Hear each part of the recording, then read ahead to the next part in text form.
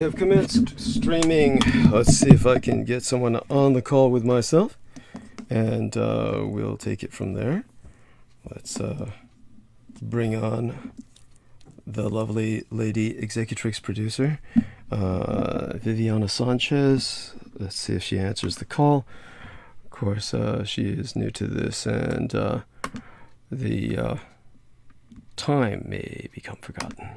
And there we are. Here we go. Now, Viviana Sanchez. Here we are. And so, launching the audio call.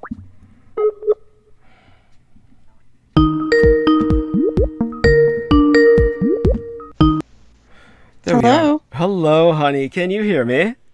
Yes. Excellent. Okay, dear lady.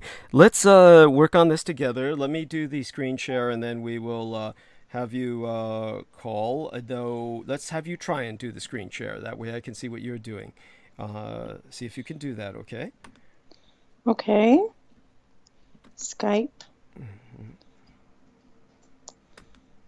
All right. Here I am. Great. Oh, wow. Okay.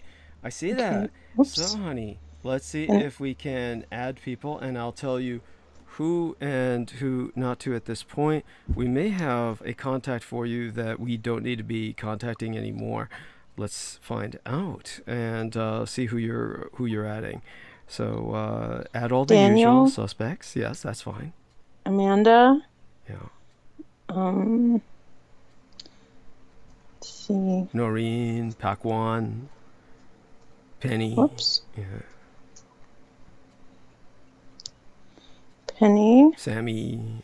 Yes. Not Peter, because he comes on the next hour. Sarah Thomas. Okay, I mean not her. Yeah. Yes. The Curious Girl. leave her alone for now too. The anyone else? Let's see. Who else can we think of? Kane Lawless is simply Daniel. But he usually answers by his own account if he answers at all. He usually he doesn't at this hour. He's usually still busy, but we'll find out. So is there anyone else? Okay, so you haven't added George Knight, but George Knight is in England, and he would only come on if he requests it. So Okay. but add him for later. Klaatu Phoenix, of course, add him for later. Did you add those two gentlemen in your? I don't have them in my group. Okay, but you see the contact for them, right? In your No. right underneath Brandon Young. No, I don't mean within your group. I mean like let me share screen. Okay, so I'll share screen, and okay, can you see my cursor moving around, honey? Yeah. Okay, so here and here, then Brandon Young. Oh yeah, you can try to add him too, but he should be in your contacts. If not, then these three. Did you hit those hearts? That's so cute. Yeah. Yes, that's so cute. So these three, add them for later. But Brandon, you could try and call now. The other two for the future, reference. Yeah. Oh, I click on them, but nothing happens. Oh, you have to wait maybe until we're out of call. I think that's you get what I'm saying. We have to wait till like after the transmission's over, like Okay. sometime tomorrow. Do that at your leisure. So that being said, we will stop sharing for now, and you can try calling everyone, and we'll take it from there, darling. See if anyone responds. And such being said, we will try to occupy the opening hour. In the meantime, I will take care of incoming business in the sense of getting the hyperlinks up, checking the live stream for how it's working in studio, all the rest of that. And there we have that, and I guess there's more stuff going on, people I've never heard of being brought to my attention. Let's see, with Peggy Wood Amalal, and there we go. Okay, so yeah, let me tell her yes, going live right now. And so how was your day, darling? It was good. Okay. I started gardening. Oh, wonderful. Is this a first Trying to thing? do an hour a day. Okay. Is this the first time in your life you've been doing this?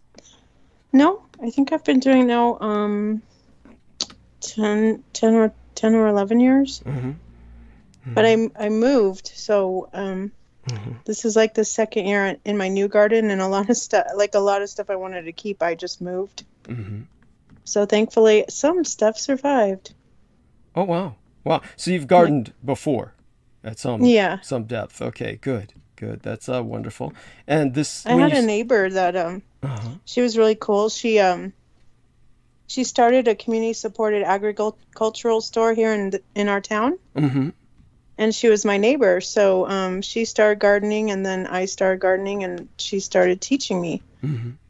So and turned me on to a bunch of people in town that do the same thing and are, all about community supported stores and staying local and things like that. Okay. Wonderful. Eating healthy. Yeah. That's adorable. So a reminder to everyone who is with us right now, click an upvote just so that we can counter all of the downvotes.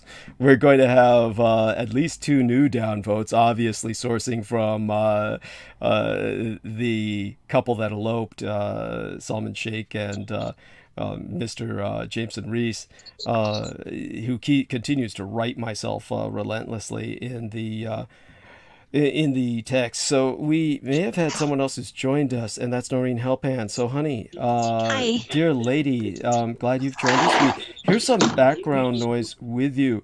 Is that a TV or you have the radio on? I think this particular reception is very sensitive to noise. I have a very, very low radio on the background, like really low. It's not even loud, like not even, but let me try to get it lower. It shouldn't If even you could show. turn it off, if you could turn it off completely.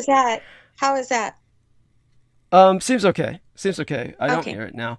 If anyone else hears it, let us know. And in the interim, tell us about how your day's been going, honey. Our lady Viviana Sanchez has just started gardening. We would be interested in knowing if that's something you yourself have participated in the past. But before you go there, I just need to finish my message. Remind everyone that Sure. we've got to hit the upvotes because we'll be assailed with downvotes just every time we start transmission, and it prevents us from showing up on searches. So the only way to counter that is to use every IP address that you have, cell phone, tablet, PC, laptop, and hit an upvote on whatever you know has a different IP address, so that we get the upvotes up enough so that we show up on searches. Very important that we do that. And of course, we'll be having a few extra downvotes coming in for the foreseeable future from 2 extraordinarily angry people. And this is going to be the theme of their lives. Now, without taking it in that direction, or, it may evolve very organically, but that can wait until Peter comes on at the opening of the next hour. Noreen, you can proceed with answering the gardening question or anywhere you wish to take it with Viviana. Would deeply appreciate your holding the opening hour with her. I'm here, but definitely trying to tend to some, just getting the hyperlinks up and the like. And you young ladies kind of take it, okay? Hold the stage for a few minutes. All right. Yeah, Hello, sweetheart. gardening. Yeah. Hi. Gardening, you know what? Here's the thing. The last few years, I made attempts to do, growing my own veggies, and this is weird. They were successful in terms of they were organic, they tasted good, but 3 times they failed on me, and it's because I'm really not experienced, and people give me different advice, and so I probably took the wrong advice. Not that they're wrong, those people, but maybe in my situation it didn't work. So because I used to grow arugula, cilantro, parsley, and most of those are all dead now. Oh, wow. So, but I want to try again because I really enjoyed the fresh, nutritious taste of those vegetables. I really did. Wow. That's amazing. Oh, And that's nice. yeah, in your backyard, both of you, your backyards have the soil for this. That's pretty incredible. Yeah. Yeah, you're fortunate. I And know. so in terms of that, I mean, certainly you ladies can go on from there. Have either one of you Sure. ever tried gardening with medicinal herbs? I haven't gone there yet, but maybe she has. Mhm. Yes. Yeah, I prefer herbs actually because they're hardy Yeah. and they only get stronger and they come back. They're like perennials, some of them. Okay. Yeah, I Those like are this cool. one. I started. It's called a feverfew, Uh-huh. and it's part of the daisy family, but it's really good for headaches or migraines. Oh, wow. Uh-huh. It's a very bitter root, but and I love just for cooking, because just to step outside to your garden and clip what you need instead of, you know what I mean? If you're just making a chicken broth and you need thyme and rosemary and sage and Right. whatever else, Oh, it's yeah. nice. Wonderful. Definitely. So, Uh-huh. how Oh, about you, Douglas? Do you garden? well, Mirth Ling does, and she says, "Greetings all. I'd suggest dulce, Dulse. Dulce seaweed soak in water and garden will be a forest. Or scatter the seaweed on the ground and then water. Forest," she says. Same for houseplants and people high in minerals. There we are. Wonderful advice. Nice. And there we are. By the way, this is one of those things that I just have to be careful about myself. And what I have to be careful about is that how do I handle this? I'm not quite sure how to handle this. Well, I'll show you both the share screen, and that's if this works at all. Sammy Romero says, "Hi, Doug and Vivian, Noreen." Now, he seems to be somewhere. I believe he's joined us on the call. Sammy, is that the case? Hello. Yes. Hello. Yes, thank Doug, you. I want to ride in your Lambo, your Ferrari. I want to ride. Yes, yes. No, this is okay. You had to take it there. All right, you had to take it there. Sorry. No, it's fine. I It's fine. just- It's I fine. couldn't help it. You know what? I couldn't It help it. needs to happen. It needs to happen. And obviously, when Peter Moon comes on next hour, we'll Yeah. address it as well, somewhat, just to at least open up the conversation and move from there. But it's one of those things that obviously you can't escape it. It's just this is like something that is the situation where we're in right now. We will repeat it later on when we are at the height of our audience with Peter Moon, which will probably be 4 hours from now or 3 or 4 hours from now. But we will remind people now, do report the Solomon Shake channel in particular. And in the meanwhile, Sammy Romero is washing his dishes or something. No, that ain't me. That ain't me. Oh, good God. What is that? Is that Noreen? Honey. Hold on. I have to get in the habit of muting. Hold on. Yes, please. Thank you. Yeah. And so we do want to remind people, report the Solomon Shake channel for harassment and cyberbullying, as well as false advertising and the spreading of false information. So that does all need to be reported. And Sammy, if you could report them as soon as possible when you get a chance, do so for all those things. I will. Yeah, I will. yeah, this is absolutely necessary because they're conducting a form of terrorism at this point. So what happened was that while the two ladies were talking about gardening, I get incoming from well-intended people immediately. So I'll do a share screen right here. So I don't know if you can see this. Can you see the cursor moving around, Viviana and Sammy? I don't know if you can see that. I can see it. But if you see here, this is Jameson Reese, and he's got 6 messages here. And all of them are just the same thing: is Aquino is within me, Aquino will win in the end, and you will die before I will. Knowledge is knowledge. It just goes on and on. It's just shit. And so this goes on daily. And of course, the only reason I don't block him is because I would have to open the messages. The only reason I know what he's saying to a degree is because I see the first 3 to 4 words every time he sends something. So I don't even bother to block him, because then I'd have to open it, and then I'd be looking at it, which is kind of like opening a trash can and just seeing all the garbage that's seething inside. That being said, what we have here is the well-meaning Peggy Amalal, and Peggy is basically saying that, are you going live? And then the moment I go live, then she sends this to me. And so it is basically Solomon Shake and Matt Douglas exposing Douglas Dietrich. I don't even know these people. Whoever these people are, obviously there's no face here. So this could be, anyone just with, and so he's probably employing people at this point, which is what he's wasting his money on. But she says that's his third, and it was posted 6 hours ago. I mean, so this is this man's life now. So this is all this man is doing now. Well, he's become a gang stalker. And Yeah. look, if I ever disassociate myself with you, it's because I have a life. Thank you. Yes. Yes. Understand that I have a girl. I have things going on in my life. I have goals, and not that you don't, because obviously you do. So that's what I mean. It's I have a life. If someone does not matter to me, I'm just gonna move on. Yes. I think they expose themselves in the sense that you need a life. The fact that, in fact, they're really promoting you, I still don't understand, and it's like you're wasting your time. Because the people that, want your monologues and, really get blessed by your monologues are going to find it.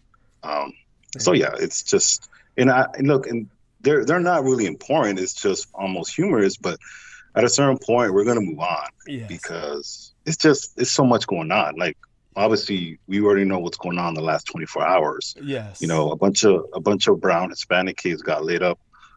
Well, got killed. Yes. I didn't mean to use that word. It's just they got killed. They got killed, and it was another Hispanic teenager. But really, it's just another Adamite. He probably was an asset. He got triggered, and he had to do what he had to do. But it's just more carnage for the anti-gods. They're feeding off this young innocent death. I think that sacrifice is even more what they want, because it's the children. If anybody can really connect to children, it's you, Doug. Thank you. Excuse me. And I'm you. Give me a second. Oh, okay. Take your time. And so glad we have the young ladies here to balance that out. So that being said, Noreen and Viviana, I'm sure you both have a kind of your own impression of what's going on. So if both of you would share that. Obviously, it's an inescapable subject. Yeah, it's very unfortunate, but I have to say that, in my opinion, it's probably not going to be considered conspiracy, of course.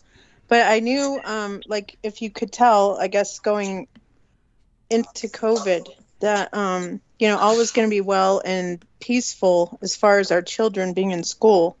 But I feel, and I know, Douglas, I don't mean to offend you, but I feel that as long as Democrats have any power within the White House, they are going to do the Vatican's agenda, which is consistently and always to rid us of the Second Amendment, or, because in the interdependence realm, that is going to be one of the things that they are going to want to take from individuals, as well as individuality in itself.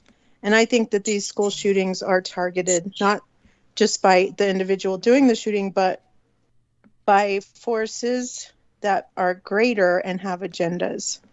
So I always pay attention to what they say after the tragedy and what the policies and what they're trying to say. And I think that that in itself tells me that the enemy of our souls is coming after our children. And they would do that. That's my opinion. Right. And it inflames me with rage. My opinion is exactly like Viviana's, exact to a T, literally. Yeah. Yep. I would pull my kids out of school. I would not let them be a target. So No. If I could put my 2 cents. Sammy will come in right. now. Yes. Yes, so Sammy.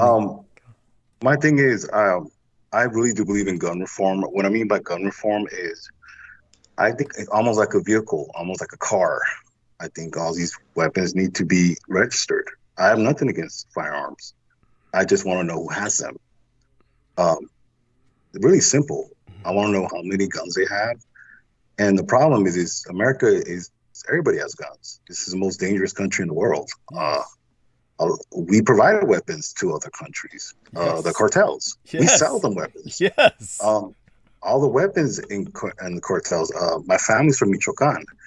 I have family in Guadalajara. I have family all over Mexico. All of them are all U.S. made guns. Thank you. Good They old don't US say, of A. yeah, they don't say made in Mexico. Go on. No, no. And in return, we get their narcotics. They're sweet narcotics that we get, whether it's probably in my Coca-Cola or, it is what it is. What I'm trying to say is, really, to me, guns should be like cars. Just register them. That way we can track whoever's getting them. Really, the government, in my opinion, has really no power because the population outnumbers them.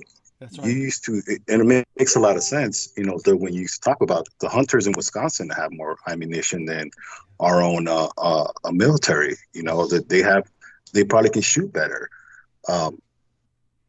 It's just, to me, they should treat guns like motor vehicles. Just register them. Yeah. I have an opinion on this. I think that most, because whatever, I grew up with people, some of them military, some of them hunters, of all kinds of backgrounds, class and everything. See, but those people that do, quote, responsible gun ownership or whatever, okay, I don't own a gun, okay, but those people that do and handle it responsibly, generally, their firearms are registered, be they pistol, rifle, or anything else. We have to come to terms that there's two categories of gun ownership. There's a, quote, responsible, safety-orientated, quote, registered type. Then there's the underground criminals that get guns bypassing all the other things that this other group did. So basically, like this young man who did this in Texas, it's possible that he's of the other type. I don't know that, though. Okay, I don't know if his gun was registered, maybe not. But let's just say, for the sake of argument, he purchased them legally, 2 of them for his oh, birthday. okay, Yeah, all right then. Okay, well then, that's a little bit. These mass shootings are not like, we have a big country, so it's not like everyone's doing this. But yeah, so that might be a slight minority of people doing that. But again, we have responsible people doing it, having guns, and then we have the underground. Weapons that are used for criminality, for drugs, for anything, in other words, so that I think in this country, but in most countries, but especially here, there are distinct two categories between legal and illegal ownership. That's what I think. Okay. And Well so in terms of, shall we say, I'd like to just acknowledge some people in the chat room, just because the subject is, how should I say it? It's so heavy, it's so oppressive that just checking into the chat room for a moment of lightness here. Spartan O Negative says hello, brother. Chris Collum said, hey, I thought it was a Maserati that I owned because, of course, one of the things that the gang stalkers are claiming, among so many others, is that I am very wealthy and that I drive a Ferrari, this is what Chris Collins is joking about. He said he thought Hey, it was a you Maserati. drive one? Yeah. You drive one? Oh my God. Yeah. Oh my God. Yeah, I mean, I don't think so. yeah, at this point in my life, I can't even drive. Yeah. Spartan O Negative says, I am from Wisconsin and I do like the 308. So one of the things that I had pointed out before that Salman Sheikh was referring to was that the firearms in private ownership was a national security issue, that this was an integral element of our defense, and that hunting in the legal sense, not poaching, but hunting for animals that are deemed to not be endangered or that actually need culling, like we're overrun with deer. I mean, whatever's going on where people are driving on the roads now, there are, for all acts and purposes, they ought to develop a new term now called army deer. I mean, they're coming in swarms. So you might think about this sort of thing as culling and almost a kind of merciful slaughter to bring the ecosystem back into balance with certain species. And, it allows people to release aggression, kind of practice in case there's an invasion, etc. Now, my analysis of this has been forced to change with the years. It's been forced to change in the sense that, first off, people are no longer hunting the way they used to hunt. They're not hunting in the sense of traditional hunting anymore, where they're like basically sons and fathers are raising. It's a generational thing where people were raised to hunt and skin animals, make venison, and there's less and less of that. And most people these days, it used to be hunters had a far greater safety record than any other gun owners. Okay. All of that has changed now. That's no longer the case. People are going out now and they're just shooting each other. They're just, I'm talking about with their safety gear on, they're the orange vests that make everybody look like a dork, and everybody's out there and they're still shooting each other. And you've got hunters now who kill kids by accident, or so they claim, who are literally making out in the cars on Lover's Lane, and then they both get blown away. These are actual incidents. Hunters walk by and just blow them away and then say, oh fuck, it went off. Like, what do you mean it went off? Were you jacking off when you saw them making out and you just happened to use the wrong figure when you came? I mean, that's what it sounds like. But it's just bizarre shit. It's so that it's all gone to shit. Yeah. And but in terms of Sammy saying, great point, Noreen, good and bad gun ownership. And Whiskey OF Oz says, Viviana, you leave me now. Oh my god, what? Oh my god. Whiskey. Oh my god. What? So this is something. Whiskey. Is there something going on that we don't know about but should, or probably shouldn't really? No, Whiskey. He's probably upset because we haven't talked all day. Yeah, I'm in my break room. Sorry, that squeaking door. Oh, okay. Is that what that was? So now that I've said what I've said in that regard, it's just the world isn't what it used to be, and we've got to understand that it's as well when it comes to the people who are hunting, they're also not using traditional guns anymore. They're like trying to go out there with different types of guns to poach, and just it's the world has become much more dangerous, and people have just gotten stupider and stupider. So it's not the same as it was before. So my analysis has to change on that. But hopefully. Wait, maybe... I just want to wait. Can I ask you a question real quick? Sure, of course. So first of all, you're okay with the way that the gun regulation in hunting is prior, and now why is that changing? It's just everyone's behavior is changing. The behavior is changing. It's not the way it used to be. In the old days, we have more regulation than ever. Like, we honestly do. Like, you do have to be registered. You have to have a background check. And the only way you could get an unregistered gun is through a marketplace. I understand what you're saying in theory. That's really not the way. It's really not the way it is. That's theory. That's theory. The practice is that you can go to a gun show and you can just buy like 100 weapons, and you can just take them and then in turn take them south of the border and sell them. And this is what people do every day. So the reality is that effectively there is no regulation. There's no enforcement of it. There's no enforcement of the regulation. So the reality is that we live in a state of total anarchy. We're already in a frontier that borders on apocalyptic. So the only thing I have to say is it's a religious miracle that there aren't things like this happening every day, but at this point there are. This is what I said in the past, is I said every time you look out that window and you don't see mass murder, mass rape, cannibalism, all going on right outside your door, that's a miracle.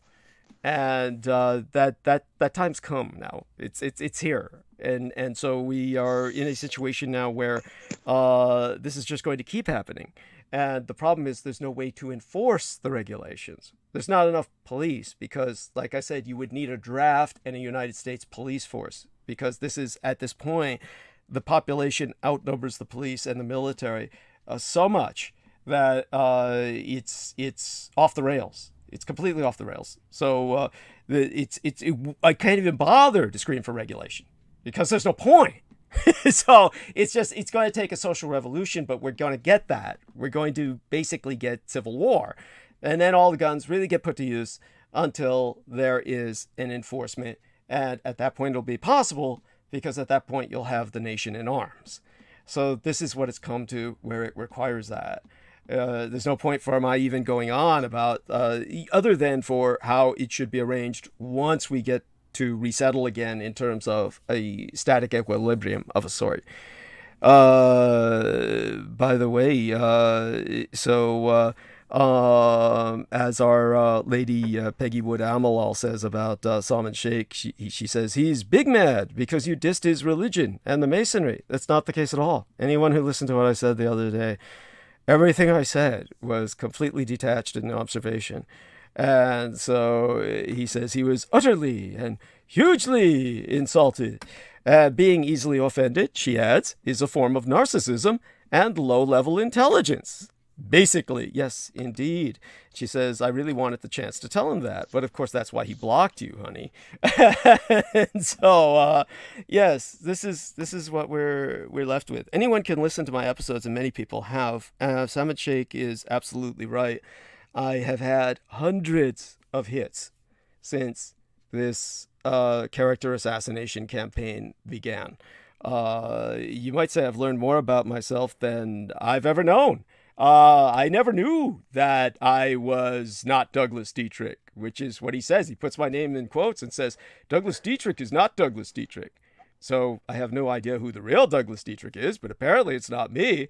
And of course, Jameson Reese says I'm trans. So I never knew that before. So, gee, I found that out about myself. And then they say that my physical address is not where I live, that there's no photographic evidence of where I live. This is after I've had, people like Noreen Helphand can help me out here. Heather Holman used to go online to what was it? She used to go online to Google, and she used to put up the front of my home and the roof. She would put up pictures of my facade and the roof of my home. She knew exactly where I lived.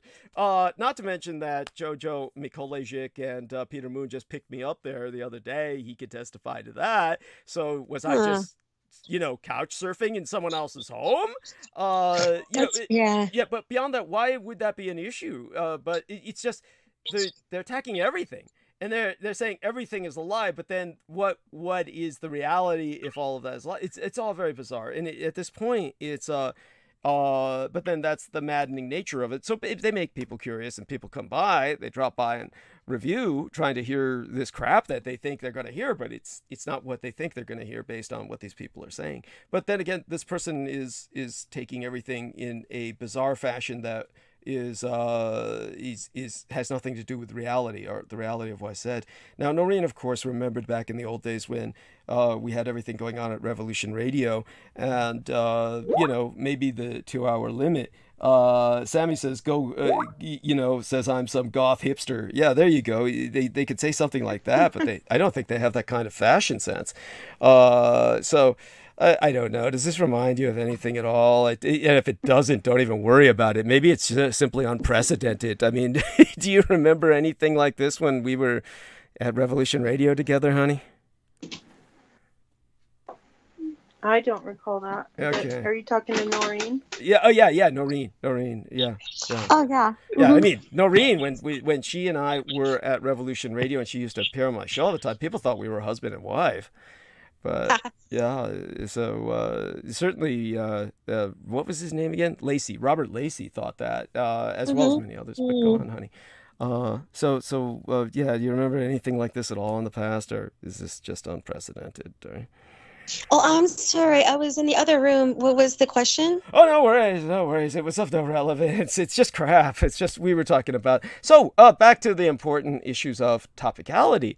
When it comes to the firearms, I can understand that both of you ladies are of the impression that this person is MK Ultra, but so is Sammy, and I myself am not going to argue against that concept.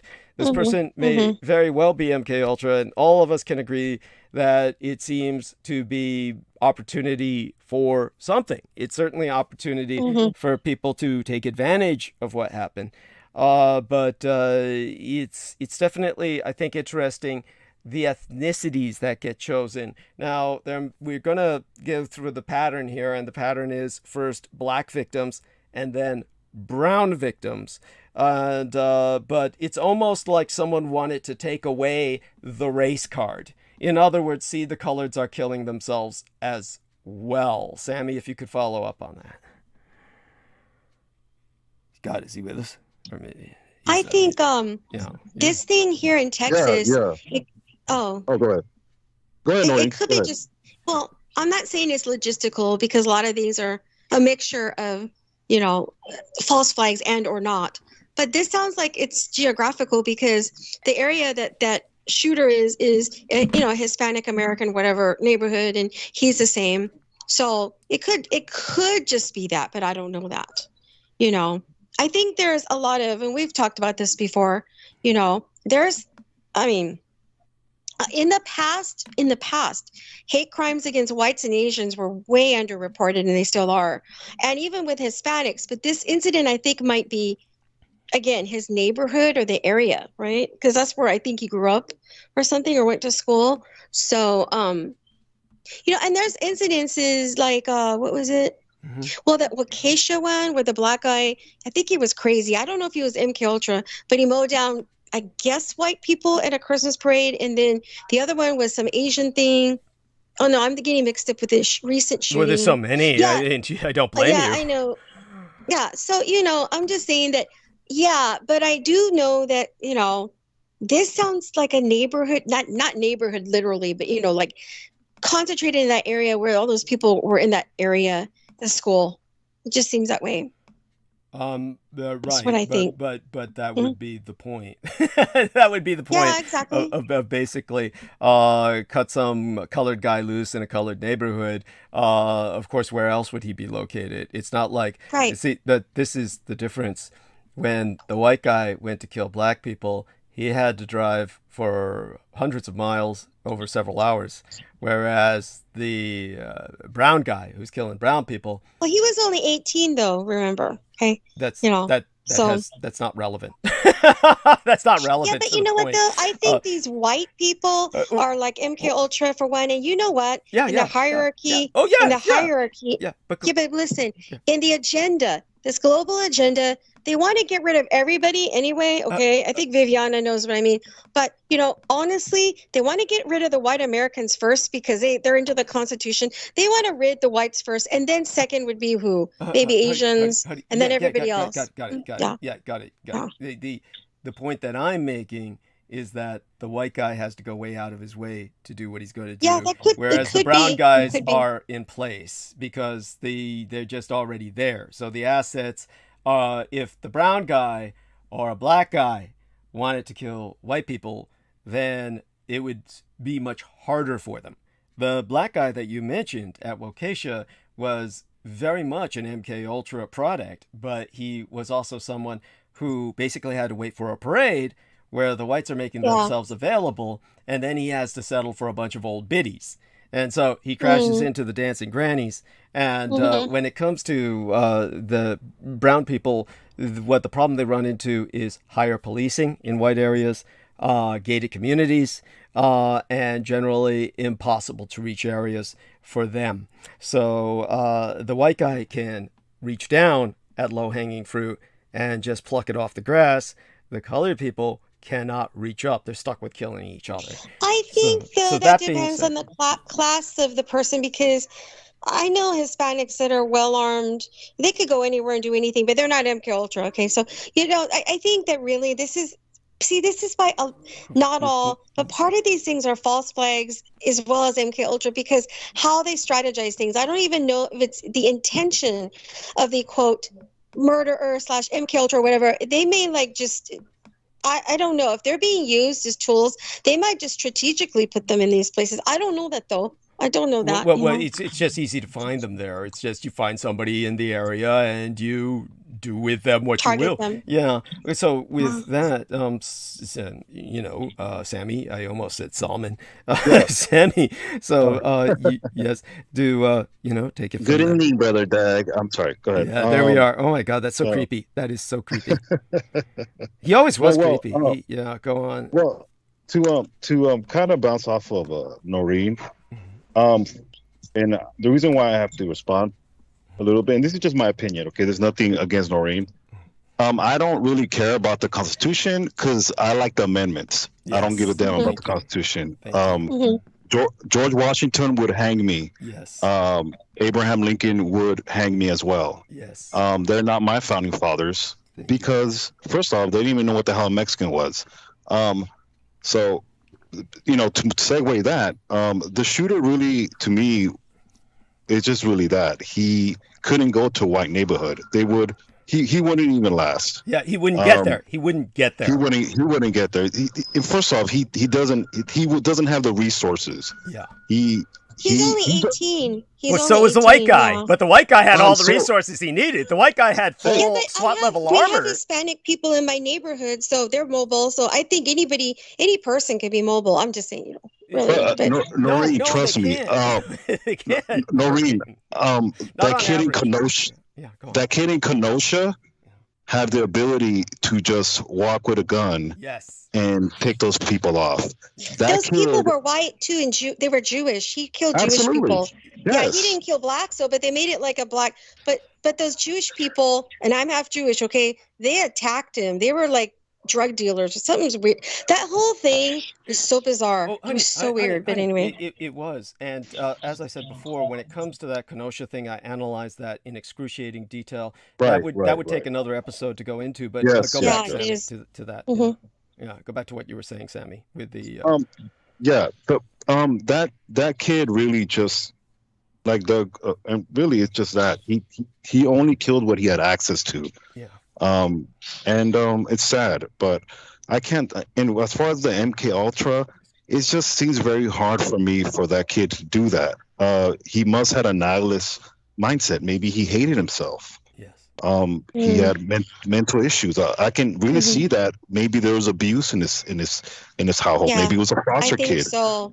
Oh, you mean this one? Yeah, his parents were not around or something. Yeah, it was weird. Definitely. And by the way, go ahead. This is important, just so you know, Noreen, because you brought up what happened in Kenosha and how the media presented it. So I will be the first to admit that the first time I heard the story, it was presented in such a way I thought that Kyle Rittenhouse had killed a couple of blacks.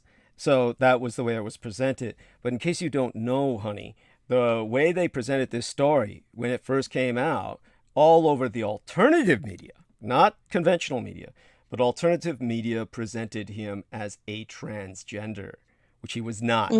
So they said, this is a transgender child who went out on a rampage. So the real threat is the alternative media. And that is part of the problem that we're dealing with. Now, I am alternative media, but I'm the sole exception with all alternative media. There's no one in alternative media that says what I say. But I think both camps were wrong. I think mainstream was wrong, and so was alternative. When it came to Kenosha, they were both off in the beginning. Well, for some reason, we're talking about Kenosha. Well, I'm not going to argue with the alternative media being wrong about Kenosha because I feel they're wrong about everything. But they're not wrong about everything anymore. How are they wrong about the mainstream? The mainstream is paid off by big money to be wrong too. You know, so they can be. As well. Yeah, they can be. They can be. Yes. But I mean, they're bribed, but they're practically bribed to be as well. I'm just saying, but it's all weird. Yeah. Oh. When it comes back to the to where we're at now with this case, so it was misrepresented by alternative media for an agenda. Daniel Arola says global agendas are all in one's head, basically, and I will agree with that to a degree. Yeah, I don't know about that. I fully disagree. Okay, both of you ladies would disagree. I know me and Viviana tend to be on the same page. You know why? Because Viviana, you got the Great Reset, right, with Klaus Schwab and the Global Economic Forum, and that's all tied into even this stuff because their effort. Yeah, they're telling you what they want. They're telling you they have it all set up. They have a global constitution. Yep. I mean, what about it is not real? And so both of you ladies, now when I was dealing with Dr. Oh God, I was around a long time, and this doctor used to be alive and now he's dead. He was a California doctor, and he used to talk about Agenda 21 all the time. If anybody remembers his name, he interviewed me once or twice, and whatever. But he was promoting Agenda 21 and saying that they were out to kill us all, mass dying off, and then of course that Yeah, would bring that's in still the true. various. I think that's absolutely happening right now as And we what speak. are the stones? The what do you call The those stones? Georgia The Guidestones. Georgia Georgia Guidestones. Guidestones. Thank you. Yes. And so that being said, Well, I know you like to brush it off as conspiracy, but you're versed in understanding that the playing field for anyone, when you have to tell your enemy what you want, right? That's verbatim across the board. So that's just their way of saying it. But when they're on record for and telling you exactly what they want to do, shouldn't we understand that we also have the right to fight against it? We can't just sit back and be like, oh yeah, well, I know it's conspiracy to think this way, but they can't really do that. I mean, it's up to us to make the position to engage or not engage. But either way, their play is out there. Yeah, they're not hiding it anymore like they did a few decades ago. It's out and blatant in your face now. You could go research it, see their documents online. It's literally in our faces. They're basically telling us, we want you all dead and or controlled, both, whatever, digital slave, whatever it is. That's what they want. You know. Exactly. And now with the Skynet or whatever the whole Faraday cage around our globe with the satellites and all the systems, we don't know what they're capable of controlling or doing to us. But I like to refer to the Bible always, and it says that they're like angry birds in a cage, and they're full of rage. And if you look at, just like take for instance Twitter, right, or the social media aspects, or how our minds are moved with shifts in the media, and how our emotions are changed, and how we're all being manipulated in so many kinds of ways or influenced. There is no free thought. Even. Yeah, well, that's kind of extreme, isn't it? I mean, I see what you're saying. Extreme. See what you're saying to a it's degree, not though. extreme. I see It's what you're getting saying. worse and worse. How, Viviana? It's getting worse and worse. That the council culture, okay, and the surveillance and the censorship, which, by the way, is not just in a media forum. It is part of the corporate world, the everyday job world, the institutions like schools, government offices. It's everywhere. So this pervades human life. I mean, the U.S. or whatever might be the basis of a experiment with this, but it's definitely, and it's not new because it's happened in the USSR and in China and Korea, North Korea. So, but it's here too, and big tech is a major part of this too, for sure. They cannot do this without big tech at all. So then big tech is a villain. It is they're not our saviors. No. Yeah. Okay. So what these corporations are doing, and for their position in the future of their idea of interdependence, and is that the corporate entities, like big entities like Amazon, and Apple and all these, they want to have their position where they'll also be part of that governance. Yes. So it won't be like a government of the people anymore. It'll be a corporate government on a larger scale. Like our government's corporate, but this will be like global corporations. Exactly. Embedded in yeah. Mm-hmm. Oh, I'm so glad you understand, Nori, because it feels like I'm the only one that sees it. But No. I see it, and you know what? Just to expound upon exactly what you've said, because I completely agree with you, that right now we're seeing the beginnings of the government and the corporation marriage, right? Melding with big tech. But it isn't just about each individual country. All countries will lose their sovereignty under this massive, agenda or global governance agenda, utilizing corporations and technology to rule all citizens, regardless of where they are. So this is where we're going. It's the new Rome. Yeah. The new Rome. So okay. Now, when I brought up the term Agenda 21 before, both of you are familiar with that term, right? Mm-hmm. Okay. So both of you, could one of you ladies define that for our listeners? Wasn't that what do you call it? Stanley United Monteith Nations. was his name. Dr. Yeah, Stanley yeah, that's Monteith. right. That's I what it remember was. him. I Yeah. actually remembered it. Nobody helped me with that, but I sometimes I impress myself. I mean, but that being said, okay, so Dr. Stanley Monteith was pushing that, and he was an MD. Then he just went into this as his full-time, basically his life became exposing towards the end of his life, Agenda 21. And so, Right. yes, so please define it. Yes, thank you. That's a United Nations Agenda 21. Okay. Along with I think Agenda 2030. These are all United Nations mandates, documents, things they want to implement or are implementing. So a lot of these global, organizations, I don't know, NGOs. Well, anyway, global organizations are, in collusion with all these things that me and Viviana were mentioning. And therefore, really, we have to maybe redesignate how we view our enemy.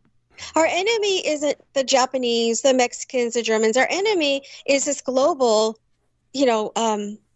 whatever you want to call it, global elite, global whatever. And they're the ones that have, all their cronies and the people they rule over in these organizations. And this is how they are trying to take over everyone in the world. This is so basically, this is a time for humanity to not say, well, you're German, I don't like you. You're Japanese, you're Canadian. This is useless. Okay. We got to get to the point where it's like, hey, these major organizations in the world want to run everybody's life. I don't care your race. I don't even care if you're upper middle class, whatever, German, American, Japanese, it doesn't matter, because unless you are literally a multi-billionaire with a lot of power. No, if you're just like a regular rich person and you're white, Asian, black, it doesn't matter. They want to destroy and or control you. So really, this is a time for human race to rise above all this stuff and see who our real enemies are. And it's just that right there.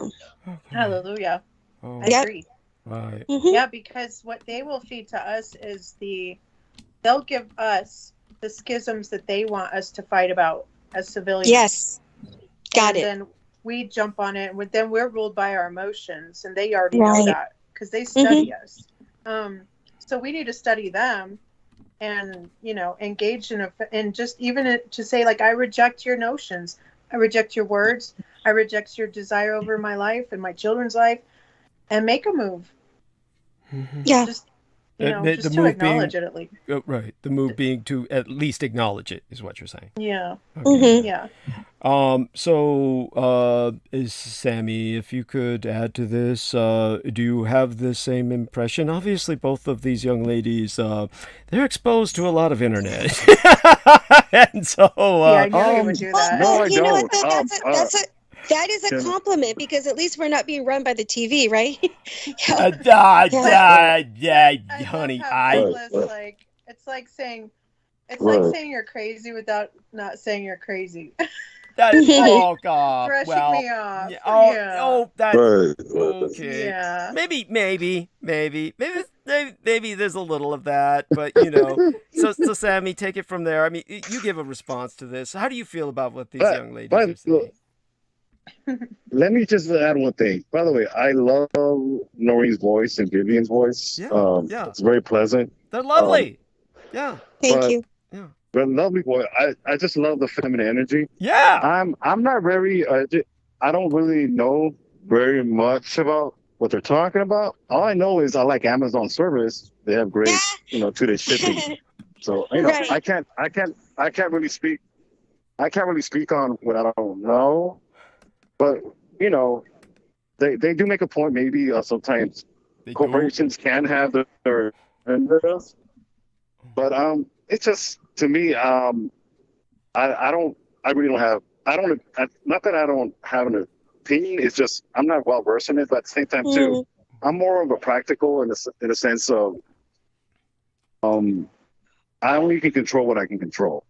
Right. When they talk about when I think about companies having their agendas, I think for the most part Americans are really just dependent on them, and it's just there's not really much we can do in a sense of People are lazy, is what I'm trying to say. I agree, but People I are think lazy. that I think we do need to say no to these corporations. It's kind of like, because what they do is they dangle fruit in front of people.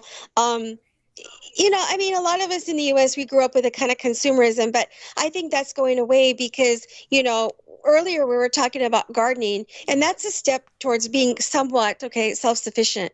So there are a lot of Americans turning away from just going to the store only, and they are growing more veggies again, getting into that kind of thing again. And and I just want to preface, I'm not anti-company. I'm not anti-people producing a product and selling it. Right. That's fine. Right. But I think when me and her were talking about corporate, we're talking a bigger level where they're in collusion with the governments, with high, big tech. If I can add one thing though, Noreen, and if you allow me, the reason my stance is, I think the government, as far as, and this is only when I can project my paradigm, my demographic, they need our tax money. Yes. They need us to work. I have cousins that pick oranges. I have cousins that go to Washington. They're illegal. They do all this farm labor. These people that do this, that come from Mexico, some of them are actually in the forestry, believe it or not. Some are firefighters. They actually come from Mexico to fight fires. Yeah, that's none of always those kind people. of been. None of those people really care about that. In a sense, too, though. I just don't. I think this government really needs the workers. They're not really going to kill them, because who else is going to pick your oranges? Who else is going to do all this manual labor? You are correct, but here's the weird thing about this. When you look at a place like the U.S. being kind of an immigrant country, there is such a thing as oversaturation of something. Back when I was growing up, the Japanese, you guys, I'm not biased to Japanese just because I'm half Japanese, but a lot of them were gardeners. Now it's Mexican or whatever. Okay, fine. But here's the thing. You can have oversaturation to where you're pushing out Japanese or pushing out whites or pushing out blacks, whatever, because you have a lot of labor from south of the border. That is both good and bad, actually. There's good to it, and there's both. It's not a one-sided thing. However, these people you're talking about that, kind of deal with the forestry and all that stuff, they should be equally as concerned as what me and Vivian are talking about. What me and her are talking about is no exception. This is not about, well, my group of people are exceptions. No, in this global agenda, nobody is exempt. Nobody is exempt from control. I don't care what color you are. I don't care what class you are. Education doesn't matter. You have to be at the top of the top of the top where you're untouched. And that's a very small group of people. I mean, small. Okay. So most of us, quote, are under this other normal citizen group. Okay. It doesn't matter your background. So your relatives should be equally as concerned about what is going on with this agenda as much as anybody on this call or anybody listening. It's all the same. Right.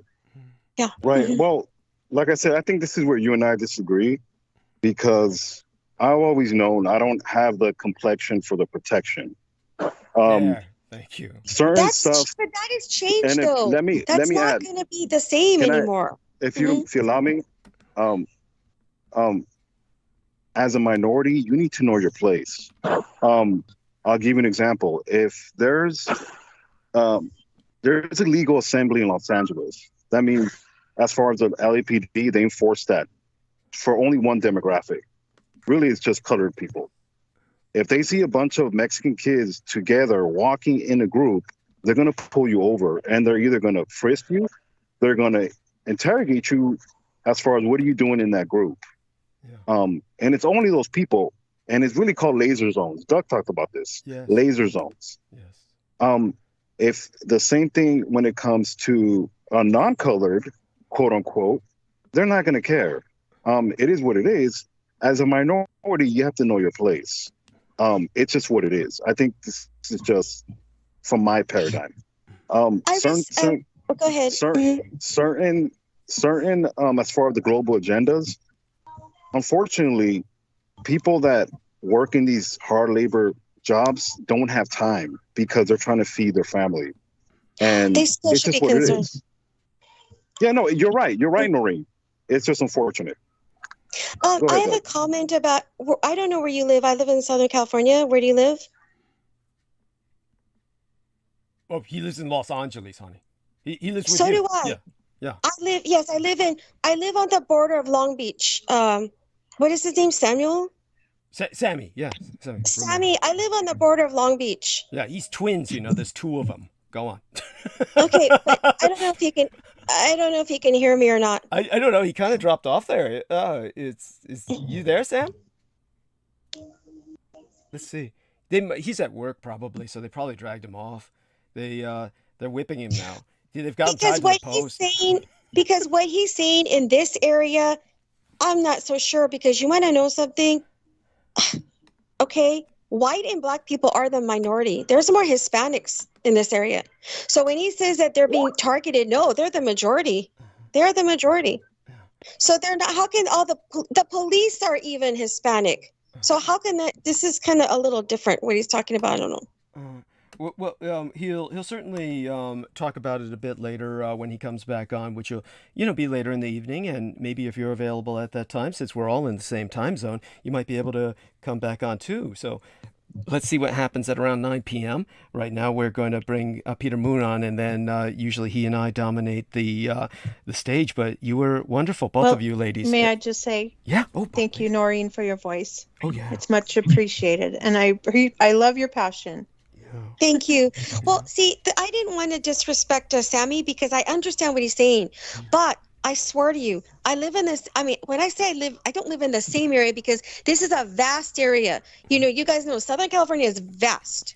Okay, vast. Yeah. So it's enormous. Yeah, where he lives, even if he only lives 25 miles from me, it's vast enough to where there's so much here, there, and everywhere, or whatever. Okay? Oh, honey, it's practically another city. Yeah, yeah, got it. Well, but in a sense, it is, what it is, okay, is he's acting like Mexicans are a minority. They ain't the minority. I live in a middle class area, and let me tell you, it's not even like the way people think. It's like we have everybody is here. Okay, everybody, all races are here where I live. So the point I'm making is that the cops are multiracial. Okay, the police force is not just whites, not just blacks, it's everybody. So for people to say, oh, well, only I'm Mexican and my God, we're being picked on. No, I mean, everybody is equally picked on because if anything, Hispanics are majority and Hispanic cops are majority. No, definitely. You're everything you say is true. Everything you say is true. But understand that it's true until the experience kicks in on an individual level, in the sense of, as you said, where depending on where one is at. Now, understand that you can have a majority, like in South Africa under apartheid, where the blacks were well over 80%, and they were still oppressed. So a oppressed majority can exist. The Hispanic neighborhoods have Hispanic cops, though. See? No, I understand what you're saying. The theory is Hispanic cops get assigned to Hispanic neighborhoods. It's the theory. In terms of the way things function, we can talk about that when he's here with us to speak for himself. If a white or I don't know about black cops, but if a white cop does that, they're in trouble. Okay, so my point is that we are in a different era. We're in a different era than back in the 50s, completely. So whatever he's talking about sounds more like old school times, right? But now, it ain't even like that. Well, definitely appreciate everything you're saying, and I'm not arguing with any of it, and neither is he. He's simply adding a different layer of nuance. So what we'll do is, if we'll check in with you at 9 if you're available. Just come back on, and hopefully he will too, and we'll continue it from there for a little while. And in the meantime, love you dearly, honey. And this is the young lady everybody was convinced was my wife for years on Revolution Radio. Yeah. Oh yeah. Oh, plug yourself by all means. But Viviana, could you bring Peter on while she does that? And by the way, tell people where they can find you, honey. Honey, Noreen. Wait. There you Hold are. on. Yeah. Okay. This button sensitive. Okay. Oh yeah, Revolution Radio. I have my show 9 p.m. Western time zone, 12 midnight Eastern Zone, Studio A, Wild at Heart show for 2 hours. Yeah. And was there anything else you wanted to bring to our attention before you retreat into the gentle eventide for a bit? Yeah, no, I'll just mute. Okay. I don't know. Everything, yeah, that was fine. That was, I'm glad Viviana, I think me and her kind of see eye to eye on a lot of things. That's cool. You You do. know? Both of you do. Yeah. I know. Definitely. Yeah. Oh, by the way, say Hi. hi to Peter. No. Hey, Hi, Peter, Peter. it's been a long time. Yes, it has. And so How are Noreen. you? Yeah. I'm good, thanks. Yeah. I still want to go to that restaurant in Naples. Yeah. Oh, yummy. Which one was that? It's a Japanese restaurant my mother promised to take me to when I lived in the vicinity. Yeah. Oh, I yeah. can't there anymore, so we'll have to find another one. Oh, okay. Yeah. Excuse me, Noreen. hmm I just found your channel and I was just wondering, will I find all your oh yeah, so your show there is there, but you don't have a link. Is anything linked on your channel there? Oh, my YouTube are just uploads of the audio from Rev Radio. Okay. I mean, although I'm going to expand on that and put other things in, but Revelation Radio is a separate, it's its own website, and we do not post videos on that. This is my own channel, so. Okay. Yeah. I'll go look for your links then. Thank you. Wonderful. Sure. Yes. Thank you. Yeah. hmm And so thank you, Noreen. And with that, we bring on Peter Moon. And Peter Moon, well, hopefully I was hoping for stability at this point, and hopefully we can attain that just by moving forward. But to move forward, Peter Moon and I will emphasize to all of his listeners, both right now and later on, as we reach maximum in terms of the audience saturation, which would be about in 2 hours or so. We'll emphasize again that we need to report the channel of Salman Sheikh in particular. Jay Maurice's channel is almost insignificant, but with Salman Sheikh, it's fairly insignificant as well, to tell you the truth. But nevertheless, he has launched a campaign where I guess the best thing to do is kind of go into screen share with our man Peter Moon and catch him up on the situation, the absolute latest. And so if Peter Moon... I was caught up on it. Oh God, I wish. So if you could see the cursor moving around, basically I will take you to the messenger box, and here we are with Peggy Wood Amalil. As soon as I began the show tonight, she just basically said, "Are you going live?" And then she brought up this Salman Sheikh and Matt Douglas, exposing Douglas Dwayne Dietrich. I have no idea who this individual is. I've never heard of this individual. And of course, there's no face to this individual. So it's Salman Sheikh and somebody he's hired, basically, to character assassinate myself. So at this point, this is domestic terrorism. And yes, Salman Sheikh is a Muslim terrorist at this point. There's no other way to express it. A Muslim Masonic terrorist. So basically, she says that's his third, and it was posted 6 hours ago. So he's just doing this all day. This is all this person is doing. So she says, I'm really surprised he's gone this way. And I'm like saying, really? I mean, come on. It was kind of inevitable because he just had that kind of personality that always made him creepy. She says he's big mad because you dissed his religion and the Masonry. No, he's angry because he was... No, he didn't diss his religion nor the Masonry. Thank you. No, he's mad because... Just him. Yes, thank you. He was outed as... Well, he takes it that way. I don't think there's anything to be ashamed of. If he and Jameson had just come out and just said, hey, we're with each other and that's it, we all just would have celebrated. Nobody would have said anything negative. We would have been happy for them. It just said, wonderful, let's hope that this is good for everybody. But no, they had to do what they did. And so then she says he's utterly and hugely insulted. Yeah, because he's been exposed and he might lose his inheritance as a Muslim because his parents don't want him. They've always been wondering why he never got married and why he's not having children for them. and who's going to inherit their wealth. And it's, you know, so now that may be in jeopardy because, you know, he's pulled what he's pulled. And then she says being easily offended is a form of narcissism and low-level intelligence. Basically, most certainly, honey. And then she says, really want the chance to tell him that. That's why he blocked you, honey. Yes. So there you have that. So that's basically, in essence, the latest I can think of. But nevertheless, it's just ongoing. It's endless. This is this person's entire life now. This is his new career. He's just going to what was it? I think it was either herself or it was Mirth Ling who said that basically he's going to spend the next few years just producing rebuttals to everything that I say. It's going to be like Stephen Outram. So in other words, he's replacing Stephen Outram, and whenever I had an episode, Stephen Outram would come out and here he is. I had a feeling he was going to block me. I'm sure he listened to you and will continue to do so and make rebuttal videos. This is what Stephen Outram would do every day, is he would listen to me and then sit on his... Douglas, I think it's apropos at this point for listening members of the audience. Many of them don't know who Stephen Outram is, and I'll let me contextualize it, and then you can fill in the blanks, because you know the blanks much better than I do.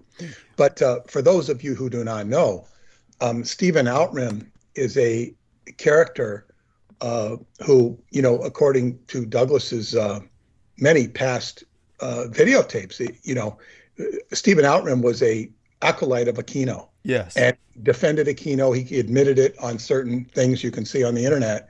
Though this is like old stuff. And Douglas had informed me that he had also funded Nexus magazine out of Australia, and that he had caused a lot of the problems that Douglas had in Australia. Yes, as an acolyte of Aquino. And Noreen Halplin, who was just with us, was quite a witness to many of these ill effects that besieged Douglas and protected him. Yes. Now, Stephen Outram, has been obsessively, compulsively trying to discredit Douglas in ways that are very discrediting of himself. He does not invite credibility to himself in the way or manner that he does this. I think that what the pattern here is, and for Salman Sheikh, who seems to have been,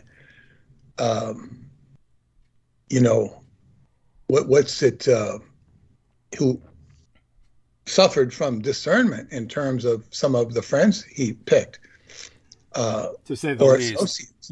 And it would seem to me that Jameson is in the energetic field and employ of Aquino himself from beyond the grave. Oh, yes. And just to add some validity to that and some verification, I'm going to share the screen again here for a moment so our listeners can hear this. And if people can see the cursor moving around who are with myself on this round table, there's Jameson Reese, and he's had 6 messages today, and this is every day. And what I do is I will erase them at the end of the day. I don't open them, but you can see the first few words of every message. And so it's consistently things like Aquino is within me, you will die before myself, Aquino is all powerful, Aquino will be victorious, and knowledge is knowledge, meaning that whatever Aquino knew is to be used as just pure knowledge, that it is somehow neutral, like a firearm. Aquino's knowledge was very faulty. Thank you. It's very faulty. It's not that he didn't have power. He had influence, but let me explain some more. See, I believe that Jameson is obviously, he's possessed by Aquino. Yes. Or the entities that ran Aquino, or entity. But I believe Stephen Outram might be more might be employing Salman. Yes. No. To actually do this. That's right, because Salman said his Sufi master was Stephen Outram in Australia. So which is a complete absurdity of a Sufi master, but there is more to the picture to clarify here. Well, Stephen Outram's delusion was that he was an enlightened master. And for those of you who need to understand that this is not simply some kind of dots I'm connecting in my own head, we have screenshots of Stephen Outram speaking to Michael Aquino, literally, where the two of them are holding kind of a discussion on the thread of a video on YouTube where they are approaching each other, obviously as a planned rendezvous, and in the thread of a YouTube video, Stephen Outram as himself, using his own icon and his name and basically his brand, because he prides himself as being, quote unquote, the secret weapon of Silicon Valley. Oh, he's secret because, of course, you've never heard of him because he didn't do shit. But there you have that. And on the other side... But Aquino afforded him some sort of stock... that's quite true. That's quite true. Stock that he, got $70 million for being in the right place at the right time under the sponsorship of Aquino. Yes. And made him rich. Yes. And with one of these millions of dollars, he solicited Douglas for sex. That's quite true. That's quite true. Yeah. And see, these are absurdities. So anybody who knows this or has been a fan of Douglas Dietrich for a while, such as the gentleman we're discussing, they should know better than to go back. It's like they're only disabling their own argument by going back to the Sufi master. Now, if he truly is the Sufi master, this means that he was sent in the first place as a mole to get close to Douglas. Yes. He certainly glad-handed me, and he even, now this, you're going to find this very interesting, Douglas. Salman sent me his books, The Spiritual Reflections of the Sufi Freemason, Volume 1. Love for all is the only reality and answer. Yeah, all the platitudinal bullshit that he's always spouting about. He shares his wisdom in this book, and I think it's important that I share some of it because it's generic wisdom, yes. And some of it are from lectures he's given on YouTube. And he says, he does mention Albert Pike. Yes. Yeah. But basically, he has many platitudes and things that are very common sense spiritual advice. There's essentially, my only criticism of if I was editing the book would be he makes too many references to movies, such as Matrix or stuff like. I don't think it's good to make references to movies and books. And video games, don't forget. I'm surprised. Video games might actually be better. Yeah. But, and I don't mean that disparagingly, but part of his generation. But whatever. I mean, that's not that relevant of a criticism. But one of the things, he as they say, he offers his wisdom, and he says. Well, I'm going to share some of it. Darkness has its time to triumph and rule. Then the light bringers are there, come back to restore the balance and create justice in the world. He says, what I tell people in the spiritual community, or if you affiliate yourself with these terminologies, as if you're in a situation where you feel antagonized, then the best solution for you is to remain patient. Yeah. Everything will always work in your favor, and it's always best to work things out patiently with the utmost diligence. If you have that in the back of your mind, whatever beings are behind me, they will make sure that whatever I'm destined to do in this lifetime, it will happen. I cannot let fear, doubt, and suspicion consume me. Because doubt and suspicion is a disease for which there is no cure. Now, he expressed doubt to you, Douglas, according to what you said. Oh, yes. He was afraid of Aquino coming into his dreams. He didn't like Aquino. Yes. Or at least professed he did not like Aquino. Well, I think he actually got scared, and I think he got consumed. Yes. Once these beings get you into that mode, meaning of fear, suspicion, and doubt, then you deviate away from what you're supposed to be doing. I would say if you keep I would say if you keep your heart is the most important thing, because that's most right now what's under attack right now. The world where everybody's desensitized to each other in terms of relationships and all these other aspects that are going on in the world to protect your hearts. Always know in the back of your mind with utmost certainty that good is always destined to win. So you are good to yourself and be good to other people, because none of us are guaranteed that we're going to wake up tomorrow. If we're affiliating ourselves as sea stars, sun stars, and indigo children, then I would say just be happy, because we have the light behind us. Good is always destined to win. So he's preaching good, and vapid and empty. And pardon me? I said it's all vapid and empty, and it's just like what you would read in a fortune cookie. It's in the end, it's completely nonsensical.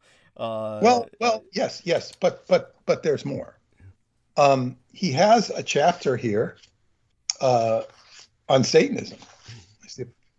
Let me see if I can find this. I thought it was very significant. Mm-hmm. He was talking about how to. Let me see if I can find it.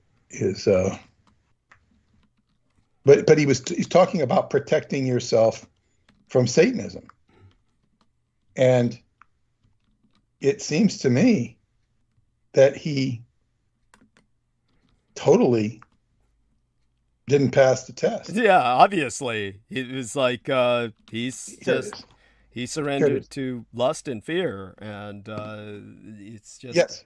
You know. How to protect yourself against satanic energetic attacks. The title of today's entry will be How to Protect Yourself from Satanic Energetic Attacks. We never get taught how to protect ourselves from entities that are feeding off of us and have fed off of humanity for a long time. The best course of action that I've seen is you have to go within yourself and find that loving light within yourself and use that love and light within yourself to put a shield around you.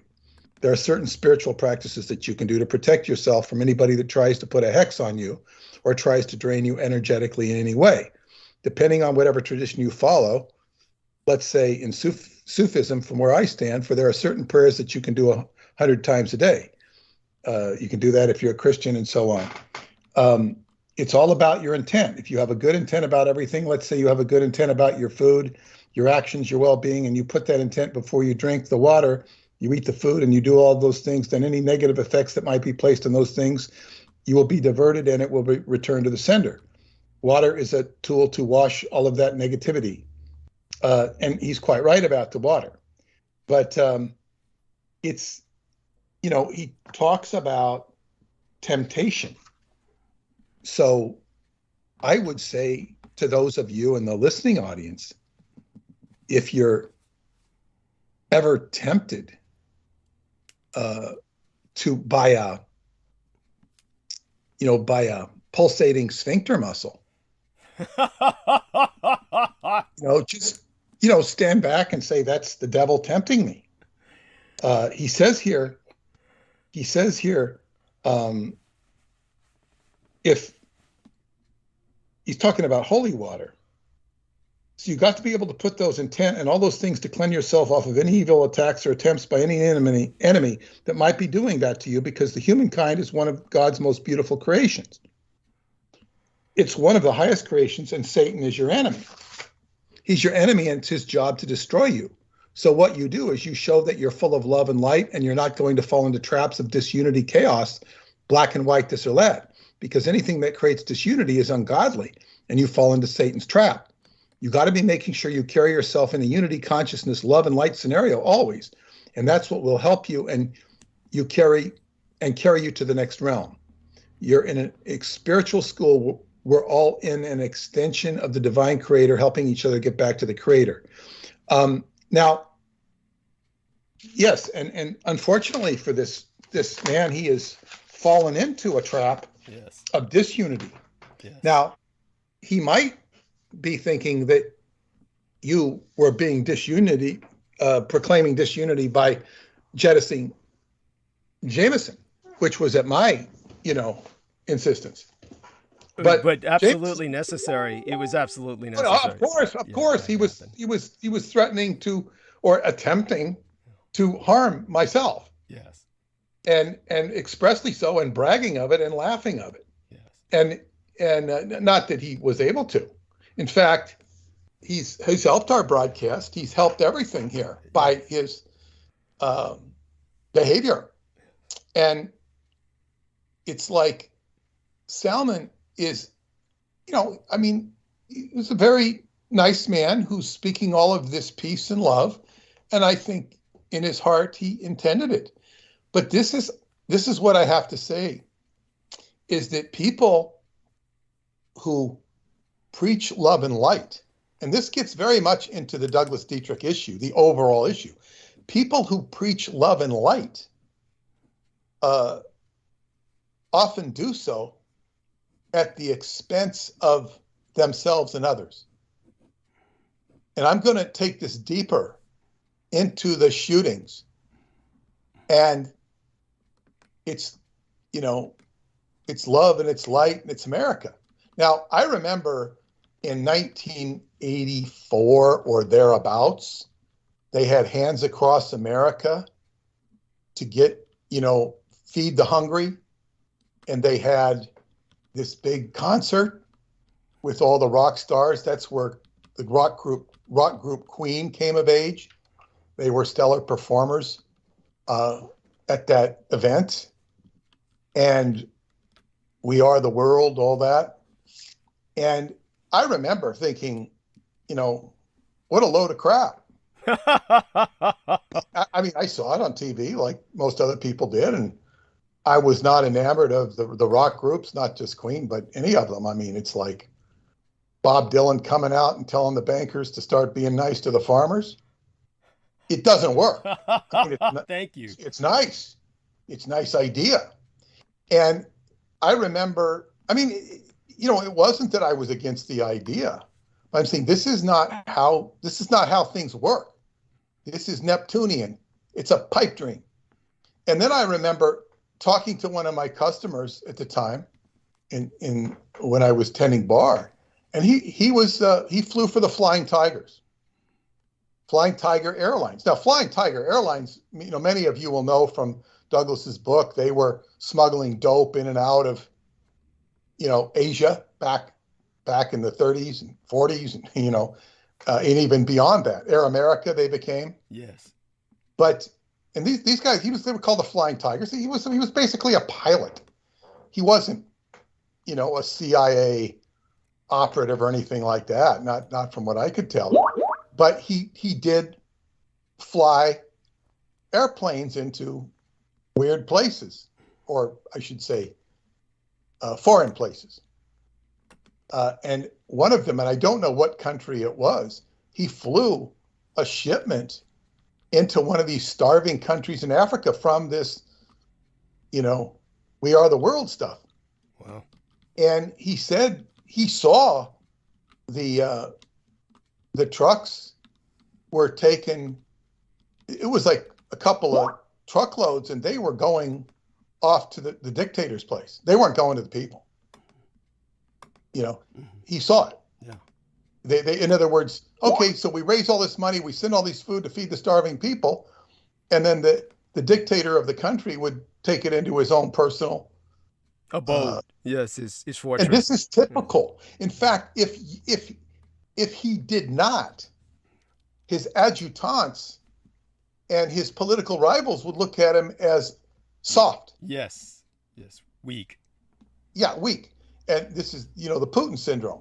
So this is how you survive. This is raw survival. I'm not saying it's right, but when you don't recognize evil and you're cheering on and we're going to feed America, America itself was starving at that time. It still is in many respects.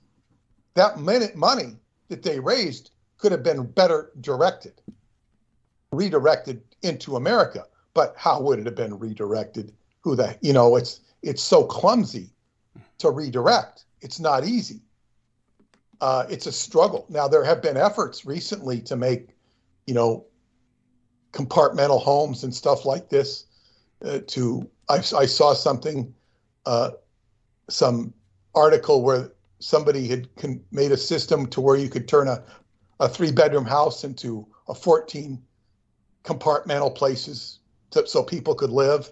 It'd be sort of like a B&B, but it's more permanent, and you could, fit somebody in there, $800 a month in you'd have a little sleeping quarter, and then you'd have a common living room or whatever, but you could sleep up to 14 people in a common 3-bedroom house, and they could live there and interact for $800 a month.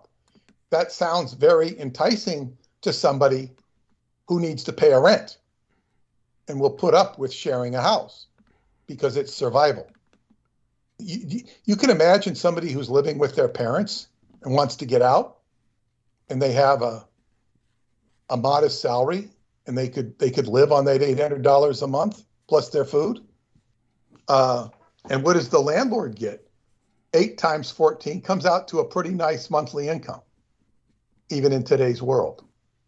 So, but there are other ways money could be spent to make these things. I mean, I'm not talking about doing it for individuals, landlords, to make a profit.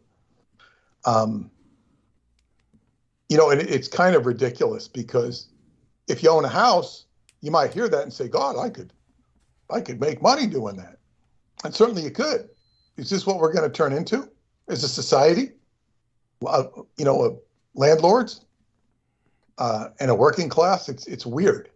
But to get back to the point of confronting the evil in the world, we have all these shootings going on, and we see they become political talking points for both sides of the equation. Biden has been accused of exploiting this for political reasons.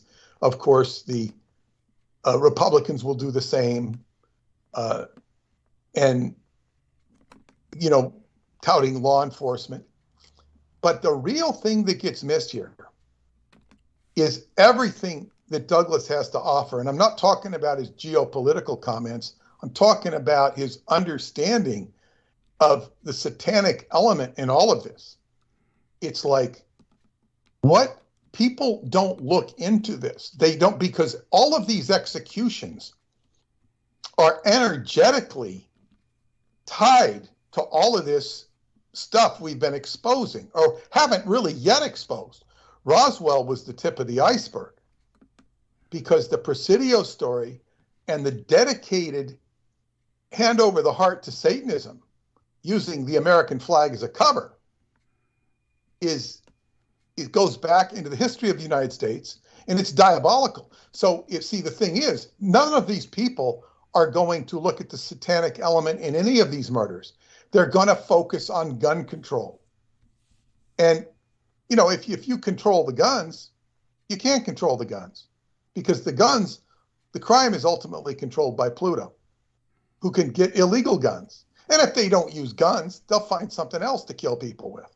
There's poison, there's bombs. So it would just transmute into another form of violence. Guns might be a lesser evil, in fact.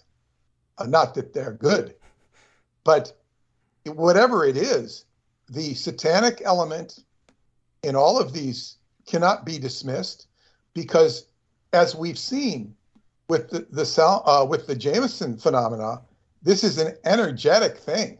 It is not just a bureaucratic conspiracy. And Douglas also pointed out to me that Jameson and Salmon got together with Stephen Outram, joined right up with him, he's our buddy. Yes. And they were making a petition to get Douglas's YouTube channel taken off for being racist. Now,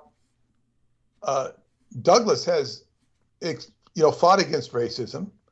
I think some of the comments he's made could be viewed as racist, certainly by people who view such. I think what they view as racist is the fact that I pointed out that colored people can be racist, and I adamantly articulated that the other day. But I'm saying if they can make a mountain out of a molehill. Yeah. But I'm saying if they were to dare, and I don't think, this is another thing. It's very weak to petition YouTube.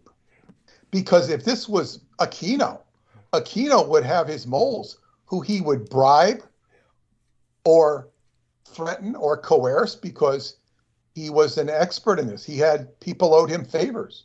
Yeah. Or he could coerce or cajole and wield power over people in tech. Well, we saw what he did with Wikipedia. I mean, he would just tell them, make certain they don't print any articles about me. And Peter Moon took the screenshot of the fact that they said, we better stop letting anyone write anything about Aquino in Wikipedia. I mean, you can go from there. I mean, so he effectively ran the internet. So go on.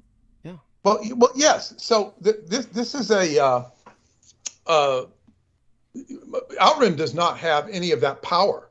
He doesn't have, he's got money and he can hire somebody like Salmon or anybody or Richard K. Cole to write crap and pay them. And, but that's about all he can do. He's not in the power of an Aquino. He's not, he's just, it's lame. Yeah. And if he were to cancel the YouTube channel, it would actually work in our favor. It would work in our favor because I would be then put in the position to do my own YouTube channel and interview Douglas, and we would start from square one. And it would be much more, what I'd say, organized and delineated. And we might do that anyway, in addition to what you're doing, Douglas.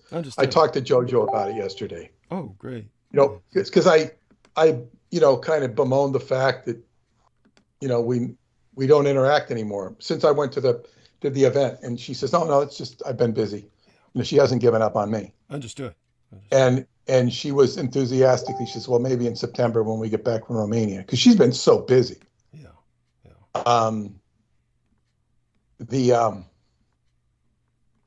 So it's like, it's time to, this is not going to harm us in any way, even if they were to be successful, but I don't think they will be successful because they're showing no power. They're exhibiting their foolhardiness and their ineptness. But to get back to really confront the evil of the world, which is one of the weakest points of mankind, is the weakest point of mankind. It cannot face the evil. Sure, you can post security guards, but people don't see a disturbed individual. I think it was very clear that this guy in Texas was disturbed. Yes. Yeah. But see, the people who witnessed the disturbance or the cops who interviewed him, they don't quite get it. I remember having a mental hospital patient walk into the bar, and he was huge. He was huge in size. Jesus. He was dangerous, and he wanted to work for 50 cents. He was so desperate. And I saw that this guy had a problem. I'm sitting there with this huge guy. I mean, he was bigger than Frankenstein monster. And this was when I think I don't know, it's George Bush, or I don't know if he did it, the original George Bush, or he complained about it. It was something called the McKinney Act, where they just flooded the streets of New York City with people that were institutionalized. Oh, yeah. It was Reagan did that in California. They just shut down all of the insane asylums to save money for the state. Yeah. So anyway, I had this guy, and I saw what his problem was, and I was very good at dealing with him. I just, calmed him down. I probably gave him something to drink. Maybe I gave him something to eat. Didn't charge him any money. I don't think he had any money, but I just was, just calming him down. And I called the police. And I said, and if you have a bar, you don't call the police. The police don't want to have anything to do with you. They don't. you know, they'd rather have you hire a gang or something to get rid of your problems. Well, this wasn't a violent problem. This was a mental health problem. And I began to tell him what the problem was, and the cops started making fun of me. Oh, are you a psychiatrist? What assholes. Yeah. You know, by the way, a cop has the ability to make the same kind of street diagnoses, so to speak. They had what they used to call 5150 as a code, which means mentally imbalanced person. Get it? 5150? So out of balance. So that was the code for a crazy individual. And so that was in effect for years until people began to know the code on the street, and people would get deeply offended when they would hear a cop use it on them. So then the cops changed it to green sheet, because they'd fill out a green sheet for mental disturbance, meaning somebody who was mentally disturbed created a disturbance by a disturbed individual. So then they'd say green sheet. So there you have that. So it's not like they don't have this call to make themselves every day. So well, the fact the cop was basically an asshole. And I don't remember if the cop or if he might have referred me. I ended up calling somebody in social services. This is back in the days when you had I was using a telephone booth and and a phone book. And I called the social services, and they actually responded, and they got him a motel for the night.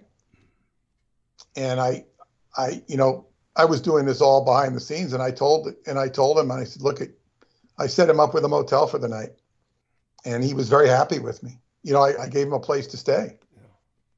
And I think weeks later or months later, he came back looking for me, and I told the guy who was my friend fixing the door, I said, tell him I'm not here. I didn't want to deal with him. Right. Thank you. Because, who needs that? I'm not social services. I did him a great favor, but I was also protecting my establishment. Yeah. And the cops were just so, this is the thing. The cops are not there to help you. They'll make fun of you. Yes. If you show, and I'm trying to help somebody who's a potential public menace. And it's like, this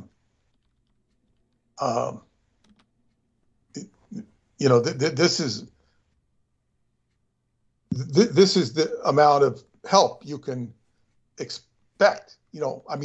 Thank God social services was there in some capacity. I don't know eventually what happened to this poor individual. He's a very nice person, in his own way, but he was troubled. And if you were that big, I could see why you could accrue a lot of troubles. It kind of reminded me a little bit of Lenny from the John Steinbeck novel of Mice and Men. Yes. Played by Lon Chaney in the movie. But so people like to say, cops don't necessarily face evil or deal with it appropriately. And so the reason I'm saying this, you see something that's off kilter, people don't know how to respond to it. And of course, I had so much exposure to insanity in Scientology that it's almost like a drill. I know exactly what I'm dealing with. The threat, the challenge is dealing with it. Knowing seeing what you're dealing with, I can spot right away. The challenge becomes, how can you deal with this in a way that is, best for everyone? But see, people don't necessarily have that experience. And then if violence may be involved, it's all the more alarming. And if you start pulling weapons on somebody like that, it becomes even more dangerous, whether they're weaponized or not, because you don't know whether they're weaponized or not. Right. So it's not necessarily, one of the worst things you could do is try and put them into a headlock or something. Because even if they much weaker than you, they might have a madman strength. Yeah. And you're just going to make them crazier by doing that. Yes. you have to handle them with great aplomb and dignity as much as possible, and give them respect, and treat them as a living creature who deserves respect. Whether you think they should have respect or not, you have to treat them that way, and then you have a chance of calming the situation down. But if you see, like, my neighbor is a former cop, New York City cop, who was a security guard. You know, he retired from the force and he works security guard. I think he would spot trouble right away, and I don't think there's going to be any trouble in the school where he works, because he's security for a school. And I'll talk with him about all this, you know, what his viewpoint is next time I talk to him. But I know him well enough to know he'd spot it. Right. He's got ears for it. Right. And he knows things going on in the neighborhood that I never hear about, because of his communication with that world. Yes. But I tell you, it's a peaceful and quiet neighborhood. He can tell you all the reasons why it's not. Yes. Yes. It is. It is peaceful and quiet. But if something happens here, oh, such and such, such and such. But there's also the Qigong element, which I'm also going to talk about tonight, because if you do Qigong, you're going to create a space that is impenetrable. And you're going to protect your house. There's many things you can do to protect your house, but just the energy of it is enough to repel invaders. That's not to say you're absolutely foolproof, but you really, in many ways, you are, because you're doing the right energy. So, but if you have people that are just not quite with it mentally, they are mentally weak or not observant, this is where the satanic or negative energy, whatever you want to call it, these are weaknesses where it will prey on. It will prey on the imbecilic non-response to something like this. If they see you're weak, like, you know, if somebody, you could see a sort of a incoherent person sitting in a public place, and you could probably, if the person had enough incoherency, you could go right into their purse if they had it sitting there and just grab stuff out of it and they wouldn't even notice. And then, you know, 10 minutes later, they'd look, oh, who stole my wallet? Yeah. It can get pretty bad, but that's a big example. But it's the neural pathways of human beings. This is what the problem is with these people who don't respond. They see the sign points, the psychiatrist who interviews them gives them a pill and says, you're okay. You don't want to kill anybody, do you? Well, yeah, I do. Sometimes I think of it. Well, just take this pill, you'll be okay. And then I mean, I don't know what they say to these people, but they are not evaluated properly. They're not, in other words, they miss the trick. And this goes to many people, including, you know, the grandparents of this kid. They didn't see what they had on their hands. Certainly, they're not trained in mental health. So it preys on the weakness. And you have to wonder if it's a family of brujos or if Santeria is involved. Right. You have to wonder about that. And then what is the occult factor? We had the Lacey Peterson case in Modesto, California, an area which is renowned for its occultism. And there was even a satanic thread brought up, and I think Geraldo looked into it and killed it. No doubt. Killed it, a satanic thread. Of course. Yeah, so this is, and then what happens is the neural pathways become desensitized.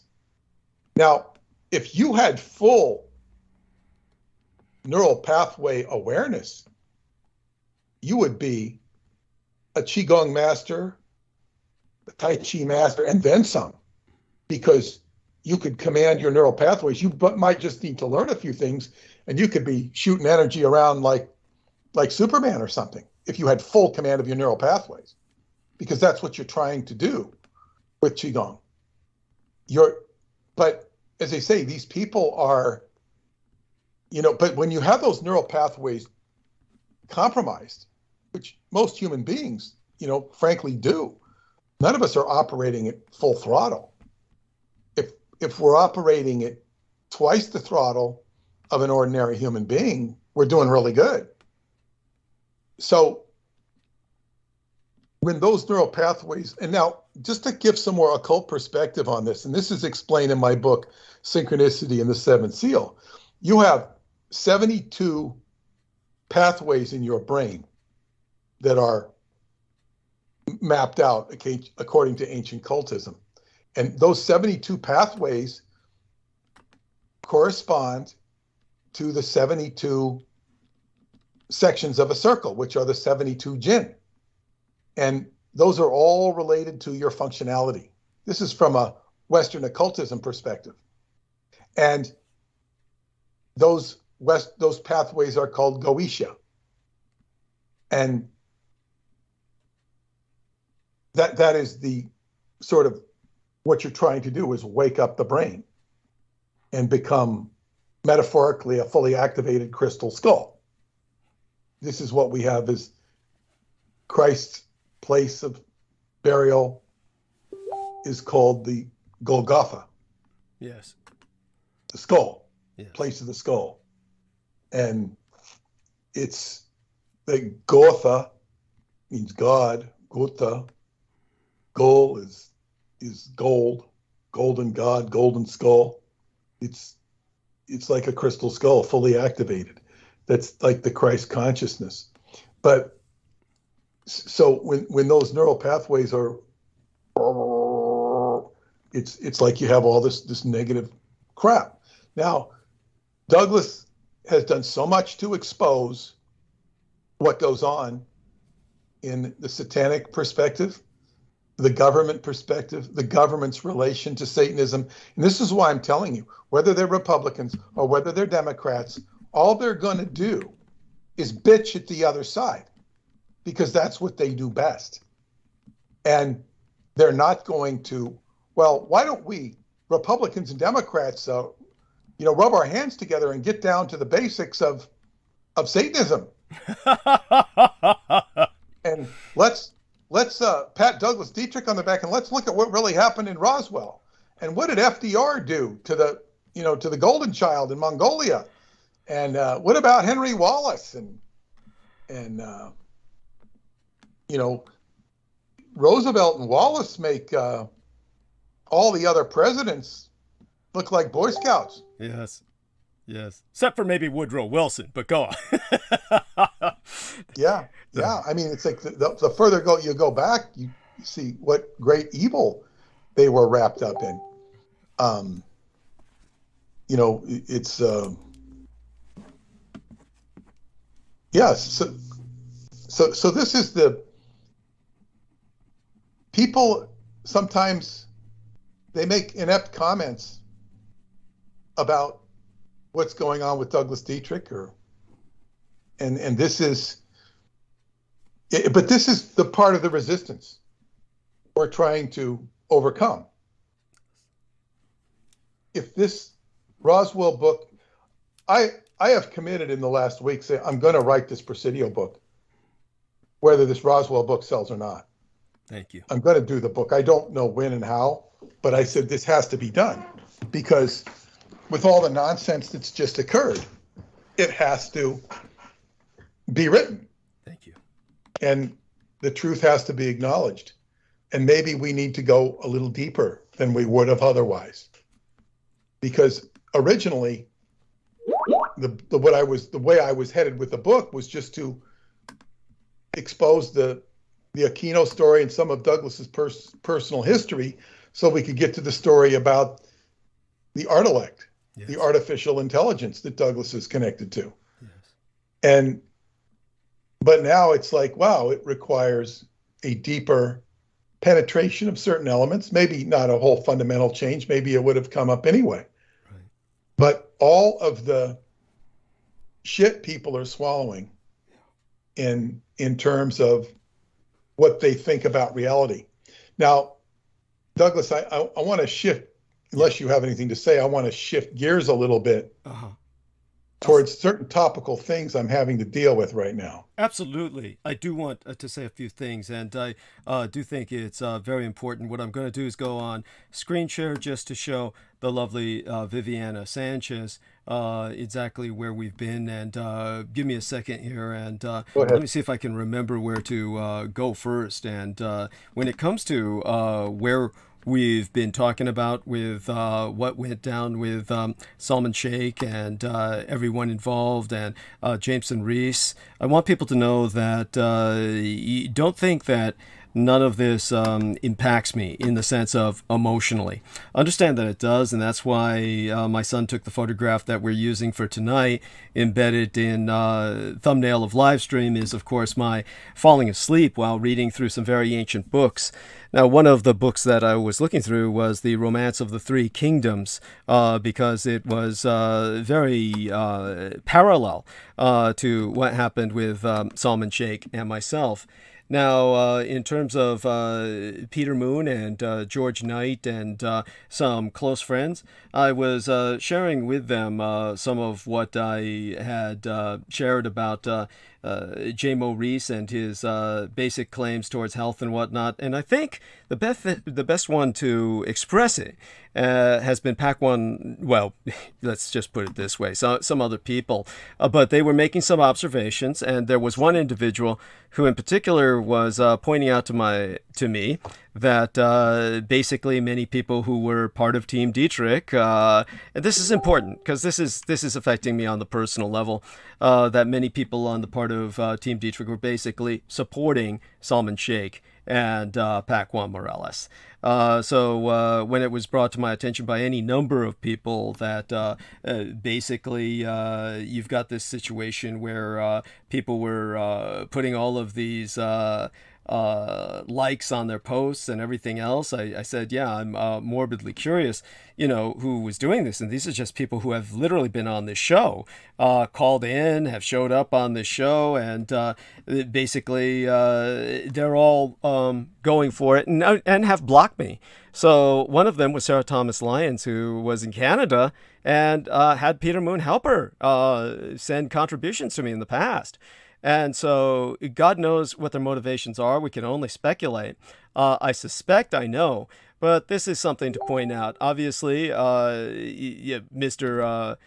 Jameson Reese is pointing out that he's bleeding internally. He's got black stool, that basically he's taking me down with him as an offering to Al-Shaitan. And basically he literally cuts and pastes from Richard K. Cole, uses the same term, did some digging, which is what Richard K. Cole started his character assassination on myself with years and years ago, about 10 years ago. So he's just regurgitating him now like a parrot. And then he points out his other cat is dying, which he had his other cat. The only things he cared about in the world were his cats, and saying, oh, Douglas is responsible. He will fall on his own sword. All of this is relevant, and it's relevant to why all of these females are turning and supporting them. And the reason why is, of course, because they are essentially just appealed to in terms of his claiming he's sick, his claiming that he's not with us anymore longer because he's dying and all this and so this appeals to their motherly nature and all that, and they all decided that they're going to take his side. And I'll put it to you this way. When it comes to Jameson Reese, it's very similar to the homeless people. And when you're in San Francisco, what you notice is many homeless people, they have animals. And that animal is their money animal. So when it comes to their money animal, then their money animal is taken care of. And the homeless person will be crawling with scabies and just like a leper. But their animal will be pristine, and their coat will be have a great sheen, and they'll be well fed. And this is because that animal is their income. So the animal is used as the charismatic totem, which brings all the people to bring them money. So the animal is kept well fed and maintained and taken to the veterinarian and gets its shots. So the animal, in effect, becomes the true master of the homeless person. And the homeless person continues to deteriorate and disintegrate, living off of the charisma of the animal. This you see quite a bit in San Francisco. Now, are you saying that the people give the homeless person stuff for the animal? Absolutely. This is how the homeless people will often work it, when they'll have the animal with them, and the animal will be in perfect health, and the animal will be, of course, their animal. It'll be chained. It'll be on a leash. The cat or the dog or both. And the cat or the dog will be well maintained. The homeless person will take care of them because that's their source of income. So the charismatic animal brings all the help in, all the money, because people were giving money for the animal. They're not giving it to the homeless person. They're saying, oh, take care of that animal, feed that animal. I see this all the time. So the homeless person becomes a slave to their own animal. The animal becomes that which brings them in. Now, in terms of this is what Jameson is doing with his cats. Now, as for his internal bleeding, there's a reason for that. This is kind of a reverse stigmata going on inside his body, because when it comes to his housing Aquino, what is happening is that he's manifesting the symptoms of Aquino's intestinal cancer. And this is, of course, because Aquino was a thanatophage and devouring all of that cadaverous tissue, along with all of the fluids that they use to embalm. He's in satanic communion. rapport. Yeah, he's in satanic infernal rapport. And he's basically now bleeding as Aquino did.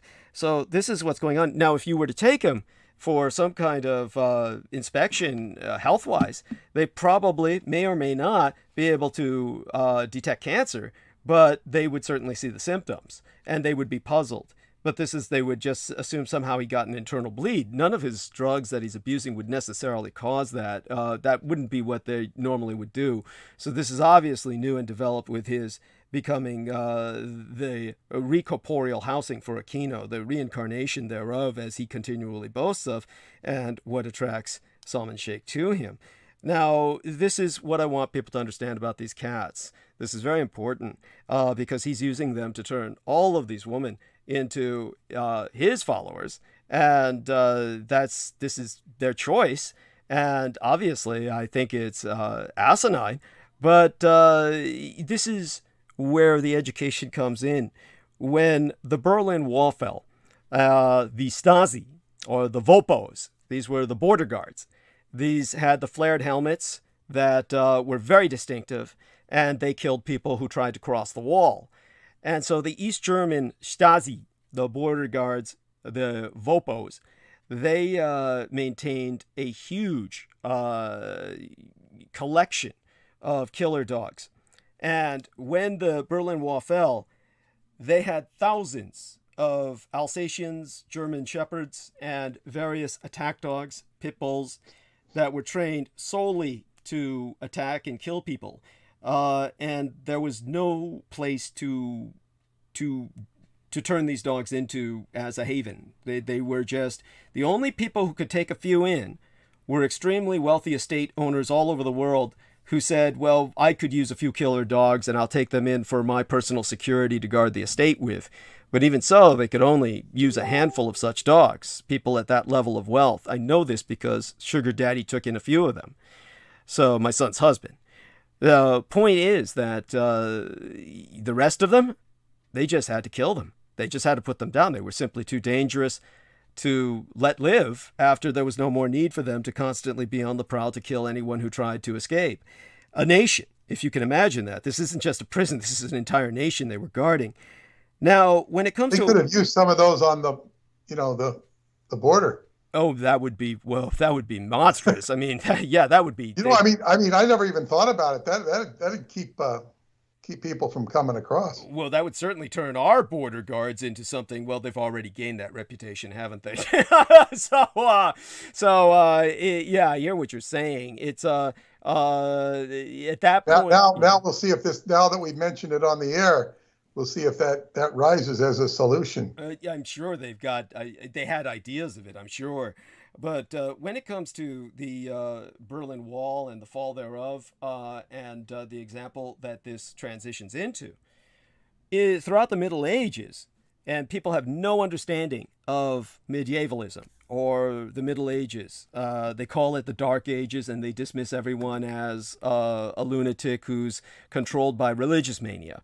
And of course, much that happens in the Middle Ages, people cannot explain. Everything from the tulip craze to the dance mania. All of this I can go into in a different time and place, but the fact remains that the Middle Ages appears alien to us, as an alien world. Very different time. Yeah, and one of the things that they would do is kill cats. Now, of course, one of the things that people are involved with today is trying to destigmatize black cats in particular, because every Halloween, kids love to go around and seek out black cats in particular to kill. Though, of course, if you're that kind of psychotic, most young boys would probably kill any cat. But where that comes from is the concept of the witch's familiar.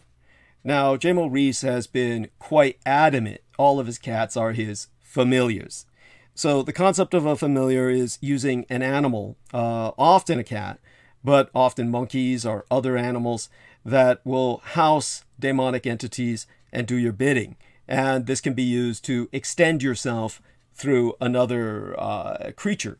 It used to be believed that if you bent down and looked between a cat's ears and looked about the room between the cat's ears, using the cat's ears as kind of like your sniper scope, that you could see ghosts.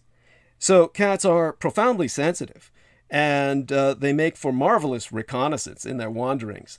And therefore, to see through a cat's eyes, where that term comes from, that's how a witch could scope out many things.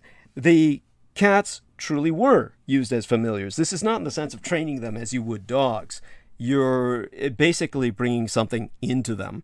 So with the witch's familiars, we have a very parallel situation to the killing of the dogs at the fall of the Berlin Wall.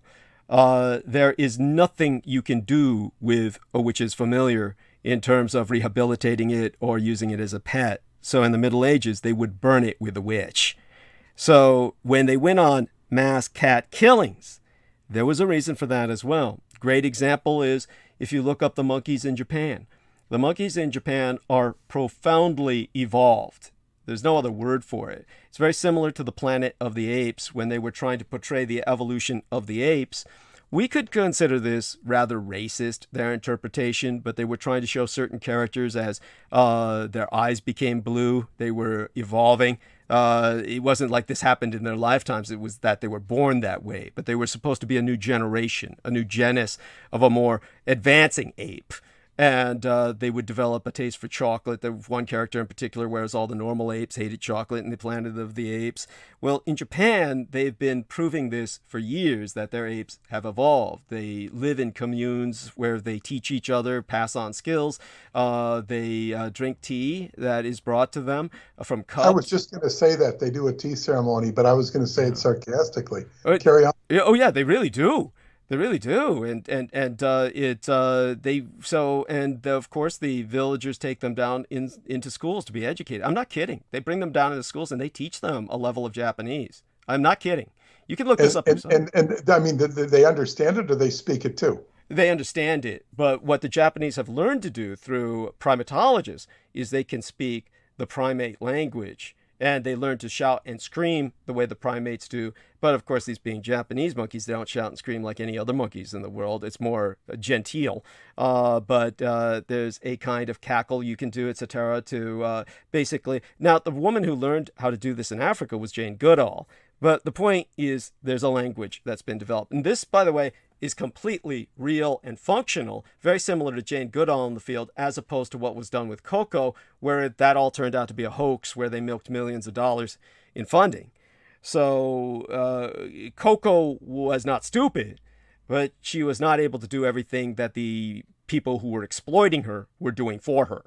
So when it came to the witches' familiars and why this has meaning, think about what I'm going to tell you right now is that somebody wanted to destroy the monkey population in Japan.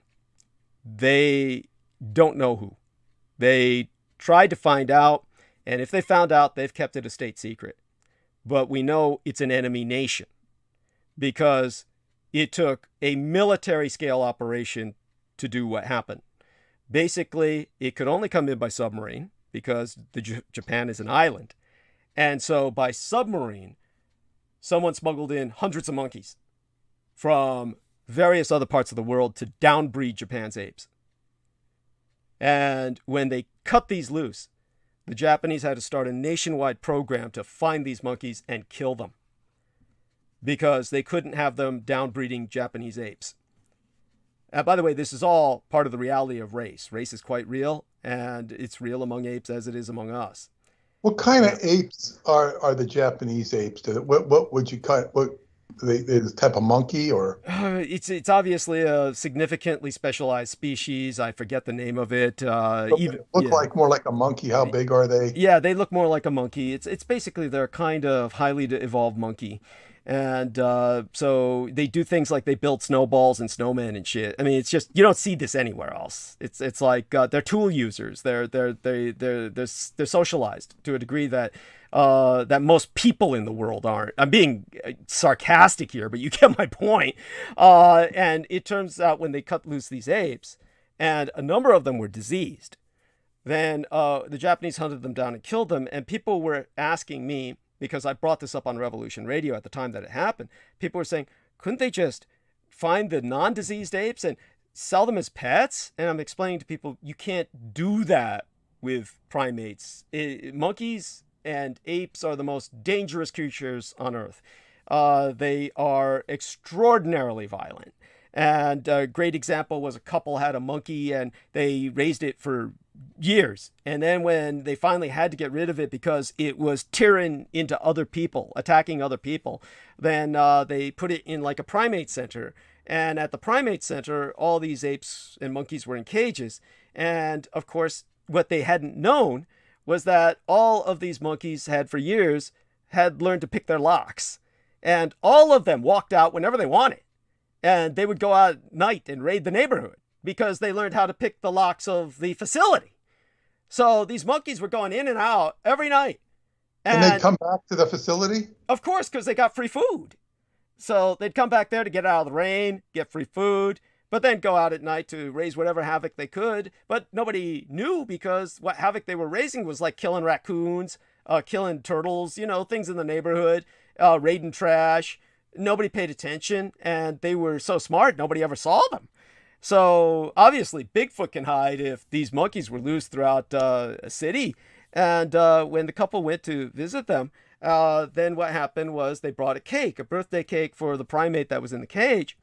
And he basically was giving out all these happy food barks saying, hey, look at me. Now, by the way, you'd say, oh, gee, how come they never got this on camera? These monkeys walking in and out. Of course, the monkeys learned how to disable the cameras. And so with this time, they didn't disable the cameras because they weren't plotting and they weren't planning.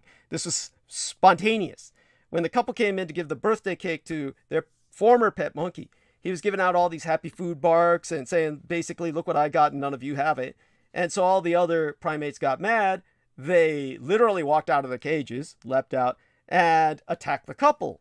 Now, the man protected the woman by throwing himself in front of her, and they tore him to pieces. They just ate him alive. And he had the misfortune of surviving. And they ate his eyes, his nose, took every tooth out of his mouth. Just why he would even want to survive is beyond me. Tore off his ear. This was a Japanese couple? No, God, no. This is Americans. These are a couple of Americans in America. This happened in America? Yeah, this is in America. Yeah. Japanese apes would never do that. Japanese apes are never kept in cages. Okay, I missed the American part. Carry on. Yeah. So in America is where this happened. And then, so the point was that you can't keep apes as pets. So the guy survived, and people can look this ape attack up here in America. Man loses face, apes attack him when they bring his pet ape a birthday cake, him and his wife or girlfriend. This reminds me of the movie Gremlins. there you go. I mean, it's like that, but monkeys are extraordinarily strong, incredibly powerful, incredibly dangerous, no matter what kind of primate you're talking about, from the smallest monkey to the largest. These are like miniature King Kongs. You don't want them around you.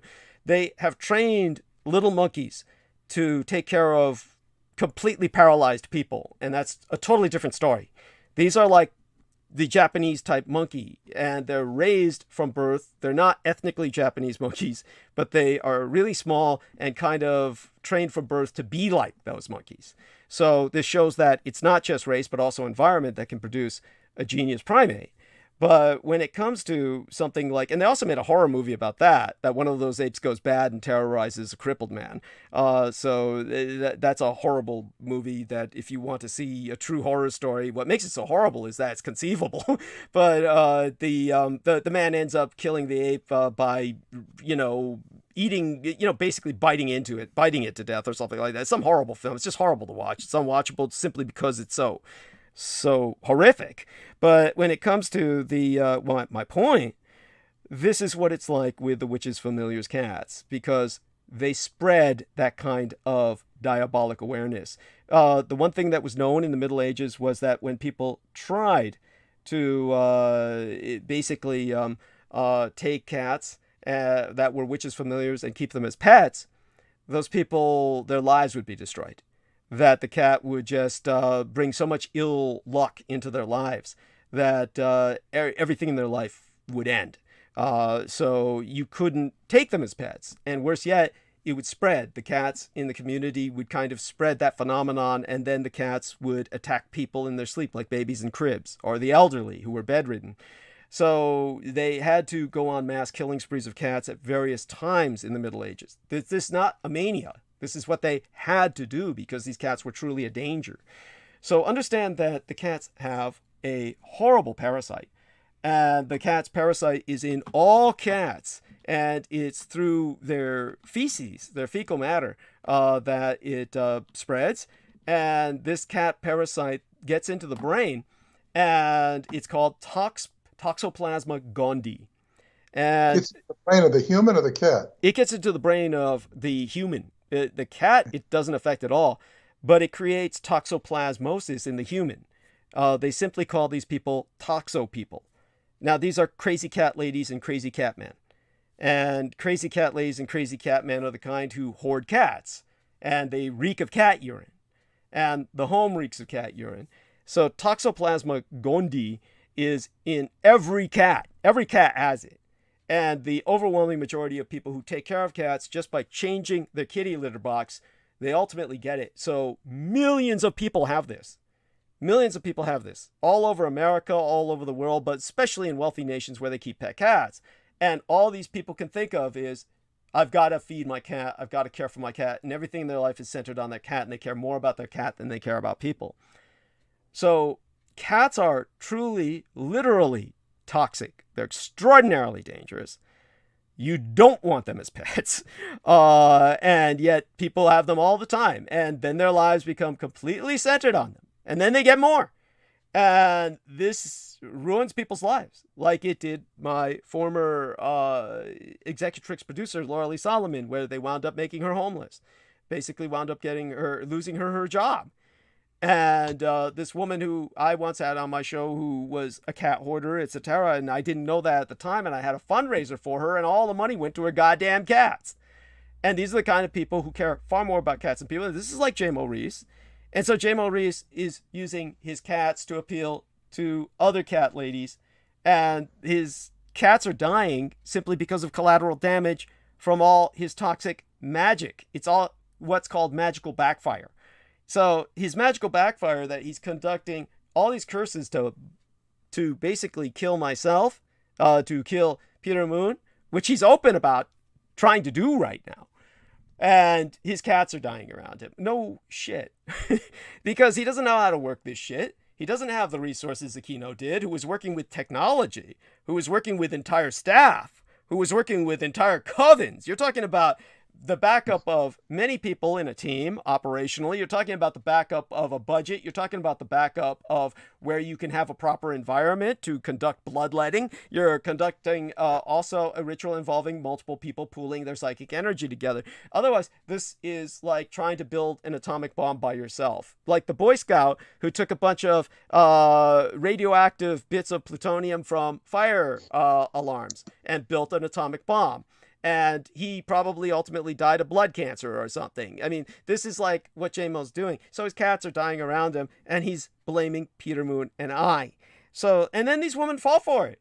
And so this hopefully puts that into perspective. Women are particularly vulnerable to serial killers because of this, because they overcome any sense of self-preservation and common sense to try and help a guy who says, oh, I need help. Oh, my car is broken. This is what Ted Bundy used to do. Oh, my car's broken. Hey, honey, can you help me? Maybe get some of those like wires over here and help me get my battery started. And then he'd abduct them and kill them. And these are women who are alone. They stop a car to help somebody. None of this is what a sensible woman would do. The idea of someone like Sarah Thomas Lyons, who's been on this program, blocking me and say, oh, I'm going full JMO. This is like, that's insanity. It's like, okay, what does he have to offer you?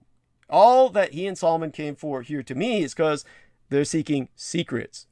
They're seeking knowledge that they most certainly don't have.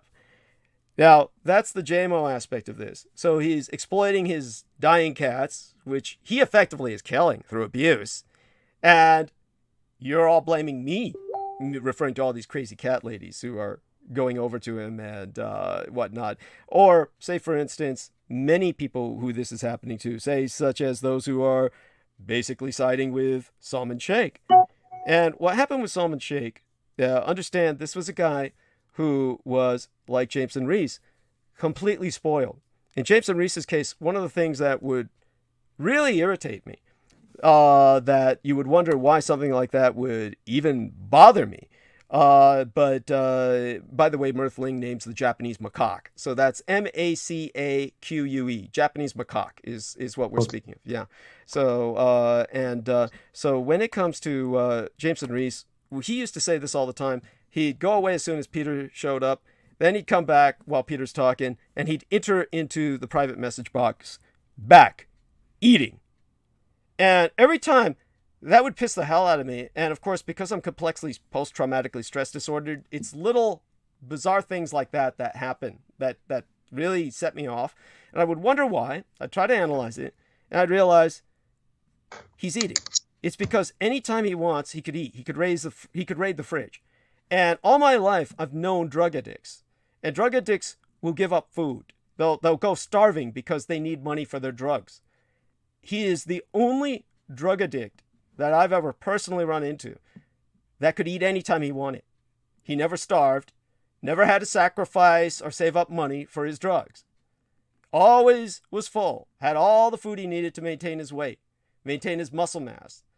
That irritated the hell out of me. I found that incredibly offensive. Then you had Salman Sheikh. Now, Salman Sheikh is complaining that I basically conned him out of money, that and seduced him. And the guy only gave like $25 some months, $50 others, $100 some others.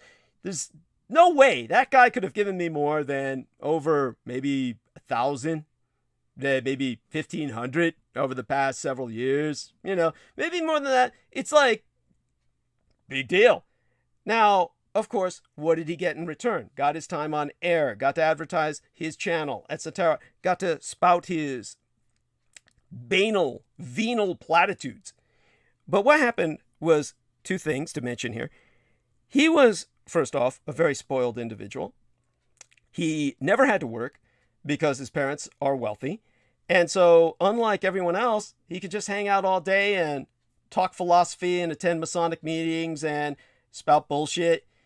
This is a guy who every morning he got up, he'd bake bread, feed the birds, pretend he's like Lao Tzu or St. Francis of Assisi, then go do a bunch of pull-ups, then eat a bucket of ice cream, and it was a different flavor every day. He'd put this on his timeline. You could see it was a different flavor every day. Oh, got to have that bucket of ice cream.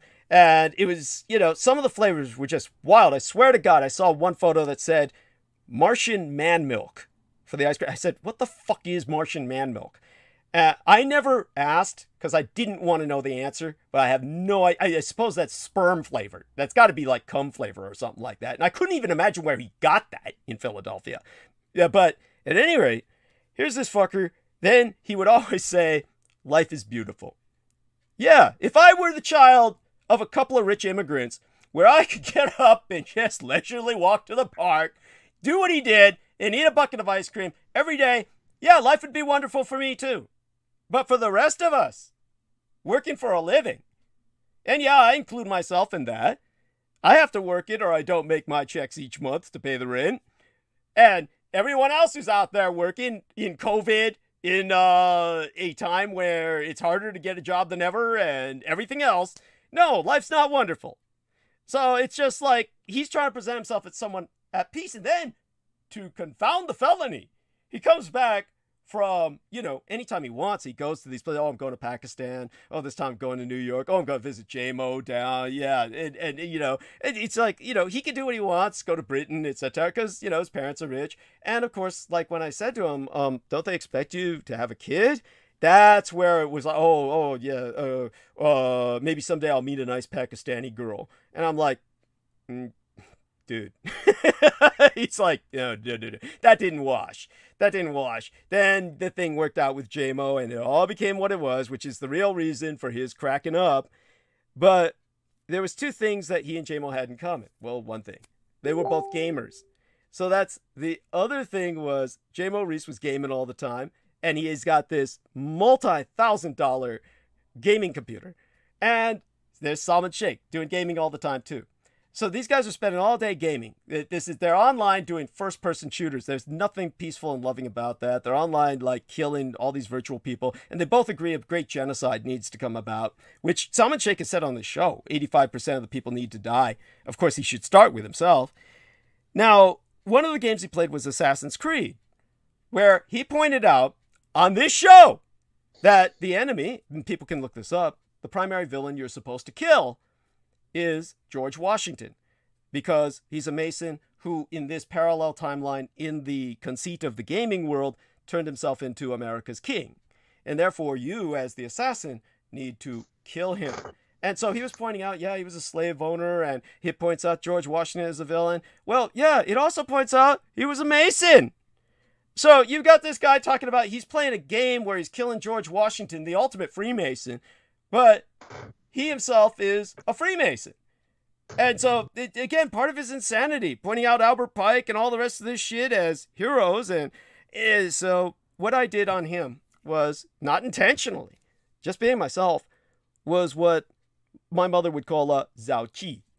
Now, Zhao Qi was a extraordinary strategist in ancient China, one of the primary strategists of the three warring kingdoms period. And Zhao Qi once killed a man just by an argument. They confronted each other on horseback, where one was the primary philosopher sage of one kingdom, and Zhao Qi represented the other. And Zhao Qi deconstructed that man's paradigm, and just said that I've proven now everything you believe in is false. And the man died. He was so overwhelmed with the horror of his entire life having been proven as hollow that he died. Now, when they would make this into film form or cinematic format, and one time I was watching it with my father, who knew street Chinese and basically a kind of practical kind of survival Japanese and Chinese, fluent enough. He could live in either country. But he wasn't familiar with the Shakespearean level thespian Chinese or Japanese of the sages or the obscure ancient texts. So when I was watching The Three Kingdoms with him one time, and he sees that scene acted out, and Zhao Qi is basically talking to this guy, and it was just too much for my dad to follow. He just couldn't follow it. It got too abstract. So I asked my dad afterwards, what do you think they said? And he says, well, I'm presuming that what he told the guy was, our kingdoms have to stop warring. We ought to get together and cooperate. We shouldn't be wasting our resources and people's lives on this struggle, and we need to basically work this out. And I just laughed and said, the other guy died after what this man told him, Dad. People don't die because you recite a bunch of platitudes. Nobody's going to die because you say something like that. Something so mundane and banal. I explained to him what had happened. But this is what happened with Salman Sheikh. When I pointed out, this is Masonry, which is deistic. This is, if it truly is, what's devastating him is that I've insulted his very essence of his being.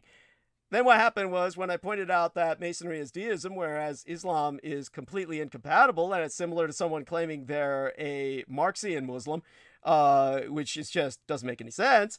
And I pointed out the fact that Albert Pike would think of him as nothing but an Oriental slave, not fit to be in his presence. If this is what truly hit him, was that I insulted, quote unquote, his religion and all the rest of that. This is what happened, was I simply deconstructed a false faith. He had what he's suffering, if what he says is true, we know it's not. It's basically, Jameson was telling him to block us all, and, they were going to start their own lives together. And it's my exposing that really got him. But if what he says, say we were to entertain that, then what he suffered is a disconfirmation process. And so effectively, he died. His persona cracked. Everything that we always saw him presenting the world, which was this facade bullshit about life is beautiful, which it is for him, and he's got nothing to complain about. It's kind of like that one woman I knew who was once a sponsoress of mine, and she lived with a husband on a estate where they had 17 like dwarf horses, and it was just this wide-ranging acreage. And she said her daughter's boyfriend, who lived with them, was like so kind and so nice and so thoughtful and just the nicest person in the world. And I said, honey, if I were living under your roof and fucking your daughter and raiding your fridge every goddamn day, I'd be the nicest person in the world too. I mean, he'd be one dumb son of a bitch if he ever went off. Around that time, she stopped being a sponsoress. But this is the problem. What do people want to hear? You want to live in this delusion where, hey, what a nice young man. Oh my God. Yeah, there's a reason. Or you want to live in this idiot's delusion like Salman Sheikh? Yeah, life is beautiful. No, it's not. It can be. And if you came back from Ramadan in peace, like a Muslim's supposed to be in, and you were truly secure in your faith, anything I said wouldn't have bothered you, because there's nothing I said that was an attack. So there we have that. Hopefully that puts that in perspective with both those people and what's going on with them for everybody. And so, yeah, we lost a lot of ladies, just so everybody knows. And we lost some men too. And they basically have blocked me. And now that I'm looking at it, when I went to show everybody the messages from the one man who was bringing me some information about this, and he was like saying, "Oh, I'll be looking in on this for you. Let's take a look if I can find him now." And I may not be able to. Yeah, it's these are not good reasons to be leaving you. I can understand people disengaging you for reasons that they just can't assimilate what you're talking about, or they have some personal objection to you. Yeah. By reason the way you present yourself. But these are real lame reasons to leave you. Yeah, thank you. One of the people who left really messed up. And why are they attracted to you in the first place? Thank you. Yeah. Very, very interesting and disturbing at the same time. Thank you. One of them was Pac-1 Morales. Now, I've just showed you Pac-1 Morales' messages on the screen share, and it was around the time I was showing it to you is when he blocked me. So there we have that. And so this is someone who was saying, from what I showed you, you could see it probably there for a moment, is, oh, I'll watch on all this for you. I'm your man. I'm on your side. And then after that is he blocked me. So, oh, wait, here we are. This is on a screenshot right here. This is just to show the friends in the roundtable, because I think that it's relevant. And so when they look at this is part of the law. So there's collateral damage here. And so here we go. Okay, much love. I'll go inside. Can't let it be known to anyone else. I'll keep watching, keep you informed. Then this person is unavailable on Messenger. So here's this guy who brings this to my attention. Jameson's dying, his cat's dying, and all these ladies are liking it. He's basically saying, these ladies, Maria Grigorich, Sarah Shields, Natasha, I'll go back and look for more. Want me to infiltrate? Want me to be your inside guy? I'll help you any way I can. I haven't been approached to denounce you. Not that I will ever do such. Yeah, I've seen many from Team Dietrich liking and commenting on statuses made by them. And then, after he says all that shit, this person's unavailable on Messenger. So there you go. That's what do you make of that? That's what? But Douglas, what is the incentive for people to jump ship? Like, it's like it doesn't make any sense. It's like, it's an energetic thing. It's like, I'm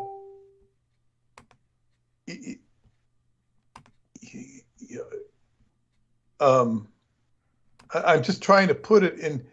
It's like people ditching the Republican Party or the Democrat Party because it's almost like, okay, so let's say we found out that you had all these Republicans, and then you found out that the Democrats were Satanists, and so the Republicans jumped to the Democratic Party. Yeah, yeah, it's like that. Yes. Yeah, or vice versa. It's like, it doesn't make any sense that they even want to jump. Why are they jumping? It doesn't make any sense at all. It makes sense that, okay, Jameson is actively engaging in evil and bragging about it. It's exposed. He's cut off. And then he finds anyone who would support him. And because you are the star of the show. I mean, I am too, because people listen for me. Yes, that's right. But these people are first and foremost, the ones who are jumping are first and foremost Douglas Dietrich fans. Yeah. Yeah. But it's like, it makes no sense, which means they were attracted to you for the wrong reason in the first place. Yeah, definitely. There was, there's something with Salman Sheikh. There was always something suspect. Every once in a while, the evil would come out. Talking about your enemies will burn in hell for all eternity. Now, people who have been listening to me forever have never heard me say anything like that about my enemies or anyone. I never even make comments like that. I'm never talking about vengeance or these people are going to suffer. Pac One would not Pac One, but Salman Sheikh would say that. And Pac One came on to share what he had to share, and then I gave him a platform. And then then he says, "Oh, I'm your man. I'll infiltrate. I'll keep an eye on it for you." And then, I guess by infiltrating, they caught him, and now he's brainwashed. This would be frightening, except because of the background of Michael Aquino.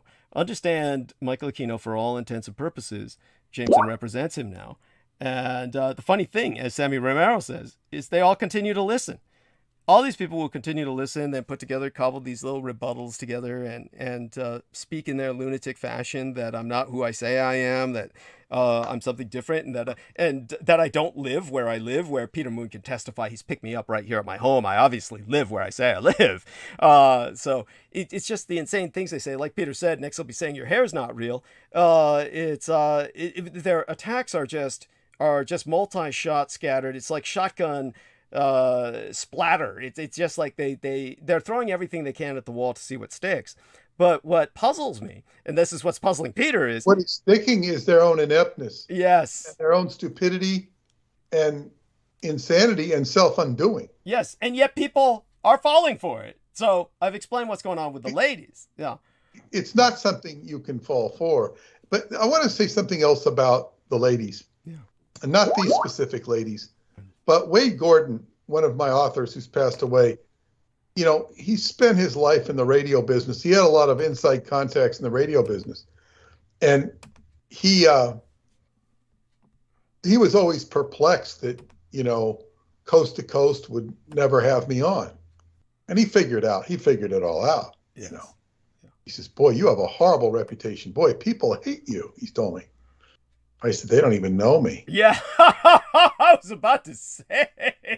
It was like I was, it's like I think Art Bell or somebody would say, "Oh yeah, he steals money from people. Peter Moon steals money from people." Did Art Bell say that? Oh my God! Yeah, that's what Wade told me. But then he said, and of course he knew Art was full of shit. Yeah, but you should have sued him anyway. Well, this is just hearsay. I mean, I didn't have it in writing. All right. You know, okay. I mean, it wouldn't have been, you know, anyway. But see, Art was kind of dying by that time. Yeah. And very rich. Yeah. But what he told me, see, when Art's wife had died, there was a lot of scandal around that. Art Bell's wife, I think she was Native American, and he was not looked at in a good light. I don't remember the details because I never listened to him. I never followed him. But what Wade told me is he, you know, immediately went to the Philippines and found a young girl who would marry him. Oh, absolutely. Yeah, go on. And he had her on now by then they had, you know, transmissions where you could see. He was in the Philippines or whatever. And he had her wear a T-shirt that said "sex fiend" on it. Did he really? Yeah. What why? You know, I guess he was showing off that he had a young woman or something, and that he was sexually potent. I guess, you know. What a fucking loser! What? Well, I mean, yeah, but this is who he was, and he was.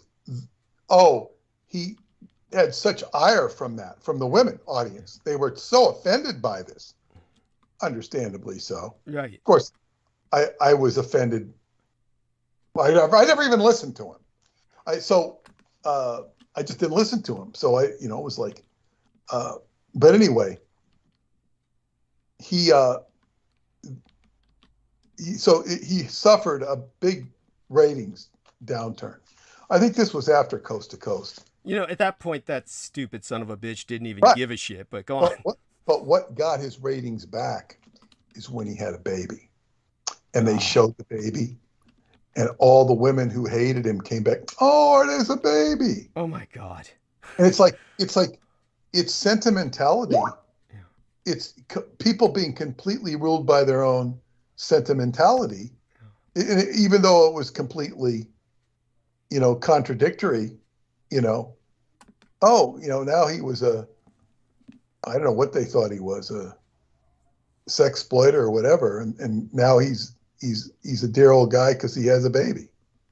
It's like it's something biological. It's biological. That just brought him back because it's like, again, J-Mo's cat, right? You know, it's like the homeless person with the animal. And people just go for that. Homeless people could do that with infants too, but society wouldn't permit it. So it's that's what Art Bell was doing with his infant, though it wasn't intentional. It just worked out that way. By the way, just so people know, what happened was that he was married to 2 Okinawan women in a row. He had a thing for Asians. Every woman he ever married was Asian throughout his life. And what happened was that with his Okinawan ladies, he had a son who was like myself, Amerasian. And when it came to the Amerasian son, somehow this guy wound up with a special teacher who took him out to the desert, raped him, and infected him with AIDS. And this was back when AIDS was a death sentence. So I don't know whatever ultimately happened to his son, unless they got to him in time where they could give him like a HIV cocktail to keep him alive till today, maybe. But he likely died based on the statistics and the demographics of the time. But when it came to Art Bell, it was around that time that John Oates, the Australian, who was doing all that. David Oates. Thank you, David Oates. Yeah. Then he pressed the reverse button and said that Art Bell's reverse speech really means that he's a child molester and that he allowed this to happen because he's in that crowd. And that's when Art Bell sued him for, just an astronomical amount of money. They may as well have said all the money in the world. And along with David Oates, they sued Ted Gunderson and the FBI guy who claimed he was the big savior of all children in the world and shit, and was never around when I was at Presidio. I mean, not once. Yet he got this hero reputation for saving kids from Satanism. And they lost their lawsuit. The guy who was acting as the mediator in between those two parties was Ed Opperman, the private detective. And but in terms of Art Bell, he won all that money as if he fucking needed it. David Oates just ran back to Australia, so he couldn't be extradited and didn't pay a dime. And then Ted Gunderson, he basically the FBI had a slush fund to pay for such shit, and they wound up making Art Bell even richer than he was. But that being said, he was living with Ramona, and then what happened was she was an asthmatic. And they're in a double trailer, basically, two trailers welded together, and there's no place to go. It's nothing outside but desert. You may as well, at night, it's so cold, or in the day, it's so hot, you may as well be living in a lunar space station. You're going to be staying inside all day for either the air conditioning or the heat. So she was in the home, obviously, and she died of an asthma attack. And he says, oh, she misplaced her inhaler. Oh my God. She looked for it all night, couldn't find it. Oh, I was asleep. I guess she didn't want to wake me up. And then woke up. Yeah, then she died. Yeah, I woke up and she was dead. And the sheriff, who he had gotten elected for 6 terms in a row, or maybe 9 or something like that. It's just every time there was an election for the new sheriff, he would get on air and say, vote for the sheriff. By the way, he's got this international show. He's reaching like 20 million people at the height of his career, and he's telling people to vote for the sheriff. The only people who could vote for him were in this fucking county that's inhabited by maybe 20 people. Anyhow, he got the guy elected every time, and so the guy let him slide, basically. And so that's basically the story. Then the guy went and married Ramona's cousin, who he had met in the Philippines when they went there on a trip. And she was like, and it was Gary States who expressed this perfectly. Gary States explained. Gary States, of course, is married to a Filipina who is of legal age and was older when he met her. We're talking like 20s or 30s. But in the Philippines, the legal age for marriage is 12. And so Ramona's cousin was 14 years old and married to someone else. So Art Bell goes back and pays this guy money to have her divorce him and marry Art Bell. So this chick's like 14 and she's working on her second husband. And so Art Bell tried to bring her back to the United States, succeeded in doing that the first time. Second time, the authorities found out and said, you aren't coming back to the United States, motherfucker. And that's why he had to do what he was doing from the Philippines. So the idea that he had the audacity, I guess because he's in the Philippines, he had the audacity to put on the shirt that said sex fiend. And then, of course, he named his daughter Asia Rain Bell because they were in Hong Kong fucking when she was conceived. And it was raining. He said, oh, we were in the hotel room fucking because it was raining. So he named her Asia Rain Bell because she was born in Asia when it was raining. And I mean, that's like naming your daughter Buick. Buick Heat Wave or something because, it was a heat wave and we were making out in the Buick. Yeah. Well, Buick driving. Even better. Yeah. Buick Drive-In. Yeah. Buick Drive-In. It's like, this guy's a total fucking sleaze. So there you go. It's honestly, it's yours. So I've said what I've needed to say. I've had my rant, and Peter's going to take this in a different direction now. Sammy Romero says that what I said was well said. So hopefully people comprehend what I said. A little check into the chat room, and honestly, we all hope to move on. Peter and I and everybody on Team Dietrich hopes to move on. And obviously, what some of the young ladies said in private messages is very relevant. They're saying that basically the trash took itself out. They're saying as, for the ladies, she's saying that basically the women with us now are stronger and the ones we want on our side. It's basically, I agree with them. I think that that's certainly perceptive, and obviously T-Tank Barry said, seems like there's plenty of disillusion going around, there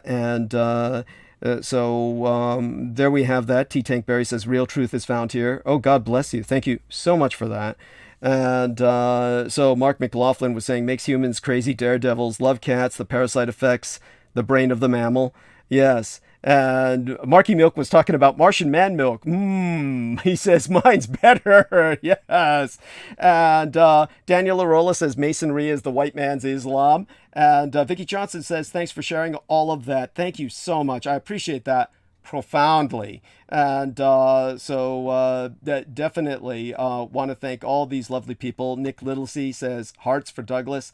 And Vicky Johnson says, love you, Douglas. Mwah. Love you too, Vicky, and hugs to Nick Littlesey. With this, we turn it back to our man Peter Moon, and we're at the peak of our audience for the night. A lot of people here. Definitely,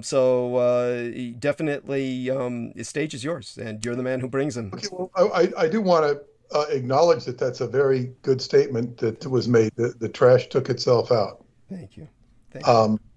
But now we're waiting for the garbage man to come and take it to the dump. Yeah. I love it. Yes. Yeah. I mean, that's the truth. I took the trash out tonight, and the garbage man won't come till tomorrow. Yeah. But that's fine. It will come. Yes.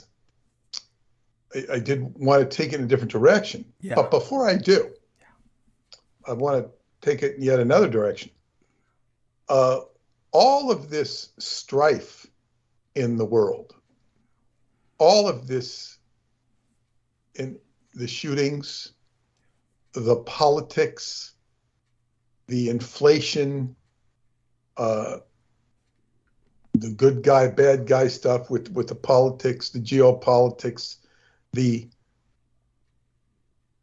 resentment towards the other side, whatever side you're on, the hatred, all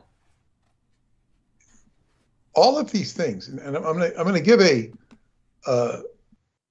alchemical Taoist perspective here. All of these things that you're experiencing in the exoteric world, exoteric is EXOTERIC, as opposed to esoteric. Esoteric is the inside hidden part. Exoteric is the outer world. All of these things going on, all of this hatred in the world. We can also put Putin, the war, nuclear, all of this trauma. It is existential trauma that for most of us is on the outside. And we may have our own issues, which may be PTSD or similar to PTSD or not as bad as PTSD, but sometimes they call it complex PTSD, whatever emotional traumas we have inside of us. People get very traumatized by what is going on in the outside world. And frankly, it's certainly understandable and traumatizable. But and this from a Taoist alchemist perspective, all of that is inside of you.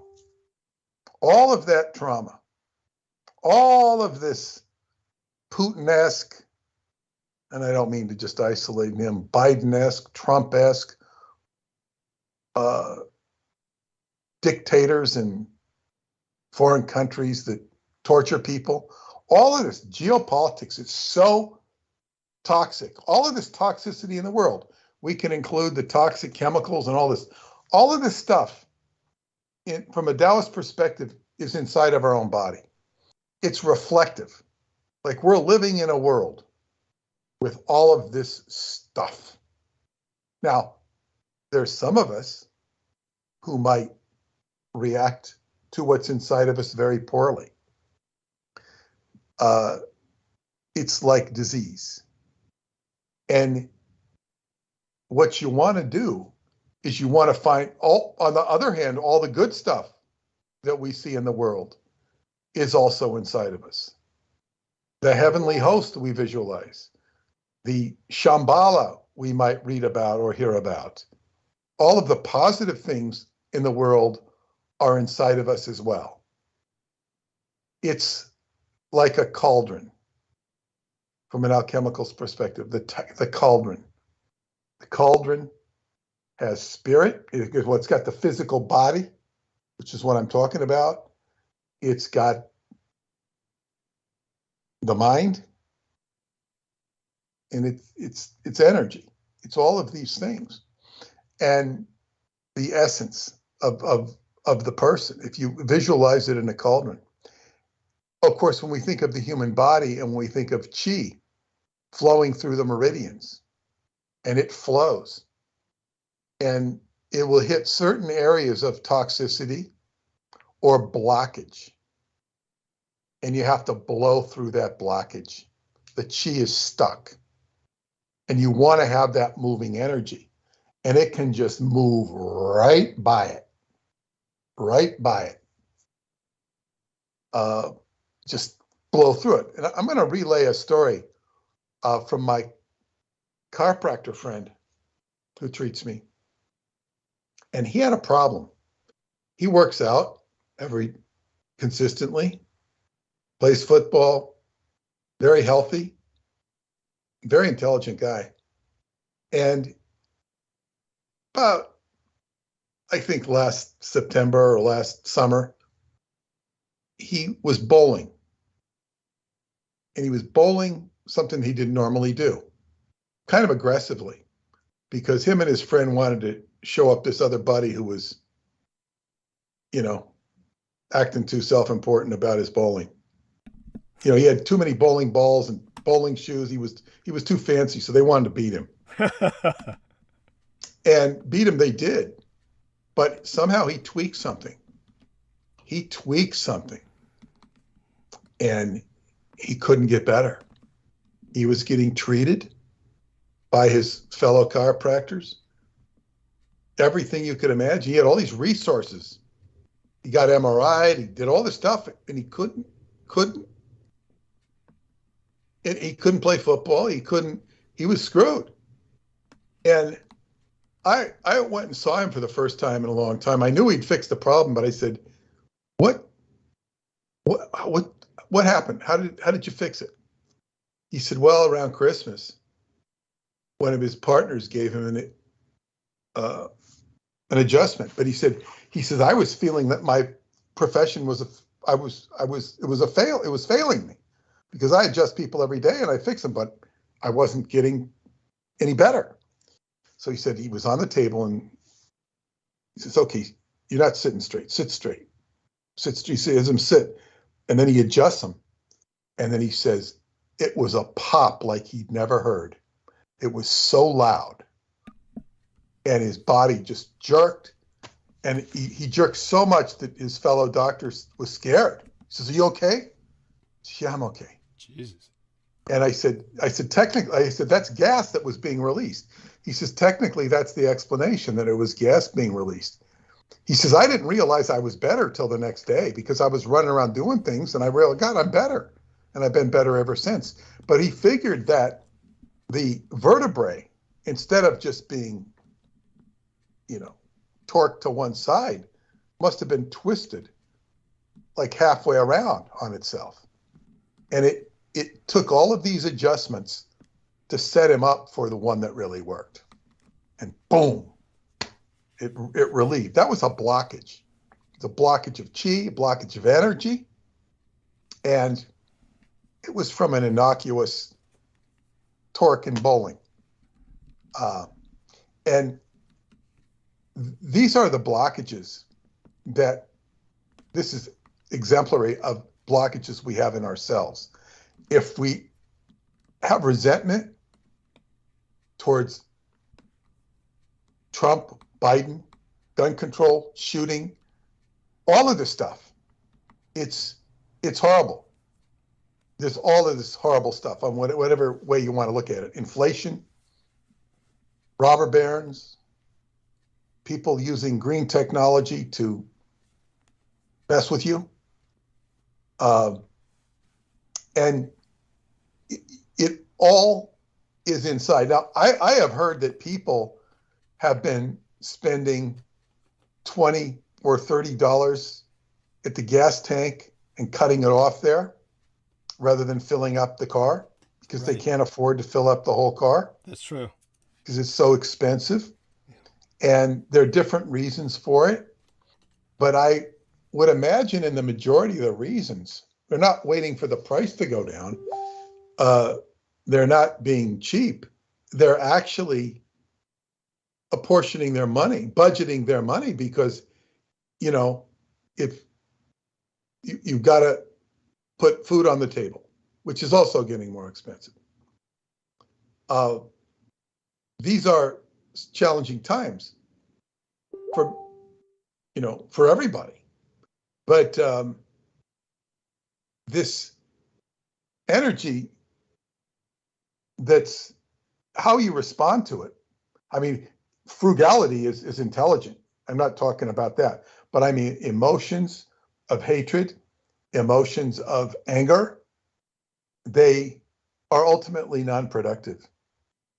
And all of this is an opportunity to get back to basics and let the energy flow.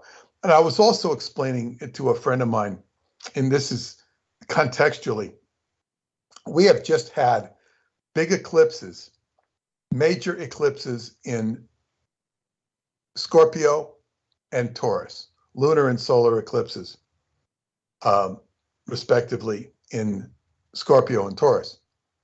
And these eclipses bring about big changes. And the eclipse, they bring new things in, new people, and they're at least 3 months. There's a gap. The event, the new person that's going to change your life or new thing could be 3 months on either side. Some say even up to 6 months. So we're still in the midst of these eclipses. But what's significant about Taurus and Scorpio, Taurus is your house of resources. Uranus, the planet of unpredictability and sudden change, has been in Taurus for some time. It's creating upheavals in resources, which includes Bitcoin, the stock market, property values, and anything that is a resource. Prices of silver and gold. And Scorpio is the house of other people's money. It represents accounting. It represents other people's money. I've noticed credit policies changing, not horribly significantly that I can see. PayPal has sent out a notice saying they're going to change their percentages, increase their percentages. I don't think they need to. Well, maybe they do. I can't speak for them. Percentage is a percentage, but maybe they're having to pay more or whatever. I don't really know. So these are times of certainly a lot of stress. But the key thing about all of this stuff, if you can focus internally on yourself rather than trying to beat your head against the wall because of the shootings. The shootings are disturbing if you choose to be disturbed by them. There's nothing positive about them. And certainly in my own personal life, I don't part of it's my sign of Capricorn. I don't jump up and down about the shootings. I mean, I don't like them. Capricorn is a sign that has a strange, almost tolerance for violence. It's not really a tolerance, but it's a accepting it because it's a part of life. You know, just like the lion takes down the zebra. You don't necessarily like it, but this is what happens. So it's not as shocking to the sign of Capricorn as it might be to something like Cancer that could be very emotional and feel the hurt of the zebra, something like that. So I don't have children that are going to school. And I think we did have a shoot. We've had some crazy things go on in Long Island. But even with all of these shootings, as horrible as they are, your chances of being involved in them are very low, percentage-wise. You might have a better chance of getting some weird disease that nobody gets. But is where I butt up against this stuff on a day-to-day or week-to-week experience is with the work I do with Douglas, because this is exposing evil. Thank you. And people are more interested in listening to and proliferating stuff that is really bullshit. Yes. It might not be 100% bullshit, but in many cases, too many cases it is. And they're just, I'm not talking about politics here. I'm not talking about people obsessed with Republicanism or Democratism. I'm not talking about that. I'm talking more about esoteric, alien. It could involve QAnon and that stuff, although you don't hear so much about that anymore. But that type of bullshit. And people sending me countless videos. I get so many videos a day. Watch this. Why? What is it? I sent out a video today that you saw. I sent that out by mistake, Douglas. I didn't mean to send that out to people. I meant to send it to one specific person. Okay. And it ended up going to everybody. Wow. Okay, that explains that. Yes. It was a funny video. It was somebody who had a face mask on. Right. And they were, this guy was about to get married. It was all staged. It was satire. Yes. He wanted her to take off her mask, you know, because she revealed before they got married, she was wearing a mask. And it looked very, well, it didn't really look that like human-like, but it did enough. And, you know, it was going on for 30 minutes, taking off her mask to see what she really looked like. It was pretty funny. Yeah, people send me countless videos, and there's no, why should I watch this video? If you get 30 videos a day, why should you watch any of them? I don't even know why I should watch it. There's no they don't tell me why I should watch it. Just that it's good information. Like I have nothing better to do. What I have been watching recently are videos on martial arts, but more the esoteric side of martial arts, not the, you know, not how to outmaneuver your opponent. It's basically how to outmaneuver yourself.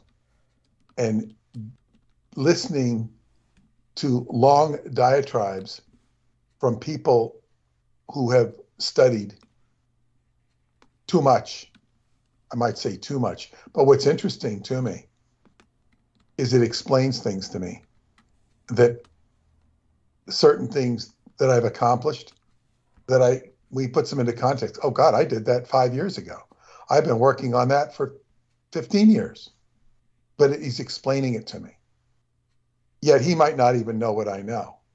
Yet he knows a lot of things I don't know. This is all theoretical. I would love to see what he actually does know, experience him, but that's really beside the point. The theory, this is what my teacher talked about, doing homework. You have to do your homework. You don't just do what he says, you follow up and learn. And all of the richness and wealth that is, there's so much richness and wealth in these ancient arts. And he was talking about I don't even know his name. Was talking about a whole bunch of, a tradition was lost of martial arts who were supposedly quite masters. And we'll take that at face value, that they really knew their stuff. And the whole lineage was lost when they were killed in a train during World War II by probably a Japanese bomb or something, whatever. But it's very interesting. You imagine all of these people, this whole tradition, which carried all their secrets and all this, and they're blown up by a bomb. Like, what good did all of that secret knowledge about energy flowing in their bodies and teaching people, and it's a sacred tradition, now it's all been lost because somebody blew them up with a bomb? What does that say about the tradition? I'm not making a judgment on it. I'm not suggesting it's a bad tradition, but it's kind of like, what's the point? What's the point? You can be blown up by a bomb, no matter how much you learn. Where did the bomb come from? The bomb is the outer world. Obviously, from what I've been saying, the bomb is also in the inner world. You could have this tradition, but you didn't learn how to neutralize the bomb, how to deactivate it. Manly P. Hall has some whole video, I think, on Buddhism and the bomb, and talking about this ancient Buddhistic tradition, which is about neutralizing an atomic bomb. Now, he doesn't say inside of you, if I recall, but that's essentially what he's saying, to withstand an atomic blast. It's a point of stillness. And if you can withstand an atomic blast, or if you can muster up an atomic blast in your imagination, and you can withstand that atomic blast, it's going to make the foibles or the serious problems in your life pretty petty. You could have your best friend killed, and well, that's a horrible thing. It's kind of small compared to being in the middle of a nuclear bomb, and not only killing you, but everybody around you. These are just perspectives I give to people, because the self is so huge. What's inside of you is so huge. And if you can work with that field and not engage in the rage, the hatred, the negative emotions, and this is unfortunately what our former friends have fallen prey to. They've fallen prey to very negative emotions. Yes. And, giving in to this hatred, it does not serve them. It does not serve them. It's unfortunately a part of them. They're working against a force that is trying to help the world, and they polarized into the evil. Yes. Yeah. Sorry, go on. But it's also enlightened me to so many other things going on in the world and certain other forces that I need to keep my distance from, because it's evil is evil, and it does not serve the life force. And when I'm getting an opportunity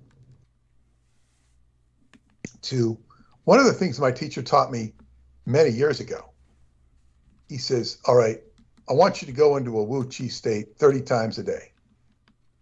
You can look up Wu Chi, but it's basically an enlightened state. It's an enlightened state where you're going into divine bliss 30 times a day. That's one way to say it. Look up Wu Chi. W-U space C-H-I. And you go into Wu Chi 30 times a day. Just do it. And I remember doing that. Now, I'm revisiting this 10 plus years later. That state is much different for me now than it was in my first year of Qigong. I'm like, wow. I'll go into a stance and I'll fill out my whole body. I'll have Qi flowing through my body. Maybe I did it 10 times a day today, but it's so much more profound than what I did, 15 years ago or 17 years ago, whenever I started. It's like, wow, because you're building up all this energy. You're building it up. You're building it up. You're cultivating it. I recommended one of these videos to one of my friends. She couldn't fathom it at all. Wow. Because she hadn't done enough Qigong. I thought she had.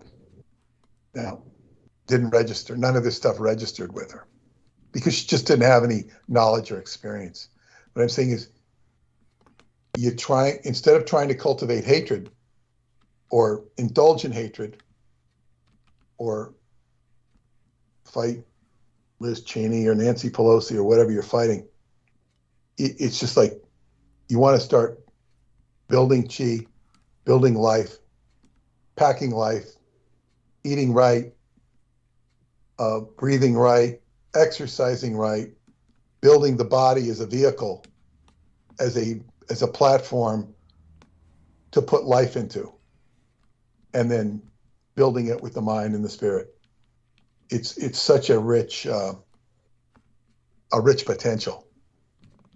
And now I want to move into what the other direction I was going to shift.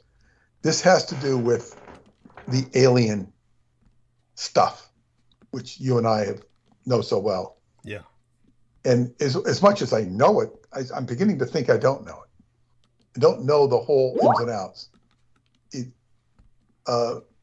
And to the degree I might think I do, or might think you do, it's not enough, because I was given advice by my clairvoyant friend who I visit once a month. And she says, I want you to listen to the people. It's not her talking. She says, Spirit saying, listen to the people that you normally wouldn't listen to, and vice versa, in terms of certain things. Which I'm confronted with the proposition of going to this conference on space technology, or presenting it. I have another commitment, but commitments might change. And this is telling me I should indulge this. Now, I got in touch with a dear friend of mine today. I said, it's about time we talk. This guy, I was like a mentor to him when he was a young man. His mom introduced me to him and says, you need to meet my son. And he considered me a mentor of sorts. But he was very tied into the alien experience, subjectively. He grew up with it. It was something he had to cope with it. I don't look at it like he was being, what do you call it? Necessarily manipulated by the Chichewa. Thank you. But he was teaching people. He had a very alien-esque archetype sitting there in his skull, so to speak. Uh-huh. And we've always been very friendly. He finally moved from Long Island, and he's doing the conference, Human Origins Conference. He's been trying to do that for years. And I don't know. It's, events are tough. And I don't think he knows. He knows initially about Radu's work because he did some of the book covers for me, but he doesn't know the recent stuff that Radu has done about Forgotten Genesis, about the ET heritage of humankind that's in that book, the delineation of DNA, which has been very popular with people in that field. But I want to talk to him about your stuff. Thank you. Like, I just want to sit down and talk to him about it, because it's like this guy has lived an alien life, not necessarily in the sense that you're used to hearing about. My great disappointment with him is that he never got to meet my Qigong teacher, because it just didn't happen. I wanted to introduce him to that, but it didn't happen. So in any case, I'm going to be, broaching this topic with him because he has a lot of subjective experience. And I want to kind of connect some dots. And a lot of the dots I see, so I sent you a tape, a YouTube of some guy who's going to be presenting at that conference. Mm-hmm. And he seemed pretty, quote unquote, legitimate in terms that he seemed sincere. He didn't seem like he was trying to pull the wool over anybody's eyes, as some of them will. Whether they're aware of it or not, they're pulling the wool over your eyes and they're wasting your time. Right. But he was, being taken here and taken there. And he was very convinced of his experience. Something's going on in his world. Right. And my natural tendency would be to put on the brakes and tell him to stop talking like this. Yeah. and although, some people will motor mouth so fast you can't shut them up. Right. And you say, I can't talk. And they keep talking anyway. I said, I got to go. They keep talking anyway. This is rude. Well, that's pathology at that point. It is. It's a form of autism. Yeah. Because they're not listening to the outside communication, which is saying, I can't hear you. Yes. In other words, it's a one-way flow. As L. Ron Hubbard would say, it's a one-way stuck flow. It's going out. Right. There's nothing coming back. You can't flow back into it. It's just flowing out. That's so awful, because then there's no communication and they learn nothing. But what you can tell the guys that you don't want to hear about his shuttle experiences, because what he's describing is that basically he's being shuttled to different parts of the galaxy. They're shuttling him back and forth. They don't want him. They don't want him. Yes. Exactly. And so yes, from a perspective of communication, it's people getting up and talking. And I've met a lot of other people who are very sincere in their experiences, and they're actually having experiences because it's a part of their mind that is happening. And of course, are they capable of, going into a diner and ordering food? Yes, they are. But another part of them is just like, moving like one of those old Rolodexes things, just moving around like a Russian Rolodex, meaning like a Russian roulette Rolodex. It's just spinning around, around, and around, and around. And what are you saying? How does it relate to the outside world? And some of this is technologically oriented. It's science fiction live. In other words, let's bring it into the forum. So if I went to school and I did science fiction class in high school, we'd all read The Time Machine, we'd all read Dune, and we'd have discussions on it, which were mostly the teacher talking and asking us questions, creating a forum on these books. And it was, evaluating the literature, and it had a certain degree of interest. But this stuff is different. This isn't reading a science fiction book. It's something much more topical, actually, because they're talking about future technology or the potential of future technology. It's not like, okay, Star Trek, they all had communicators. Okay, now we have cell phones. They had transporters. We don't have those. We have fax machines. Well, they didn't have fax machines on Star Trek, but that was kind of a miraculous thing when it came out in a sense. But Now they're talking about holographic fields with, medical chambers that would make Dr. McCoy's healing device look pale. You're talking about technology that's very advanced, and they're implying it. Like I can remember going into the House of the Future at Disneyland. Right. And they'd show you electric toothbrushes, electric can openers. And that was a big deal. Yeah. 1959, 1960. Wow. Look at all this stuff. It seems silly by today's standards. Guy would come out and use an electric toothbrush, and that was supposed to go, wow. And it was a wow. The electric can opener. The color TV might do things that, TVs at the time didn't do. Of course, we'd heard of color TVs and you'd seen them, but most of us didn't have them. But microwave ovens, wow. You just press a button and it cooks. Oh, it cooks all right. Yeah, go on. Well, yeah. But these were the excitement of the future, and now the future is much more, I guess, what you'd say, exciting, if that's the right word. Yeah. Much more sensational, and this is this world that we're moving into, and then this whole. See, there's such a false paradigm of aliens. I'm moving into a world where I'm going to be talking to people who are, quote unquote, out there.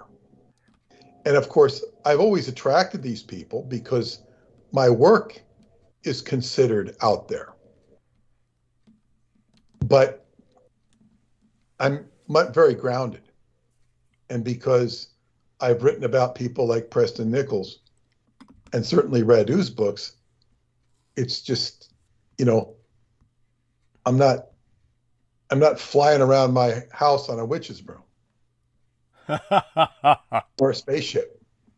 It's like I'm incredibly grounded and down to earth. And it's not that I can't contemplate these things, but what happens is, and I will go back to the Scientology counseling days, where you talk to a certain amount of people will sit down and talk to you as if you're talking to a person, and you're a person and they're a person, and you're talking to them. You could be talking about the weather. You could be talking to them about the ball game. You could be talking to them about current events, and it would all be coherent. And then you might go into their personal life and they talk about this and that, and it would all be in a reference of coherence. If it went into a past life, it would still be in the vernacular of coherence, because although it was a past life, it's all contextualized. There are some people who would, so to speak, break all the rules and just start talking to you about scenarios, places, events that had no coherence whatsoever. There was a consistency in the story, perhaps, or certain characters, but there was no effort on their part to make it make sense in a way that was respectful of your position or coherent to your position. Now, of course, you could catch on and you could play along, but you were playing along because you had to respect them and what they were saying, only to be in communication with them in an effort to help them. And in many cases, what they were saying, might or might not have had therapeutic value to them. It's just that they're talking a mile a minute about stuff that doesn't make any sense. Now, I find that when you get into the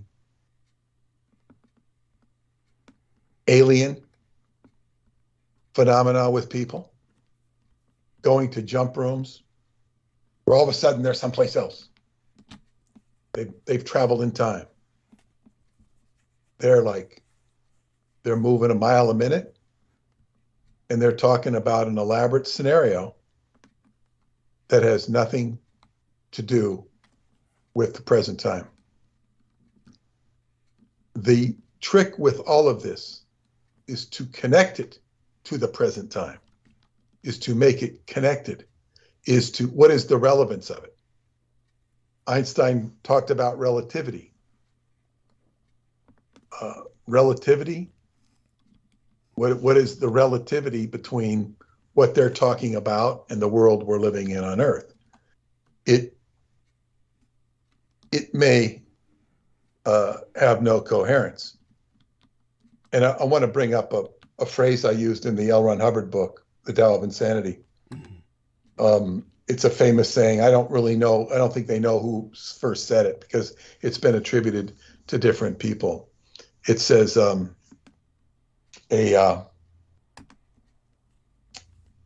psychotic builds castles in the air, imaginary castles in the air, or a neurotic builds imaginary castles in the air. A psychotic lives in them, and the psychiatrist comes around and collects the rent.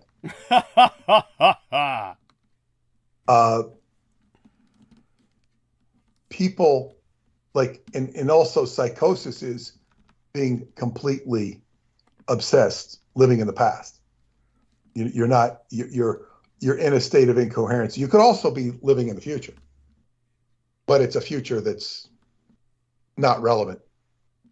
So I guess you could call it an extreme form of autism, where you're not communicating with the outside. There's no interaction between the outside world and the inside world. And it all becomes relevancy. Now, I play a peculiar position in all this, because if I go up and present the stuff on Radu, it's going to have a coherency that a lot of these other stories don't have. And it'll make sense to a lot of people. Whether it should or not make sense, I guess is really beside the point. But in other words, it'll be a more coherent story. It'll be a more coherent story, and therefore it'll attract a lot of attention. And then people will want to borrow or sponge off the story, as I have seen it in the case. And they will claim that they are working. I've had people that claim they're talking to Radu, working with Radu, and they're clearly not. They try to, leech onto the story. And he's even commented on it, because it's a good story.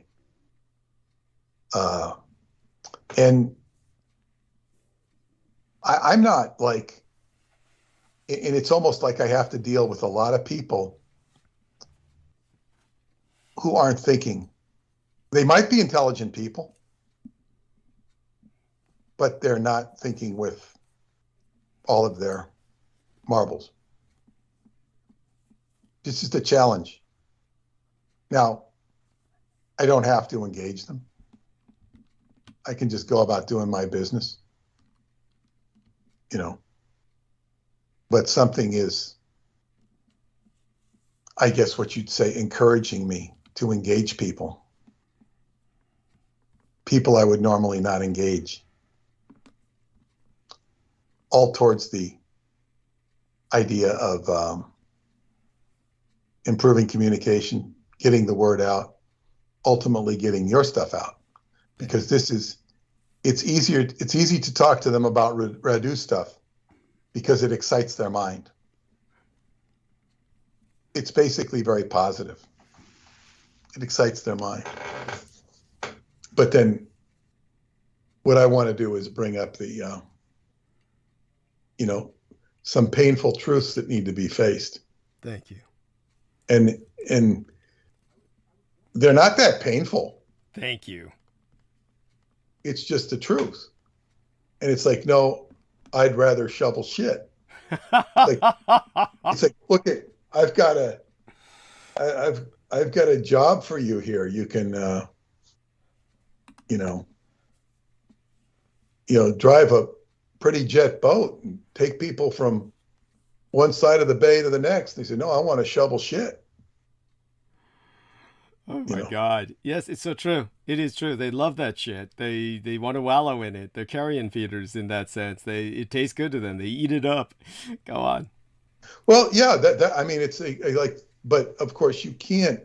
And the Qigong is another big problem because it's like, wow, it's like I can tell people, I can't tell people I can tell people anything I want, but it's like, okay, it's like when I look, I'm only beginning to look at how much dedication I put into that over a period of years.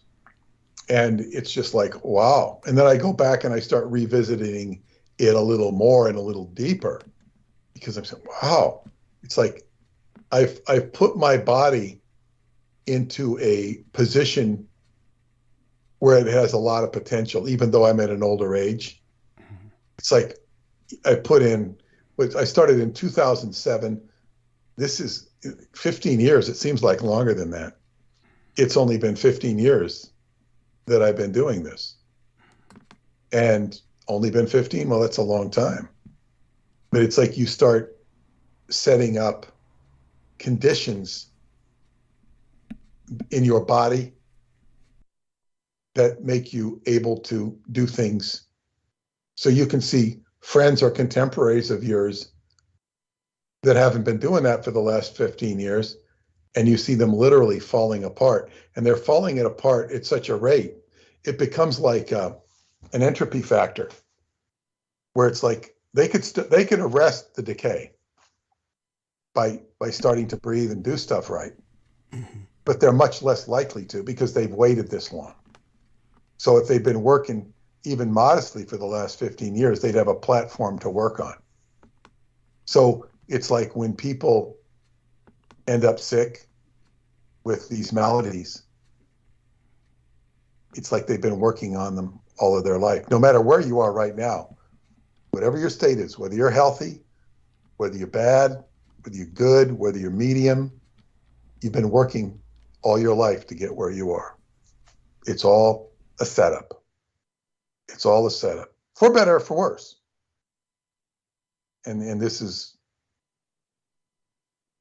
and I guess I feel like I'm going to be dealing with insanity. But however, it's actually, I'm making it more dramatic than it is. All I have to do is just listen to people and be respectful. That's really all I have to do. It's that easy. It's not like I'm facing, enemies that are trying to defeat my argument. Not in terms of personal contact. That only happens and it's happening, most of it's being directed at you. Yes. But still it's being directed at me indirectly because I'm supporting you and trying to proliferate your knowledge and information. I guess it would be a lot better if, I started hearing stuff a year down the road saying, oh, why is he working with Douglas? He's doing it for money. He's doing it for money. That would be better. That would be much better because I might be saying what money, but it's I remember somebody, Preston was quoting, or somebody he ran into, somebody who read the Montauk Project, and he was out on the base. He ran into him. He has the book. Oh, they're doing it for money. They're doing it for money. Like there was some, huge money associated with it or something. If people see a book or whatever, they're doing it for money. It's the fact that they even think that that's a substantial source of income. It's preposterous. But I mean, I have made a living out of it, but it's not what they think. It's not what they think, like, oh, somebody paid me a bunch of money to do this. That's how they think. Yeah. Somebody paid me a bunch of money. Somebody once offered to help us investigate out there. And he wanted $20,000 and he'd do a real good investigation of the Montauk, Incredible. I mean, really. And he was, I think, a published author or something. He had plenty of money, he could have easily, he's in a better position to pay me than I was to pay him. Yes, there you go. That's the insanity. I could have paid him the money, but I mean, for what? Thank you. Nothing anybody would want to read. Yeah. I mean, some people have some pretty kooky ideas, like, money's all handed out. It's, Well, they feel that way in Eastern Europe about what it's like in America. A lot of them have that kind of idea, that fantasy that the streets are paved with gold here. Apparently, a lot of Americans have that fantasy too. Well, yeah. And then we also have a lot of issues coming up with the young people that's coincident with the shootings. Yes. But I mean, young people, we don't know what it's like to be a young person today. I'd say, and I mean, if I look at my daughter and when she grew up and the kids, they were growing up in a much different paradigm than, my generation did. Completely different. First thing I noticed is when I went to my daughter's kindergarten class for the first time, and I noticed how well dressed the kids were. And it wasn't necessarily because they came from nice families. It's just that the clothes are so much more nicer than they were when I was a kid. They're just nicer clothes, It's like, wow, I go, this is different. Everybody looks so much better dressed than when I was a kid. It's not that they were horribly dressed. It's just, it's different. It's just, they grow up in different circumstances and everything's, I guess it's been called a generation of entitlement because everything's handed to them. Everything's much more contoured. Whereas when we were kids, we just went out and played with the neighborhood. There was not so much supervision. It's and every generation is different. So now my daughter's 30 plus years old, 31. So it's like, wow, we got a whole nother generation. And these kids are growing up, with some of them growing up with this COVID and all the isolation that's taken place, which is a trauma completely separated from whatever the disease or the vaccination factors are. It's just being isolated and all of this stuff. And then they grow up with social media. I think my daughter missed out on the drama of social media destroying lives. I mean, sure, they had social media, they had MySpace, not so much Facebook, but it was like now today, kids are having to grow up with social media. Yes. And all the stigma that it can affect them with. Oh, so yeah. It's like a lot of challenges growing up. On the other hand, there's a lot of things that are accessible. Who the hell knows? It's but anyway, these are things that were on my mind. I don't know if you have anything to say back to any of it. It's just and just trying to give some perspective to so much of the crap that's going on in the world today. And I want to, just mention JoJo for a second because she did so well with the Qigong. She put on an Instagram and she commented on me, thanking me because she's doing all this counseling, and she showed herself in the shower, putting her hands on the wall, which I taught her to do. Wow. Yeah. To circulate energy through your hands into the wall, down the wall, into the floor, up your legs, up the spine, and you just flow the energy into the wall. This prevents you from being ungrounded. That's what all these people have been in jump rooms. So they go in different times. Put your hands against the wall and you're going to circulate and run energy. Yeah. So you're coming into the present. You're right here, right now. This will stop you from going into the jump room. Oh, I want to go to the jump room. I'll get more attention. But what she was doing, what she didn't know, is she was doing it. What she knew, she was doing it in the shower. See the shower coming down on her. If you go onto Instagram, you can see all the tattoos on her back too. Pretty sensual. But anyway, but she's putting all the water on her head. And I explained to her, this is water Qigong. It's a way to cleanse yourself. She was doing it naturally. I made a comment, she's a natural. She's like letting the water flow. And just like I was reading out of Salmon's book, he's talking about using the water to cleanse you. Maybe he could follow his own advice. Well, if he's listening, or Jameson is listening, I would advise them both to take a salt bath. A salt bath would be the best thing in the world for them. It would change their life in a positive way. They might flip into a very positive, or go to one of those salt. They have, I forget what they call them. They're like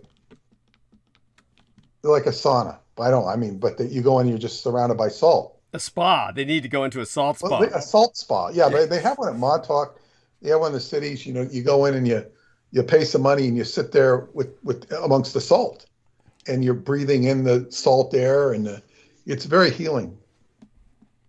Salt's good. What it also does, for those of you who do not know, it also is good for getting. That's why Douglas laughed, is for getting rid of entities and spirits. Yes, that's right. It's known for that. It's an old witch's trick, but it's not relegated to just witches. It's common sense.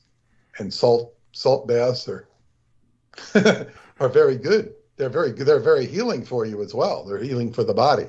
We're told to take a hot bath with a cup of hydrogen peroxide, yes, and a cup of kosher salt, and just bathe in it. It'll draw the lactic acid out of your body.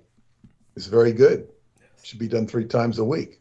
Yes. And any spirits it gets rid of is residual benefit. Yes. Side effect, positive side effect. Yes.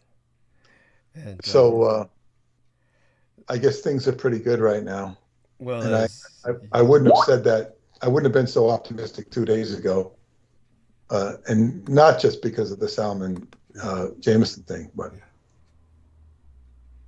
other factors. Yes, understood. And just like it's.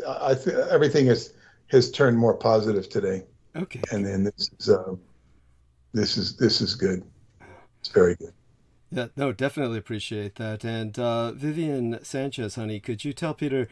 She was trying to thank you the other day by entering that into the chat room, but basically none of us goes back to these calls once the calls are done. So Vivian, if you could take this opportunity to thank Peter for what he said the other day. I had told her what you had said about her, which was that if Michael Aquino had appeared to her, she wouldn't be intimidated at all, and that you understood intuitively that her faith was strong enough where she simply would have kicked his ass in the astral, or kicked his astral ass out of her space.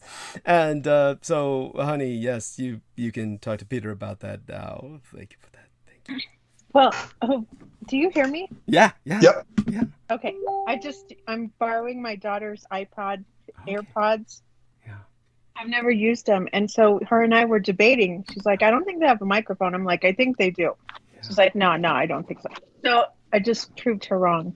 Anyway, well, thank you, Peter Moon, for saying that. I hope that I don't know if you see that in me, but definitely, if you ever need help interceding in whatever you're operating with in the spiritual realm, please do include me. I love it. Whatever you guys partake in as well. Well, that's very nice of you, and I appreciate that. And I will certainly consider that. But this stuff, I mean, Douglas is the brunt of the attack, but still, these attacks are so Mickey Mouse. They really are. I mean, I've been subjected to far more challenging things than this. And Yeah. This is just, it's just very Mickey Mouse. It's embarrassing. The enemy is embarrassing itself. But that's what makes it so strange that so many people in this quote unquote inner circle of Team Dietrich, people that have been around forever, like Pac-1 Morales, are jumping ship to join the other side. This is what's so bizarre about it, and what makes it so strange. And the way I would guess that the ladies and someone like himself, they feel that I'm cruel to Salman Sheikh and to Jameson Reese. And this is it's so offensive because these people didn't have to deal with Jameson Reese because he was my producer. I had to maintain a connection with him on the Facebook and other places. I told everyone publicly I never speak to him unless I absolutely have to. And I said this throughout the time he was working with me. And it's usually I just talk to him, period, when we're here, when we're on, when I can help it. And if people didn't get the message then, but you're dealing with somebody who, like I said, you'd be sitting there working on a computer, and whenever I was on it, and this guy was on it, he'd just be sitting there screaming, "You're all going to die!" I mean, how many times this wears on the psyche? And if these people think he's such great shakes, and none of them are going to spend any of that amount of time with him where they're going to have to be subjected to that. But that's the kind of psychotic abuse. This person is really assaulting a person's psyche and eating up their soul. And this is what he did whenever he was on the program. So he sits here and says that when he's on the program, "You're all going to die." And a good example is like when he's saw this film that I had spoke of called Horror Express, and it had a Rasputin-inspired character who basically began to commune with this unearthly entity that had to be eliminated on this train in Siberia where everyone's survival was threatened. And the few people who survived in the end, he relates that story and he says, "I wish they had all died." Okay, and none of this is funny. It's just with everything he said, it was like this. It's just, "I want you all to die," and this is just included in everything he said. So to the point where, as I said, Crystal River never came back on the show because of him. Whether she does in the future remains to be seen. I'm sure she will. Honestly, now that he's gone, just as Noreen Helpan said, she's so glad he's gone. So many people have said that. But then you get these crazy people who say, "Oh, I'm cruel to him," and cruel to Salman because he stood up for him. And this is what's insane to me. So this is the kind of person you want to hear. This is the kind of person you want to have around, just screaming all day at you how you don't deserve to live. It's these people are themselves, obviously. There's something very wrong with them. So, well, this is a lack of an ability to discern. Yeah. It's discern. They can't see the evil involved, and they are in sympathy with the evil. Yes. Because evil is fooling them. Yes. And playing off of their emotions. Yeah. And emotions are everything. They are energy and motion, and they affect you. So if you get your emotions are steering your head to the point where your head can't see. And this is unfortunately exactly happened with Salman. His emotions were stirring him up because he had a deep emotional bond, because he bonded with Jameson too deeply emotionally, but he was bonding with the wrong thing. He was bonding with evil. Yes. And now he's joined forces with other evil and calling you the evil, unfortunately for himself. It actually helps you. It does. It does. It helps me, yeah. And it helps everything that we're trying to do, unfortunately. And also, when you talk about people who are subsidized, yes, to live, yes, this is not a real life. Thank you. And I, at different times in my life, thought that, regretted that I didn't have rich parents. Certainly my father was, well off or okay, but he certainly wasn't rich, certainly not rich. So I've had to, survival has definitely been a challenge for me. Not one that I was able to handle, but my whole life doesn't make any sense from a normal point of view. Like, I've never had a real job. And that people might envy that, it's not been easy. It's been very challenging.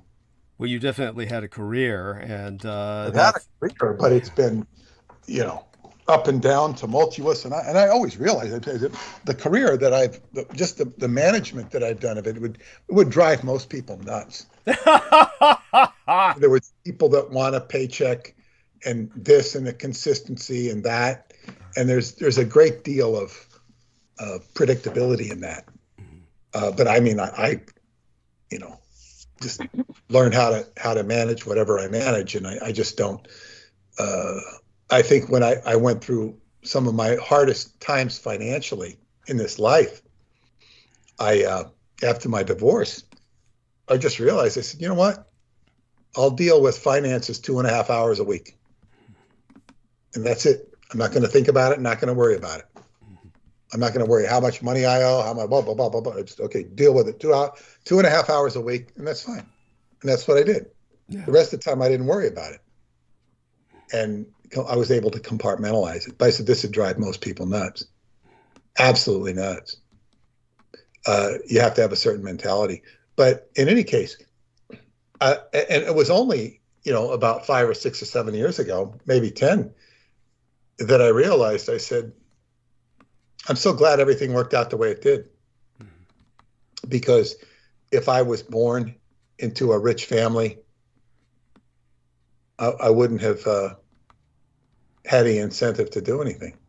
Yeah, that's it can be quite a curse. And I even heard where Warren Buffett, I don't think he left. He said he didn't leave his kids anything because holy shit, they must love him.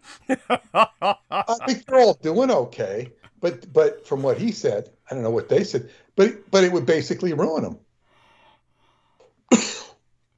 And they're probably too old. I mean, God, he's in his 80s. They're too old. I'm not holding him up as a model of virtue of anything. The fact is, he says, and it probably would ruin him. I hear you, but he's a hard man. I'll give him that. He's not doing it he's not doing it because he's hard. He's doing it because it would ruin him. I hear you. It's basically tough love, but yeah, that's still. But hard. I think I think they all have careers and are, they basically don't need him. Understood. I mean, what does he do? He's somebody, if you believe what he says, he's somebody that's worth billions of dollars. And he says, okay. And, he goes to McDonald's every morning for his breakfast. This is what he said years ago. And he says, if we had a good week, I get, the deluxe meal. If I didn't have a good week, I get the cheaper meal. Like, in other words, he's going to spend $1.50 less if they didn't have a good week. Now, what the hell's a good week when you're 80-something years old and you're richer than God? He's obviously, but he said he would still get the cheaper meal at McDonald's for breakfast. Why he even eats in McDonald's is another thing, but but still, it was like, okay, he's eating garbage. It's like this is but he's still, and he's in his 80s. Deep 80s, and he looks pretty good. He looks better than Kissinger did at any of it. But I'm just saying, is this mentality of, okay, I'm gonna punish myself if we didn't, if the market didn't go up or whatever. I don't know, but he had these like rules. It's like, if I'm making bacon and eggs for breakfast every morning, if it's, well, I'm not going to get an extra piece of bacon because, we didn't make as much money this week. I mean, you can understand, if if you're living in a situation where you're hard up. Yeah, well, it would be hard to understand even then, but go on. Well, my friend, at my friend's funeral, his brother told me about the dad. He was my alternative dad. He said his dad used to eat real fast. He couldn't believe how fast his dad would eat. And he asked his dad one time, he said, "Why do you eat so fast?" He says, "Well, I grew up in a poor Italian family." And he said, they put the food out on the table and his father and mother would eat. And then what was left over was for the kids. So what was ever left over, you had to get your portion and eat real fast. They had a big family. You had to eat real fast. Or everyone else would steal it, like in prison? Well, yeah, it was just survival. Oh, God. But he said, he carried this pattern. I mean, I ate with him a lot of times. I never remember seeing him eat fast.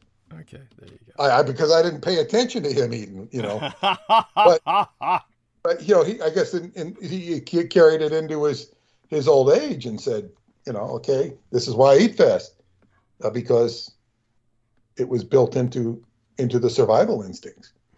So, Warren Buffett carries his old habits of being frugal. So be it. But in any case, people misassign cause, and their emotions can be quite toxic to themselves, and the inability to spot evil in your own world. People do this all the time. They don't see the evil in their own kingdom. That classic movie Camelot is a great example of King Arthur is being deceived by Guinevere and Lancelot, who are having an affair. Right. And he doesn't see it. And then when he does see it, he doesn't want to do anything about it because he loves them both. Yet people force him to do something about it because it's not right, or they deem it's not right. So he has to do something about it. In his case, he spots the evil, or what's construed to be evil, the illicit love affair, but he condones it because it's too painful and he loves them both. Yet it's ruining everything. So, but he's forced to act to hold up his own integrity. The people force him to act. Otherwise, he looks like a limp fish. But he's a case of somebody who spots it, but does nothing about it until he's forced to. In the case of what we're dealing with, in your case, people are not spotting it. They don't see the evil. They see the poor little Jameson, the poor little salmon, the poor little cat. Yes. And cats like salmon. They eat salmon. Yes. And this cat ate salmon. Cat ate him up. Outram. But it's hard for me to believe that Outram wasn't behind on the scenes already. Yes, that's right. He was. So you were being stalked. Yeah. And who better to stalk you but a Sufi master and his pupil? Yes. And, what was that? I mean, how did all that happen? It's just he came up. Yeah, he just showed up. Remember? He just showed up, and he was like saying, "Oh, I've been a fan for a long time," and he began financially making some contributions, and over the years, like I said, it might have been maybe if like I said, maybe at 1,500, maybe $2,000 at the absolute most. But I'm sure it's less than that. It doesn't really matter because comparatively speaking, it's not much.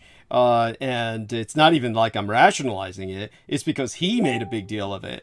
And so he's like started showing up and said, I support you. And, while his platitudes were always welcome, they were also rather robotic. And that was disturbing. It's, like when he continually placed up his same repetitive motions every morning.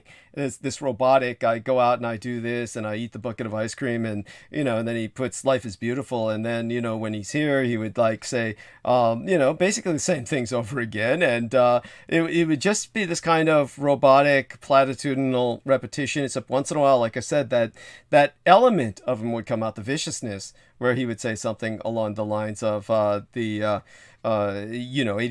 of the population has to die. It's decreed such. Or this person, another thing he did was we would not even be speaking about someone like the gang stalkers or Richard K. Cole. And he'd close off when he left by saying, and for all you gang stalkers, Dickie Cunt Cole Jr., as if he's trying to provoke something, start more. And he would just come out and shout that and say, you're going to burn in hell through all eternity. And now, of course, he's supporting Michael Aquino. This is what Sammy Romero pointed out.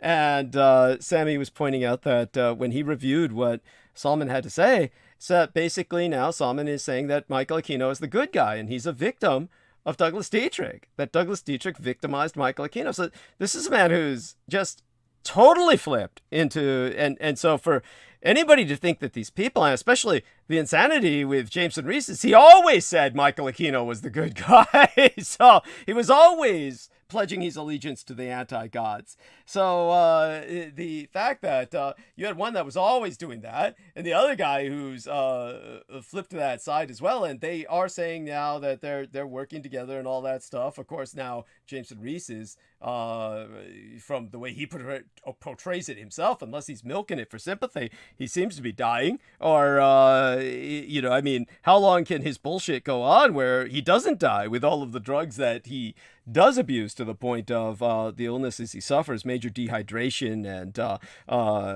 muscular degeneration, etc. Now you add the internal bleeding. And by the way, the magic that he uses, understand this, when you're conducting serious magic, we're not talking bullshit like going into an occult bookstore and buying a Jesus candle and lighting that up and feeling better at night. We're talking about if you're conducting genuine magic where you want to rewrite the program of Maya, the matrix you live in. You want to change your world. That needs blood. And we're not talking like anything that just looks like blood or substitutes blood. No red jelly, no fucking Kool-Aid punch. There's nothing's gonna work other than blood, yours or someone else's. And so he bleeds when he conducts his spells. He bleeds himself. So I'm hoping he bleeds himself out with all of the spells he's been casting to take myself down and everyone else, but it's obviously backfiring.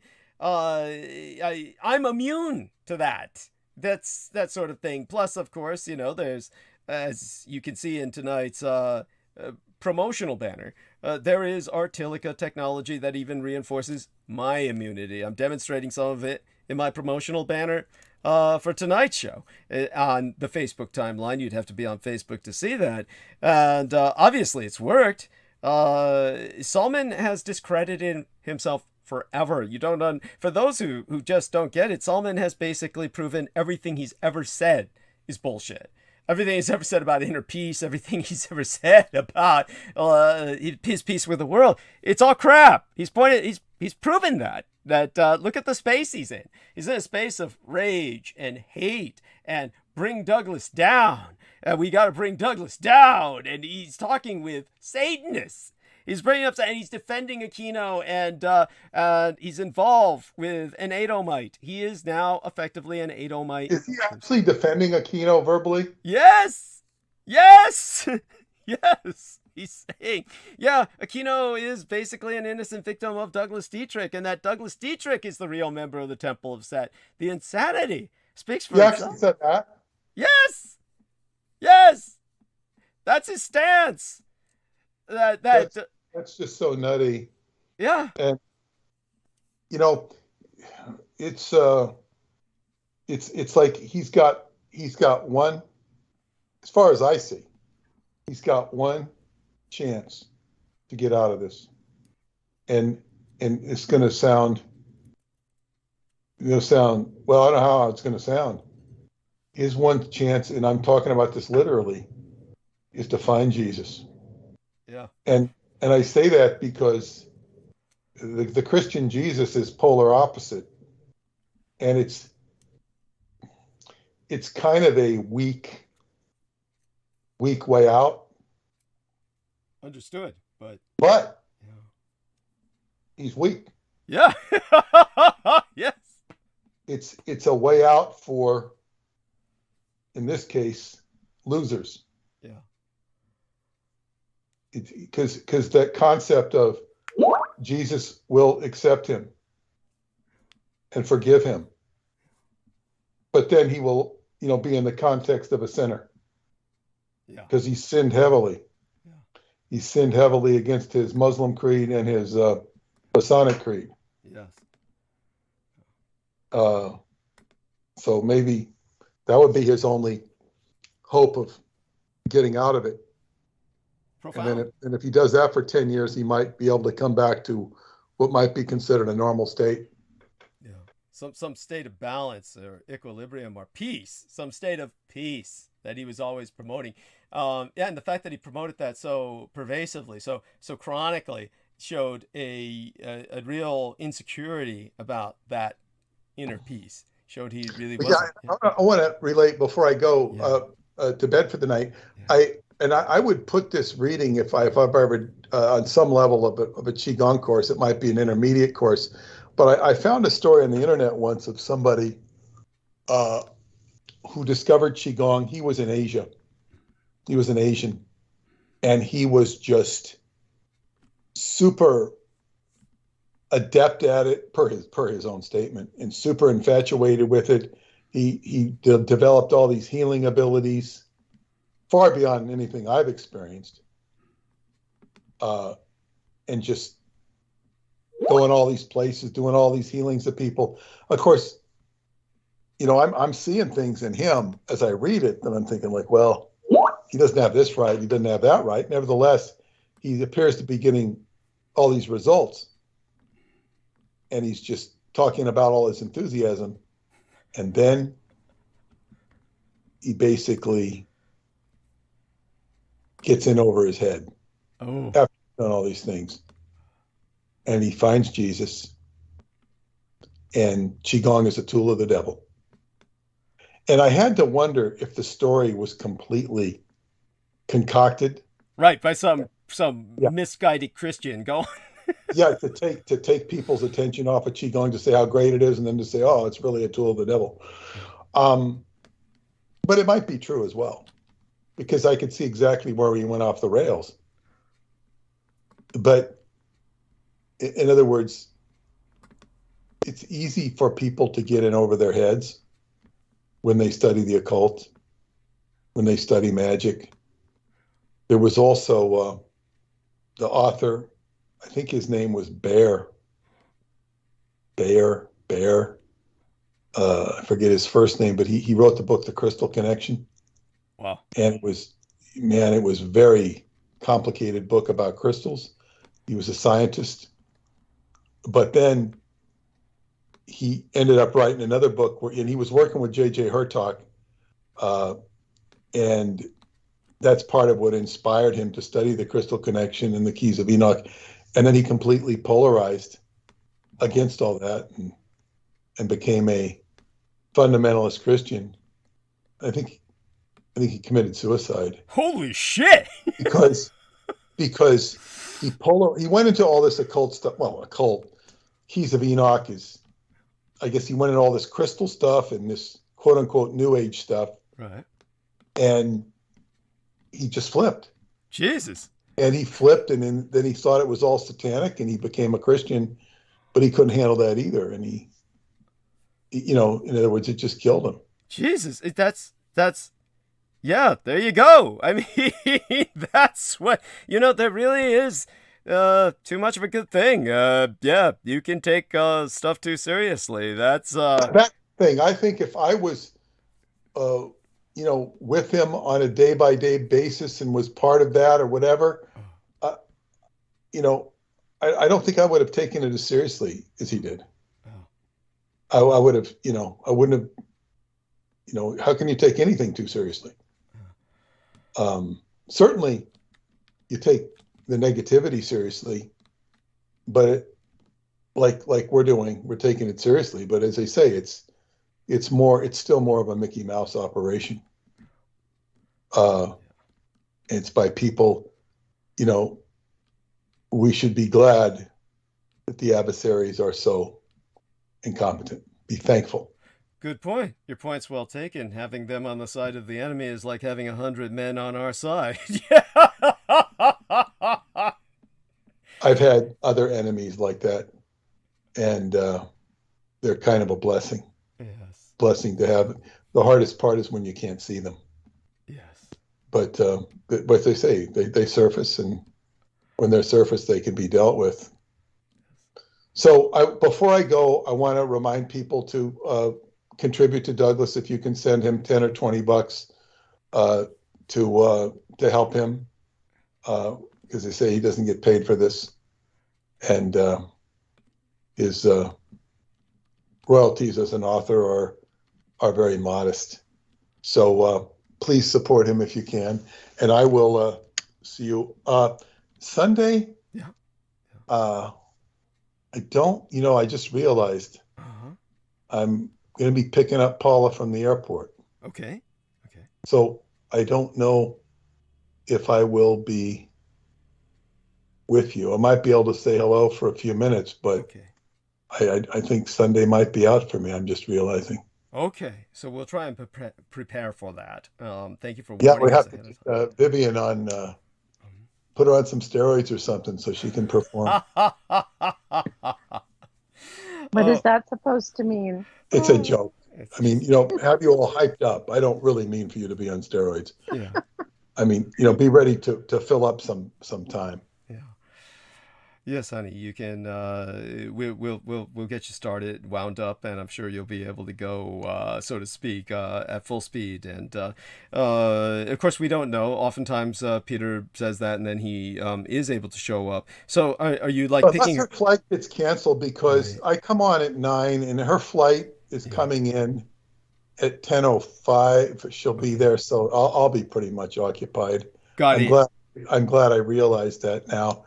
And Yes. So Vivian, I would suggest that Vivian hit all this from a Christian angle. Yeah, and that's fine. And I that's think it would be very interesting. absolutely. And of course, Noreen Helpan might be able to join us. Who knows? And if she does, then they both have kind of a tag team going there. I don't know if Douglas really likes that. It is what it is. I mean, let's just put it this way: they give kind of a rundown of the general perspective that is generally held by many cynical people in the world today, so I'll just will do my best to deal with that in my own way and try to present a balanced perspective on that. But nobody can say we don't present the general perspective here. So these young ladies certainly know what is being said in much of the alternative media, so they can articulate that. They can articulate that stance, and I can take it from there. But when one of these days I'll explain it to you in brief. But basically, they feel the multinational corporations in particular are basically out to rule the world, and that many of the state governments are committed to democide, which means killing their own populations, and that the end result will be a kind of borderless world where no nation is sovereign and we're all run by economics. But by the way, the if you ever take a look at the 80s or 90s dystopias that in the genre known as cyberpunk, this is kind of like the logical endpoint that they continually try to convey. But the reason that it's a senseless genre, or rather it's a senseless dystopic scenario, is that these corporations obviously are out to turn profits, and the entire population is basically, how would I say this, least developed status poor. I mean, something like shanty towns of Africa comparable. And so there's no one to buy the products or the services. So it's like, well, how would they exist? In fact, there would be no purpose for their existence, as they are incapable of maintaining the economy in which they were established. So it's kind of like, how would I say it? It's a self-defeating scenario. It's an abortive start. It doesn't, there's no way it gets to that point, because the end point doesn't make sense. It cannot sustain itself. So there we have that. But anyhow, love you dearly, Peter, and share that love with Bella. Yeah. Okay. Thank you, Peter. Good night. Good night, Vivian. All good the night. best to you. Okay. Yes. Have a good night. Yeah. And so, honey, let's see if Salman is with us, or Noreen, or I think was that a young lady's voice I heard speaking to you earlier? Oh, by the way, Peggy Wood Amalal sent a friend request to you, so do accept her friendship. A wonderful human being, and he is as I was going to say, I thought I heard a young lady's voice speaking to you. Was that a daughter? I forgot whether or not you have one. You do, right? Oh, yeah. That wow. was my daughter. Yeah. Oh, delightful.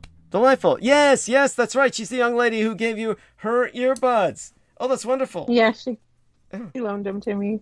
Yeah, delightful. And and they did have a microphone on them, which it's miraculous. It's amazing how these things work. I need to buy a new pair of earbuds, for God's sake. We'll see what happens. Right now, I've got one pair left, and they have one earbud working. So oh goodness. Yeah. They I mean, they're cheap, but they break, they're when I was trying to look for them at Costco, my gang brother took me to Costco the other day because I was out of everything. And so when I was trying to look for them in Costco, all they had was the hyper expensive wireless headphone shit. But let's see if we can get some other people on. Hopefully someone else and yourself can hold the stage while I basically refresh myself. We are going to see if I... Hey. There we are. Thank you. It's Daniel. Daniel Arola, right? No, It's Sammy. it's Sammy. Sammy. I mean to say Sammy. God, I keep saying salmon when I try. Yes, yeah. Now I I can imitate him, but yeah. Oh God, yeah. Like I said, I'm not gonna do it. Oh God, yeah. And you know what Sammy says? Sammy says that Salman really hates me because I went off for a little bit on that little comedy skit where I was like saying if years from now, Jameson and him corner me in an alley and, they basically confront me. Because of you, I lost my inheritance from my Muslim parents. And Jameson's like, yeah, and my brother and sister took my parents' house. And they're both saying, only our love together kept us alive. Our love for each other helped us survive. And yes, if they capture me and have me at their mercy, they'd put me through that Salman lifestyle of keeping my shirt tucked forever underneath my belt, looking like an idiot. And that's his culture. It's like Saddam Hussein. Remember Saddam Hussein used to have this perverse habit of letting his gut hang out like he was proud of it.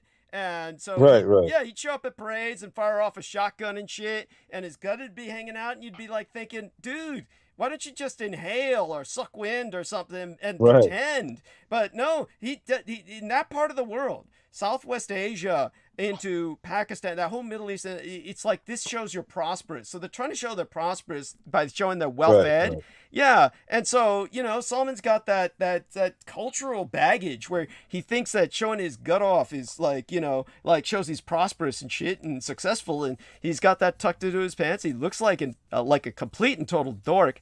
And, and the ice cream, oh my fucking God. I mean, that much ice cream. If I were going through a bucket like that, it would taste like sugarized snot.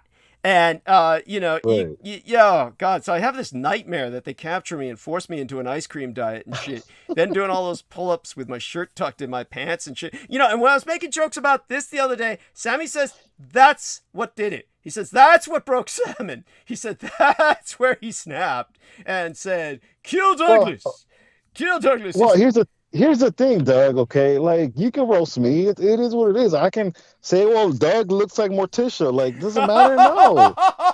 Yeah, I take that as a I compliment. mean, Yes. know what I mean? It's one of those things where look, and this is where it kind of makes me scratch my head in the sense that, and I think Peter was right. Is if you're so into your faith, it don't matter. Thank you. It really doesn't matter. Yeah. I mean, it doesn't, and that's one of the things that I've learned that, people's opinions are their opinions. I mean, if you look at my Facebook, I haven't updated my Facebook in eons. Do I care? No, I don't.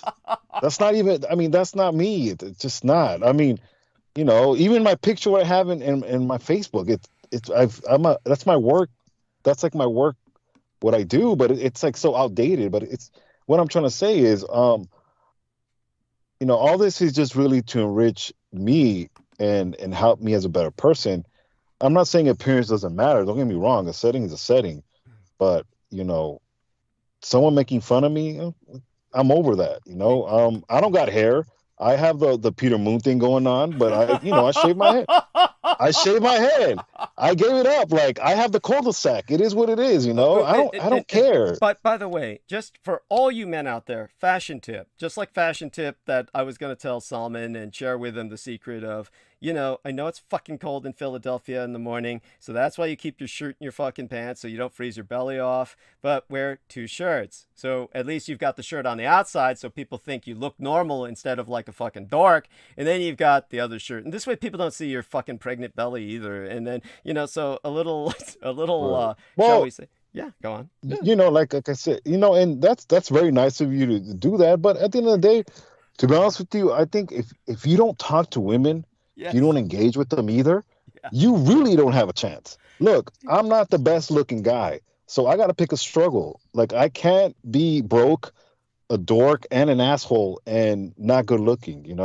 It doesn't work that way. You got to pick a struggle and just roll with it. That's what I told Jameson. Like, pick a struggle, bro. Like, it's not rocket science. Like, no, I'm not gifted with a great hair, but I really don't care. Like, that's like I said, that's one of the things where you got to accept and move forward. I think anybody has their insecurities is just to be insulted. It's like, I'm not going to give someone that much power to affect my life like that. I'm 35. Like, I got so much going on in my life.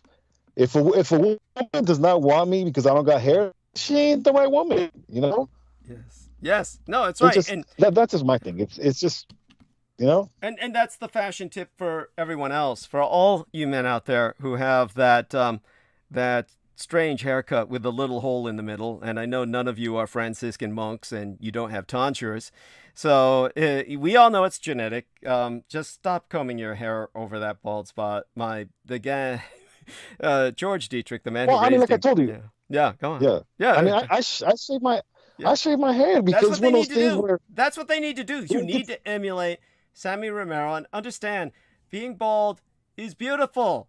For your average man, it's very masculine.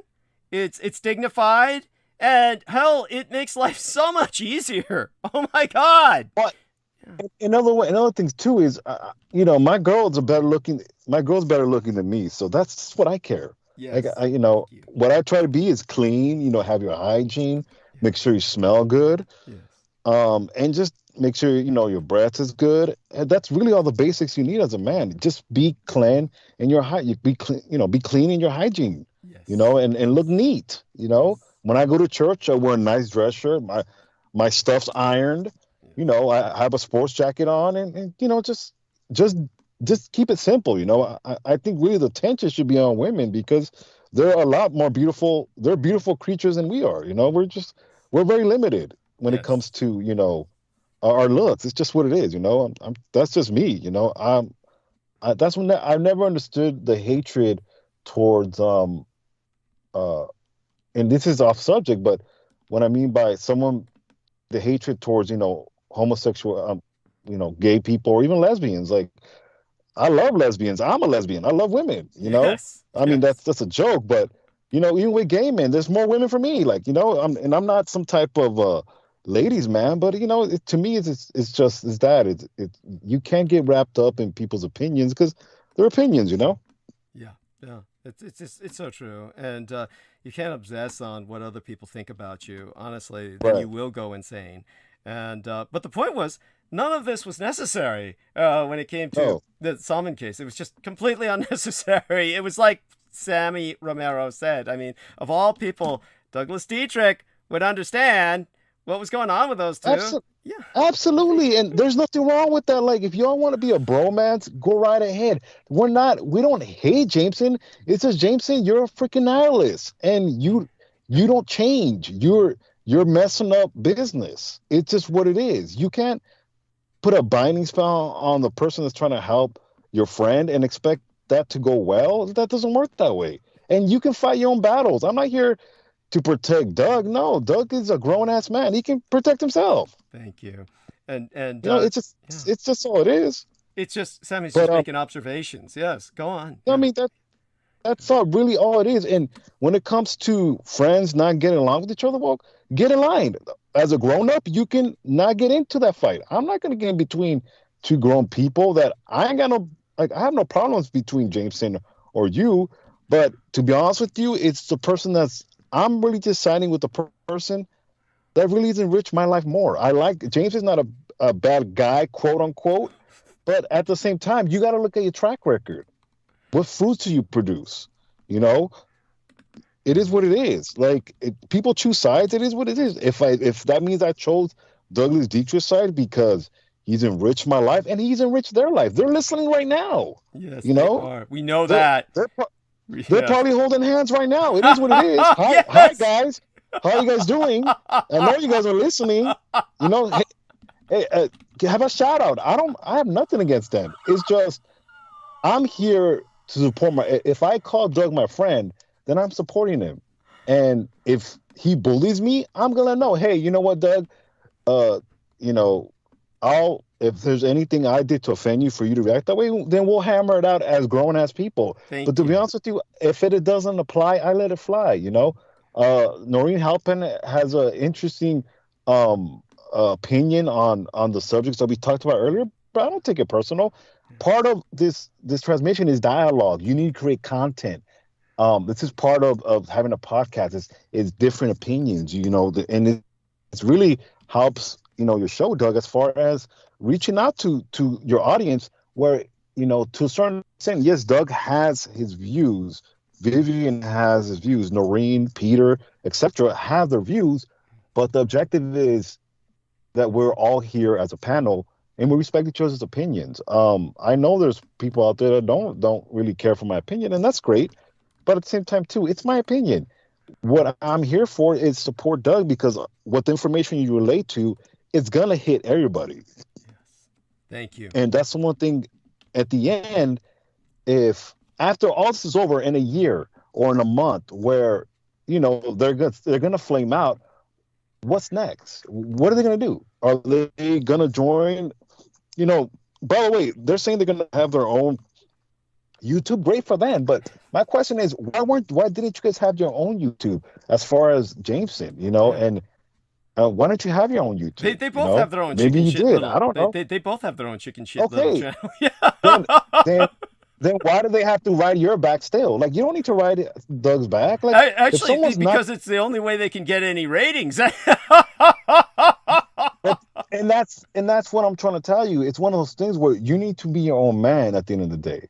Doug is never not that you don't appreciate, what I contribute, but I know you have your own message and your objective. And it's not that it's yours. It's just, I can add to it, but really, Doug, you've forgotten a lot than what you relayed, and for a reason. Yes, and you can't start spewing everything out because it's just not at the appropriate time. Yes. But, back to them, we really don't have no ill will, because it is what it is. Once you start defending Aquino, I don't want to talk to you. Thank you. I mean, That's one. That's Do not bring that dude up. Don't bring him up. Don't bring up all your gang stalkers. Why do you need to bring them up? They're nobodies.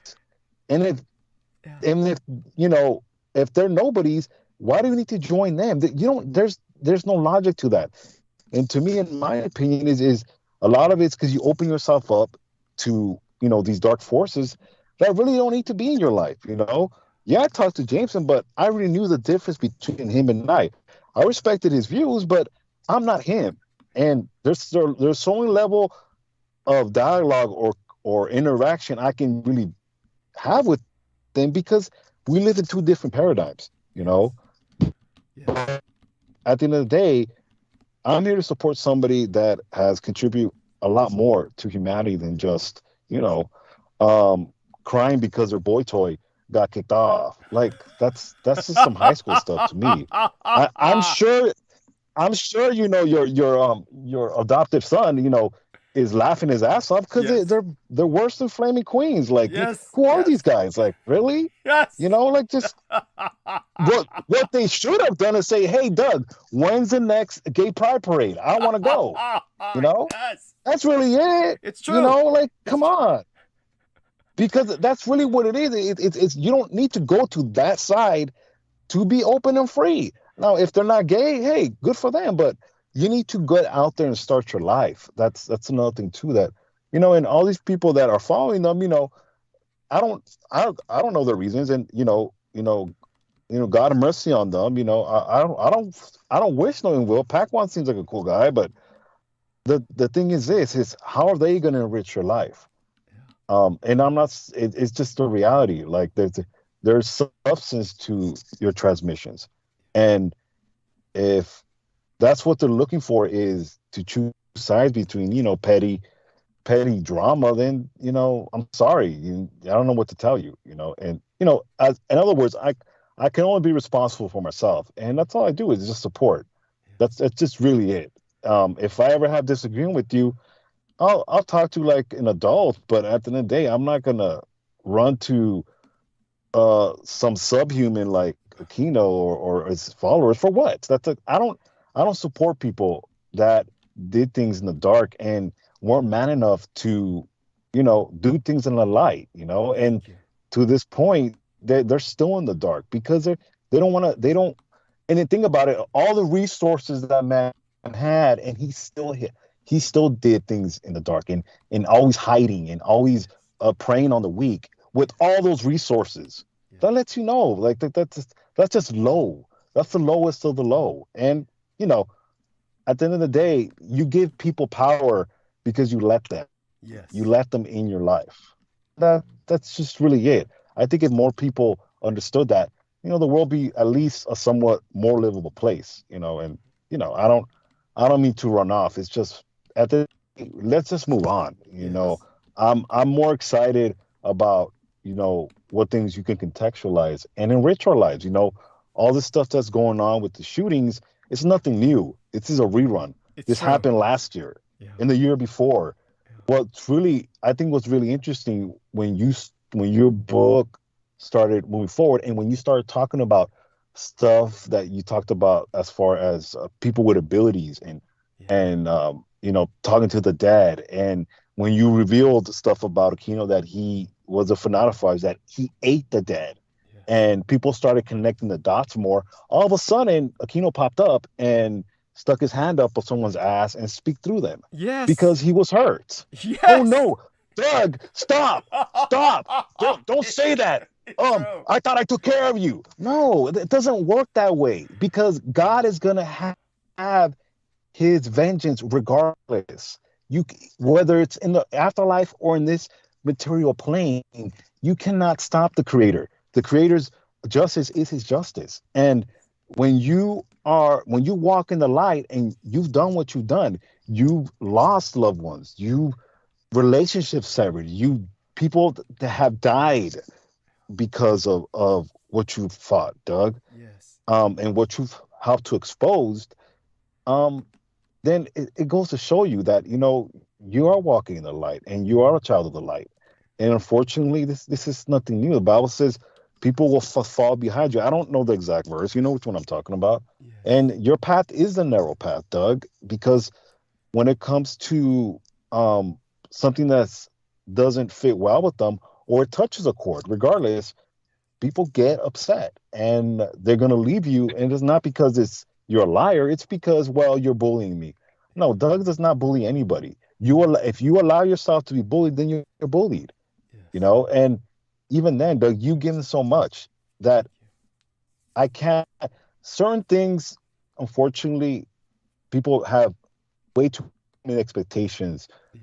for people, even people that they think they know. And what I'm trying to say is, I know what to expect of you and what not to expect of you, because it's not fair. Thank you. Some things were robbed from you. Yes. Some experiences have been robbed from you. Thank you. And to a certain extent, you weren't product of your environment. Witnessing all those horrific things, you have post-traumatic stress, you have trauma. I have to understand that to understand your struggle. To understand your struggle is to understand you and to understand your message and where it's coming from. And when people forget that and try to victimize themselves, you need to think what Doug's been through and stop with that selfish mentality. And it's always that me, me, me, me. No, it's not about you. It's your transmission. This is why I'm not going to cut off knowing helping and say, oh, you're wrong. No. This is part of the show. This is part of what content is, because it's multi-layered. People have their different points of view. And it's not that, I want to tell people they're wrong. No, it's regardless of the fact, that's not the point. It's your transmission, and just be respectful.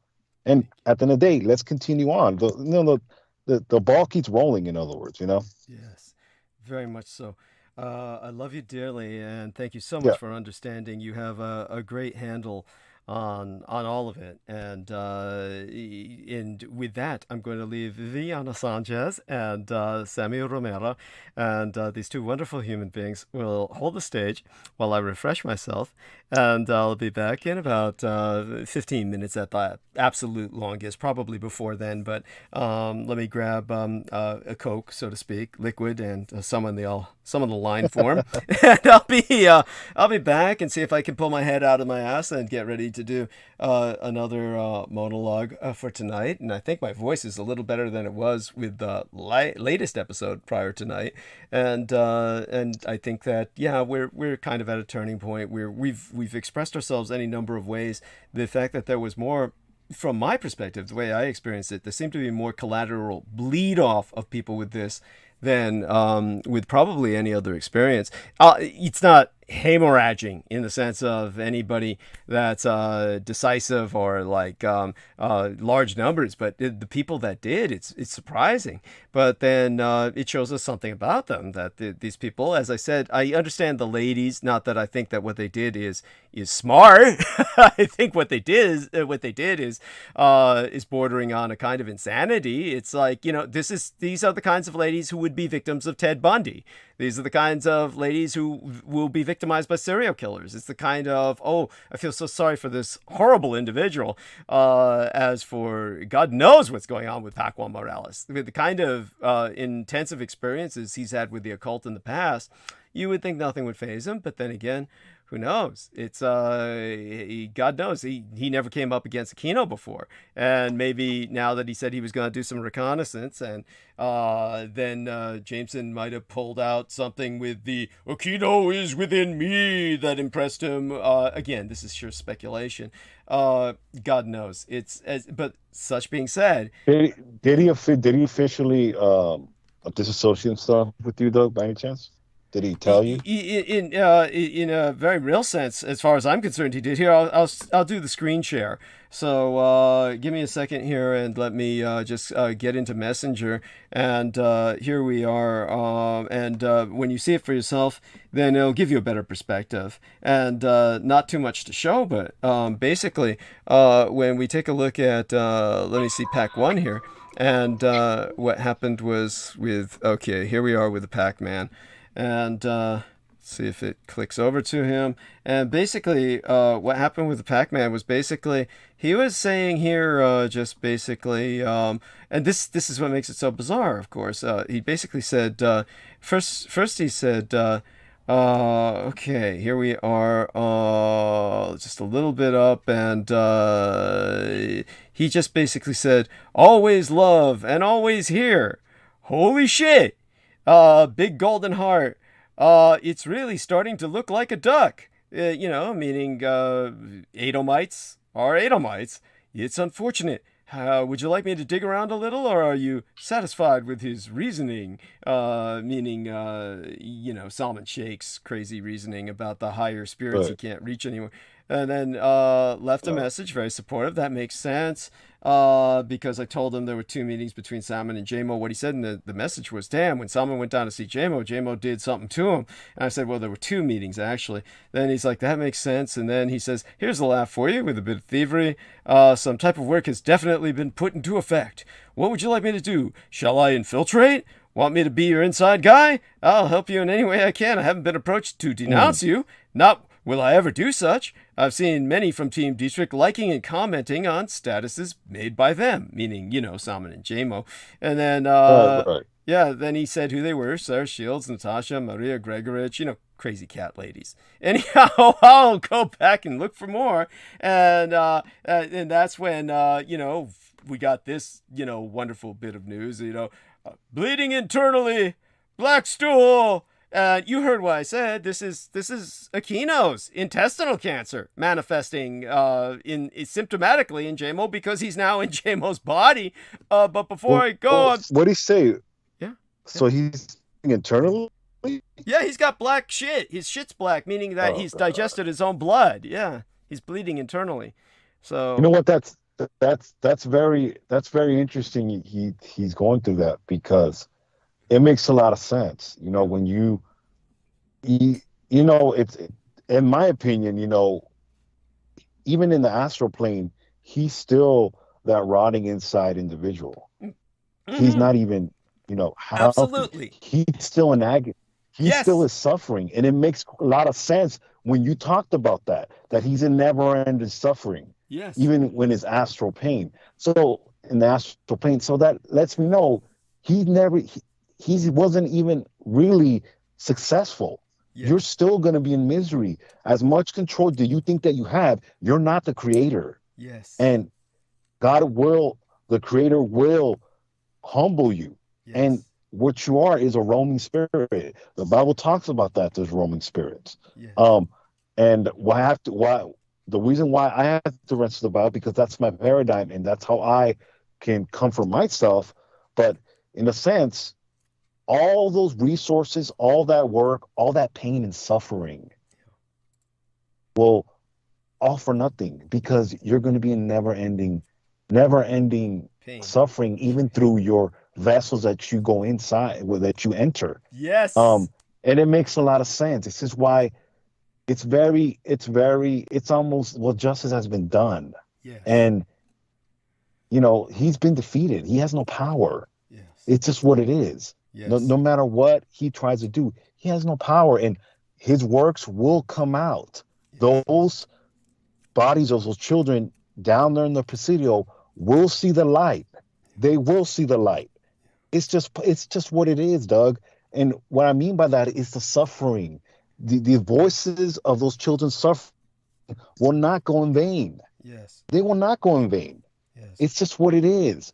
And this is why I think he's in panic mode, where he's trying to get the people that are susceptible to him around you to turn against you. But it's no different, Doug. Yeah. It's really not. And this is why I'm very sensitive to why you had to do what you had to do. This is why a lot of people they forget. They forget what you witnessed. Why you have to do some lines of coke. Why do you have to take a swig of Jack Daniels? I don't, yes. etc. Why you have to sex yourself sometimes to kind of soothe yourself from that bullshit you saw. Yes, absolutely. This is why it takes a quarter vampire, cybernetic / person to endure all this toxic waste, because in the end, you had your purpose, and all those things will see the light of day. This is why Liz Aquino was panicking her ass off, trying to send all those things towards you, because even in her bones, she knows as well. Yeah. You know, the guilty conscience will never escape. That's one of the things that I noticed, those things, all those little nuances. That I always have that in my head. And the reason why too, because I almost was kidnapped back in '89. That's right. So I have to, you have to take things into context. All that stuff that Doug bullied me, that doesn't matter. That doesn't matter. I have to have mercy on you because of what you've been through. Thank you. See, that's one of the things that as someone that has Christ inside of them, I have to not think for myself sometimes. You have to show mercy when it doesn't benefit you. That's one thing that Salman, I'm very disappointed in him. You show mercy on people when it doesn't benefit you. It didn't benefit you effing up your life, Doug. Your family broken, yes, etc. But you thought of those children. You thought of those biosimilacra who were crying, that you heard them. Yes. That sticks in my mind. People need to appreciate what you have articulated, because it doesn't go in vain. This is why I don't understand. This is one thing I don't understand, and I don't want to understand, because to me that holds more weight. Yes. And no good deed does not go unpunished. You're right, but at the end of the day, the deeds that you do in honor of the Creator, in honor for His creation, especially children. The Bible says, "The children are mine; let them come to me." Yes. Why did our Creator have children in high regard? Because they're not corruptible. Yes. They don't have sin. So when someone preys on them, God will have His vengeance. Those bodies will come up. It's coming together. It's all coming together, and that's just my saying. That's how I can connect with you, Doug. And like I said, you have a brother in battle, and if I ever do turn, I'm not going to that side. I might be in my feelings. Hey, I'm on my period today. No disrespect, Vivian. I might be PMSing today. That's fine. That's well, fine. At least you admit it. Yes. That's nice. Yes. That's right. Thank you. And you're very in touch with your feminine side.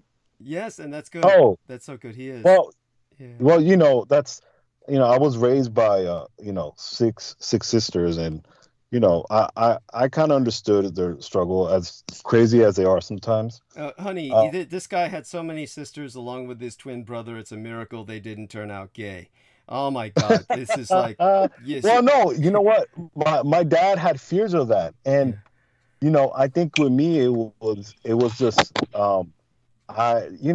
because my dad passed away when I was younger. I had to discover how to approach women. It's not that I didn't. It's just I really love women. I love women so much, and it's just as you growing up pretty much. Yeah. And Doug knows what I did, and it's just the power. And nothing particularly evil, I assure you. Go no, but the power of words. Okay, I'll put it to you that way. Yes. Maybe I'll tell Vivian some other time. But you can tell her tonight. I mean, good God. I mean, I don't mind hearing the same. But just so I can take my break. I did want to show you this. So then, basically, he was like saying, the Pac-Man here. Okay, much love. I'll go inside. We just can't let it be known to anyone else. I'll keep watching, keep you informed. Like he was going out on reconnaissance mission, and basically I encouraged him, and then what happens is this person's unavailable on Messenger. Oh yeah, he went on reconnaissance. Nobody, and that's the thing about it is, Doug, no one cares. Like no one's looking on YouTube. Well, it's not on TMZ. No, that's my thing with Salman and them. And really, they suppress you so much. I doubt. Let's call Harvey Levin right now. TMZ. Hey, do you know that there's two in-closet queens that don't like Doug? He's not gonna care. Come on, like really? Oh, we're gonna get him off of YouTube. What does it matter? It doesn't matter. It really doesn't. all you do is promoting Doug. That's my thing. Is you're promoting somebody, and it's dumb. But it is what it is. Yes.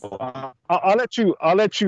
Yes, take your break, Doug. I'll be back in a matter of some minutes, and I know both of you can handle this quite well. I love to you both, and of course, I'm so glad everything seems to be stable with both of you, and the quality of sound is good with both of you as well. So with that, I'll go mute. Thank you so much. Wonderful. I'm really liking this Skype platform. Oh, really? Oh, okay. Yeah, So you know what? using- To Oh, make a go on. long story short, because I'm a pastor's kid, grew up sheltered. I pretty much learned how to talk to women, and I want to say talk to them, but just interact with them. It was almost like not out of desperation, but you try to like just experiment. And I started pretty much reciting like Boyz II Men, Jodeci lyrics. You know what I'm talking about, right? Yeah. Hello? Yeah. Just lyrics, just love songs, Hello? Yeah. Can you hear me? And yeah, I can hear you. And the end result of that was, I got a girl sprung, and I didn't realize she was sprung on me because of the lyrics I was reciting, and I scared the shit out of myself. Like, oh damn, it does work. But it really wasn't the lyrics. Is the fact that you recite the lyrics like you actually believe them, and obviously you add your own little uniqueness to it. And I kind of realized, okay, words are powerful, and you need to. Pretty much what I did is I turned on the girl, then I got her really mad. That's pretty much what I did, and I almost got my ass kicked. But that was pretty much the gist of that. Hello? Yeah, I'm here. So what is your observation of that? Please, what's your opinion about that? How you're a ladies' man? No, how I discovered like the power of words and stuff. I'm not saying I'm not a ladies' man. I'm just, I discovered the spirit of gab. You know what I mean? The words and I'd have to say, just with our conversation, your game is on point when it comes to the ladies, and I can understand where you're coming from. And I don't mean to say that in any other kind of way than a slang. No. Yeah, go ahead. You're very easy to talk to, and you understand, and you think deeply, and you feel deeply, and you have a compassion for the way you say things. So you're very mindful as to how you talk and say words. So yeah, I agree that words are powerful. And not only can we bless people with our words, we can curse them as well. Just, by saying certain things that kind of hang over their head. And then when that does happen, we have the power to use our words too, to reject that or receive it as truth, like to actually consume it. Well, and that's very interesting you say that, because the reason why that girl got pissed off was because she didn't know I was using her as a guinea pig. You gotta keep in mind, I didn't, I was very sheltered, and you're young and your hormones are raging. Something innocent like that actually turned into something very dangerous, because if you don't know the power of your words, then you're playing with fire, in other words. So luckily I got out of that at the time. Now if it's now today, and this is the thing about it being older now, is I'm glad that I went through that, but a lot of it too is my convictions, unfortunately. Even I tell Doug, I'm a big square when it comes compared to him, but I mean, people are different, and vice versa, And it's better to be mindful of your power, and it's better just to sometimes not. And I think sometimes it's better not to react emotionally, and rather logically. And when it comes to stuff like that, because you get in big trouble. Exactly, you're absolutely right. I finally, at my age, have learned to control my emotions, and it took me a while. But it's such a blessing to have it mastered at this point, because you can see things a lot clearer, and you can shoot from the hip and not be kind of manipulative, because we have a tendency to do that. We can be quick to try to, manipulate through our emotions. And that's one of the things I grew up with, because my mother's disabled, and through her communication and her disability, that's how she would express what she wanted, but she didn't know she was doing it. Right. And I just made it a point as raising my children that I was like, I'm not going to do that, because it's just, it's not something you want to lay on your children's head and then they pass on, But, Right. Yeah. Go ahead. I'm sorry. Go ahead. Well, I just want to address Daniel Arola. Daniel, you said that do you think, are you trying to insinuate that I'm, I don't understand, but I feel like, Daniel, are you trying to trigger me to get like upset? Because Tell him to come on. Tell Daniel Daniel to come on. Come on, Daniel. Do you want me to call you Daniel? I'm not trying to be like dark or depressing in the chat. I'm just stating what you have to understand about me is I don't speak for my own. When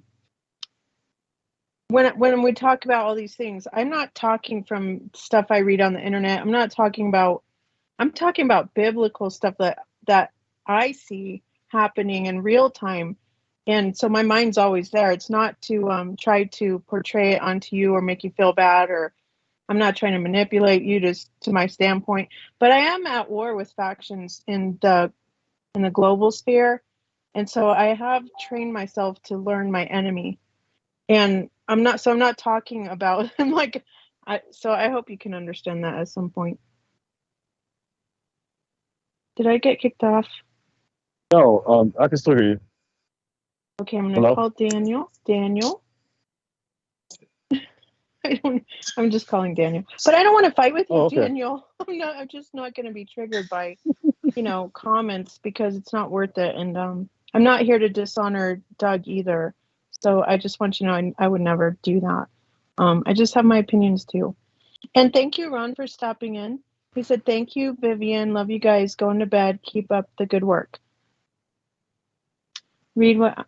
Well, I don't want to read it right now, but anyway, Sammy. So I'm sorry to get off track.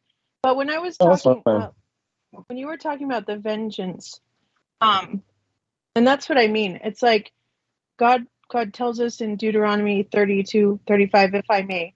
He says, to me belongs vengeance and recompense, and their foot, so understand, their foot shall slide in due time, for the day of their calamity is at hand, and the things that shall come upon them make haste. So I believe we're in this moment because Yah has held back his vengeance for a period of time, for his grace to bring in the sheepfold of those who will come and drink of that water freely. But he does have a vengeance in his heart, and it's not me that's saying that I want my vengeance to fall on anyone. No, I'm saying that vengeance doesn't belong to me. It's meant for the enemies of Yah. So when we can draw forth and know that there's two factions. There's their rock and there's our rock.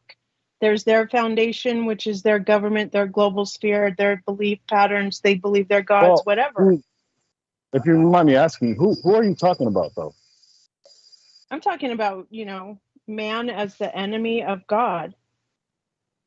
Well, our global leaders. Here's the thing, though.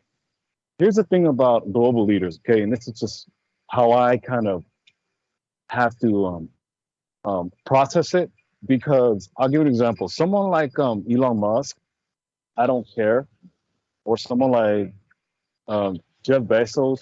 Not that I'm not aware of what they do or what type of influence, and I'm sure there's many out there. But my thing is, because I have so much going on in my life, and obviously, that's not an excuse not to be, at least aware, which I am. But it's very hard to mobilize people, and I think that a lot of it's a problem to even try to affect the system. What do you think about that? That it's hard to mobilize people against that, quote unquote. Wait, can you repeat Hello? that? My Can you thing with repeat that? people with the global agenda, I don't really subscribe to that. But if there was one, how would the people even mobilize against that when it's, as humans, we don't even like each other. We hate each other. So I think that's part of what would make that successful, is that because we all hate each other, it's very easy to do that, because there is no mobilization against challenging these figures that take advantage of the common people. Well, it's because it's happening drip by drip, and you don't even notice it.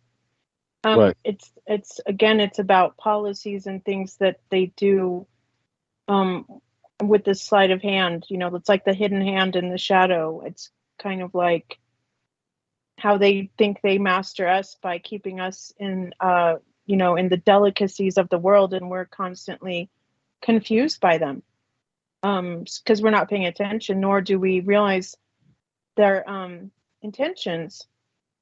If you allow me to ask you, if I were to put you in a city like San Francisco, LA, or New York, would this be a lot harder for you to kind of be focused on that because of your environment?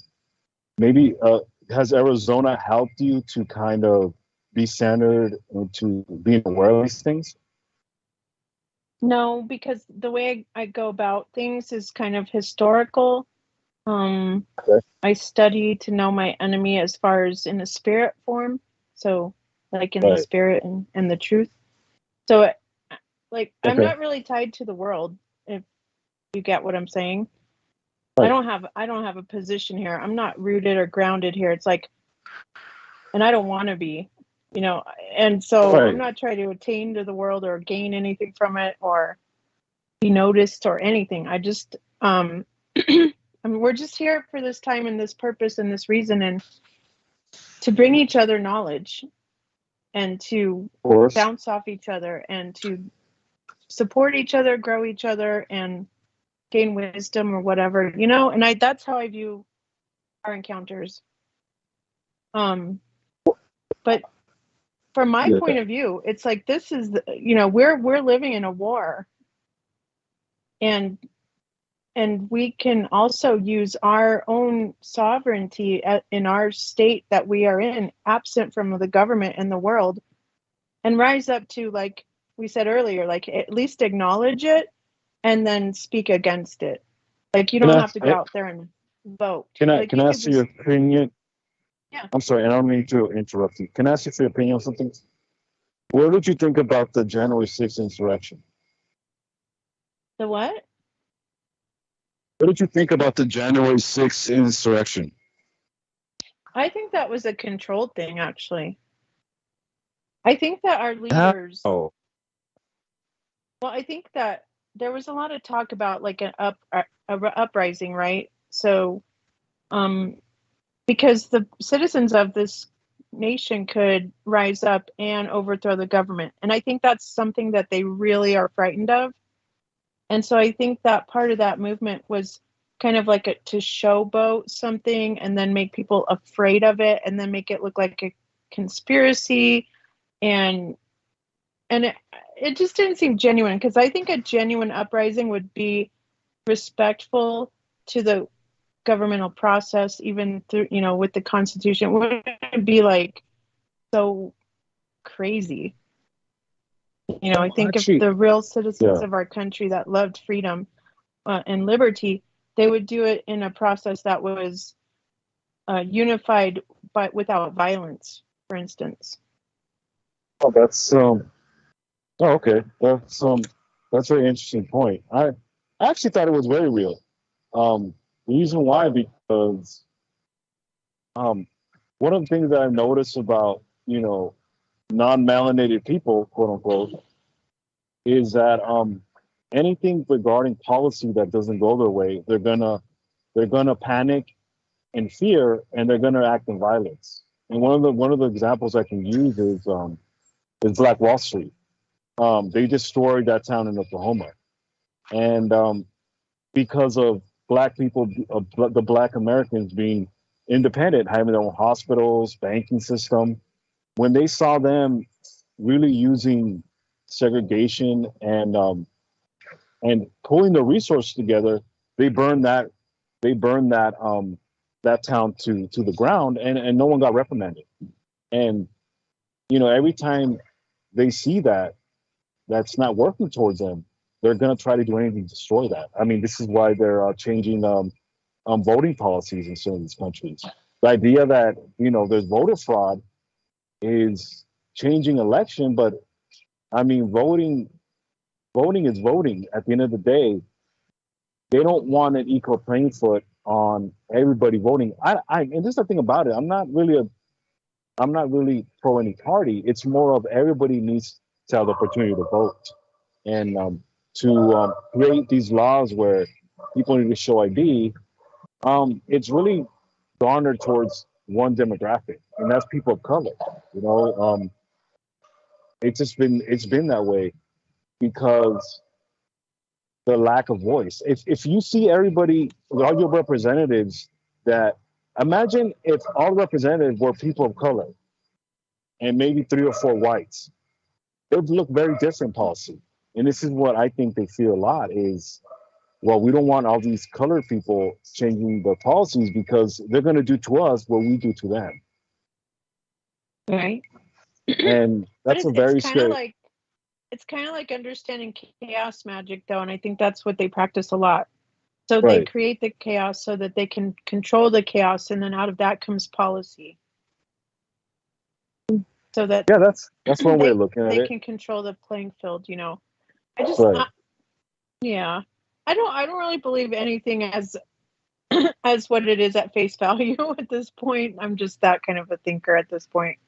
No, I get it, and a lot of the stuff can give you a headache. I don't blame you for thinking sometimes that way. But as far as I think, killing innocent victims like children, this is very starting to bother me because they're children, and I don't like children being killed. I don't think nobody likes being children killed. And I know Abbott, the governor of Texas, was approached today about gun reform in Texas because strict gun reform, not now outlawing guns. I think people have the right to defend themselves with their arms, but I really would like to see, in my opinion, I want to see very strenuous gun laws. That's just me, because as far as myself, I think that people can protect themselves by the numbers, really. So I just think guns really need to be regulated. I don't think someone should be owning a semi or automatic weapon just to have it. Why do you need one? But then again, people feel like, people are attached to these weapons, and they give power to these weapons when in reality, you can't control your time and date. If you're going to die, you're going to die. But I just off the back of these children dying, Vivian, I really want gun reform. I don't, it's just the death. What do you think about that? And please be honest. Well, I think you're entitled to that notion. I just think that, for instance, I know a lot of gun owners, and it's kind of like what Noreen was saying. People, and I would be, okay, this is one thing I would be down with. If we were to educate people on owning guns and gun safety, and also give them the understanding that this is a right afforded to you for the purpose to protect yourself against foreign and domestic enemies, right? And give them or instill in them that national cause as to to own it and understand it and then protect it. Now, can we control what other people are going to do in their irresponsibility? No. But does that mean you need to control everyone else because certain people are ignorant or have evil intentions? It's kind of like saying, well, I want to take this right away from everyone because we can't control these 5 other people that are, that they've messed it up for everyone. So now we have to change it. Well, Vivian, is it, but it is not 5 people. That's one. Well, I mean, if you go back 10 years, the carnage, and yes, I know alcohol kills probably more people, and it's like saying, well, why don't we outlaw alcohol? I mean, I really don't drink, but it's one of those dicey things where we have to find a middle ground. I think I can agree with you with that. Is let's find a middle ground. Let's find that middle ground. That these people that quote unquote represent us need to find a middle ground where there is regulation and we have to sacrifice a little bit of our quote unquote liberties. No. And see, I'm done with sacrificing liberties. I'm done.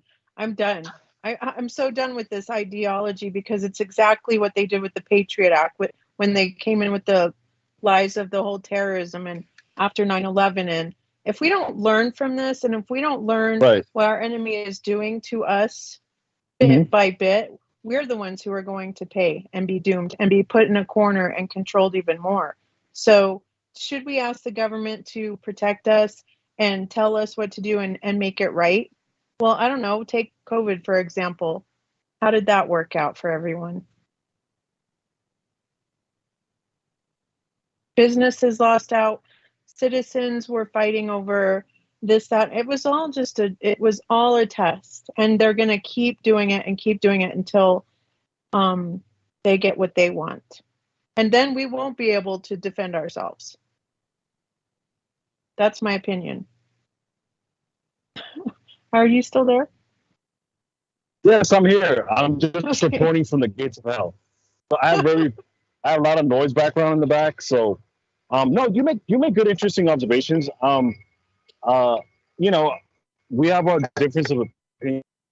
I can see why. But at the same time too, COVID. By the way, is the background noise terrible? It's a little bit. Loud. Yeah. It's okay. Yeah. Go ahead, Vivian, and then I'll rebuttal what you said. If you have anything more, then I can rebuttal. Go ahead. Keep going. All right. So of course these are just my opinions.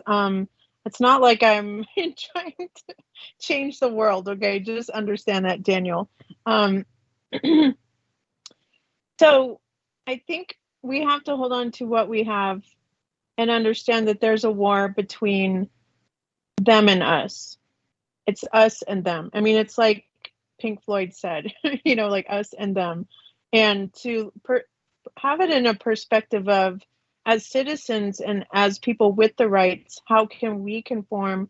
It's kind of like, okay, so remember the Smokey the Bear.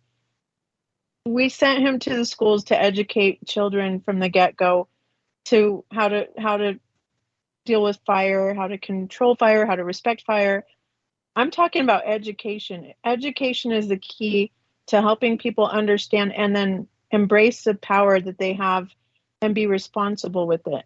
And I think the same thing goes for guns. And then holding on to that with a form of honor to know that there's just things or boundaries we're not going to cross, So if you give someone a gun and you teach them how to use it properly and the safety behind it and the reasons why it's afforded to them, they probably will look at it in a different way.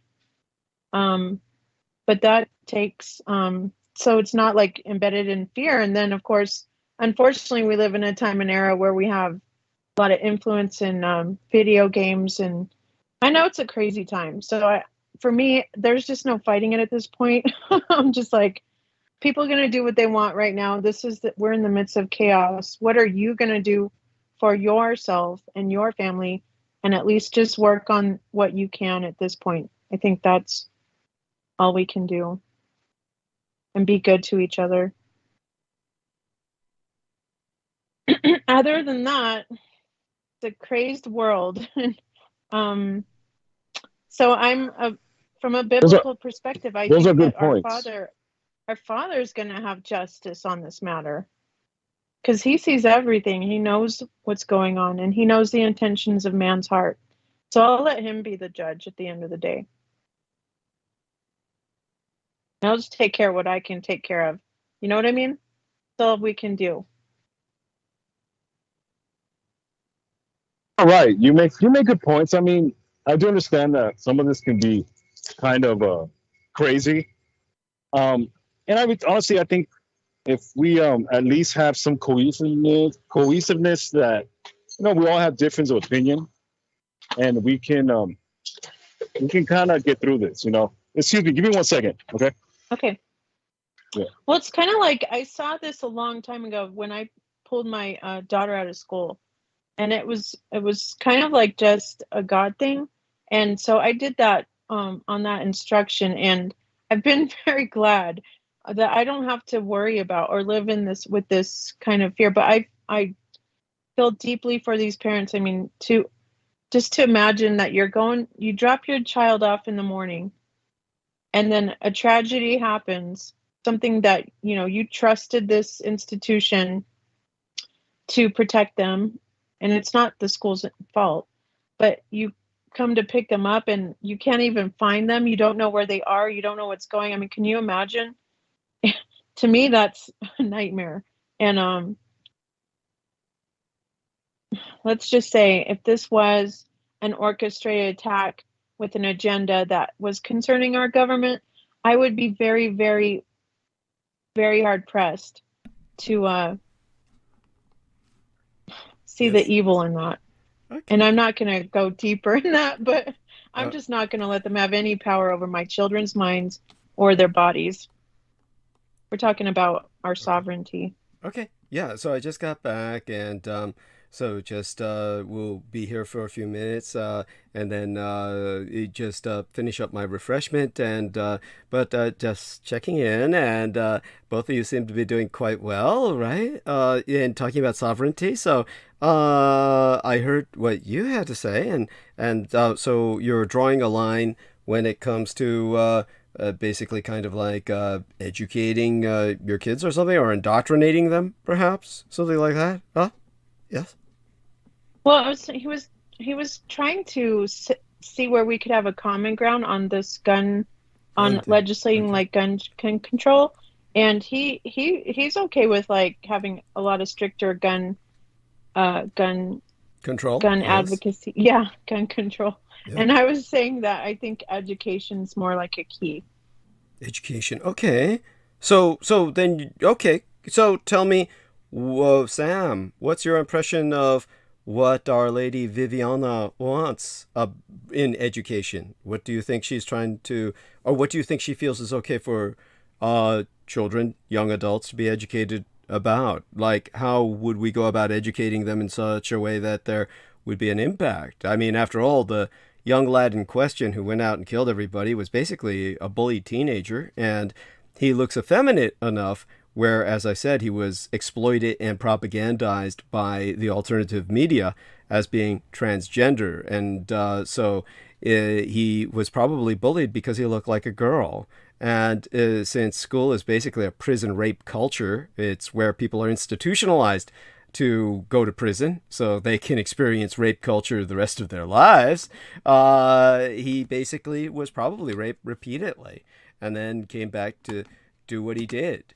And so that is something to educate people about, is to stop bullying. I mean, I would think that would be the most important. That's a good point. Yeah. Basically, all of these kids who do come back, they're all bullied. Well, the majority. As a matter of fact, they all are, because it's not like the hero jock, the big guy on campus, never comes back to perform a mass shooting. He doesn't need to, because he's big man on campus. So he's the last person on earth who would come back to perform a mass shooting. So the basically what what the biggest important educational thing on earth would be: stop bullying, and that would have to be like a primary objective. But then of course that would also have to extend to all kinds of bullying, like cyberbullying, like just any kind of bullying. And of course girls get bullied. They get bullied by other girls. I mean, a horrible result of that was Laura Lee Solomon. I mean, Jesus Christ, she was an ugly girl, and she was bullied for her ugliness. So she hated all girls that she thought were pretty. And that included you, of course, Viviana, as you might remember. So, look at the horrors of a bullied child. And then, of course, she was probably brainwashed anyway when she went into the Air Force and everything else. So, we've got that added dimension with some people we know of MK Ultra. But just for the sake of argument, in many of these cases, except maybe someone like Adam Lanza. I think that was a kid's name who did Sandy Hook, right? Adam Lanza, yes? Yeah. Yeah, except for his case, because he was so doped out and psychiatrically fucked with. That was so obviously MK Ultra that it's not even funny. But with all these other kids, many of them are bullied, and you could almost understand why they do what they do. Then others are simply sick, like the one who did that other shooting. I can't remember. The fucker whose parents actually helped him get his gun. That was fairly recent, like last year or something like that, and I can't even remember his name now. There's been so many since. But I know. Yeah. So there we have it. So aside from that, Sammy, what were you saying? And so what was your approach to the topic at hand? Is he with us? It's like we're in a shooter plague. It's the literal plague. Yeah. Plaguing us. Yeah. Is Sammy with us? Did he drop off? I know he was working, so he had to mute himself for me. Oh, okay. Yes. Yeah. And so sad to see these Latin Americans that were so were you talking by yourself the last 10 minutes or something? 10, 20 minutes? Yeah, I think so. Holy shit. Oh my God. Well, you held up well. How did you do that? I mean, I'm proud of you. I think I've offended Daniel, though. Did you? Really? Yeah, I think he's kind of upset at me. He's sulking? What? Daniel, come on. Daniel, come on with us. No? He's going to bed.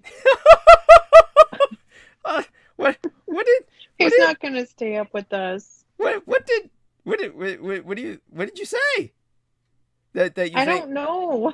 Oh. Like it's just in the chat. He's being a little he's just like roasting me in the chat, and I'm just like, I'm not going to fight with you, dude. Okay. But he does have, well, obviously he has his opinion, and that's fine. So I'm not trying to start any kind of stuff, but I hope I haven't offended him too bad that he won't come back. Well, I hope he will. I mean, at any rate, right. So I guess what he's, anyhow, Bizarre HD is George Knight, and he's in there, and he's saying, much love, Douglas. Much love, George. Let us know if you want to come on. Nathan Brooks says, God bless you all. There we are. Yes. And, so I guess what Daniel, basically, let's just put it this way. Obviously, Daniel relates to much of what I say because he's been listening for a long time. And obviously, I have a very different perspective than that which Noreen Helphand and yourself were articulating. And I think that that's what Daniel is responding to, is that Agenda 21 scenario of mass extermination over the earth and all the rest of that. By the way, did you try bringing Noreen back on? I can try. Yeah, try that. And so Sammy's here. He's just muted. Oh, Sammy. So like, you all right? Let's add Noreen. Mm-hmm. Okay. Yeah, you have to get yourself some of these iPod. They're great. Oh, is it wireless? Yeah, it's wireless. Oh, they're expensive. They're comfy. Yes, but they're expensive. I get what you're saying. I mean, one of the things, the reason why the earbuds break is because they're earbuds, right? They're on a line, so they snap. At some point or another, you're just gonna keep snapping them. And so Noreen Halpan and Sammy Romero, I'll call you right back. That's Noreen responding to us, right? I think. Yeah, that was Noreen. Okay, good. And good. Let me put a. So, uh-huh. Douglas, I wanted to tell you. Yes, honey. I found a new social media platform that is exactly like YouTube was in the beginning. Okay. And wow. it's got way more freedom. They have very strict bullying policies. But other than that, like, you can do what you want. Wow. So it's called Odyssey. It's spelled Odyssee. Oh, thank you. That's what our man is on. Maggot. That's the Maggot Man's channel. So that's what he uploads. Over there? Yeah, he uploads all our stuff there. So all our stuff is uploaded there, including the 3 interviews I did with Salman Sheikh. Only since he didn't want to be affiliated with myself, we took his name off the title of each one of those interviews.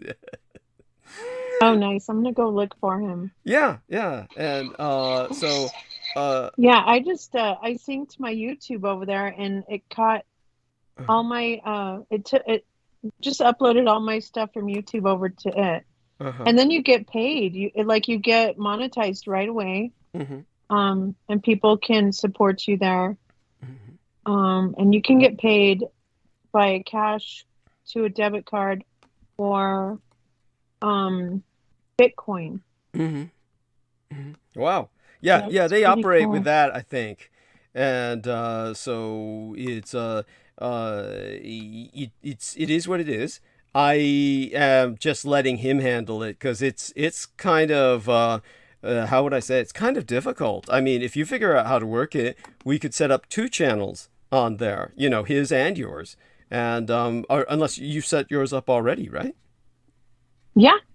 Wonderful. I got 2 channels over there. Yeah. Wonderful. Then you can start loading my stuff up on your channel as well. That would help spread the word. Oh, he's got your full broadcast. Dang, that's awesome. Yeah. He's the man.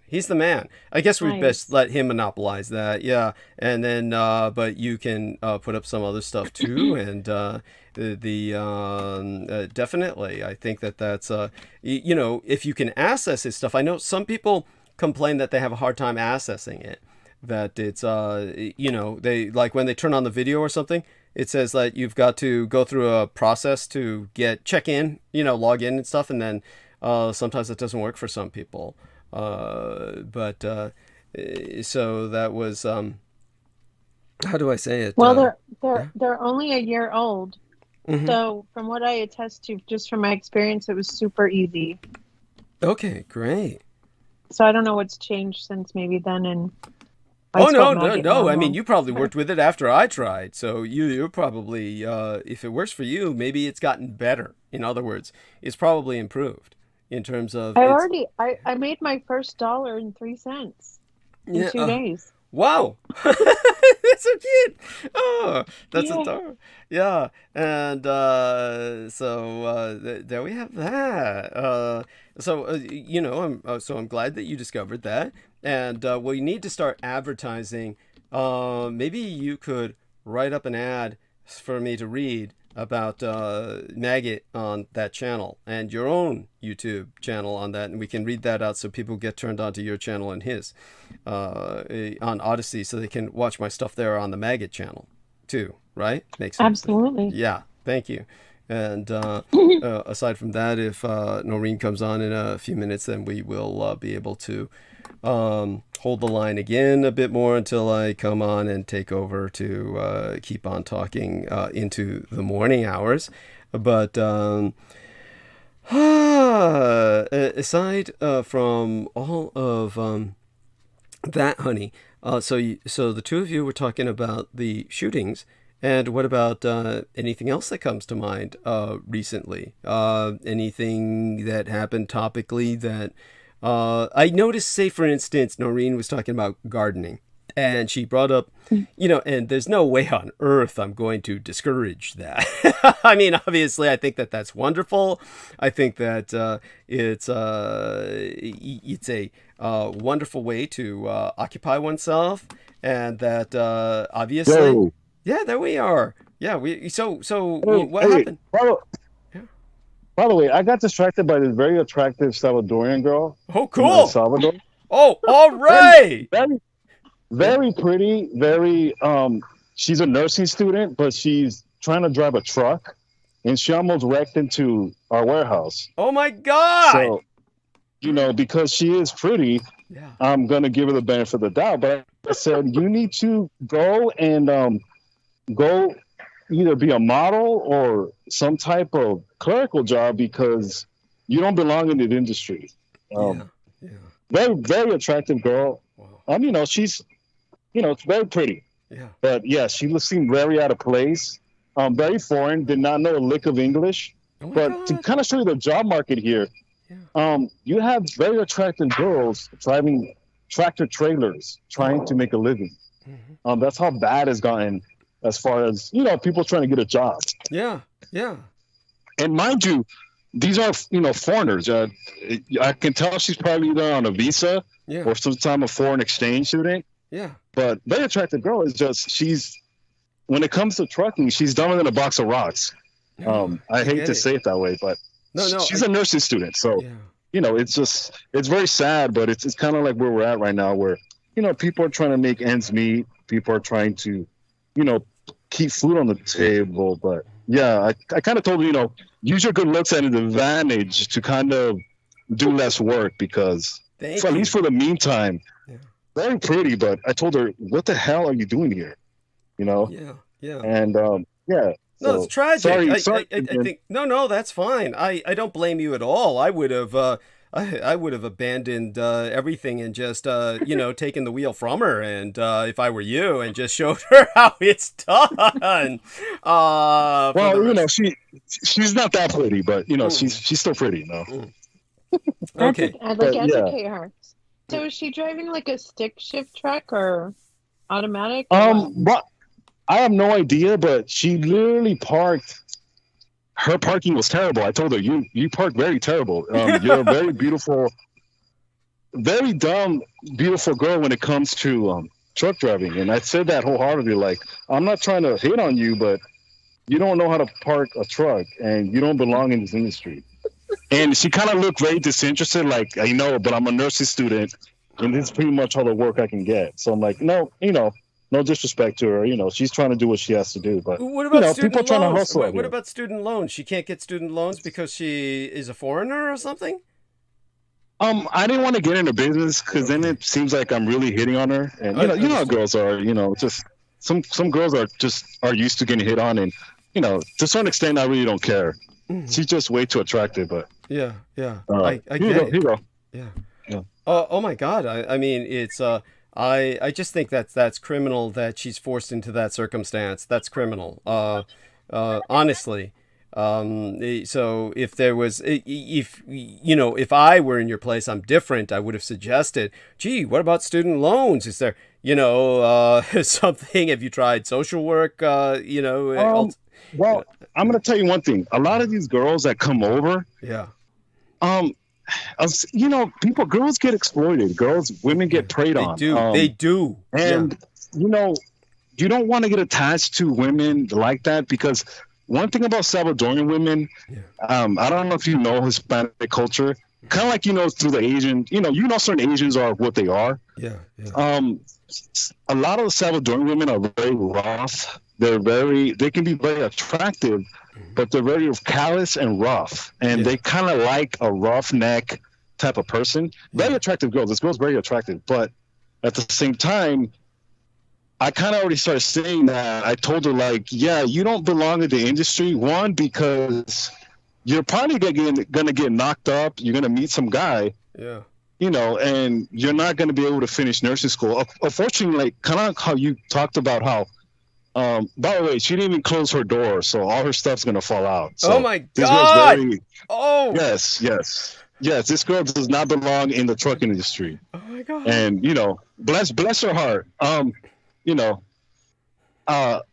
So anyways, while she drives off and all her stuff is literally falling off the door, but that's her business. This girl does not belong driving a truck. She probably is going to get a ticket more than likely, but it is what it is. But the educational system, she was telling me that in El Salvador, none of the credits for nursing actually transfer. No, that's America for you. No, that's the way it is with any country on earth. They do not transfer credits from other countries into the United States. That's the horror. That's the horror of America. It's very. If you would look at her, Doug, I wish I could send her to be a nurse. Yeah, she's very hot. Yeah. I'm not into very thin girls, but she's right up your alley. Yeah. And in a sense, but bless her heart, I try to give her words of encouragement. The only thing about it with very attractive girls, because they do get hit on a lot, and men throw themselves at them, you kind of start coming off as a creep. So, I try to be very, very professional. But I said, you don't know how to drive a truck. Yeah. No, I get and it. I kind of told her, next time you pull up, if you do the same thing, then I'm gonna have to report your company because. Yeah, they're setting you up for failure. Someone's setting it up for failure. Either she slept with someone to got her the job, more than likely, because she's very attractive. But I said, you're gonna either get in trouble, and I don't want you, ending up in handcuffs. But she must have done something to get that job because she can't drive to save her life. Yeah. Oh my God. That's. But, it kind of shows you the market right now, Doug. It's people are scraping. You're not the only one. People are trying to get by on their looks. Yeah. But poor girl, she looks like a foreigner. Like she had a bow on her hair. Okay. So she's really right off the. She's really right off the what do you call it, the coyote? Yeah. Got it. Yeah, the smugglers. So she's right off the smugglers. I don't know if she did some. You kind of makes you wonder how they got here, but I don't want to know. Yeah. God, I don't want to know. I'm sure you know all about that. Yeah. But it's one of those things where this is the type where we live at. I think this is where people, that don't live in the city, don't really get the full face value of how people are really trying to scrape by, and really the destination is the cities. Yeah. That's your only hope is the cities because. The rural areas, unfortunately, there's less resources than the city. So it makes sense, Yeah. No, definitely. I hear you. So, I mean, it just makes me want to cry. I wish there was something I could do. Very attractive girls. This girl, she looked like, Talia, the actress / model singer, Talia. Okay. Yeah. I mean, I'll look her up right now, and I'm sure that. I used to really have a thing for Latin American girls. Okay. She's right up your alley. Yeah. I actually thought of you when I looked at it. I should have took a picture of me with her just to send it to you. But yes. Next time if I see her, I'll say, "Let me take a picture with you. I gotta show you. I gotta show you my friend." But yes. Think of Talia. Yeah, and I'll look her up, Talia Singer, and I'm trying to. See if Jesus, they're not. How do you? It's Telia, right? Telia. Thalia. Got it. Talia. There we are. The Mexican Latin. There we are. Okay. Yes. Yeah. Oh, wonderful. Like that. Really like that. Like that. Yeah. And very slender, very cute. Yeah. And I know what you mean about. She just. Yeah, go on. No, go on. Go ahead. Oh, no. No, I get it. I see. And so it's just that, I know what you mean, that coming from that environment, women are like, it's like Eastern European women. It's these women have a opinion of what a man should be like. And so, oftentimes they're looking for hombres. Yeah. Yes, well, and unfortunately, though, I love pretty. I'm a sucker for a pretty face too. Don't get me wrong. Yeah. But at the same time, too, you kind of have to weigh how much work. And not that it's not worth it. It's just some women are so bombarded with, literally men showing their penis at them that it's one of those things where, not that I'm not confident in myself. It's more of. And this, obviously, I have my significant other, so I wasn't hitting on her. But just to think that, because I kind of told her, you get hit on a lot, don't you? She kind of rolled her eyes like, yeah. I'm like, okay, then, you need to, this is me talking to someone that doesn't even know me. So, keep in mind. So I kind of told her, like, you need to be more in an environment where if you want to be a nurse, and go be a nurse. If you have to, kind of like if you just screw up a nurse, then why aren't you in a hospital? But then again, the opportunities that America, when it comes to minorities, the ceiling is the sky.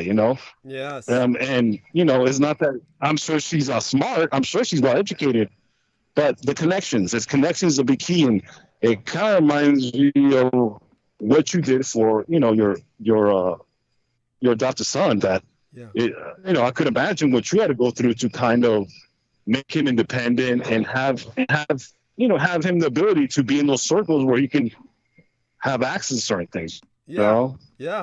Absolutely. It's very sad. It's very sad, and it's just another story among thousands. I'm sure that millions.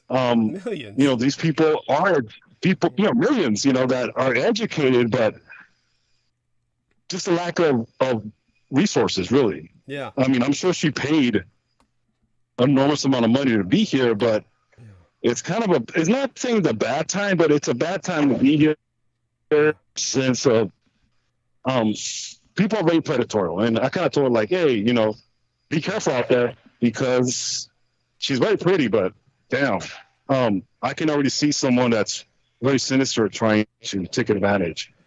Very pretty girl. Oh my very God. pretty. That's so sad, and I thank you for bringing that story to our attention, and we can only pray that there's a happy ending to it. This is like something that I think is just very it's alarming, and but honestly, what you did your best.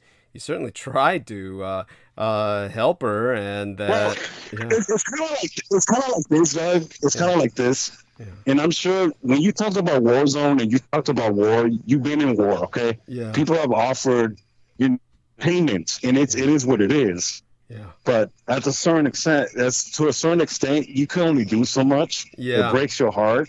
Absolutely. But this is kind of like, unfortunately, people do slip to the cracks. Girls slip to the cracks. Yeah. Girls get taken advantage of. But it's just part of the meat grinder that is this country. It's just.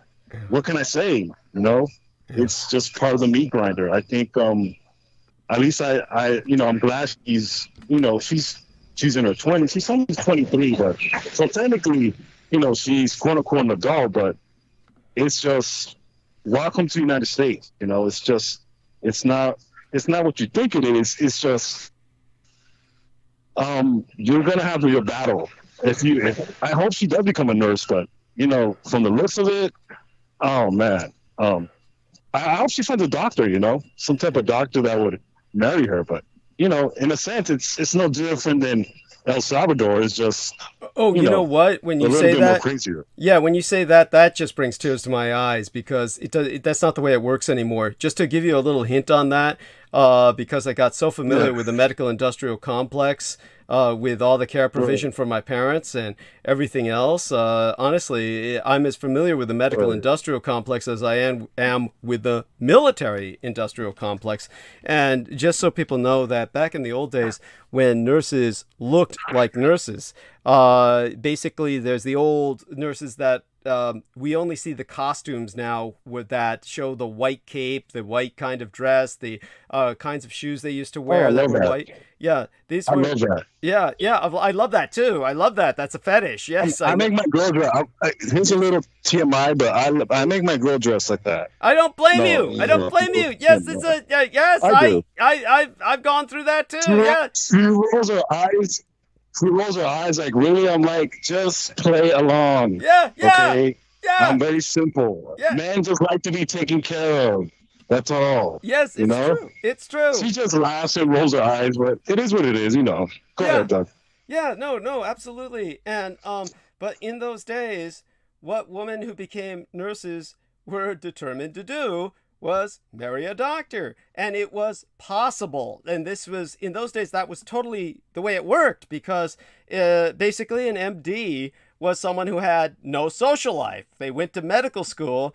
There was no time in their life to meet girls. So doctors were available. By the time they became doctors, they were basically guaranteed to be still single. And so because these guys were successful and they were a great security catch, then the nurses would basically render the doctor totally dependent on them. And it was the same phenomena that you had with rich men marrying their maids. Basically, CEOs marrying their secretaries. I mean, this used to be common in all those cases, because in all those cases, the man would become so dependent on the woman, and she knew so much about him, that it became almost just inevitable. It would just slide into a marriage because it was based. Yeah. I'm sorry? I don't blame it. I don't blame them. I really don't. I don't blame them at all. I don't. Yeah. I wouldn't blame those doctors. I think that's actually very appropriate. I think. Absolutely. It's sad that that doesn't happen, Doug. You know, and you know, I feel for this girl, but I feel like she's going to go through the meat grinder in the sense that, you know, America is what it is, and it's hell on earth. You know, now. You're going to get. It's hell on earth. It's very polarizing right now, and you know, I wish her the best. Her name was. She had a weird name. Her name was Francesca. Some type of. I guess they wanted to be French. Yeah. Wow. And very pretty girl. I mean, if you talk to her and you let that blink of English, okay. So I knew either she has a boyfriend. That's it. Your boyfriend probably got you the job, didn't he? And she just like laughed, kind of like, okay. I'm like, okay, it makes sense. Yeah. But in a sense, it's like she's probably doing you injustice, or maybe he is. But it's one of those where it's like you kind of just like you hope the best, but you kind of know it's like, damn, I feel bad for you. Yeah. But yes, you know, it's just sad. It's sad. That's awful. And again, I'm just so sad that's going down. At any rate, Vivian Sanchez says she was. Yeah. I get it. I get it. So my point was, you there? Aside from Noreen, Sam there? Yes. Yeah. Oh, okay. And Noreen, welcome back with us. Yeah. Can you hear me? Yeah. Hi. Yeah. Oh, by the way, I never formally introduced the two of you. Were you two ever formally introduced? I mean, Noreen, this is Sammy Romero. Sammy Romero, this is Noreen. Hi. Yeah. Hi, Noreen. How you doing? Yeah. Fine. Wonderful. Hello. That's so cute. She's got that voice. It's so cute. Yeah. Yes. Yeah.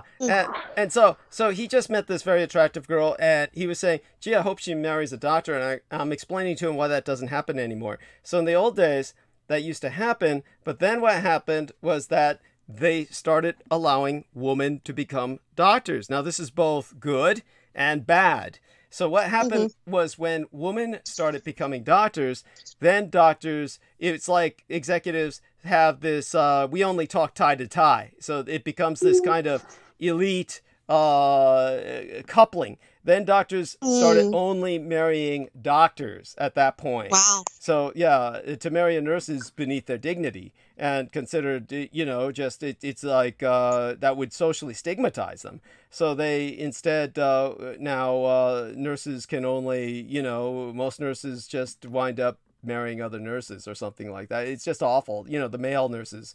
So it's just now the hired help is stuck with the hired help. So there's no longer upward mobility in that regard. It's a very sad world we live in. So that's you know, that's just that. Well, yeah. I don't really see doctors at this point as being any better or worse than anybody else anymore. So I mean, their income is higher in a sense, I suppose, but you know, I mean, the respect that they used to garner way back is going away for good reason. You know, there needs to be a lot of, you know, repair with that system. So, yeah, you know, I mean, there's some good doctors, there's some good people in that, you know, but. Yeah. And no, you're right. It's not like it was, but doctors in America are still, shall we say, orders of magnitude in terms of their respect that they get and the power that they have than in many other countries. I can guarantee you that.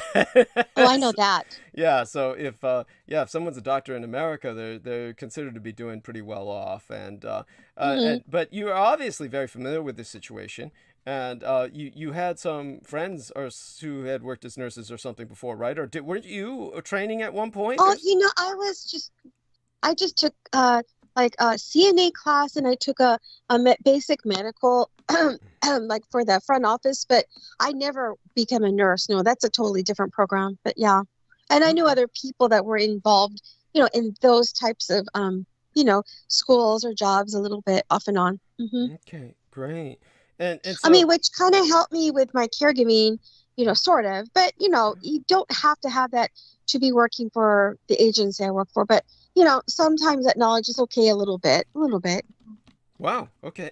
So, do me a favor, honey, and how about yourself and Viviana Sanchez and Sammy Romero kind of hold the stage, go back to what you were talking about, while I kind of sit back, pull my head out of my ass, get ready to go into the usual all-nighter that I go into, and just tell us a bit about, earlier you were talking about gardening, and I thought that was wonderful, and like I said, I would never do anything to discourage gardening. I mean, oh my God, it's therapeutic and everything else. Of course, this is like not something that would really be conducive to survival. I mean, honestly, if civilization went to shit, any average person's backyard garden is not going to feed them. So, You're correct. And not only that, because you're right, the volume of food would not be sufficient, number one, depending on how many people live there. And number two, if things got that bad, you can make sure that there are going to be rounds of people robbing your garden. I mean, there's all kinds of things that could happen, conceivably, yeah. Yeah, so it's definitely got to be taken into account that it helps, but it's not sustenance in the sense of a sustaining system. So when it comes to shall we say what Solomon and yourself were discussing earlier, along with Our Lady Viviana, about corporations and the like, Solomon right now is affiliated with Cathay Pacific, and I'm sorry. Oh, Sammy, not Simon. Oh shit! God, no, I gotta stop Brother that. Douglas. I'm so sorry. No, Brother Douglas. I'm so No, sorry. it's Sammy, Brother Douglas. Oh my God. Peace be upon him. So sorry. Oh my God. Oh my God. I'm so sorry. I feel awful. No, Really. I hate myself for doing that. That is. Oh my God! It's just No, Brother Douglas. Yeah, no, Brother Douglas. Go ahead. Oh God, yeah. It's just why am I doing that? It's because honestly the idiot with his bullshit. It's like it truly does infect the mind when these people go on their trips, and I definitely have to. All it takes is this. Many of you might remember I kept doing that between Laura Lee Solomon and Lori Ann Fenton, and I don't want that to become a habit with Sammy. So, oh my God, I'll have to practice that, and in front of a mirror if I have to. But in the meantime, why don't we have you people carry on the conversation before I fuck it up even more? Let me, just finish caffeinating myself and oxygenating myself, and in the interim, you all seem like you're holding well, and you were covering an interesting amount of topics, and and of course Daniel. That was what I was going to say. So Daniel was kind of having a back and forth with Viviana, and hopefully he comes back and basically joins us in the near future, and I let's see now, I'm getting an incoming message from our dear friend who says, Douglas, I'll be on in an hour and a half's time. Okay, great, good. And he can help us a little bit with the perspective from England. So an hour and a half's time would be about 11 here, so 11 to about 12:30 a.m. here. He might drop in for a bit. So I think that's delightful. In the interim, I may even say something, more involved before he comes on. But while you're all here, basically what Daniel was arguing about was that or rather presenting his stance that he felt Viviana was being defensive about, which, basically he just does not agree with both of you. And like myself, he has a very different perspective that there's not a global agenda. So he feels that's an indulgence, and I definitely think that the two of you could get started with that, and Sammy could kind of respond. But definitely, I think Sammy and Daniel and I, the men, we have less of a investment in the concept of a global agenda of depopulation, and the corporations obviously have a lot of power, but the idea that they want to take the place of the nation state, the reason that doesn't make sense is because they don't want the cost. Corporations, as you know, are all about profit, and they want to basically privatize all of the profit, and they want to socialize all of the cost. So they're parasitic. So as parasitic entities, they do not want to pay for people's education. They don't want to pay for military defense. They don't want to pay for anything if they can help it. Certainly not going to maintain national parks or anything that is at all of the commons. So the end result is that, sure, they got power, literally the power ultimately to kill. They have the power to murder. Great example is PG&E. PG&E, Pacific Gas and Electric here in California. Totally. Yeah, they were taken to court. They were held responsible to a degree. They were declared responsible, and they confessed responsibility for the deaths of 100 people, approximately, roughly, probably more than that. And that makes them a murderer. They're a murderous entity. And since corporations are treated as people, then this means they're like a murderous individual. And yet, because they're a corporation, they weren't going to be put in prison. There was nothing they could do to punish them. So they were put instead on basically a parole. And so you've got a felon who's basically a mass murderer, who's now the monopoly providing energy in Northern California. They're my company. That's the company that provides it. And so I had to deal with them recently. Still have to deal with them. Gonna give them a call after I'm done this morning. But in terms of these goobers, so they obviously have, they're like people, but they have a lot more, what would we call it? Unlimited power to a degree. They're like people, except they got a lot more rights. They got rights you and I don't have. So, they're bad in that sense. But, because they're so parasitic, because they don't want to pay for their own armies or educating the masses, they have to have governments to do that for them. Otherwise, there's nobody to buy the products. So somebody's got to educate the masses, and it's not going to be the corporations. Somebody's got to defend the borders. It's not going to be the corporations. They don't want to spend money on that. So with that, the idea that they want to take over the world, to subsume the nations, is rather absurd. It's not. But don't you think the possibility of the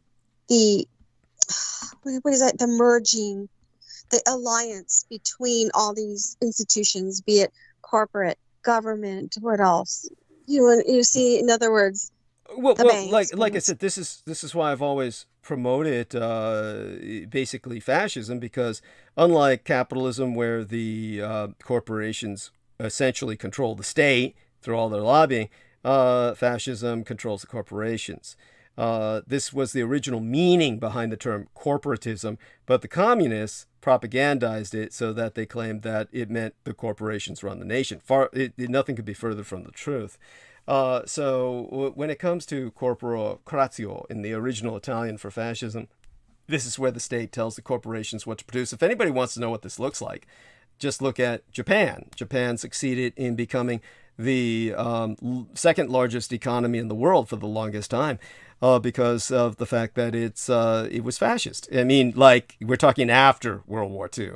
This was they had MITAI, the Ministry of International Trade and Industry, and they told the corporations what to produce, and they export it like it was a war. So this is what happened throughout the 80s to make Japan succeed.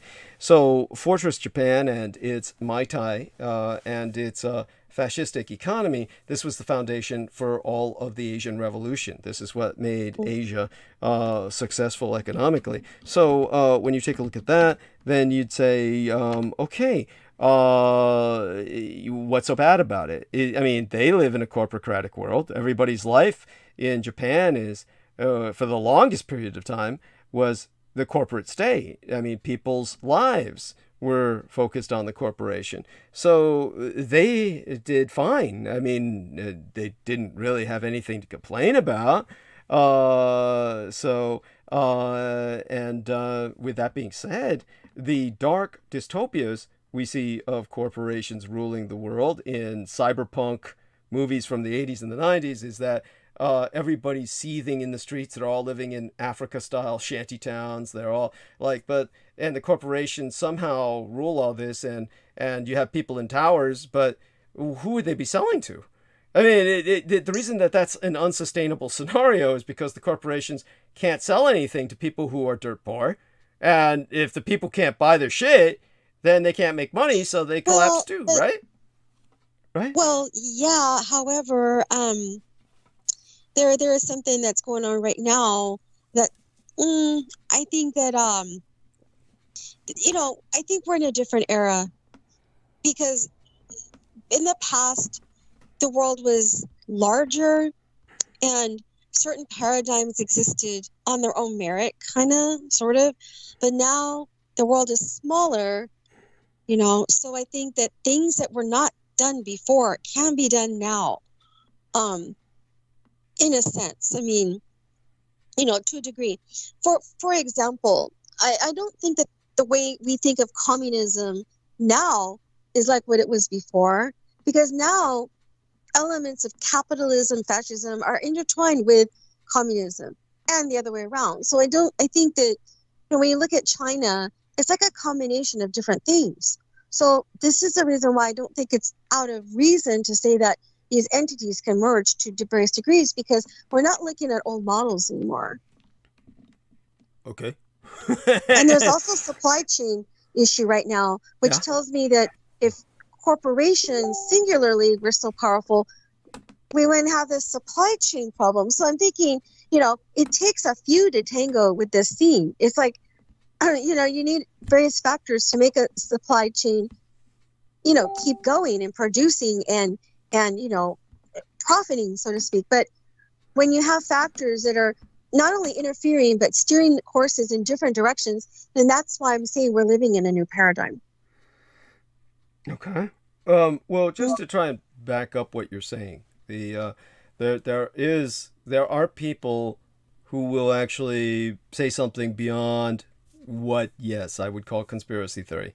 Say, for instance, I finished reading a book titled Fossil Future, and it was subtitled Why Global Human Flourishing Requires More Oil, Coal, and Natural Gas. Not less. That's the actual fucking title. That's the whole fucking title with the subtitle included. Now, so what Alex Epstein, the author, presumably Jewish, is arguing is that the green transition is going to be the biggest act of mass murder since 20th century communist regimes. So the energy policy expert Alex Epstein argues in his latest book that a green transition away from fossil fuels is going to lead to widespread death and destruction. So his argument is that a fully realized green transition would amount to the largest mass murder event since the killing of 100 million people by communist regimes in the 1900s, or throughout the 20th century, and that relying too heavily on intermittent, unreliable green energy sources like solar and wind power will starve millions of people around the world of much-needed electricity, and that, he adds that the impact of such a transition would likely be far greater than that of the brutal regimes of the 20th century. So, basically, low-cost and reliable energy is, the way he articulates it, fundamental to human flourishing since it breeds greater productivity and therefore prosperity. And holy shit, what was that? That was my phone. Good God, that sounds like a miniature buzzsaw. It's my phone. Cute. I can't help it. It's somebody texts me. Yeah. No. Oh no, that's fine. No, I'm not bitching. I'm just kind of like making a parallel there. Oh. Yeah. So he of course well, he takes the stance that fossil fuels are uniquely good at producing such low-cost, reliable energy at a global scale, unlike green alternatives, at least so far. So the fossil fuels are, in case people don't really grok that term, that's namely oil, natural gas, and coal, and they currently fulfill about 80% of our world's energy demand. That's according to the Environmental and Energy Study Institute when I followed up on this. So despite this high reliance, the Western governments and global institutions like the United Nations are urging, for quite compelling reasons, namely climatic catastrophe, a rapid green transition to stave off climate change and secure, quote-unquote, a livable future, which, Epstein argues is going to be one of mass genocide. So he's arguing that solar and wind are largely propped up by favorable government programs, and that they are essentially examples of unreliable energy since their output diminishes when it is cloudy or not windy. Now, he's not taking into account storage with batteries and the like, as far as I can ascertain, to the degree that might be developed, but I can understand what he's saying. It might take a little time to develop it to the point where that's significantly efficient. So that's why he says that such green energy projects often require backup fossil fuel generation and only produce electricity, which, by the way, accounts for only 20% of the world's total energy needs. So this is actually a follow-up book. The one he produced in 2014 was called The Moral Crisis for Fossil Fuels, and that's when he was pushing back against the arguments made by global policymakers and climate activists opposing fossil fuels. But since then, his impression is that the climate movement has picked up steam and has, quote-unquote, become more powerful than ever. And, of course, Russia's invasion of Ukraine in February disrupted the global energy markets and worsened an energy crisis that had already led to higher prices worldwide. And, unexpectedly, weak wind power in Europe, which is an energy source that the continent has heavily pushed in recent years, forced the EU nations to rely more heavily on Russian natural gas imports since mid-2021.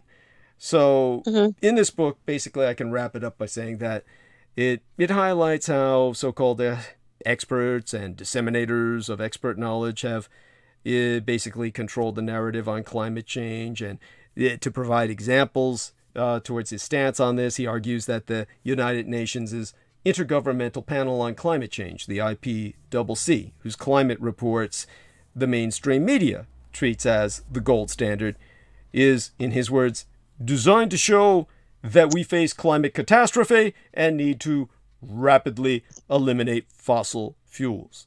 And I think the best... Can I interject? Of course. My stand on this is I'm not a black and white extremist on any of this. To me, it's like, I think there's room for fossil fuels, especially when we're trying to develop green energy sources and improve on them.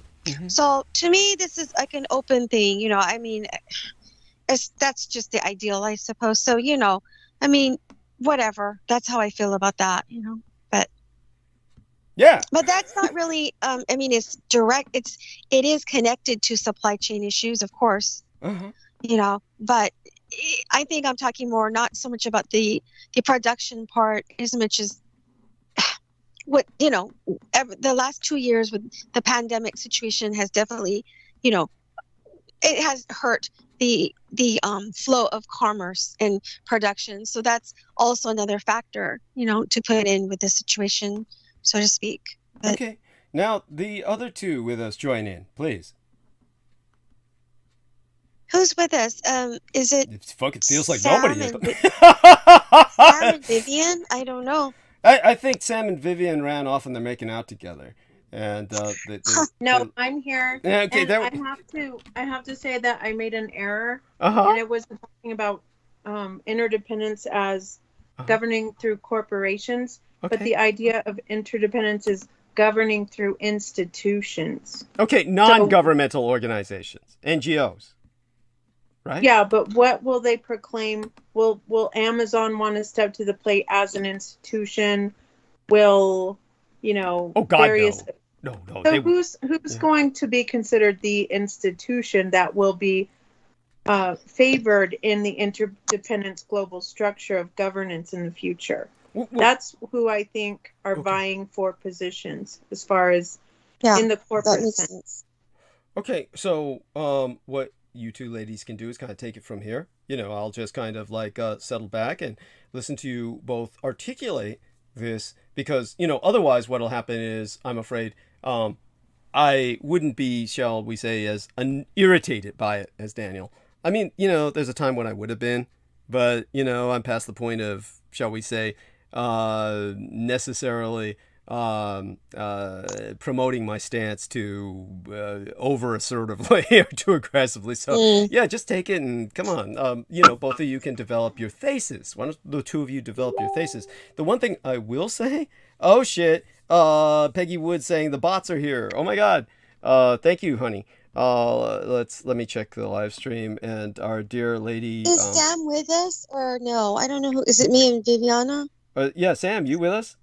And so let me take a look. Oh, that's our honey's deleted that already. So our girl Viviana's taking care of that. I'm sorry, our lady.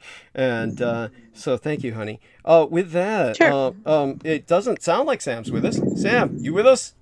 He's Sam's here, but he's on mute. Oh. Is there anything you want to pitch into this, Sam, or are you the El Salvadorian chick came back and you're fucking her, right? Yeah. He took her out of the truck. Very faithful. He's faithful. He is. This is why Viviana likes him and admires him. Yeah. He is a faithful man. Yes. At any rate, that being said, I think that he's obviously involved with something. So well, he is at work. I mean, he has a job and he has responsibilities. Understood. I think he's like a manager or something. Oh, he's at work right now on the phone. Oh, okay, I didn't know that. All right. Oh yeah. He's like, he's got some position where he got to the point where Viviana's right. He's managerial or something, because you know he's able to get away with getting on the phone because they all think he's like doing something with clients. So I see. Yeah, thank God for that too, because the show would be much harder without him until Viviana gets more used to speaking for long periods by herself. But she's getting more and more used to that, and you're kind of used to that too, right? You speak for long periods by yourself. Yeah. So why don't you two ladies, you know, articulate this? Now, one thing I'll say that Viviana, she seems to be under the impression that this term interdependence and the concept behind it seems to be very important to certain elite cabals who are promoting it to basically subsume sovereignty, I believe. Is that fair? Yes. Okay. Well, it's basically kind of fascist with kind of like the ideology that you believe in, which is like having statehoods instead of nations. Or kind of. I mean, the way that I would express this is it's a lot more complicated than that. We don't need to go too much into it right now, but just because once I get started on something like that, I can go on forever, and that's not necessarily the direction we need right now. But just so people understand, what as I've said before, I'm very conservative in some respects in that I would prefer the world recognizing and reinstating many monarchies, but constitutionally. In other words, constitutional monarchies where the monarchs would be involved with very little governance, but would simply be cultural representatives.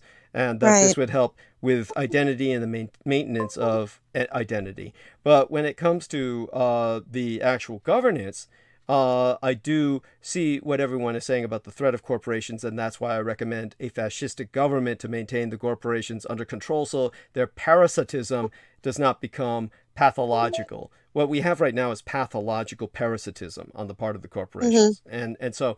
but also maybe on the part of governments, because they want to destroy and rebuild, but not in a way to favor, say, national nation states or statehood, because they really just want everything to be like under their control generally. I mean, there might be labels, right, to make it feel or seem like there's something there, but they really want to have the ultimate control.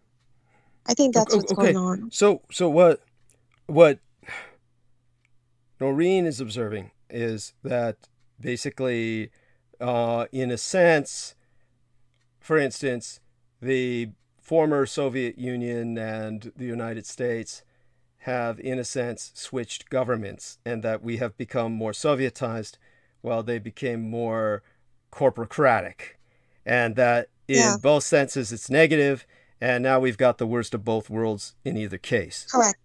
Mm-hmm. Okay, and so that with that being said, which is not necessarily in any way, shape, or form something that I argue with, that's not a false observation. There's much to be said to verify that. But such being said, and we agree on that, then with that being said, your concern is that, say, communist China, which this is what you're trying to say, is that at this point it's communist with all the worst respects of maintaining authoritarian, autocratic surveillance state. But at the same time, it's a total predatory capitalist system that is plundering, exploiting its own population for enriching an elite while plundering the environment and even committing genocide on the side. And also militarily expansionist, no less, and aggressive. So it's just basically so. But we do see that nevertheless it is allied with the former Soviet Union, the Russians, and is definitely at this point hostile to America, which for all its faults still retains I'm sure you and I can both agree on this. We'd rather be living here than there. So such being said, your concern is there may be an agenda above that, which would be making us all alike in a much more homogenous global. Correct. Because they have the big tech, AI, surveillance technology that they can mess with anybody or any country in a sense, because, wherever there is infrastructure as such, they can. Yeah. So you're talking half the world has technological infrastructure to various degrees, so they can do it. And when I pinpoint China, I'm not saying they're the only player in this. Okay, there's whatever. They make an excellent example of what's a hybrid state. That's a hybrid state, and their hybrid state is as you say, it's combining these various economic and political ideologies to the point where it's something new, and it's no longer a communist state or a capitalist state. It is now a hybrid. That this is what you're saying. Yes, got it. And so you're saying we also are becoming like this, and many places in the world are, and this is actually part of an agenda. That this is part of an agenda where they are trying to get us into a more homogeneous global state. So would it be your impression that the Ukraine war is something that was engineered so that this could be further realized? To some degree, to at least some degree. Yeah. Okay. So when and for Our Lady Viviana, when you talk about interdependence, this is what you're talking about, right? You can add to that, right? But I'm sure. So is this it? Basically, what you're talking about? And feel free to add to it. Add to it. Flesh out the definition, honey. Well, so when I look at interdependence, I look at old Roman Empire. I look at the German Empire that was trying to rise. But then now we're seeing the spirit of this new Rome. It's like the third Rome rising and the vying for power pertaining to Putin and Moscow as the third Rome. That's what we're seeing. It's like the beast that never died and is rising again in our time. And that is the structure that they are going to use to propose and to gain power. Okay. So will they succeed? I don't think so. Okay. It's a good try though. Okay. So So in Viviana's case, what we have here is a heavy biblical influence. And biblical in the sense of her environmental faith, meaning the faith that she was exposed to as a child that obviously has had an enormous impact on her life. And her processing is basically evangelicalism. Am I wrong? Or it's... Oh, it's called understanding, and it's just the word of God. So it's understanding and then tying it to looking to the past and knowing the future. So to understand the past is to know the future. Oh, just like yes. historians believe. So No. Got it. So you know what's so funny here? What's amusing here? And I don't mean this in any way, shape, or form as you're amusing because you're beneath me or something like that at all. I mean, what's amusing here is I can understand now why Viviana hates the church. Basically, Viviana is like, she has at this point developed, and she's stressed this before and I forgot. So she's explained this to me before and I got it then, and then I totally forgot it. But there's been a lot going on. But then what she is she's basically kind of, it's almost Gnostic. It is almost Gnostic. Just so to explain to people, the Latin term gnosis means knowledge, and the Latin term pistis means faith. So the difference between the early Gnostic Christians and the church that evolved is the church was promoting pistis, faith, whereas gnosis is where those early practitioners of Christianity who wrote the Gnostic texts, these are people who felt that it takes personal knowledge to achieve a faith, a kind of enlightenment, a kind of knowing the godhood. The demiurge, they had the concept of that. So these are people who wrote the Gnostic texts, and then it's a kind of original Christianity that cannot be bound by a doctrinaire regimen or the regime of a church. So it would be the antithesis of churchianity. It's basically you find God with your own investigations, with your own knowledge, your knowing. It's your knowing. So she's taken this path. So you're basically, I don't know if you don't take this as, but basically you're a Gnostic. I mean, did you ever realize that? No, I didn't. Okay. But that's an interesting. Thank you. Yeah. So you should investigate Gnosticism more. And I'm sure you might find it intriguing or interesting. It's spelled Gnosis, or, and once you find that, you'll go from there. But don't Gnostics normally are still in the search for the creator? They can't define or say either or. That might be the case. When it comes to Gnosticism, you're not really dealing with an overall doctrine because, of course, they're not a church. So, but what you've done is on your own, you've kind of found your personal relationship with God. This is what you found. This is I don't want to belittle it, but just on a lighter kind of manifestation of this would be like, what was that guy again? Pat Boone? I think Pat Boone was the guy who drank the milk, right? And did things like that. He used to be commercial for Bring the Jews from Russia and shit. He'd be like, you can donate so much money and then that we can help these many Jews escape Russia and shit. Do you remember those? What the fuck is all that noise? Is that Yeah. Is that Sammy or is that? I'm trying to fix my battery thing. Oh, there we go. Yeah. That's cute. Oh my god. So it's like Pat Boone one time when he was the advertising and TV guide, and it was like, what's the most important thing to you? Your career? No, the most important thing in my life is my personal relationship with God. And it was like, and he had some little thing up there where he was promoting his stuff, but it's kind of like that with a Gnostic. They're finding their own personal relationship with God, and you've kind of found that, and you may still be finding it in a more subtle fashion, or maybe to put it in a perspective that's kind of simple. Of course. Well, it's kind of like when I don't know if you ever read the Book of Acts. I think you would like it because it's a historical book on the beginning of the way. It was called The Way. The faith. and it says in the Acts that when the Holy Spirit befell on them in the upper room, the 12 apostles, that their eyes were open to the scriptures. So it's kind of like when the scales fall off of Paul's eyes, and he began to understand the Spirit.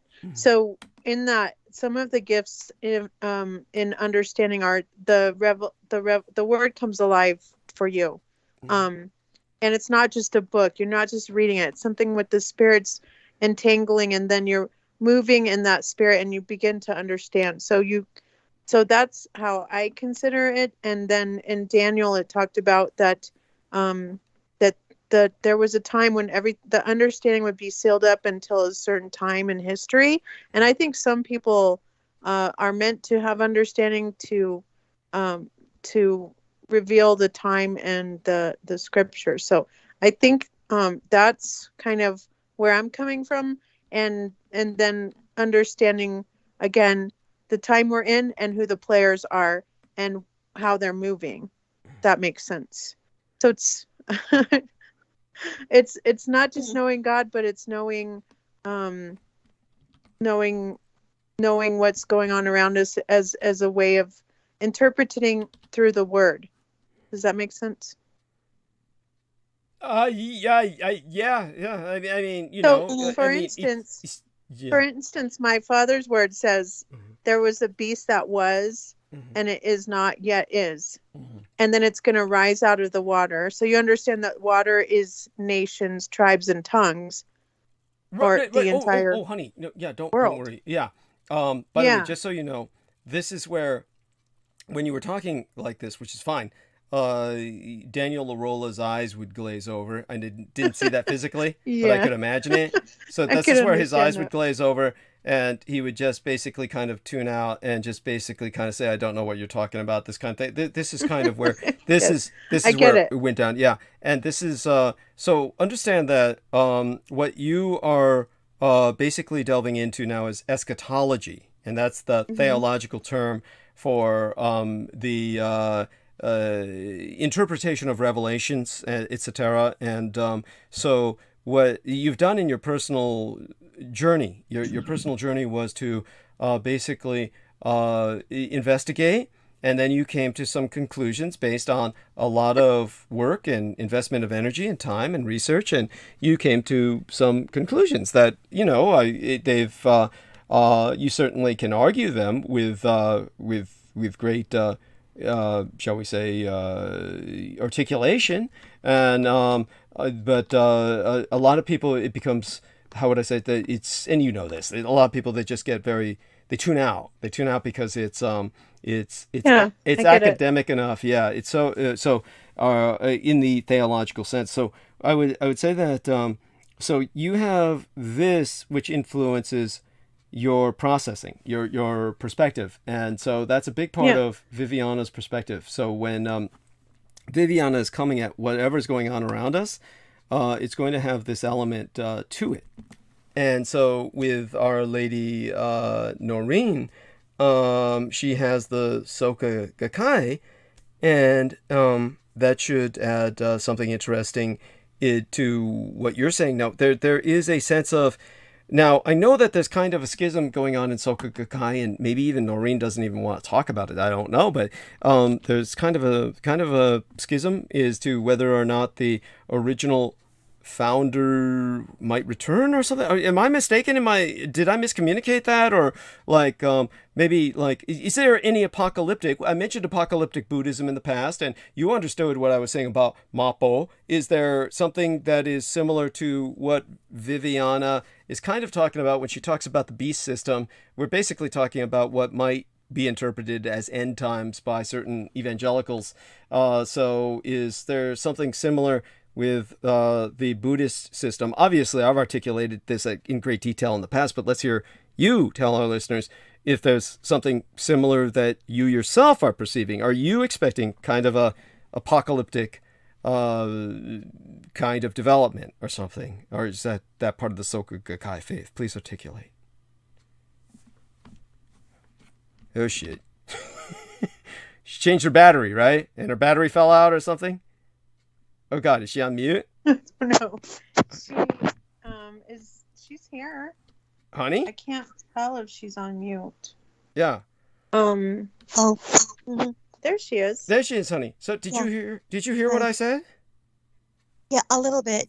Hello? Oh yeah, we're here. So I was talking about Viviana was talking about eschatology, and so maybe I said how that she filters and processes much of incoming current events and incoming news via that. And maybe you could explain Soka Gakkai a bit and explain to us about apocalyptic Buddhism. And I don't know if that's the proper way to describe what Soka Gakkai, or at least your branch of Soka Gakkai, adheres to. I think that there's kind of a schism, and there was arguments about whether the founder would return or something like that, but I may have miscommunicated terribly in that regard. So maybe you could explain to us, like Mappo, and whether or not you feel we're in the age of Mappo, and the for our listeners, just go a bit into that, and maybe that's how you interpret, to a degree, incoming news. Is that the case, or no? You can explain to us, honey. Holy shit. Is there like a... Man, is it you there? Yeah. So what's going on I'm there? here. What? I don't know. Yeah. But for any, are you a magician? Considered a magician? I could be considered such. Yeah, this is what that idiot Jameson Reese was constantly trying to leech from me, was actual magical secrets, and so yes, I could be considered a warlock or a sorcerer to a degree. Certainly have been called such, and so with that being established, what do you wish to ask? Well, okay, so I want to get your understanding on what's it called now? Oh my gosh, when you're working with metals. Metallurgy. But in magic. Alchemy? Yeah, alchemy. That's it. Thank you. Yeah, no worries. So with the basic principles of alchemy, and applying it to a vision that Daniel had, I don't know if you're familiar with the book of Daniel. Okay, yeah. I thought you were talking about our favorite pot smoker, but you're talking biblical, so yes, let's go there. Are you familiar with the book of Daniel? To a degree. All right, do you remember the vision of the man? It's like the man, and he talked about the head, and then he talked about the body, and then the legs were made of steel? Yeah. Oh, you're talking about the statue. You're talking about the feet of clay, all that. The dream. Yeah. Yeah, the Ten Kingdom. Yeah, that thing. Yeah. Okay, so that represents empirical man throughout history. Okay. And different periods of time. So right now we could consider our United States system is part of the steel legs. And so, but where we are right now is we're at the feet where they're trying to mold with the clay toes, where there's 10, and the 10 toes represent the 10 kings, which are like the Russian Orthodoxy, or which they literally look like kings. But and with Putin and the Third Rome and the spirit of the Third Rome. And so basically what's happening right now with this interdependence and globalization and all this that we're talking about is that the Iron Empire that we are departing from is trying to mold with clay. And so as an alchemist, what do you think will happen there? And then consider that. That is an incredibly obtuse question. It's I'm sorry. So the simple question is, can steel and clay mold, and will it stand Holy shit. Honey, this is like, at this point, we're going beyond alchemy into a combination of metallurgy and chemistry. It's just, this is material science being applied to basically symbology. Yeah. In the sense, does it matter what can be done materially when what we're speaking of is symbolic, and what your end point is, it's the whole thing's going to collapse anyway. That's the whole point of the dream. That's the whole point of the symbology of the dream, is that on feet of clay it cannot stand. That's shall not. Yeah. Mm-mm. So so even though, and we can already see the breakdown of it now. I mean, they've tried for 1,000 years now. But your vision, honey. So your vision is Sammy Romero says, reminds me of Bible study. You're welcome to come back on, Sammy. And it's like, anyone, can we change the subject? Yeah, you can come back on. So, yeah, thank you. Sorry, guys, I had to. Yeah, I found Francesca again, and we were fucking. Yeah, man. Yeah. Oh man, you wouldn't believe it. Yeah, she carries her own condoms. Yeah. All right. Yeah. The back was open. Let me channel Salmon to Daniel. See, look at him. Look at him. What's that other retard's name? Jameson. Look, Jameson. He can't stop thinking about me. Yes. That's right. Did I say Salmon again? Did I say it again? Well, please tell me I didn't do that again. Did I say that again? Holy shit! It's okay, Doug. It's okay. I'm not gonna accuse you of bullying me. You're not. Yeah. I won't accuse you of bullying me. It's okay. Oh my god. I'm so disgusted with myself. I am so disgusted with myself. It's okay. It's okay, though. It would explain why I have my hair. It would explain why my shirt's tucked in. Anyways, yes, that's a joke. Oh god.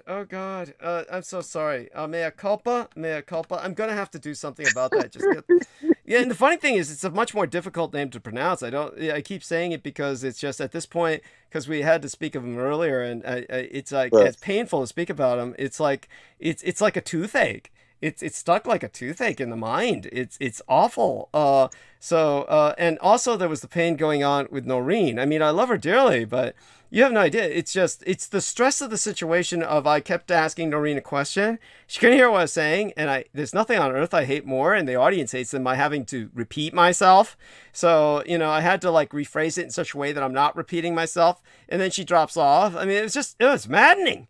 It was maddening. So I'm certain it's not her fault, but you get my point. It's holy shit. I'm basically here repeating myself. Hey, what about this Soka Kakai? This kind of like, maybe our audience could get a little culture trip here. But, no, she kept dropping. So I have no idea what the fuck is going on with her. And she was trying to change her battery and stuff and making this god-awful racket at times. And then, well, we'll see what happens. But, oh my God. So, yeah, by all means. I mean, you're a man who could help, kind of ground some of what Viviana's saying, because, oh my God, Viviana's, she gets very eschatological, and it's hard. It's hard for people to handle.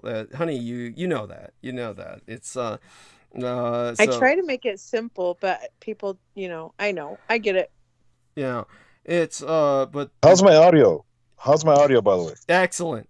Take over. Okay. Take over. I'm gonna go mute for a little bit. Give me a rest. Take over. Yes. Thank you. Take a breath. Get some oxygen. Yes, brother Douglas. Yeah. I don't need to rub it in. Oh, come on. Yeah, I did. No. I don't really look. I'm a pastor's kid, but as a pastor's kid, I did everything to avoid Bible study. I'm not gonna lie. I grew up in the early 90s, so my dad used to do Bible study, and we used to have this really cool Art Deco kind of Bible study. I want to ask Vivian. Vivian, do you know about the righteous feet teachings? You ever heard about that? Yeah, a little bit. Okay, you remember back in the day? That's Noreen. That ain't Vivian. That's Noreen. Holy shit! I was saying, hi, Noreen. Hi, Noreen. Do you know? Yes, my dad had a huge board of the righteous feet teachings. Really cool, but it was very scary because I was a kid. But I always used to sneak off and go watch Ninja Turtles and be a rebel. But no, seriously, I did. But you grow up with certain things in your background. You start hearing it with the what she was talking about. But what I can really say is, as far as end times, I think that's not that I don't believe in that or I agree with that. It's just, to me, it's more of, it's been going on. It's that term has kind of been already, they've been beating that term so much. And I just really think it's just, as far as this country, we're going to be at a crossroads where, war is going to happen and things are just going to have to change. And the more I start thinking about it, I just think we're going to start to accept the idea of enclaves and just separating ourselves for the betterment of ourselves. I'm not saying we can't be a country, but we have to acknowledge our differences, and there has to be equal representation of all enclaves and ethnicities. I think the fact that most of our representatives are old white men, yes, needs to be scrapped completely. Mitch McConnell should not be representing anybody. Nancy Pelosi should not be representing anybody. These are very old people that need to go away. They needs to be young. Just change the outlook on government. I think government can work for the people. It's just, we got to get Lindsey Graham, the closet homo. I mean, they all are, but Lindsey Graham. Every time I hear his name, I want to say, I do declare. Just very, very gay representative. No, there's nothing wrong with it, but you can tell. All these figures just need to leave, and it's just we need to replenish the thought process, maybe the think tanks. It's just this very old concept of government. We need to add new amendments. All this stuff needs to change, because, and even the Supreme Court, that needs to be changed in a sense to represent what's going on in this country. That's really my answer, because unfortunately the Bible, the pastor's son, I can't really identify with the Bible, because I'm still a very faulty Christian in the sense that I find it sometimes using practicality in certain aspects. I just can't, there's something I have to work on. I really lack the studious and being Bible verse, but what I can say is really just what I see every day, in a sense that we need to, because we can't get along with each other. This country cannot get along with each other. We need to just admit the fact that we need to be happy and not disagree with each other, and really have representation. And because really a very small percentage of this country is really holding back what this very diverse country is really about. Yes. And a good example is this nursing student, a very attractive nursing student that's a terrible truck driver, but her knowledge can be transferred here because of this anti-globalism. No, America's the only country that could be educated. And it's not, it's just, to me, immigration helps this country. People that really want to be nurses, and not just for the pay, that really care about people. Yes. All these war-torn countries, the best minds come from these countries. Nikola Tesla is a very good example. You talked about him, where he was a very torn man between his Serb and his, I forget his other side. I'm sorry. Croatian. All these, Croatian. All these white people to me are the same. Oh my God! It is what it is. My Coke went right up my nose. Oh my God! It is what it is. But great minds come from these. And to me, that's, America should be happy about this. But at the same time, because we hate each other, it is what it is. We need to just come to terms that we need to be happy disliking each other, but really just come together in our dislike of each other, and understand that the more, and it's inevitable, there's going to be bloodshed, there's going to be wars, but at the end of the day, there's more things we have in common than we don't. And we can start by saying, yeah, I'm different. Yeah, Doug is Asian, and I'm Chicano Mexican, and Noreen's half Jewish, half Japanese. We all got our differences, but one thing we can understand is that this country needs to invest in us because we've given so much to this country, our ancestors. We need, in my opinion, I'm with Doug about this. This country needs to really give back to its citizens. And I'm talking monetarily. Yes, well, if you call me a socialist, I'm sorry. We put it upon ourselves. We've really dug ourselves in the hole. And, the way researchers are looking, they need to really invest in this country because we really don't want an angry, poverty really, crime goes up. We see it everywhere. And we need to really invest in this country. And if it has to go back to, it's really global. We're a global empire. America is an empire. So as an empire, we need to show more global representation. We are an empire. Let's just call it what it is. Yes. We have bases everywhere. One thing America does is we don't leave where we invade. So let's just keep it a buck. We're an empire. This is no longer the United States. No, this is the United States of territories. Yes. And all these territories we need to represent and understand.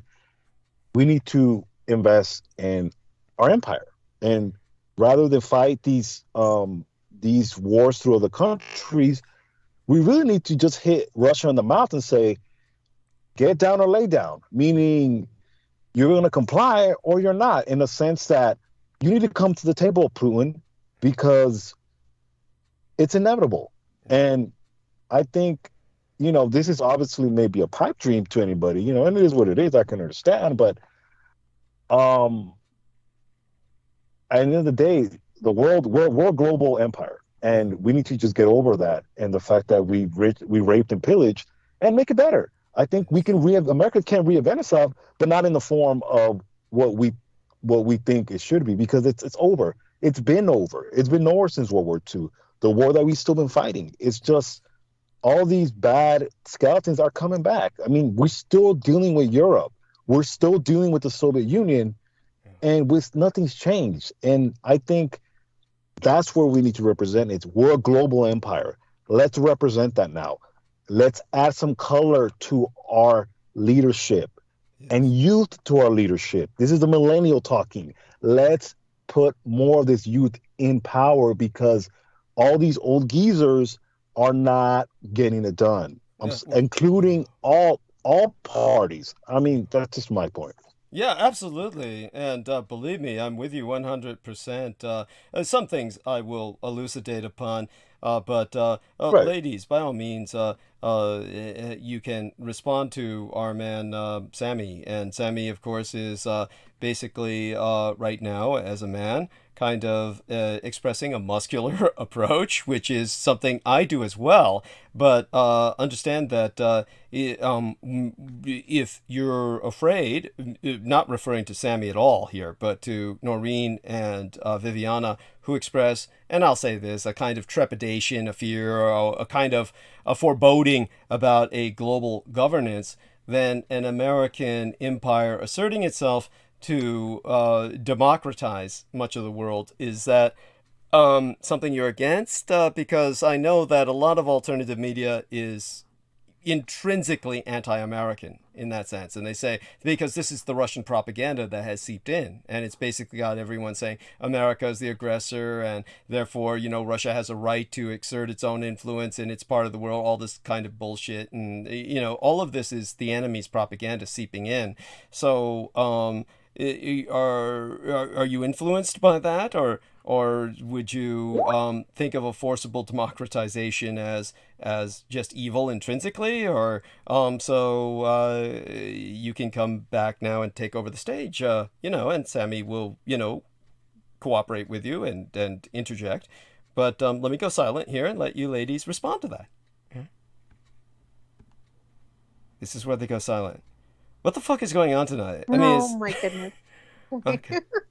Yeah, Yeah. please. Yeah. So, well, America's been trying to democratize for, I don't know, forever now, right? You mean itself or other countries or the world or both? Other countries, yeah. Okay. I'm not for it. Okay. I think we should stay out of a lot of stuff, but I think it's they're destined to do this. Okay. Oh no. Yeah. And go on. Honey? Yeah, I'm sorry. I'm trying to mess with my earbuds. Sure. Well, take your time. Noreen, are you there? Noreen? Holy shit. I mean, like... by the way, if, just to kill dead space. Yeah. Well, the thing about, democratizing, what I really want to make a note is we need to start with us first, but really, we're an empire and we're a global empire. And I think the more color we add to this nation, and I hate to scare white people, but really when more culture comes in, they're going to realize they're not really white. They're not European. We're European of descent. Obviously there's a difference, but this is why I think, because people do live in their own little bubble, what the advantages that I've seen living in a big city like Los Angeles is this really what makes America very rich, very, there's hope. There's hope in these immigration. And what I mean by that is, a new way of thinking. Unfortunately, we're last in a lot of these science and math and all these majors because Americans are lazy.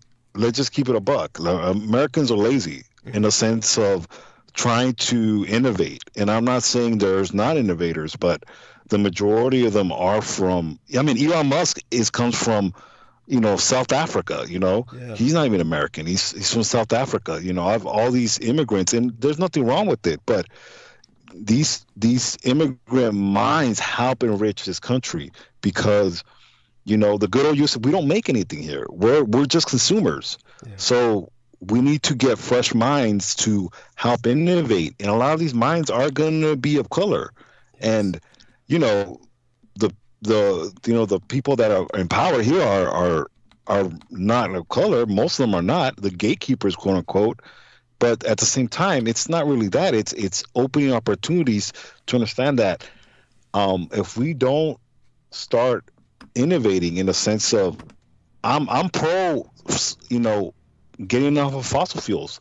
I think the dream of Nikola Tesla, it saddens me. I remember that transmission you did. We should have free energy in a sense of almost like Wi-Fi. We shouldn't be on fossil fuels. Thank you. That technology is over. It shouldn't be that way. And, maybe this is a conspiracy theory, but I believe the security officer that got killed in Buffalo actually was developing a water-powered engine. Not that that's any great, but you would imagine he got killed. And, maybe that's just a rumor. I don't know. Maybe I'm been looking at too much internet. I don't know, but holy shit! If that's true, that yes. Yeah, if that's true, that would make sense. Imagine if you can convert your regular engine to a water powered. These people would be pissed off. But at the same time, we need new minds. I think culture is very needed in America. The more, the merrier, because I think this is what you bring, Doug. And I've always said this. I love about you is you bring culture. You can contextualize. This is why I connect with you, because I'm big on culture. I hear, Vivian is very proud of her Spanish heritage, and she should be.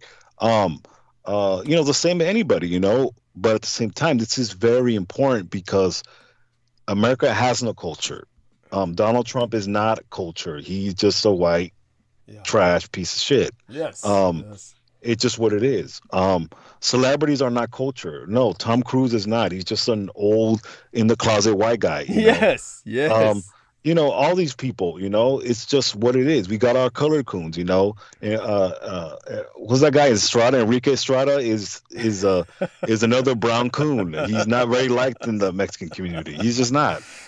and that's, he's a nobody really now. He's an old fart. But Yes, what I'm it's so saying sad. is that to me, that's very, and I've been to these areas, these red pockets in California, and it's like a third world country. Yes. These people are really inbred, and you go there and it's good old US of A, but it's like it's outdated. And I think unfortunately we're gonna have to experience a little bit of more of this global warming.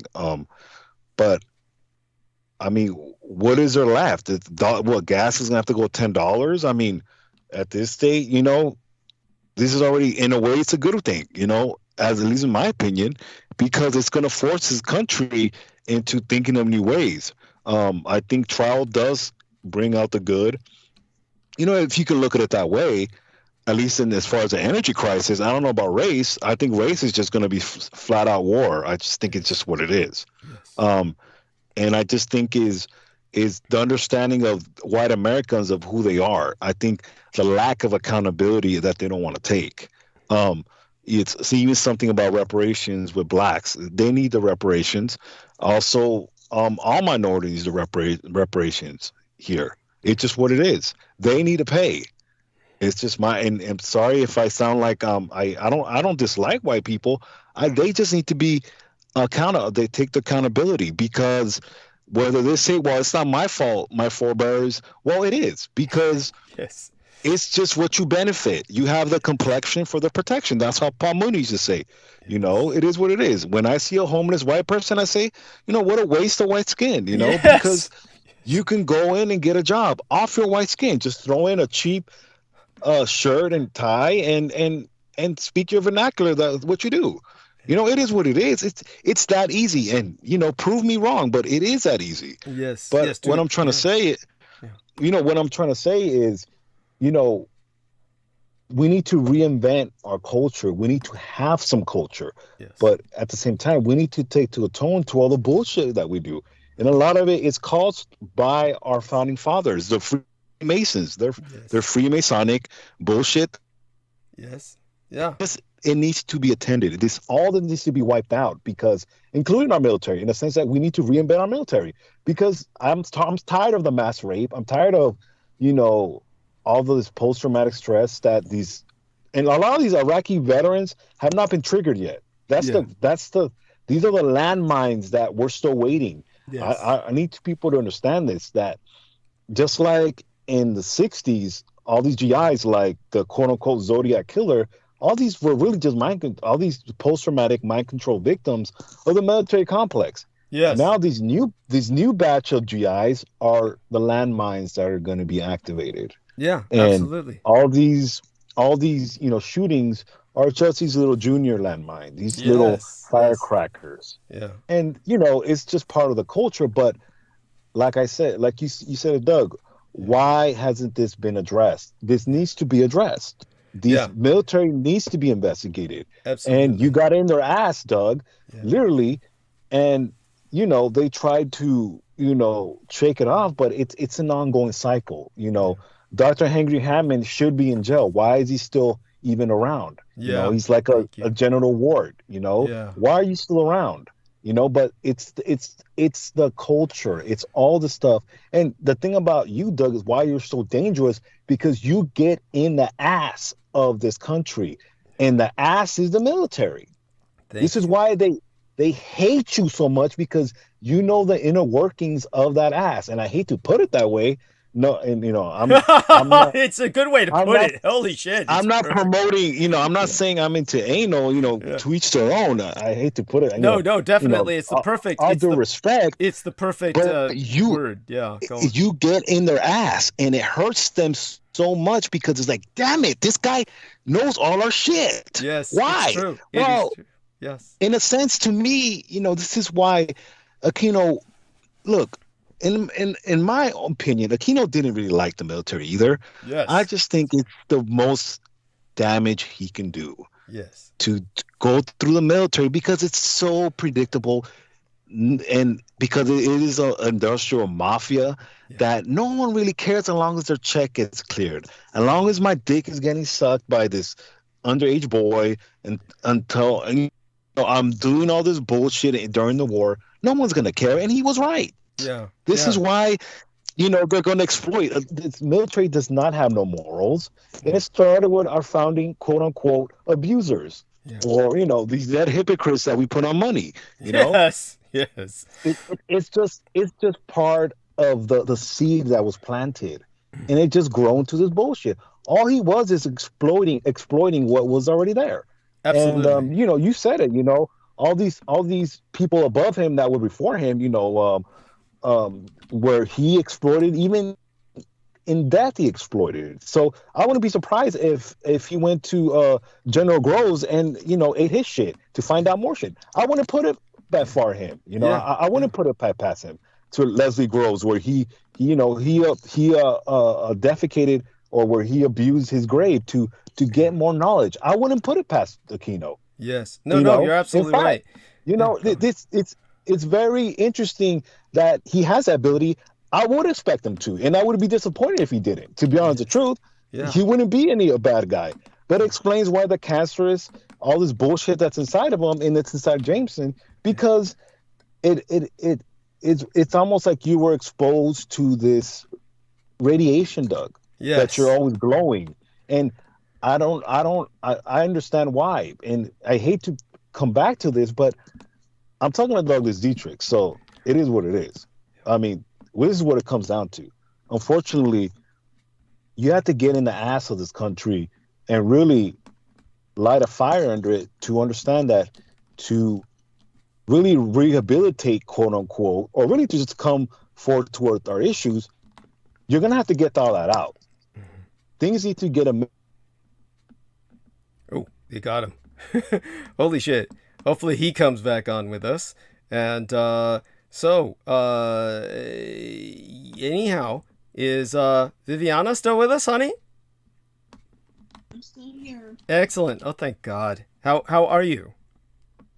I'm good. I'm ready for your transmission, though. That's so cute. That's so ready. cute. Okay, well, I'll start that when I get back. I'll go for a few minutes. So, why is your voice so echoey? Are you on speaker? No. Okay. I'm So, on these headphones. oh shit! You're something horrible happened to your audio, honey. So do something to make yourself a bit more audible, honey. Then I have to check my Bluetooth thing. Please, yes. Oh my God, this is so frustrating. Oh God. Thank God she's here too. And our man Sammy, just so you know, if you can hear us, you dropped. So I'll be taking over soon, and we're going to take it from there. All the ladies are gone. She's coming back, hopefully. I'm here. Thank God. Okay. Yeah. So baby, you sound a lot better. Do me a favor, talk for several minutes, and you can tell people about, the clay feet and everything else. You go where you want to take it for about... No, I won't go there, so I won't. I mean, honey, I don't care. It's okay. So it was just a simple analogy. Understood. Oh yeah, no. Yeah. I mean, look, this is like there are people who trip off that like endlessly. Believe me, it's not. It's not something that you handle it well. Okay, you don't really preach. So let me do something with with our man Sammy here. Let me tell him, Sammy, you dropped, and I said Sammy instead of Salmon. So thank God I'm getting back in. Do you want me to call him again, or? Oh no! He's here. Okay, Sammy, you can finish. No, he's here, but he's not. Okay. Like, he's here with Noreen, but I can't tell if they're. They don't seem to be on. Uh-huh. They can say hi if they wish, but they don't seem to be on. So and they both dropped. So I think, honey, you need to take over for a few minutes. I'll be back in about 5 minutes. Okay. So give me about 5 6 Okay. minutes. Just run with it, and then when I come back, I'll start monologuing. I'll start the solicitation and then monologuing. Our British friend will drop in probably for a few minutes after that, and then I will, take it from there. So, take it from there after he gives me kind of like an interlude for a second. But all such being said, know you can handle this, and you can talk about anything you want, and I'll go mute. Thank you. Love you. Okay. All right. So, I don't know really what to talk about, but what I did, since Sammy brought up empire and the empire that the US is, I wanted to touch on a little something I like to refer back to concerning, I'll say the enemy that is my enemy. Okay. And so this is Karl Rove, better well known as George W. Bush's brain during his reign of terror on our country. And Karl Rove once stated to a reporter, when the reporter was just, asking him, well, hey, what about this and what about that? And Karl Rove kind of intervened and he said, look, this is what you don't understand. And I will quote him now. He says, we're an empire now. And when we act, we create our own reality. And while you're studying that reality judiciously as you will, we will act again, creating other new realities, which you can study too. And that's how things will sort out. We are history's actors, and you, all of you, will be left to just study what we do.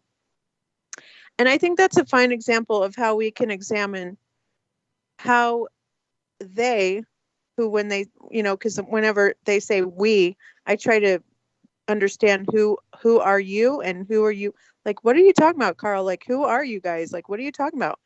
And I just consider them as a spirit of something that has always been. And their idea of creating empire and sort of ruling over us, that's how they look at us, is that they have the power to create the reality that they want us to study. And we're like the little ants who are consistently trying to figure out how we got here, what we are, and why.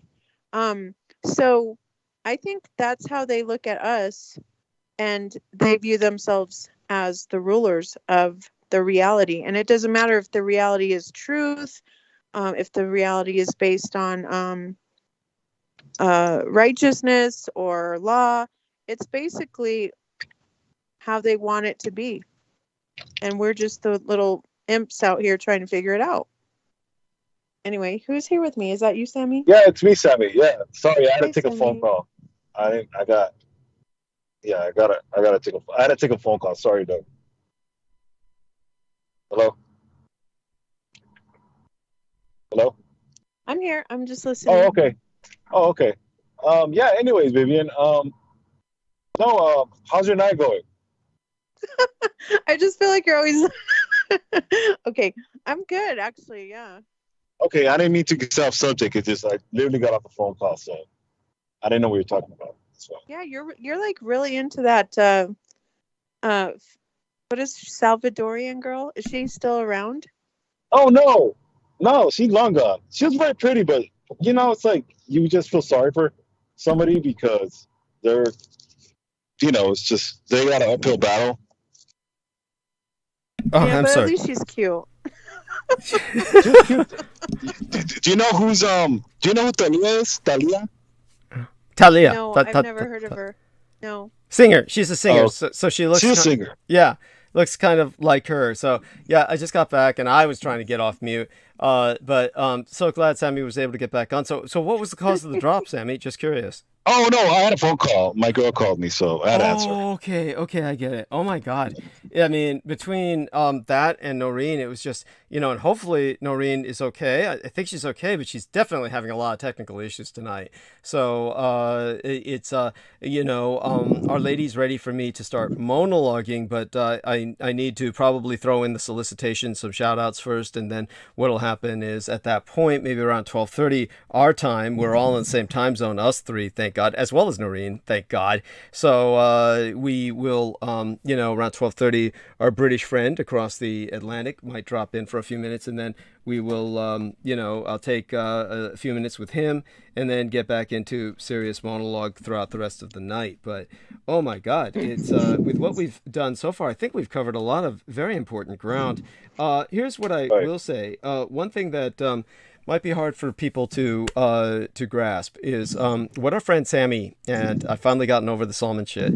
So it took enough beatings tonight, and believe it or not, tonight was a pretty stressful night to me. It is depressing to see just people being that stupid. It's like Peter Moon said it, and of course he used the right-wing Republican kind of conspiracy theory that the Democrats are all Satanists. He's saying it's like, the Republicans found the Democrats were all Satanists and then all wanted, you had a bunch of people trying to join the Satanists. That doesn't make any sense. You wonder what's going on with Paco Morales or Sarah Thomas Lyons.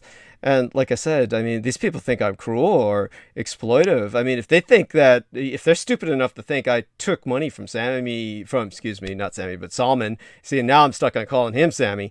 But basically, if they think I took money from Salman and exploited him, I mean, the guy got plenty of airtime to advertise his stuff. So it's not like he didn't get something for his pay. So it's like, it's not even rationalizing it. It's just a fact.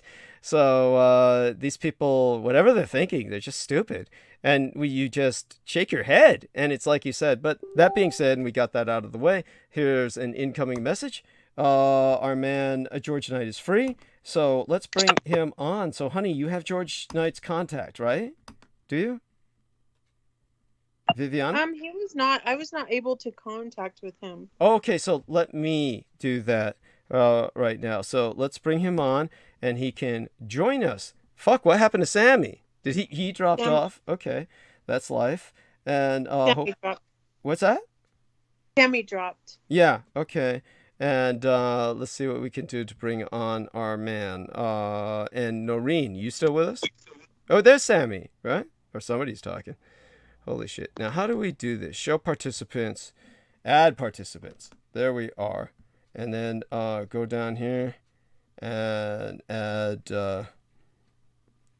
in time, all these other people will become just as... the people who dropped off will become just as nonchalant to me and passing them by as all these other old people that are... Is that Sammy? He's like trying to say something. And let me see. Where the hell is George Knight? Oh, gotta type in his name. That's it. Why do I bother with searching? Okay. And so let me tell him that we're calling. And so did that knock us off the call or something? It's certainly knocked me off in a sense. There we are.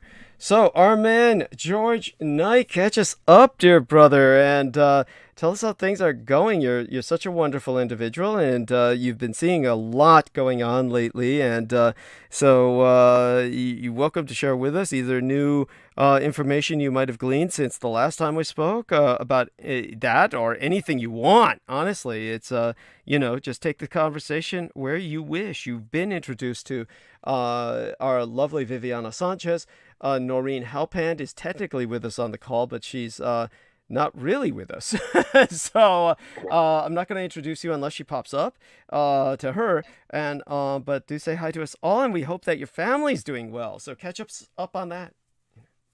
Hello, Douglas. Yeah, thank you for having me on. Yes. It's wonderful. And hello, Vivian and everyone else. Yeah. No, it's just, what an opportunity to come on.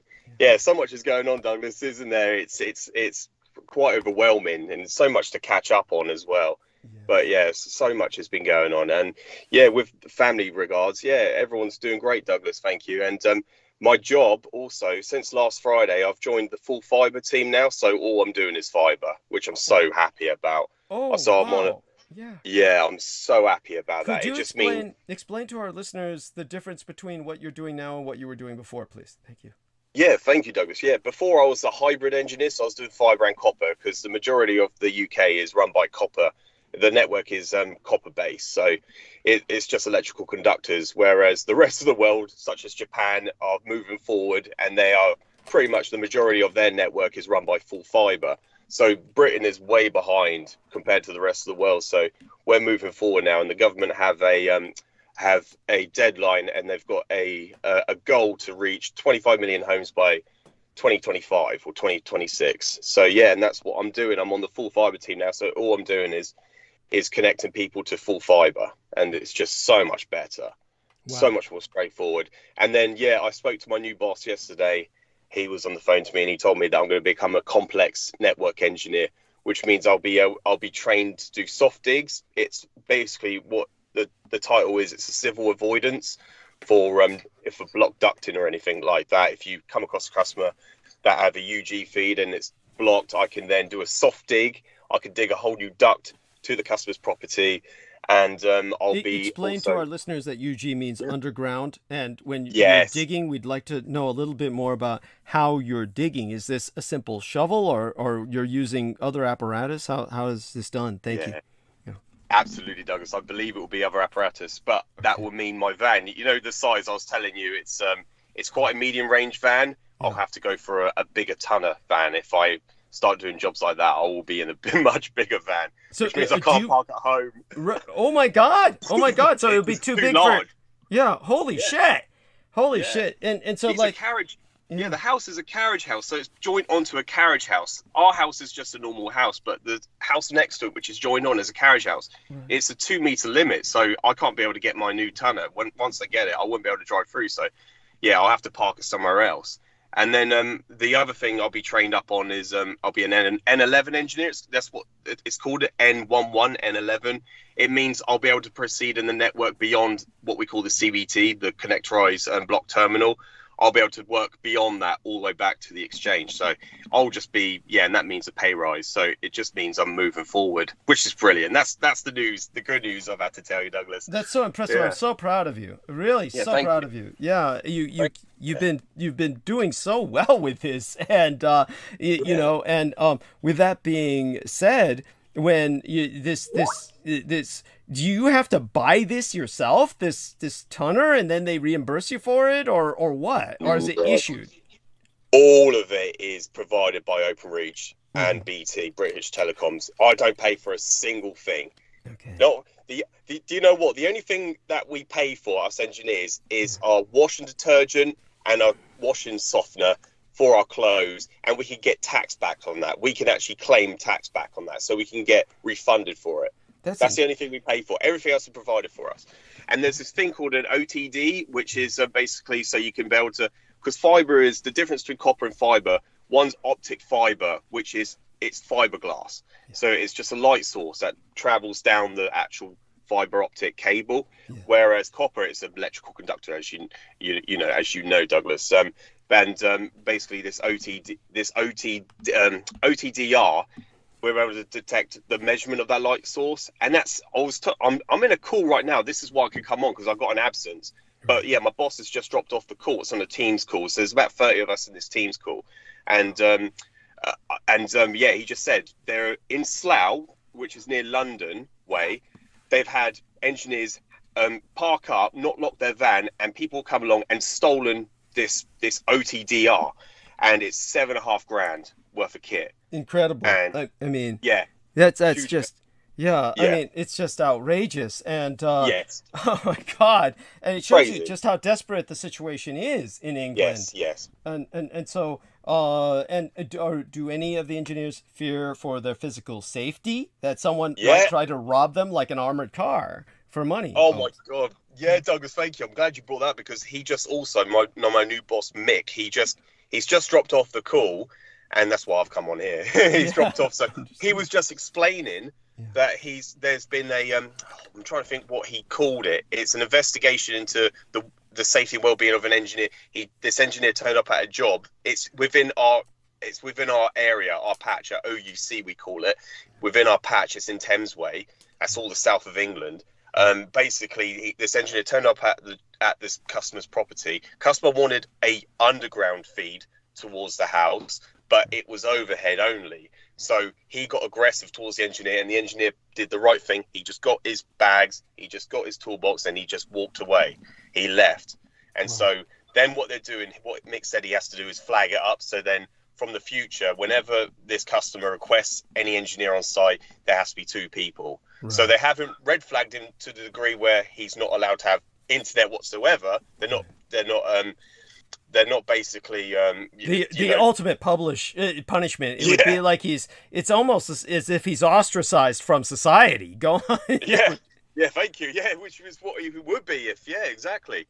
Yeah, so they've just basically red flagged it, so there has to be 2 people on site. So things like that, huge investigations take place within the company when things like that happen. But it does go on. Honestly, I think it was last week I turned up to a job. The woman, was just, she wanted me to run the cable, fiber optic, through the eaves and through the basically through the attic, which is all just insulation foam, no floorboards on the. It wasn't properly boarded up, so I could fall through the ceiling. And she wanted me to run the cable. She wanted me to run this cable. I said basically it doesn't bend at 90 degrees. You bend fiber optic at 90 degrees, it's going to break. It's going to snap. So no, you can't run it like that. Up into the ceiling and then come back down the wall. No, it doesn't run like that. So she wasn't very happy with that. But I just thankfully I was there just to do half the task anyway. I was doing the outside, so thankfully I didn't have to do the inside. I said that's up to the next engineer, but if you're going to ask him the same thing, he's going to say the same thing as I have. But that's you do get I'm trying to think what do you call it with a customer that are just displeased and they just expect too much. So she was just a bit obtuse. So I was glad I wasn't doing the internal bit. But Douglas, that's with work that's pretty much it. So I'm so much happier. My mind's always in the gutter, so it's amazing that I haven't thought of this before. But I think it's a valid question. There must be times when you've run into single females or even females who just happen to be alone. And have you ever been approached sexually where some of them have tried to ask for favors? It's a valid question because you're going all over England, and eventually something like that must happen once in a while. Yeah, thank you, Douglas. Yeah, of course. Yeah, I had it obviously more at the hotel when I was a bar, when I was a bar manager. I had more and more of that, offers at the bar. It happens with this new job role as well. I helped this this customer. I did a install a couple of days ago, and this customer came out of his house, which was next door, and he said, "Oh, my internet's dropped off. So could you please come in?" He goes, "I'll pay you money if you come in have a look for me." I said, "No, I can't take your money. I can't take what we call bribes. I can't do that. Right. Unfortunately, it's gross misconduct. I could be sacked for that. It's a sackable offence." So, I just said, "No, I'll come and have a look for you as a favour. Give you a head start." But obviously, without the job number or what we call the OGA number, I can't conduct any testing. So I couldn't help him really. But I went and had a look for him, and I said basically I've got an issue, and he's got an engineer coming out this Thursday, which is today, and. Hopefully you get it all sorted. But you do come across that. And he was trying to bribe me. And he actually, when I left, he tried to give me £20. And I said, "No, I can't take it. I can't take it." He goes, "Nobody's going to know." I said, "Yeah, it's not that. I just can't take it, I'm afraid." Right. Cool. Everyone's dropping off the call now, so that's great. So I can leave. Yeah, brilliant. Douglas. So, does that mean you have to leave us, or you're still able to... No. Okay. I'm going to stay on longer, Douglas. Yeah. I've been out past, yes. There's so much to talk about. Yes. Yeah, and what's been going on as well, Douglas. It's just, unbelievable. Of course. I've reviewed.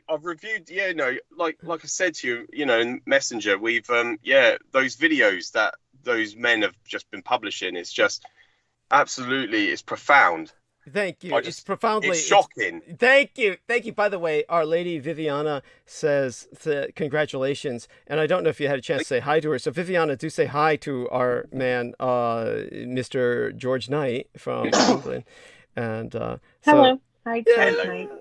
Yes, I mean, we are so Good lucky evening to to have you. this angel, and you know, and Daniel Arola, of course, was kind of, you know, sometimes he doesn't like where she's coming from, and you know, hopefully that doesn't lead to some kind of spat, you know. I know hopefully he'll come back on, but Austerity. yeah. Yeah. But such being said, when you've got these goons, and I know that you see right through them. And at this point, he's produced at least a third video. He's interviewing people I've never fucking heard of who are, Yep. yeah. So you've probably seen this other weirdo named Douglas something he's interviewing. And, you know, if you don't have time in your life to listen to all of the elements of the show. So at certain times we go into topics that, you know, I literally have to catch you up on personally or privately. But definitely one of the things that happened, let me go over into the messenger box here. And with the messenger, what happened was that I was, Pac One Morales, by the way, left for the other side. You know, he just basically ran away, you know, and so, yeah, and that's, you know, so there you go. That's one. The other was Sarah Thomas Lyons, and all of this is based on people feel, you know, they feel I've been cruel to these people or something like that, and they just we can only speculate on why they do what they do. This has probably been the most people that have had just vacate because they just decided to go with the other side and they're buying into this shit, or they simply feel that what I did was too ugly a severance. But first off, it was a long time coming with JMO, and I was telling him to just fucking, you know, tone it down. But he was here to sabotage, and then it turned out Salman was involved with him, so he left with him. And then now, as a couple of gay lovers, they're really bitching it out, and they're like. They're hot to bring me down, so to speak. So when it comes to what was presented by a number of people in terms of what these idiots are up to, it was Peggy Wood Amalal. There we are. She brought in the latest, and she says it's basically this kind of stupid. Here we are. I'll go into the screen share for you so you can see this. And so let me see if this works. So this is screen sharing right now. And if we go up a bit further with her, what she was pointing out was that here we are. Bring this up and up. She obviously, many of these ladies are trying to be supportive, so they're trying to report to me what's going on. So she says, "Are you going live?" And then she says, "Here's the latest bullshit. Salman Sheikh and Matt Douglas. I've never even heard of this guy. I don't know this person. Yeah, exposing Douglas Duane Dietrich." And then that's his third, and it was posted 6 hours ago. So, you know, they're obviously going further, and this is what they're doing every day. This is going to be his new career for a while. So it will get to the point where we simply ignore this, but this is now their life. You know, she says he's big mad because you dissed his religion and the Masonry. He was utterly and hugely insulted. Anybody who listens to what I said knows that none of this is true in terms of my running some campaign to offend him in that regard. And like she says, it's just a form of narcissism and low-level intelligence, and she wanted the chance to tell him that. That's, of course, why he blocked her. So she says their minds are controlled, basically. Yeah, at this point it is, because all they're doing is regurgitating everything Richard K. Cole Jr. has said. And Salman Sheikh has even said his Sufi masters in Australia, he's referencing Stephen Outram. So, so in terms of this, so what else do you have to add to this? You had any other impressions? I know that you were pointing out they were. Yeah, go on. It's all yours. Oh, thank you, Doug. I do beg your pardon for butting in. Yeah, no, it's it's important. I actually listened yesterday. I had 2-hour absence. I listened to the part where you were talking at the last transmission with Peter Moon. Yeah. And you know about you were distinguishing between Masonry, Freemasonry, and the Bavarian Illuminati or Illuminati, the Illuminated. So I completely agree with everything you said, and this is the thing. If you listen to Salman Sheikh's interviews 2 nights ago, it went on for his first interview was 15 minutes long. He made several discrepancies, he made many errors. I mean, the majority of it, if not 100% of it, is all lies about Douglas, and which is all verifiable. But the several points he makes, I can deconstruct everything he has said in these interviews about saying that we don't know what Douglas's real name is. The guy has interviewed Douglas many times, and he's introduced him as Douglas Dietrich. He's introduced him to his interviews on his YouTube channel, and he's introduced Douglas as Douglas Dietrich. and he's told the public this is Douglas Dietrich, and now he's turned around saying that's not his real name. So that looks bad on him. Yeah. His integrity is it's a clean slate. He's known as a liar now because he's introduced Douglas as Douglas Dietrich. I don't know if that's true, Douglas. Like, you're not Douglas. I must not be George Knight. Yes. What's going? Who am I talking to? If that is true, who am I been talking to? And it's just ridiculous because I have the evidence to verify that Douglas Dietrich, his name is Douglas Dietrich, and he's saying there's no evidence. And like, okay, so where's your sources, Salmon? Who are these? Where are your sources that prove that his name is not Douglas? And he just says in this interview, he doesn't know what your name is. Well, if you don't know what his name is, then his name must be Douglas Dietrich. What is it? What could it be? So many conflations, so many contradictions in the entire interview. It makes no sense whatsoever. And I'm sorry, I'm trying to remember another point. There's just so many points to make that he made. That Well, another one would be, he says, I do not live in my physical residential address, my domicile. Yeah. And and he says there's no photographic evidence of my residential address or domicile. But of course, I presume he's not suggesting where I might actually live. Yes. My God. So I think what he's trying to say is I don't live in San Francisco. Is that what he's trying to say? That I actually no idea. No idea, Douglas. And about you drive a Maserati. Yeah, Maserati, is that what it is? Holy shit. I love that. God. Holy shit. Yeah. Go on. Who's lying? Yeah. Who is the one who's lying? It's so obvious he's making all this up. All the people he's talking to have just come up with this absolutely inflacious, presentation of yourself. But this doesn't make none of it makes any sense. No, it's just Richard K. It's just just I don't like to mention his name ever. Understood, but you can feel free to. You may as well. Yeah, they're the replica. They're the cessation to him. Yeah. It's no longer a replica or a secession. They are obviously affiliated with him openly at this point. Yeah. And they are claiming such. They are actually stating they are because they said he's a Marine. And and so they're going back to that. And that's that's certainly what Jameson Reese was doing, which, by the way, as I sent you, I think, the images of that, tell me if I didn't. It was just basically, as a matter of fact, let me take a look into the message box and see if I sent you this stuff. But basically, Jameson Reese is having health issues now, and he's basically got internal bleeding. So you saw this then? You saw this? Right? I know. I've not seen that, Douglas. No, thank you. I haven't. Oh, okay then. I understand what you're saying. Sorry, that's what I'm saying. Yes, I understand what you're saying. Okay. Yeah. Okay. So let me do the screen share again. So I'll go back into the screen share so you can see this, and this is important. Basically, when it comes to let me see now. Where's a good place to find this? I guess Peter Moon's place is enough for this. So basically, here we are.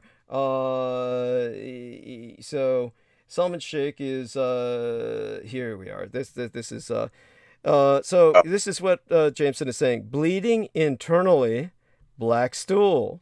Right. Yeah. Right. But before I go, I am taking PJ Dougie Doug with me as an offering to Al Shaitan. Yeah. And then of course he regurgitates Richard K. Cole. Did some digging. That's the first thing Richard K. Cole said about 10 years ago was, I did some digging. And he's just cutting and pasting him. He never made it past boot camp. Dougie Doug, lying son of a bitch. Oh my God. So it's just the same shit. And then this was relayed by Pac-1 Morales, who then ran away to join them. And then he says, Eldest, his cat, is on her way out. I can feel it. Anger, sorrow, pain, doesn't begin to describe it 6 months after losing my closest companion, his other cat. I am seething, and no Douglas is behind this shit. He will fall on his own sword. And of course, Vero Reina Barrera, Salman Sheikh, all these other ladies who are pitying him and his cat. And as Peter Moon says, lunacy, true lunacy. But the reason that this is important is we brought up when I was bringing up the thanatophagy, or the eating of the dead, of Michael Aquino in the past, Samuel Romero pointed out that because of all of the embalming fluids in cadavers and all the rest, that he was how he contracted intestinal cancer. And now that Jameson Reese is claiming that Aquino's within him, he's manifesting the intestinal cancer symptoms is what's going on. So that's intriguing, and that's that's what it is. But other than that, that gives you another perspective on this. Yeah, and it catches you up. And I think that that being said, the other claims that that were being made were that I was aside from my residence, aside from my name, aside from Jameson Reese saying I was a trans, and that's always entertaining. Did anyone else come up with these weird sexual angles? Oh, they said I'm the member of the Temple of Set, and that Michael Aquino is really the innocent victim. He's the innocent victim, and I'm the predator in the Temple of Set, right? That's essentially what they're saying, right? Well, there you go. It tells you everything. It says it all, Douglas. And the other thing that Salman said, like I said, I listened to the previous transmission for 2 hours, and what Salman was saying, that you called him the N-word. I didn't hear you call him the N-word once in that 2 hour duration that time period. What I did hear you say, Douglas, was he was celebrating, what's his name? What's his first name? Something Pike. Albert Pike. And Albert Pike. And what you said was Albert Pike would have called him a M-N word. Oriental. You never called him the N-word. Thank you. Oriental N-word. I'm going to be careful with that word for tonight. For tonight, I'll be careful.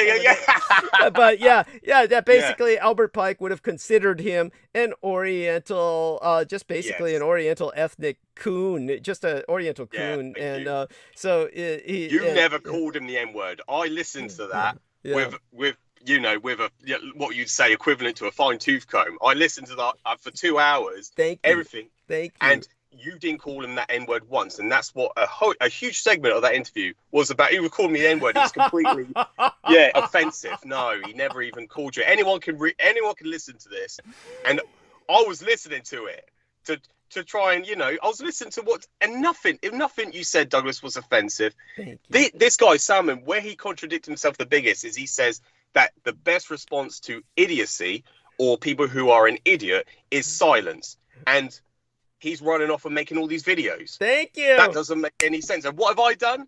I've not responded to anything he's done. Yes. He sent me that link. I did not respond to him. Yeah. Because he's just an idiot. The guy's not worth responding to. I can prove everything what he's saying is a lie. I can prove everything Douglas is saying to be true and a fact. It's a verifiable fact. I have the evidence for it.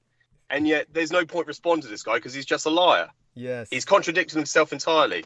So, that's why it has to be on record. I'm sorry. This guy he's saying that Douglas needs to be shut down. This guy just needs to be ignored because he's just a liar. Yes. Thank you. Nobody should take this guy seriously whatsoever. Both of them, because it's just pathetic. Well, hopefully what they do is they serve a purpose, and they not only promote us, but they also basically discredit Richard K. Cole Jr. just by repeating his shit in their insane context. They show it for just how maniacal it all is. I mean, I think anybody who listens to them without even knowing us would basically get the impression that there's something seriously wrong with them. I think that's and so they've so what I've told people is that Salman Sheikh has essentially died. He's essentially died because his persona, which was all based on peace and love, was completely shattered. He's now he's now full of hate. Yes.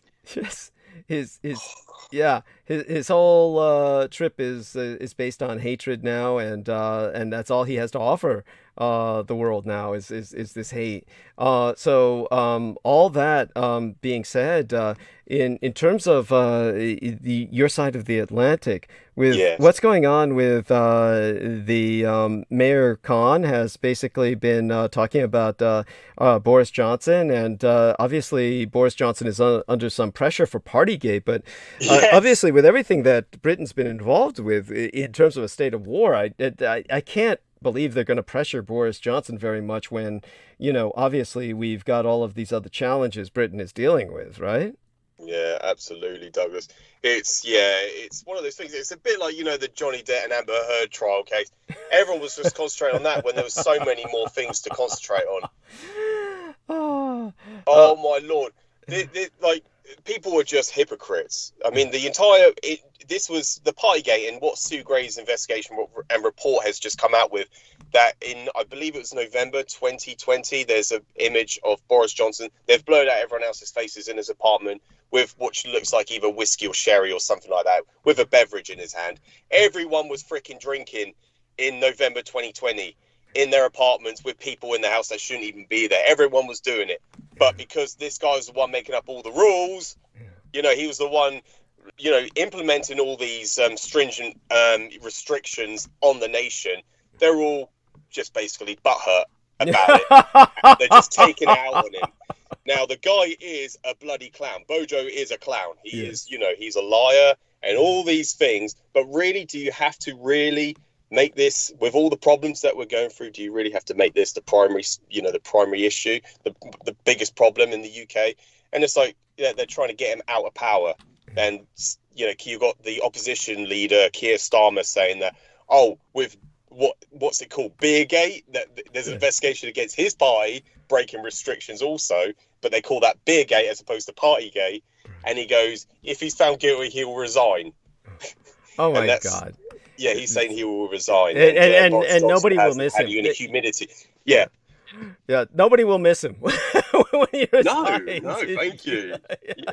It'll be like he was never there. I mean, honestly, it's the whole thing is so in terms of also with after Boris Johnson visited the Ukraine, what's been going on with the defense minister and everybody else? They've certainly been doing their best to continue shipments. So tell us a bit about what you understand about this.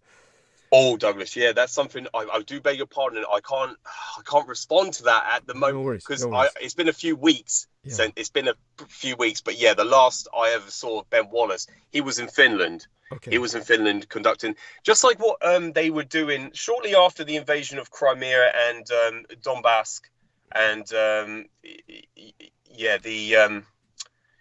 annexation of Crimea in 2014. There was what they call Operation. I'm trying to think. What's it called? Orbital. The British government went to Ukraine and trained the Ukrainian armed forces in what was called Operation Orbital, and people can look this up. They went in and they helped train the troops against any future invasions, and that's what they're essentially doing in Finland. That was the last I ever I heard about it. But yeah, of course, there's a lot of I don't know. I've not caught up with it whether or not Finland have joined NATO or they're still going through the process of joining the North Atlantic Treaty Organization. But that is that's what the latest I gathered. But Ben Wallace was in Finland with the troops training the Finnish forces in a potential invasion from the Russian Federation. But that was the latest on that. I've got something very crazy actually, Douglas, to show you actually. Great. I'm going to send you just an image now.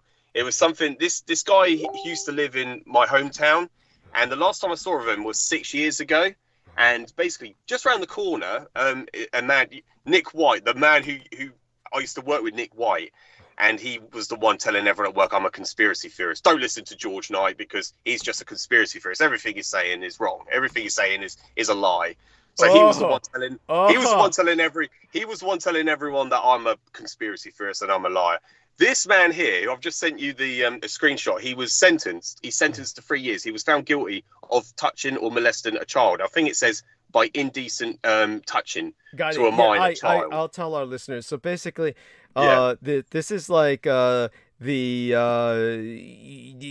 call this kind of like this is like a public shall we say, almost like a public warning, almost like a public service announcement to warn people about this kind of predator. And this one says behind bars, and it's also a way for law enforcement to brag about having done its job. And so Andrew Rivers is this man's name.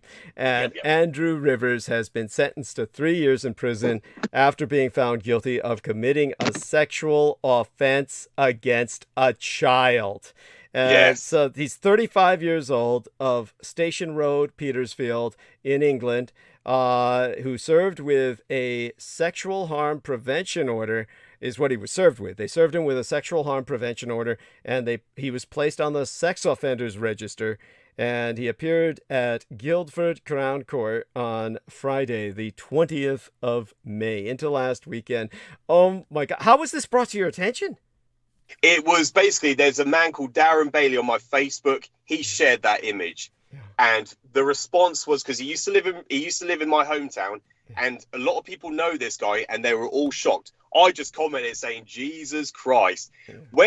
What I mentioned about Nick White, he was the guy that told everyone at work I'm a conspiracy theorist. So that's why whenever I started speaking about anything, they just laugh at me and walked away. They wouldn't even listen to what I was saying. And this is, I'm trying to just bring awareness. But anyway, this guy, Nick White, got married in 2016. He invited Andrew Rivers and his twin brother, Chris Rivers, to his stag do. So I went along to Nick's stag do. This is back in 2016. This is before I even knew who Douglas was. This is before I didn't know Douglas until the beginning of 2017, after watching that Holocaust video that he done with the 911.org YouTube channel. And back then, but this is before he was calling me a conspiracy theorist. He didn't call me a conspiracy theorist until after I knew Douglas. Right. But anyway, this Andrew Rivers came along to the stag do, obviously because Nick White's best man was his twin brother, Chris Rivers. So he invited his brother along with him. And that's the last time I saw him, besides on the wedding day. And I was like, Jesus Christ, I would not have expected that guy to be capable of doing things like that, because he was just, but this is what everyone's response was. He was such a nice guy. They never suspect that. But then obviously other people were saying, yeah, but you don't know who people really are, do you? He wasn't nice at all. He wasn't nice at all. He was a piece of shit, and he was going around insulting you and defaming you, basically. And now we know why. I mean, basically, this is the kind of guy who naturally glommed towards evil, and he was basically, because you were bringing truth into the world. He reflexively, intuitively hated you. And what was it he did? What was his position at work? What was his responsibility? Oh, he was initially just a waiter. Then he became on the bar, and then he went to do a reception. So he was a receptionist, and then he became the events coordinator for a few years. Oh my God! Yeah. That's what Nick's position was. But yeah, it's just, and it's not just that. Nick's wife's father, he used to molest his own daughter. It's like he's surrounded by it. And they used to get really offended whenever I spoke up against that. Oh my God. They got really offended. I even got slapped in the face by his wife going back a few years ago. Oh my God. Because I said that is just completely wrong. Yeah. And she still defended him. I mean, she defended her own father. Yeah. Oh my God. This is how dysfunctional their family was. Oh my God. And then you got this man, Andrew Rivers, who is a paedophile, child molester, sentence. I had him on Facebook. I deleted and blocked him immediately. Yes. Fucking hell. I could not believe it. I was like, Jesus Christ. But nothing shocks me anymore. After, all the years I've known you, Douglas, there's nothing. It's like what you were saying in the last transmission. You have a high tolerance for all this. And it's just like me. It's very hard to shock me nowadays because I've just been exposed to the worst. Yes. There's nothing that, so this, I was just like, well, this guy's a piece of shit. Yeah, just delete him. Yeah. And beyond that, you should tell people that they should stop this nonsense about, he seemed like such a nice guy. Yeah, exactly. He's a monster. Yes.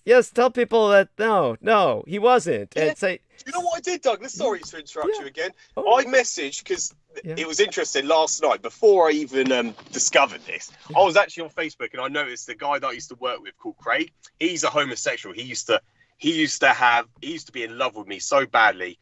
It was just like, that's another story. I'll go into it for hours. But this guy for many years had the hots for me. He had a crush on me for so long.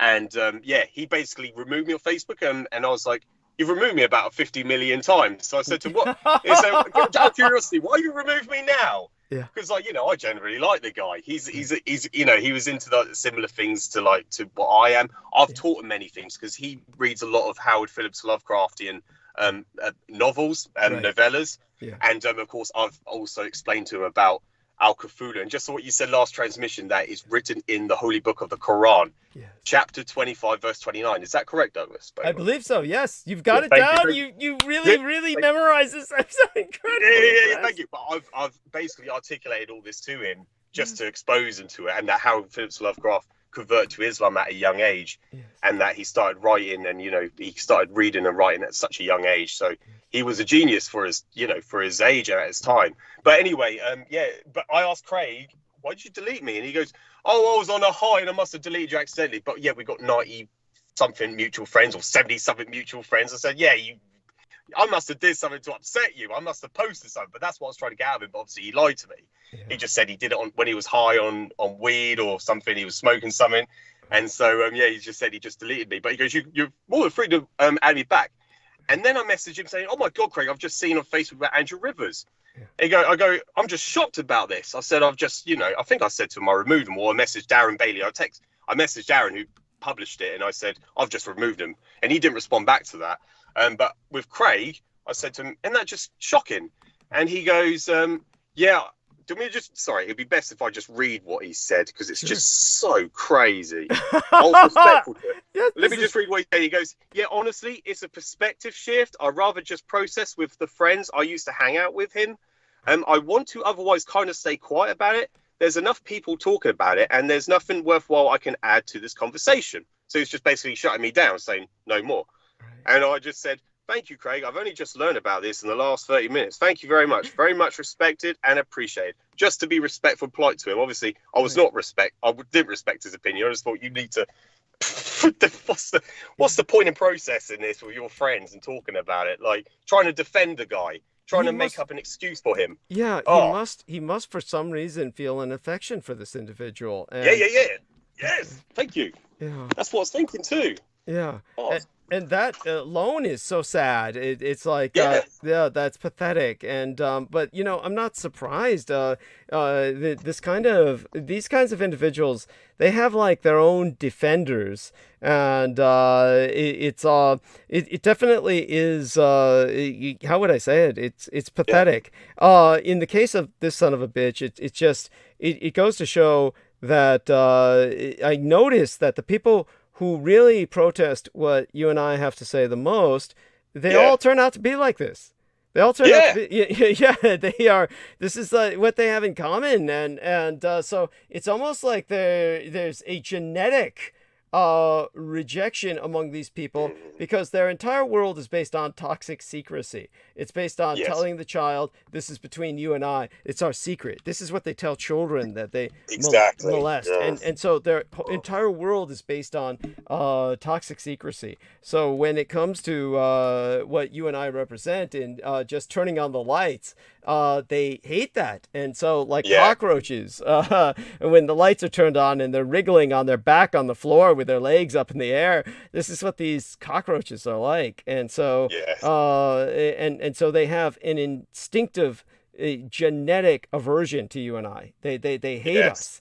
And so this is where that comes in. And so I think that what has happened now is Peter Moon feels very positive about all this. He feels that we are moving forward, that the fact that we've, one lady said the garbage has taken itself out, and Peter loved that. He says, now we're just waiting for the refuse collectors to pick it up and take it away. Absolutely. Yeah, absolutely, Douglas. And like he said, he chucked away all Peter Moon's books. He said he threw it all out in the trash. He's just thrown himself out in the trash. Oh yeah. Oh, did Salmon Shake say that?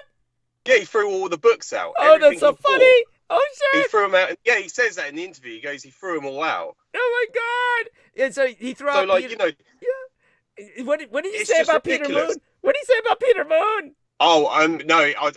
I'm trying to... Yeah, of course I want to... Because, of course, vivid memory, I can't retain what he was actually... saying specifically so about Peter Moon. In other words, but he was saying that he was he was saying that he was interviewing him, and it's on his YouTube channel. So he's interviewed Peter Moon, and he supported him by buying all his books. And he actually said he threw them all out in the trash. He said he's got rid of them all. Which again, it's the same thing. It's contradicting himself. He's saying that. Oh, that's the other thing, Douglas. Thank you. It's just gone in my head now. He was saying that Peter Moon is your handler.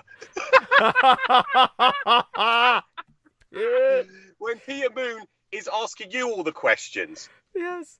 Yes. How is he your handler if he's asking you if he's trying to find the answers from you? How's that make any sense? If he's your handler, he's not telling you what to do. And it's like with me, you don't tell me what to do. You don't tell anyone what to do.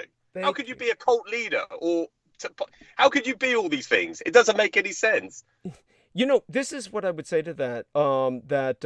When we use that term cult, is that a term that he used? Did he use that term that I have a cult? Did he say that? Because that's common among these people as they make that claim. Yes. So he did use that term. He did use that term.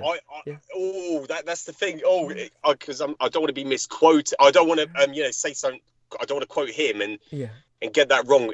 I think it's either cultivated or not that he's a cult leader, because he was saying you're part of the temple of the set. That's something he definitely said. I'm trying to think if it was whether, I know Jameson was saying that you're a part of the occulted, which obviously means seclude, to hide. Yeah. But which that doesn't make any sense because Douglas has been exposed in everything. Thank you. His entire life, which doesn't make any sense. That's like what I do. People think that I'm somehow, like that guy Jack who said to me, who was saying amongst his group of friends, George and Martin, this other guy called Martin, saying that George is a de facto, whatever that means, a de facto, or I don't know if they mean to say defected. I have no idea, but to try and accuse me personally of being a cultivate, I'm part of the occult, which means seclude, to hide. That contradicts everything I do because I expose everything. I learned everything from Douglas, and I am basically just exposing what I have learned from what I've been exposed to. And that's all I do. And it's just to make awareness to people, just the reality of the world we live in, because the majority of people are cultivated. They're hiding it. They live in secrecy. They're hiding all these aspects of life that nobody knows about. And so that's what Douglas has been doing since 2007. Not beyond 2011, which is what Sam was saying, that there was no record of Douglas before 2011. That's not true at all, because he's been a public performance since 2007. He's been on air since 2007. There's record of him. Oh my which God. is another lie he stated. Yeah.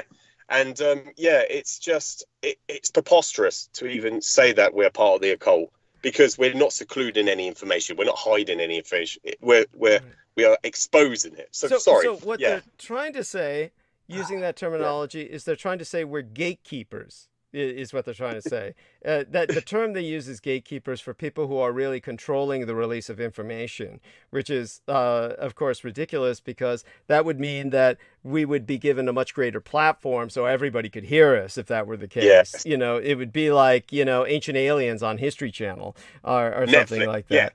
Yeah, thank you, Douglas. It's like Stephen Greer, who's a charlatan and shield. He's got given the biggest platform to expose all these lies, which people think is gospel, think it's the truth, and it's not. Oh my God, it's just, and it's like what I said to you before, Douglas. Like, these people are now accusing you of having millions and millions of dollars, and that you got Maserati. But what I said to Douglas going back several transmissions ago, and people, it'll take a long time to even find what I was saying. But I actually believe the very first time I listened to Douglas on that, the 2-part video, I thought, my God, this guy is so intelligent. He's so intellectual, and he can retain all this information like he's a human walking encyclopedia himself. And I thought this guy must be a millionaire. But then he's sitting there in your apartment. I didn't realize. I thought you went to an apartment to be interviewed by these guys, but you're sitting in your own apartment. They came to you, and I was like, oh my God, you can see that he doesn't have millions. He don't live in a mansion like all these other people do. Thank you. All these other charlatans and shills do. They get paid millions to tell lies. Douglas isn't. Yes. And so that is the proof right there. Thank you. Honestly, you're bringing tears to my eyes, and you see it just. Yes, it's true. Yeah. It's true. So, and in terms of, we've certainly gotten more elements of what these people are saying, and we certainly, hopefully, people who hear this understand the lunacy of these people's position and the fact that they are affiliated with all the former gang stalkers from before, Stephen Outram and Richard K. Cole Jr. and all the rest.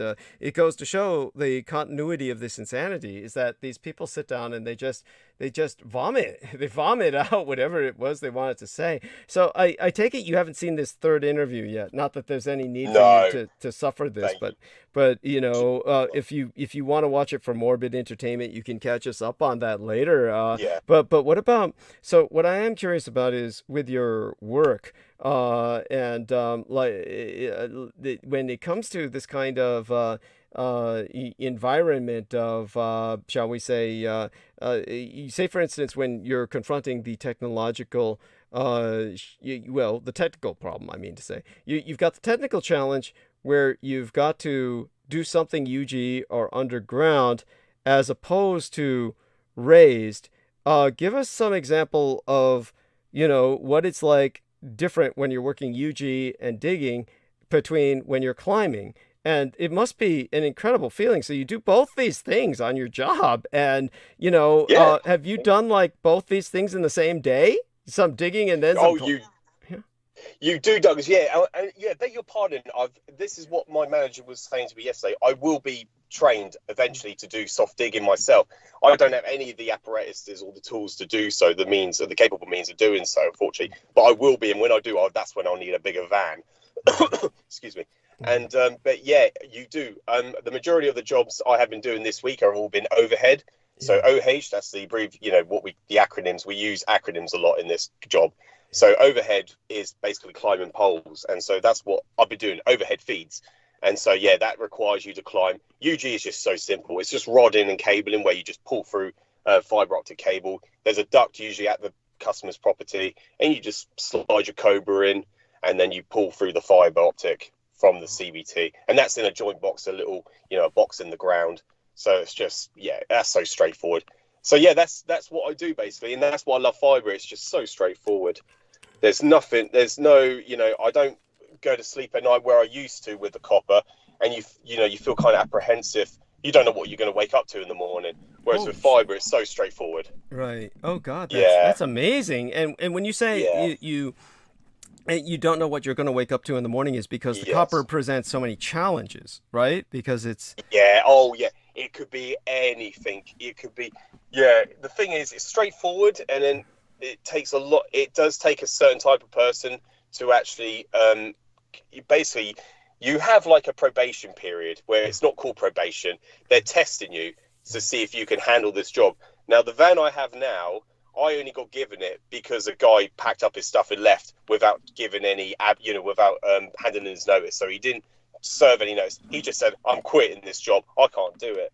And so they basically test you. That's why for the first year, you're under this apprenticeship scheme to see if you can actually do the job.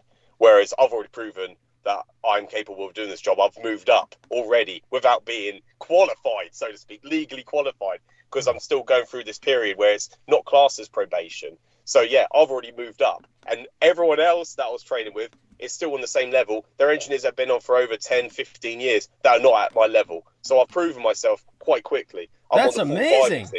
Yeah, thank you. Has anybody been jealous or pissed off about that? Yes, mate. Yes, sorry, I called you mate then. Sorry. But no, that's fine. That's it. Yeah, that's it. Because they've said, like, with the jobs I do, I don't know if I mentioned this earlier, but I'm doing what we call step one task, which is half a job. So they expect you to bash out. Sorry, I'm saying all these like. Yeah, that's fine. Bash out, that you're supposed to. Yeah, you're supposed to get out about 5 or 6 jobs a day. But basically, with everything, the health and safety aspect, you can't do that many jobs in one day. It takes so long to set up Tetra, set up your ladders. You have to go through the health and safety checks, your own personal health risk assessment. You have to go through so many processes in order to carry out a task. So it's just not viable to complete that many jobs in one go. And so, I love this. I love this part of the job, and I'm being left alone as well. People aren't chasing me up or asking me where I am. My last patch before, oh my God! The last guy I had as my patch lead, he was asking me, "What am I doing?" And I just, I could have said sarcastically, "Well, I'm on the shitter. I'm on the bog. I'm taking a shit right now. Why are you asking me what I'm doing, where I am?" Yeah, he was doing that all the time, just asking me what's going on. Oh yeah, why is this job taking you 2 hours? And like, oh, because, I've had to climb a pole and get a feed across to the house.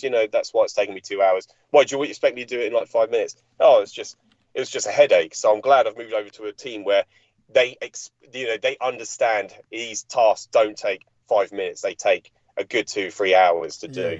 Yes. So yeah, I'm just so much more at ease and relaxed. Oh I just my love God. it so much. Yeah, no, Yeah, that's incredible. That's incredible. And your wife must notice this. She must feel that Yeah. you're a lot less pressured. Does she Yeah, mention yeah, that? yeah. Okay. Yeah, exactly, Douglas, which is brilliant for us. Yeah. Yeah. And that's the thing. And another thing, going back to, Salman and Jameson, sorry. Yeah. I'm Just forgetting say these the guys' lovers. names You can already. just say the lovers, and Yeah, the that's lovers. fine. Yeah.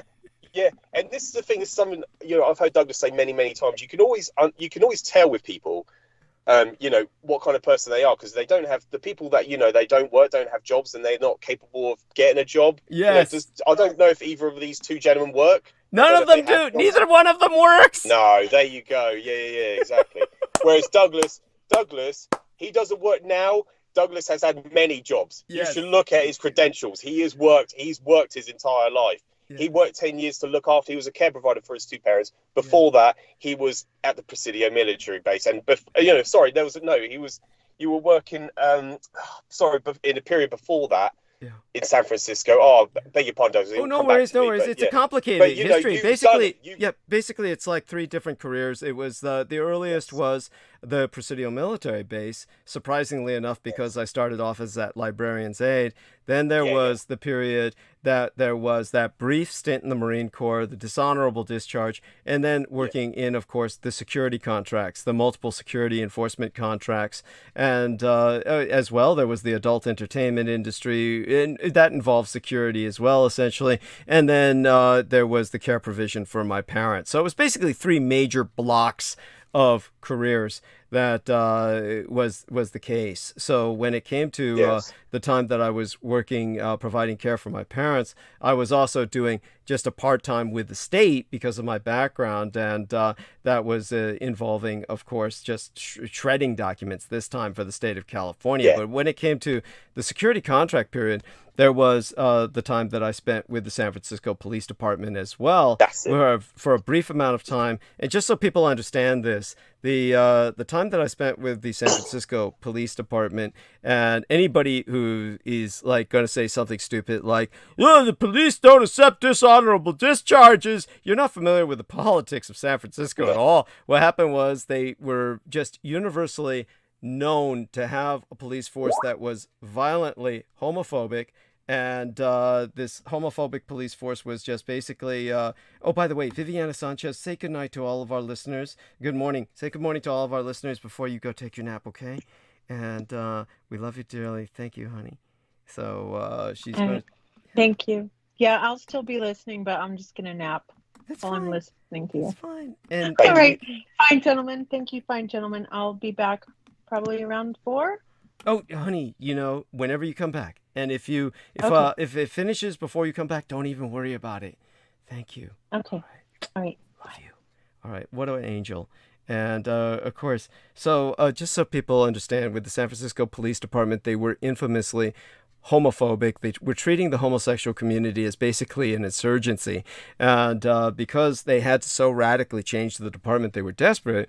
And they said, we need to hire gay officers right away. We got to have gays to represent that community. And of course, basically, I was telling people who were in the security industry, and they were saying, gee, I'd like to work in the police department. I said, dude, tell them you're gay. That's how you get the job. And then they were saying, just because this was such a revolting act for them to say that, they were like thinking of any excuse. They were basically saying, what if they find out I'm not gay? And I said, how is anyone ever going to prove that you're not gay? It's like, would they bring someone in to shake their ass in front of you, and then you turn your face away and they'll say, he's not gay, he's not. It's how would they test this out? How would they? What if they see me walking down the street with a girl? I said, then tell them you switch, that you're bisexual. It's like, Jesus Christ, this isn't rocket science.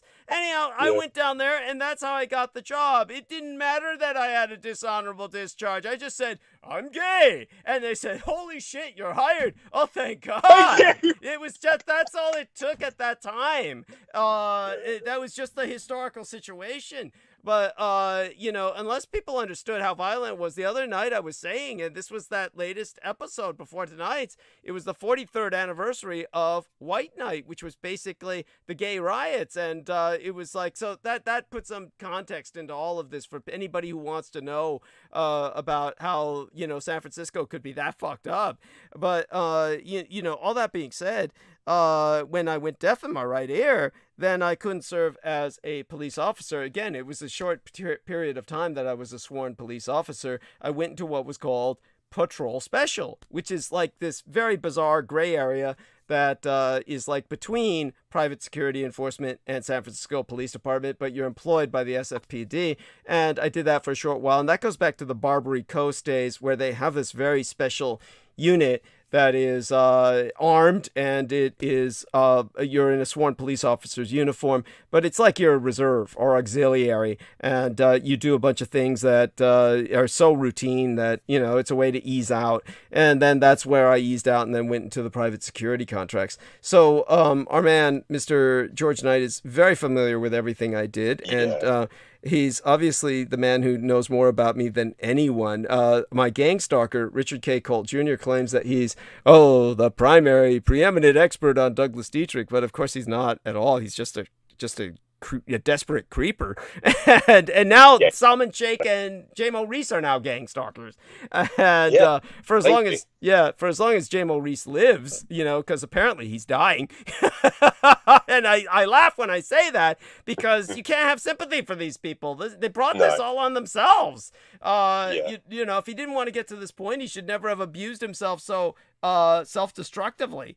And just out of curiosity, now, I know for a fact that in America, there were many people who were working with high overhead wires, and they were usually, in America, they were heavy drug abusers, because a lot of them were high as hell when they were climbing like that, because it's very frightening. And so they got themselves high before they climbed high.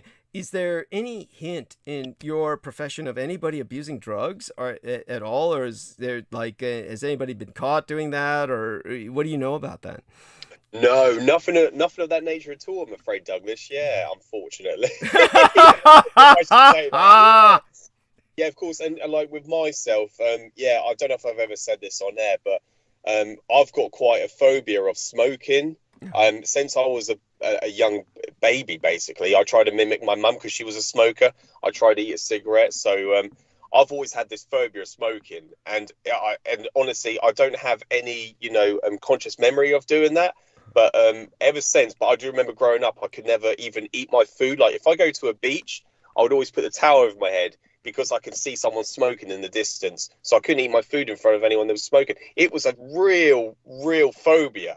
Wow. It was like, it's and to this day, and now I can tolerate it a bit more. I can eat food in front of people who are smoking. I just don't like it at all, right? But these days, almost nobody smokes, right? I mean, haven't they?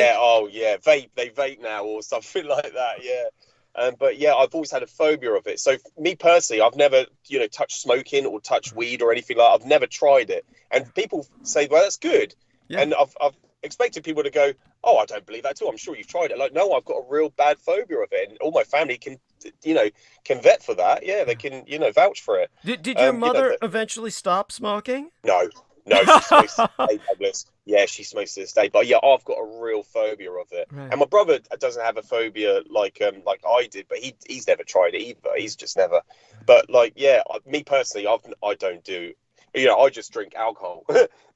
That's my vice, because I don't go to the gym anymore, which I used to do steroids. That was, I used to do performance enhancing drugs. I did that for about 5 years, on and off. So I was cycling on and off. Right. On cycle and off cycle. It's fine. And by the way, we all do it. We all do it. And exactly. At one point in our lives, obviously there's people who haven't, but you get my point. Exactly. In terms of what I'm curious about, is here in America. No, one thing I'm curious about with your mother first. Is she a chain smoker? No, I think she has one, and then she'll maybe have one an hour later or something like that. So okay. So she's not that bad. which is probably why she's still alive. But obviously, if you have such a phobia about smoking, when you visit her, you must overcome that. Obviously, your love for her overcomes that, and you're able to tolerate her presence when she's smoking in front of you, right?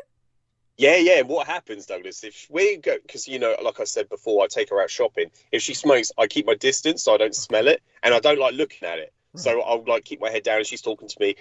You can, you know, I can feel myself getting irritated because I'm like, I don't really want to speak. Wow. So like, yeah, that's how bad it is. That's how bad, like, you know, that's how I feel. And it's just, I think it stems from when I was a baby. So it's just something that stuck with me. But yeah, the reason why I'm saying all that is because, yeah, me personally, because I don't need anything to climb these poles or anything like that. And if you get caught doing it, it's an instant dismissal. You get sacked straight away. I'm not aware of it. There was a guy in my former patch. I asked the question, why is he doing frames? Why is he doing frames all day? Oh, because he was caught drink driving. I was like, oh, was he drink driving on duty and on work? And I was told by another engineer, no, he was caught drink driving. So basically it's going through the court cases at the moment, whether or not he gets his license revoked or or severed from himself. And so basically Overreach have said, well, no, you can't have a van. If this is going on, we can't affect the company's reputation. We can't have it impact us. So they've basically said that you have to get a train to go to Reading every day and do frames jobs. So yeah, he can't drive and he doesn't have a work van. So, and that he wasn't on duty at the time, but he was caught drink driving in his personal car. So yeah, that's the only case I know of. That's amazing. His name was Joseph Perry. Yeah. Yeah, and you know, just to relate a story to you, that one time when I was going to some group therapy, and it was for post-traumatic stress disorder, if I remember correctly. I'm trying, or it might have been it had to be. I can't think of what else I'd be going for. But when I was there with these different people, and then they were talking, there was this one guy who was part of the therapy, and he was this short Chinese guy, and this was probably the worst case I've ever seen of really abusive. Something like this guy, you almost would fantasize about killing him because of what he was doing. But basically what this guy was doing was he was a school bus driver. He was a school bus driver, and he admitted that he was putting something like gin or vodka or whatever alcohol he was addicted to, he was freezing it in ice cube trays.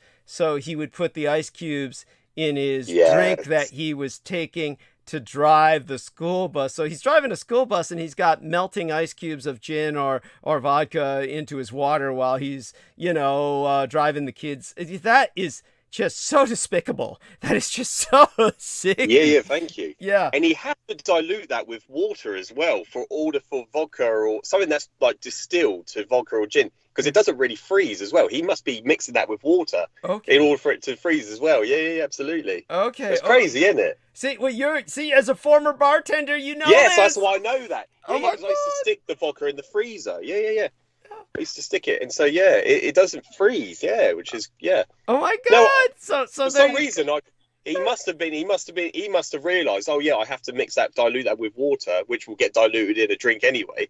So it makes sense. Yes. Yeah. But that's what people used to do, Douglas. I know people doing similar things to that as well. Oh my God!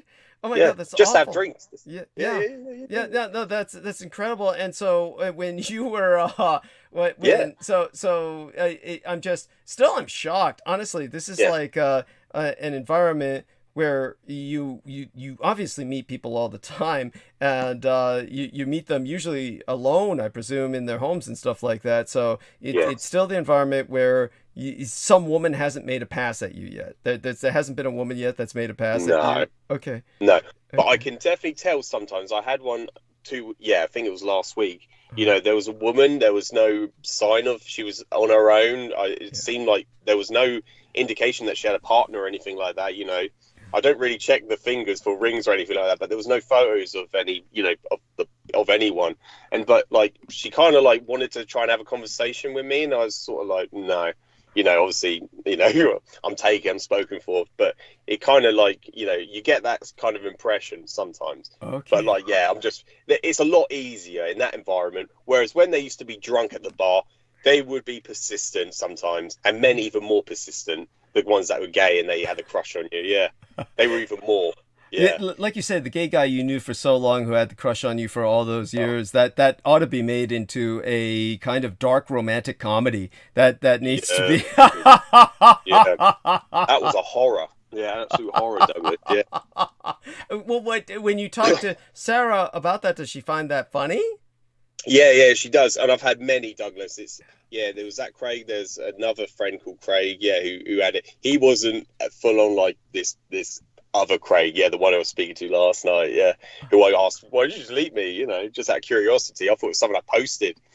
But but I was going to not say that. I was going to say, I was glad that I didn't offend you in any way. That's what I was hoping to say, rather than say, just because I posted something. Yeah. Go on. Oh yeah, Douglas. No, it's just funny. Yeah, some experiences I've had, and it's funny because my persona, I personify, like I'm, because I speak politely, I say please and thank you, and I smile a lot. And I've asked guys, why do you think I'm gay? Because when they come up to go, are you gay? And I ask the question, what gives you that impression? And they say, because you smile, you say please and thank you. Guys don't do that. And it's like, oh my fucking God. It's not only that, but you're also in fucking service. You're in fucking service as a bartender. You would hope that you would have those manners. Oh my God. These guys obviously don't work in service. So in terms of that, I mean, God, these guys all just must be thugs. What are they? Knuckle dragon troglodytes. What happened to the English gentleman? Oh my God, there used to be your average Englishman used to take pride in having a sense of form. Yeah. Oh my God, where did that go? No, exactly, Douglas. I was always brought up to be like that, though. I was always, to be courteous and polite and respectful to everyone. Until they proved themselves unworthy of my respect. Yes, and all too many do. They just ignore it. Yeah, and so when you in terms of also when just so everybody knows, we were speaking about Penny Bradley the other day, and the one thing I do want to say is obviously Penny Bradley, she may be she's kind of standoffish right now because she does feel that I've been kind of mean to her, and oh my God, honestly, I hope she comes back on in the future, and honestly, I know that she feels very hurt that I feel that she's got cascade memories, but the one thing I will say that truly impresses me is that if they are cascade memories, they certainly are profoundly detailed. So, and she brings that up certainly,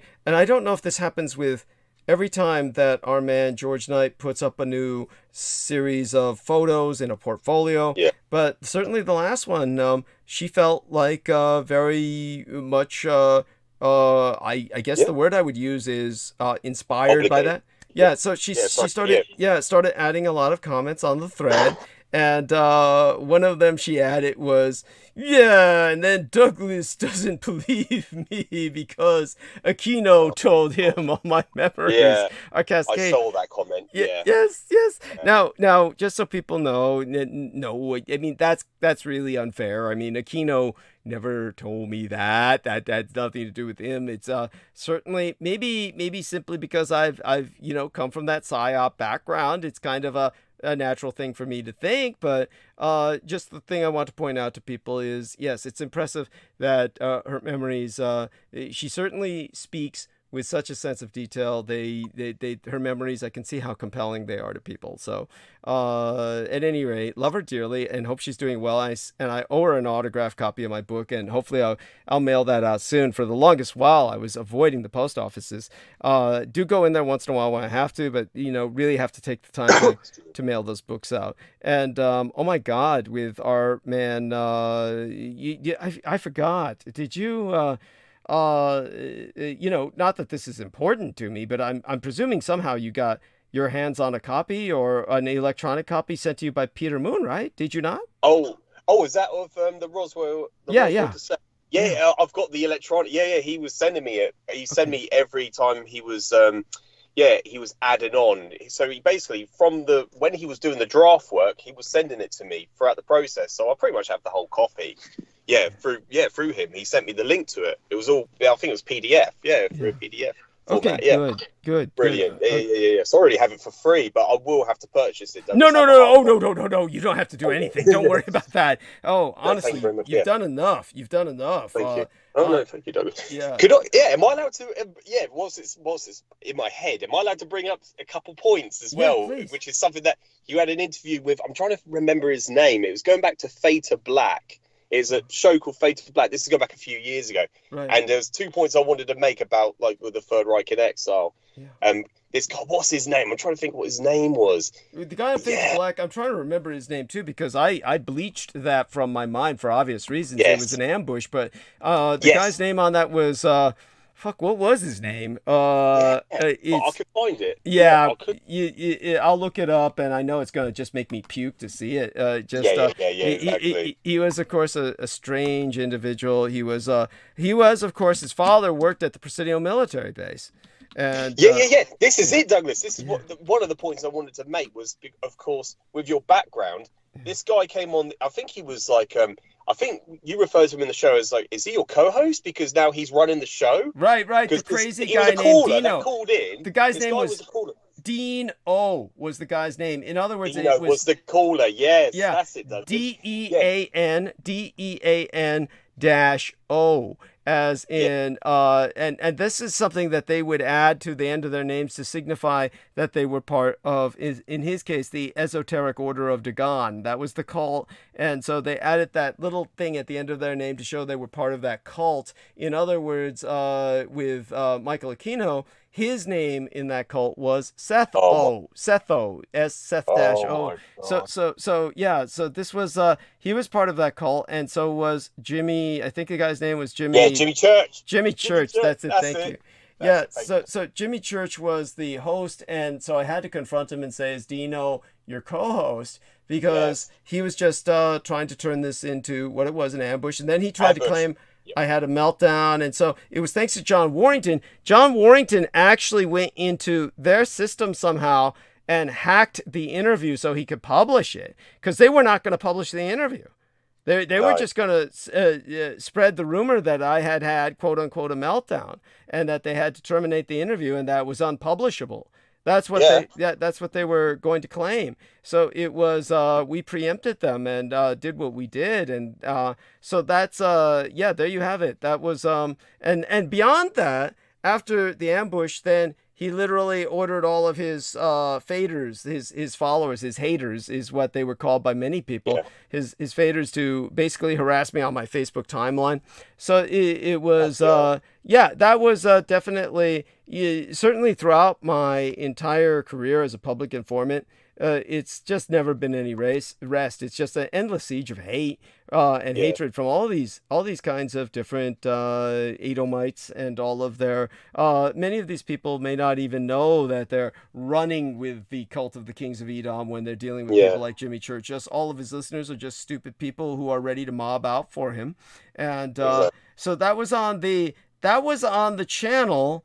That was that Art Bell eventually came back on. That was the channel that was being held in reserve for Art Bell to quote unquote return to before then they brought him back onto Coast to Coast, and then he basically died. I mean, he was going all over the place because wherever he went, he just nobody was listening to him anymore because he was just boring as hell, and he would just interview the same people over and over again, the people he was comfortable with. There was no point.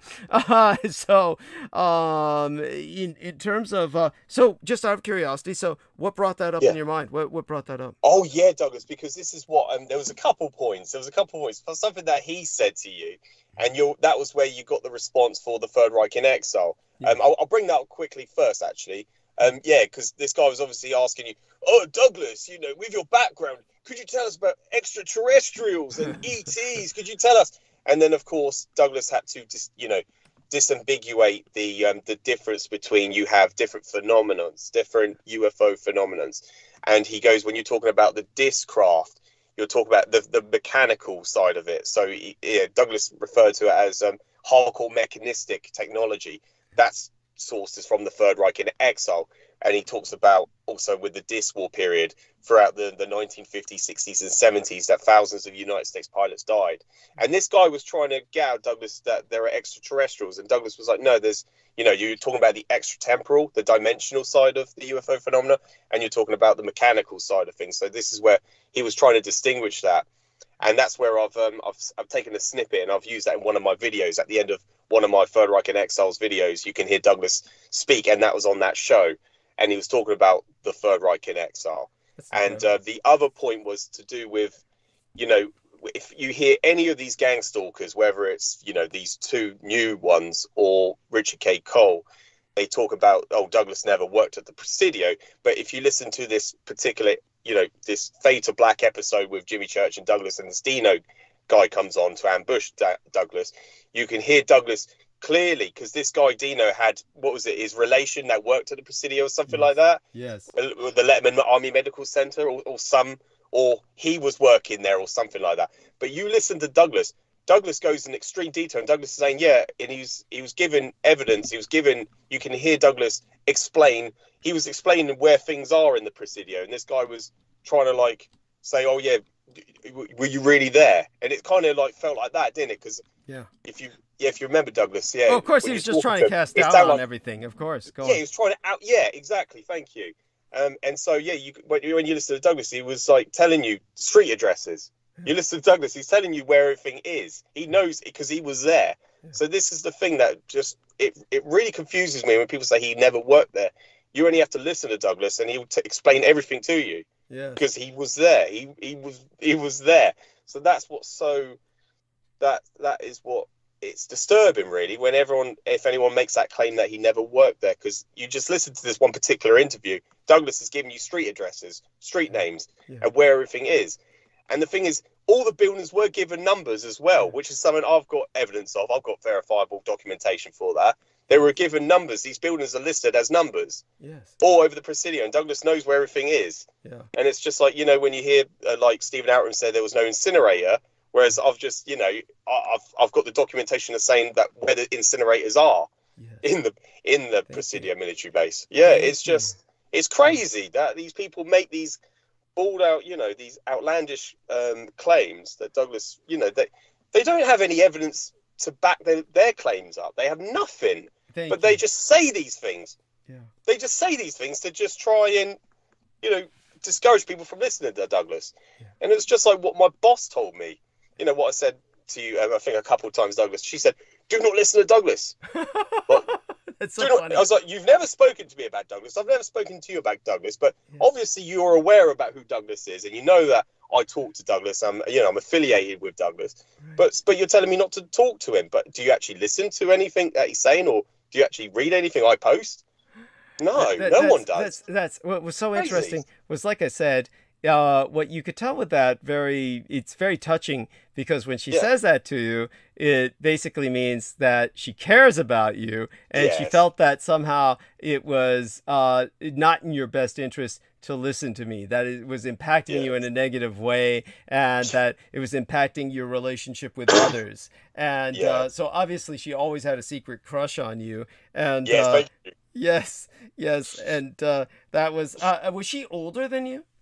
Oh yeah, she's a bit older than Sarah as well. Yeah, by a few years. Yeah, so I worked with her for 10 years, 11 years. Yeah. Oh my God. But it was just, she came out with that just one day. We were having a bit of a heart to heart, you know, because I was explaining some family life, situations, and she just, you know, had a bit of a heart to heart. And then she just said that right at the end. She goes, and do not listen to Douglas. Well, you've never spoken to me about Douglas. I've never talked to you about him, because you think I'm a conspiracy theorist. I'm wasting my oxygen, wasting my energy talking to you about anything. So, because you already think I'm a liar. Obviously, that's what a conspiracy theorist is, isn't it? Right. It's someone who tells fibs and lies. Yeah. It's a charlatan or a shill.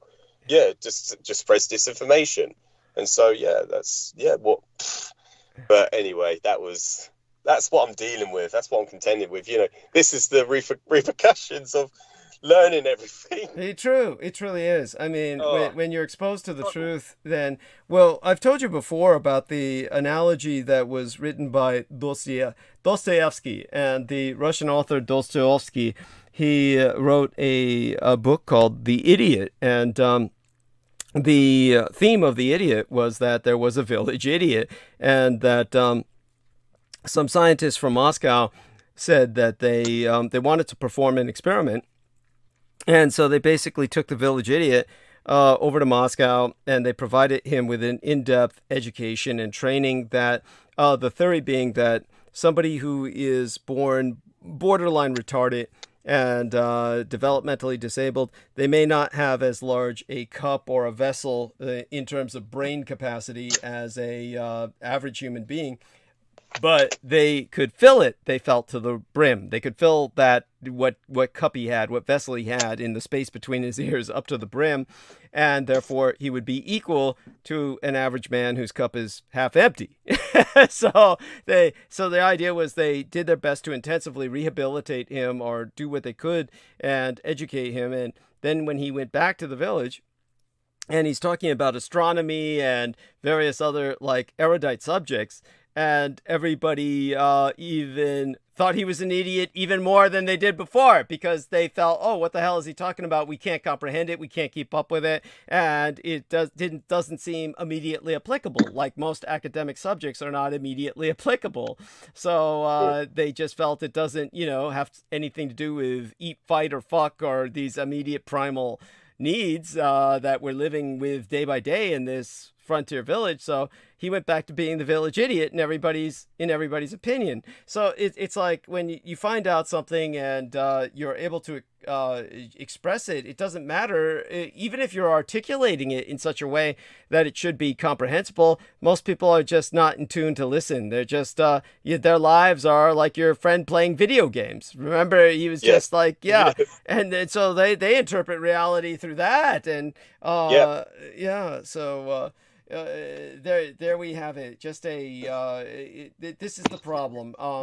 But thank God now Sarah's supportive, and because she's supportive, it helps immensely. And this way, she even came to your support when your mother was saying was kind of questioning this, and so that's wonderful. I mean, she's really and really an angel. And how is how is your daughter? As well as the other young ladies, are they all well?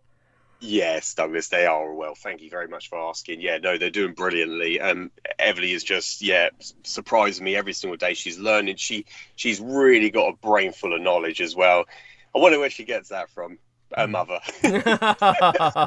Oh, that's adorable. She's very inquisitive, like you yourself are. So yes, curious. Yeah, and all-knowing. Must know everything. Yeah, so... That's it, Douglas. Just got a hunger for knowledge. So it's lovely to see. Yeah, she's doing so well. And that's the thing. Yeah, because Sarah came to my she came to my aid when she said, I saw him with my own two eyes with my friends. So there was a group of them, and that's the thing. The guy you just mentioned that plays video games, Nick. Nick, my friend, he lives literally around the corner. We went home one night because I used to, he used to walk to work. I dropped because him and his partner shared the one car, whereas I had my own vehicle and Sarah had her own vehicle. So we would come home together because we're going the same way. And one night, we were driving down the street just up the road, and we saw this blue flashing light just went bang straight in front of us, went over our heads and forwards. And he was like, "What the hell was that?" Wow. And of course, I'm there thinking, I know exactly what that is. But you're telling me that I'm talking nonsense.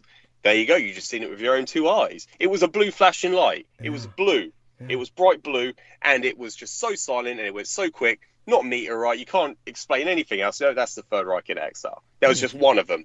Yeah. And it just went boom straight over your head, and it went so quickly. Yeah. But it was so bright you couldn't miss it. And what did he say to that? How did he respond? Nothing. Silent. He just knew he saw it. He mentioned it. He goes, he was like, "What the hell was that?" And he was just quiet. And that's the thing. If people ever try to, argue against what I say or what you say, Douglas, about this is a historical fact. It's a reality. There is a government out there in exile. They live in a subterranean existence. They are out there. This is what people find so hard to believe because of years of propaganda and indoctrination. But you ask them, well, what are they then? And they say, I don't know what they are. And it's just like with these two lovers, You ask them, okay, then explain your claims. I don't know. What's Douglas's name? I don't know. They all say the same thing. They don't know. Well, why are you making this claim then if you don't know? Thank you. Makes no sense. How does that make sense to any rational, logical, critical thinking person? How can that make any sense? You just don't know. So you can't argue against it then. You don't know what you're talking about. Yeah. It makes no sense. And you know what I'm saying, don't you, Douglas? Absolutely. Absolutely. And it's just mind-blowing. It's mind-blowing. Yes. And you wonder at what's also mind-blowing is their passion. Their passion, like they're dedicated to this. This is like their life purpose. This is their leitmotif, their life's purpose at this point. And this is how empty their lives. In other words, their lives are but a reflection of myself.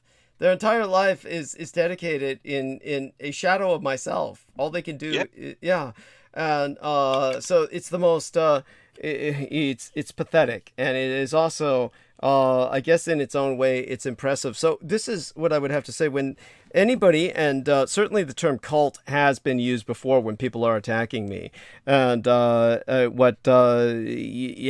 of course, the general impression that everybody has with the term cult is understandably most immediately negative. It's usually has a very negative connotation. But then again, there are warrior cults, and there were the warrior cults of the berserkers of the Vikings. There was the warrior cult of the ninja, from which my mother's own background derived from. And you have the kind of other warrior cults that exist throughout history. So what people need to understand is there is also that connotation to the word cult, which is not necessarily negative. It is certainly accurate when you're speaking about these kinds of warrior cults. These are very cult-like societies, but we tend to look at them with much more favor than we look at cults as we think of them today. But when it comes to the cult of the kings of Edom, what obviously Jameson was always a part of, and certainly swore open allegiance to the anti-gods, and how much he liked Aquino, always expressing his admiration for Aquino. And now Salman Sheikh, who of course is part of the Freemasons and claims to be a Sufi Muslim, which is a very, very peripheral sect of Islam, which would be considered cultic by most mainstream Muslims. You have him in a cultic mindset, and probably a member of the cult of Kings of Edom all along, probably sent as a mole by Stephen Outram long ago, and just kind of under a form of mind control, because your average person doesn't snap like that, where they do a 180-degree turn. These are obviously people who are at the least disturbed and potentially mind-controlled and cultic. So I think that what needs to be emphasized is what we're striving for here now is kind of an ethical, like an open conspiracy. When you use the term open conspiracy, it's like, let's try and change the world around us by altering human behavior, by trying to promote certain ideas. Something like that would be like basically a ethical attempt to alter social behavior. I think what we need to do is emphasize that what we are trying to establish here is an ethical countercult. So think of like not counterculture, like the beatniks or hippies or something, but rather ethical countercult. What we are facing is a cult, so we are establishing an ethical countercult. So that would be something, in other words, we're very open about what we're doing. And obviously, it's not that I'm telling people to do what they do. Rather, they are investigating what I say themselves. And so certainly the epitome of that is George Knight. And George Knight has, this is what can make other people's behavior rather puzzling. So let me do the screen share again and kind of show you what happened with the Pacuan Morelis, and I don't know if I showed you this already because, like I said, I've been through a lot tonight, and so I sometimes forget whether or not I did this. So if I did this already with you, just let me know. But okay, so when we go over into screen share, and then we go to where we're at in Messenger, and then go down to the Pac-Man, and the poor son of a bitch. And he obviously, something fucking happened to him, and God knows what. So here he was when he was like basically saying here, oh God, he was at first concerned about what was going on with Salman Sheikh. So he actually had a big sense of, you saw this already, so you understand, he actually had a sense something was going down. So he definitely, and then then he goes on to, let me see, I have COVID. By the way, you know, this was already bizarre behavior. When Derek Talley told me, COVID. I have cancer, it was just like this. It was like, you know, when Derek Talley said, I have cancer, and that was, when somebody says something like this is the most irritating thing in the world to me. It's like, what do these people want? when he says, I have COVID, it was the same as Derek Talley saying, I have cancer. It's like, well, what do you expect me to do about it? It's like, the way they're presenting that is so open-ended, and it's like, what do you want, pity? Are you trying to, you know, and I went through the same usual bullshit. Oh, I have every confidence you will survive. You know, this sort of thing. What am I supposed to say? It's just, you know, oh, here's my prayers, you know, this kind of, it's just so stupid. It's, honest to God, there doesn't seem to be any point behind people doing that. No. So here we are then, where he, is going through, let me see here now, what's going on with Salman now. He had the idea something was going on, and then then he went to, sorry for misquoting you, always love and always hear. This is what's, you know, always love and always hear. Then I was explaining to him what Salman Sheikh experiencing these astral assaults. He goes, holy shit. And then it goes, a big golden heart, a big yellow heart, or whatnot. Then it's really starting to look like a duck. And then he goes into, oh, it's unfortunate. You know, here's a slap in the face, a kind of a bow, like towards a Kung Fu master. Would you like me to dig around a little, or are you satisfied with his reasoning? And, you know, What? I said, yeah. Then I said, you know, of course I wouldn't be satisfied with his reasoning. Anyhow, then he left this verbal message of, you know, basically, oh, God, when they met that one time, J-Mo must have done something to him. I said 2 meetings, actually, between Sam and J-Mo on separate occasions. And then he says, oh, that makes sense. And then it went into basically, you know, some type of work has definitely been put into effect. What would you like me to do? Shall I infiltrate? Want me to be your inside guy? I'll help you in any way I can. Haven't been approached to denounce you. Not will I ever do such. I have seen many from Team Dietrich liking and commenting on statuses made by them. So I said, okay, morbidly curious. Who are these people? He named the woman. They were all crazy cat ladies who were feeling sorry for J-Mo's cat. Yeah. I've seen all that, Yeah. And then, okay, and then, you know, and then after that, it's just, okay, much love. Go inside. We just can't let it be known to anyone else. I'll keep watch, keep you informed. And then this person is no longer available on Messenger. Then after that, he blocked me. Crazy shit. Yeah. Crazy shit. Yeah. So it's like, doesn't make sense. Yeah. It's like, what's going on with these people? So it's disconcerting as hell. But there you go. It's I think that you know, this is just, you know, a turning point. And we now have the unkillable core, really. This is just moving forward. Yes. Peter Moon even said he's committed to writing the second book. So that's an improvement. It's like those, you know, it's like those trimmings that are not very good for like the meat. You slice them off and then they dispose of them, and then you've got a solid core. So it's good that the team now is, you know, it's down to like, you know, a solid unit now. Yeah. Whereas before, you know, you've got these people, you don't know if they've got a secret agenda, or if they're just trying to infiltrate. You know, you don't know. And it's just like, I remember I joined, it was going back a few transmissions ago. I remember like I rejoined back towards the end, and it was when the transmission cut off, and it was just you and Jameson. I remember listening to Jameson, and of course I was keeping quiet because I didn't want to butt into the conversation.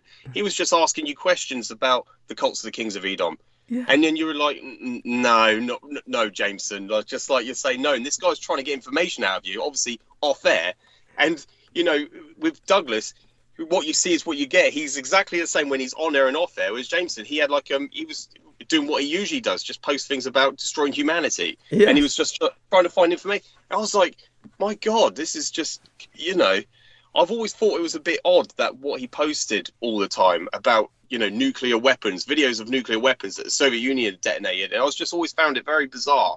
And so I wasn't paying attention to anything he was writing, and it was always putting statuses up. Yeah. But it's just, there's so much. Like, but you didn't pay attention to it because, you knew that if you did pay attention to it, that it would just warp your mind and ruin your day anyway. So go on. Yeah. So looking back on it, as you were saying, it all falls into place now. He was always an Edom. Yes. Yeah, absolutely. Yeah, and I remember listening to, and I remember very vaguely what he was asking. He was asking about HAARP as well. He was asking you about the HAARP mechanism in Alaska.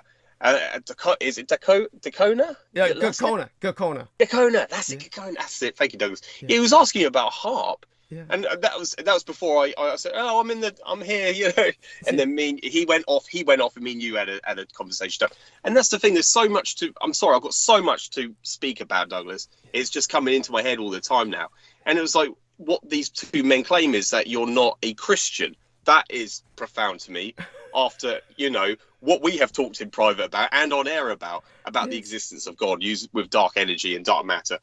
How could you, Douglas is not an anti-theist. He's not there saying that there isn't. That's what these people do. They are anti-theists. They don't believe in God. So he's not a Satanist. So it doesn't make any sense.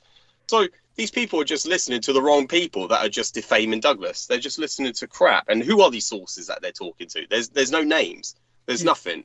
Or so why what do names people believe these people? Yeah, thank you. Well, or whatever names they present, they might as well just be making them up. I mean, there's certainly people I never knew or ever heard of, and these are their sources. But it's obvious that they're just, like I said, throwing whatever they can at the wall and seeing what sticks. And but what to their own detriment. To their own detriment, they look like idiots, and they just look, everything they say is just so, I'm supposed to be a millionaire. I drive a Maserati. It was, this, oh my God. I mean, the shit they say, it's pretty incredible. Obviously it's so outrageous that it's incredible that they would even try to say it.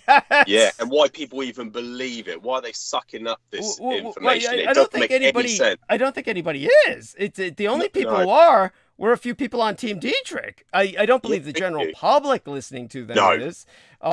If anything, what I can guarantee you is that Salman Sheikh must be alienating the majority of his own listeners. Because, most of them would just say, God, this is not the Salman Sheikh we knew yesterday, right? I mean... Exactly, yeah, exactly, Douglas. He's what do you want to call it? He's promoting, peace, prosperity, love, and, he's giving off this implication that he's like, a Muslim. He's, and yet oh my God, this is not the Salmon I knew. This is completely different. This guy's now saying, he's slandering another human being. Yes. And this guy was, against all that toxicity and defaming other humans. He was never, you're just contradicting yourself now, Salmon, because you're making all these videos now. And you're saying that the best way to respond to it is in silence, but you're not. You're speaking out all the time. You can't stop. And you're going to do this now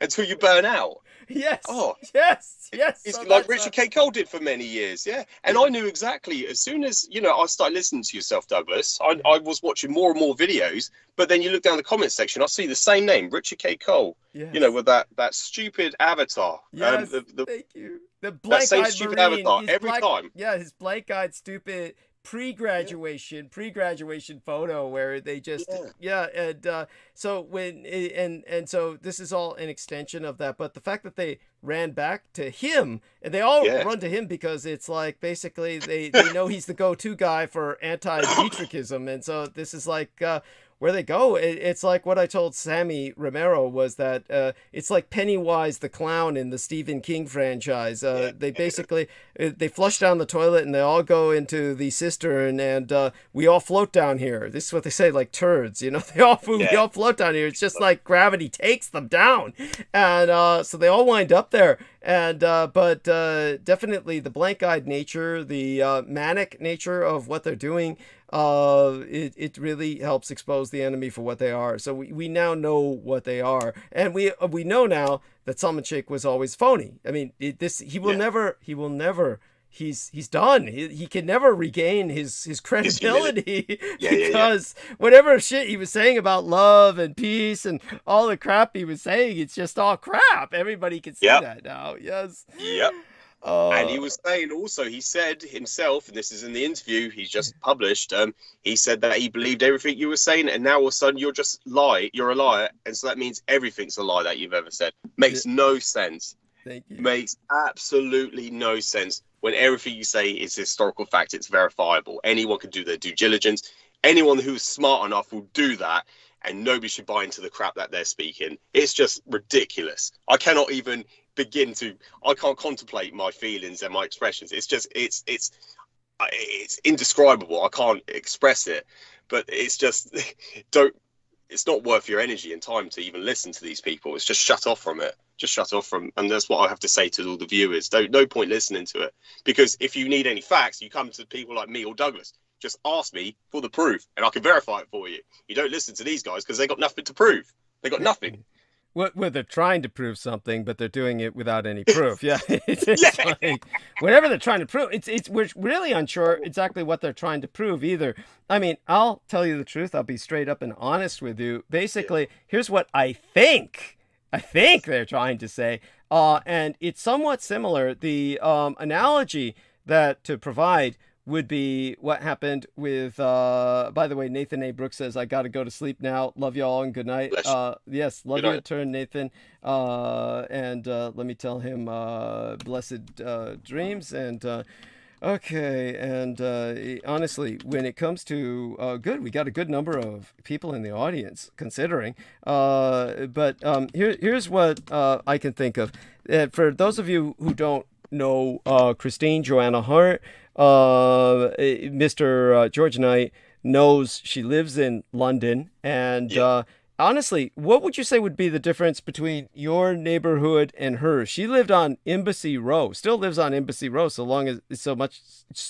which is, so far as I know, is what I'm trying to say. So far as I know. And it's like one of the most expensive neighborhoods in London. You might have heard me bring this up before.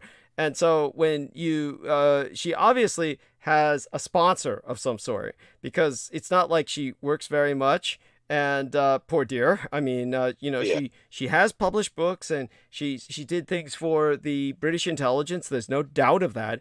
But she was definitely a product of, basically, she started off in some orphanage run by the nuns, and they were basically pimping her out. And as I said before, and I remember Judith Agert told me how offensive this was, because she said that basically whenever I was trying to bring up the subject of Christine Joanna Hart, that I would repeat this, but there's almost no other way to introduce the topic. So just so people know, Christine Joanna Hart's earliest memory in life, as she presented to me and on record and several times, was basically riding up and down on Michael Aquino's penis. This was basically her earliest memory in life. And so she was obviously someone who was exploited by this individual, produced by him in a sense, programmed by him.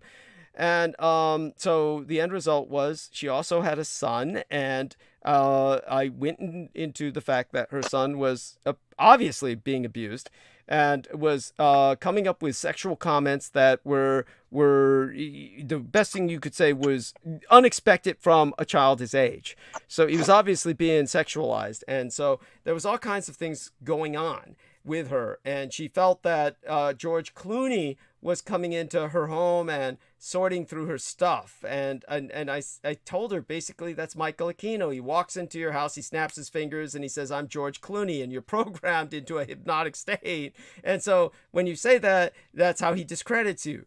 And he's basically having his way with your son because that's because Michael Aquino does that. And so when I was explaining this about Christine Joanna Hart, so we're talking about an English woman, and we're talking about an English woman who, was raised as an espionage asset, and the price you pay for that is you're incredibly exploited. And she's one of these types of assets that's what it was.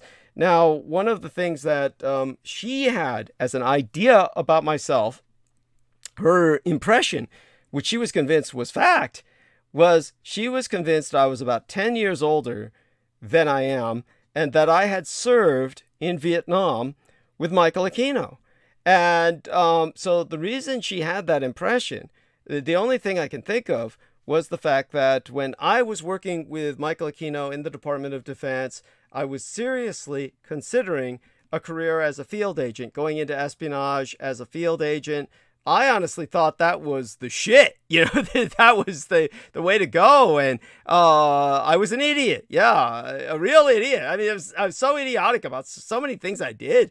But what happened at that time was a dossier was created that if I were to be basically employed in that role, the first thing they did was they took me to a little training. Michael Aquino indulged me. They took me to a little training where I went down to Louisiana, where they have the kind of environment that's closest to that of Vietnam. Now, the Vietnam War was already over. But the point was, now that Vietnam was a communist nation, there was a need for spies to infiltrate Vietnam. And so basically, I went through a program where I was given some intensive language training in Vietnamese, which I don't remember any of it. Basically, most of this was hypnotic. And so basically, a doctor was brought in and a altar was installed. And this is the only altar that I have, and it doesn't come out because this wonderful lady, the psychiatrist who put it in me, Vietnamese, named Dr. Tao Tran, her face was terribly scarred by napalm in Vietnam as a child, where her whole body was. She later on sealed that, compartmentalized that altar, so there would never be a chance that that could be triggered to overtake my personality. So understand that these are fairly complex procedures. So it's conceivable some of these people were so abused and were given multiple altars, but you begin to wonder what would be the point of giving people that many altars. But when Penny Bradley, for instance, says she's got, oh Jesus, all kinds of altars, hundreds, what I would think would be at some point there would have to be like she's beginning to produce them herself. She's basically, at that point, she's generating them herself where certain personalities are fragmenting or something. That's the only thing I could think of. But when it comes to my case, none of that happened, thank God. But the reason I'm pointing this out is that when this altar was created, a dossier was created for my altar. And that dossier is 10 years older than me. If you look up Douglas Dietrich online, I don't know if this is still the case, but back when Laura Lee Solomon was working with me, you could look up Douglas Dietrich online, and there were all kinds of mistakes entered on these public information forums where a few of them had me listed as 10 years older than I am. And so I thought, God, maybe that comes from that other dossier created for myself, and somehow that got loose on the internet or something. It wouldn't surprise me. But that's the dossier that Christine Joanna Hart must have been exposed to. In other words, Aquino must have shown her that dossier for my altar because she was convinced that I was 10 years older and had served in Vietnam with Michael Aquino, which was what that dossier said. So she had to have been shown that dossier.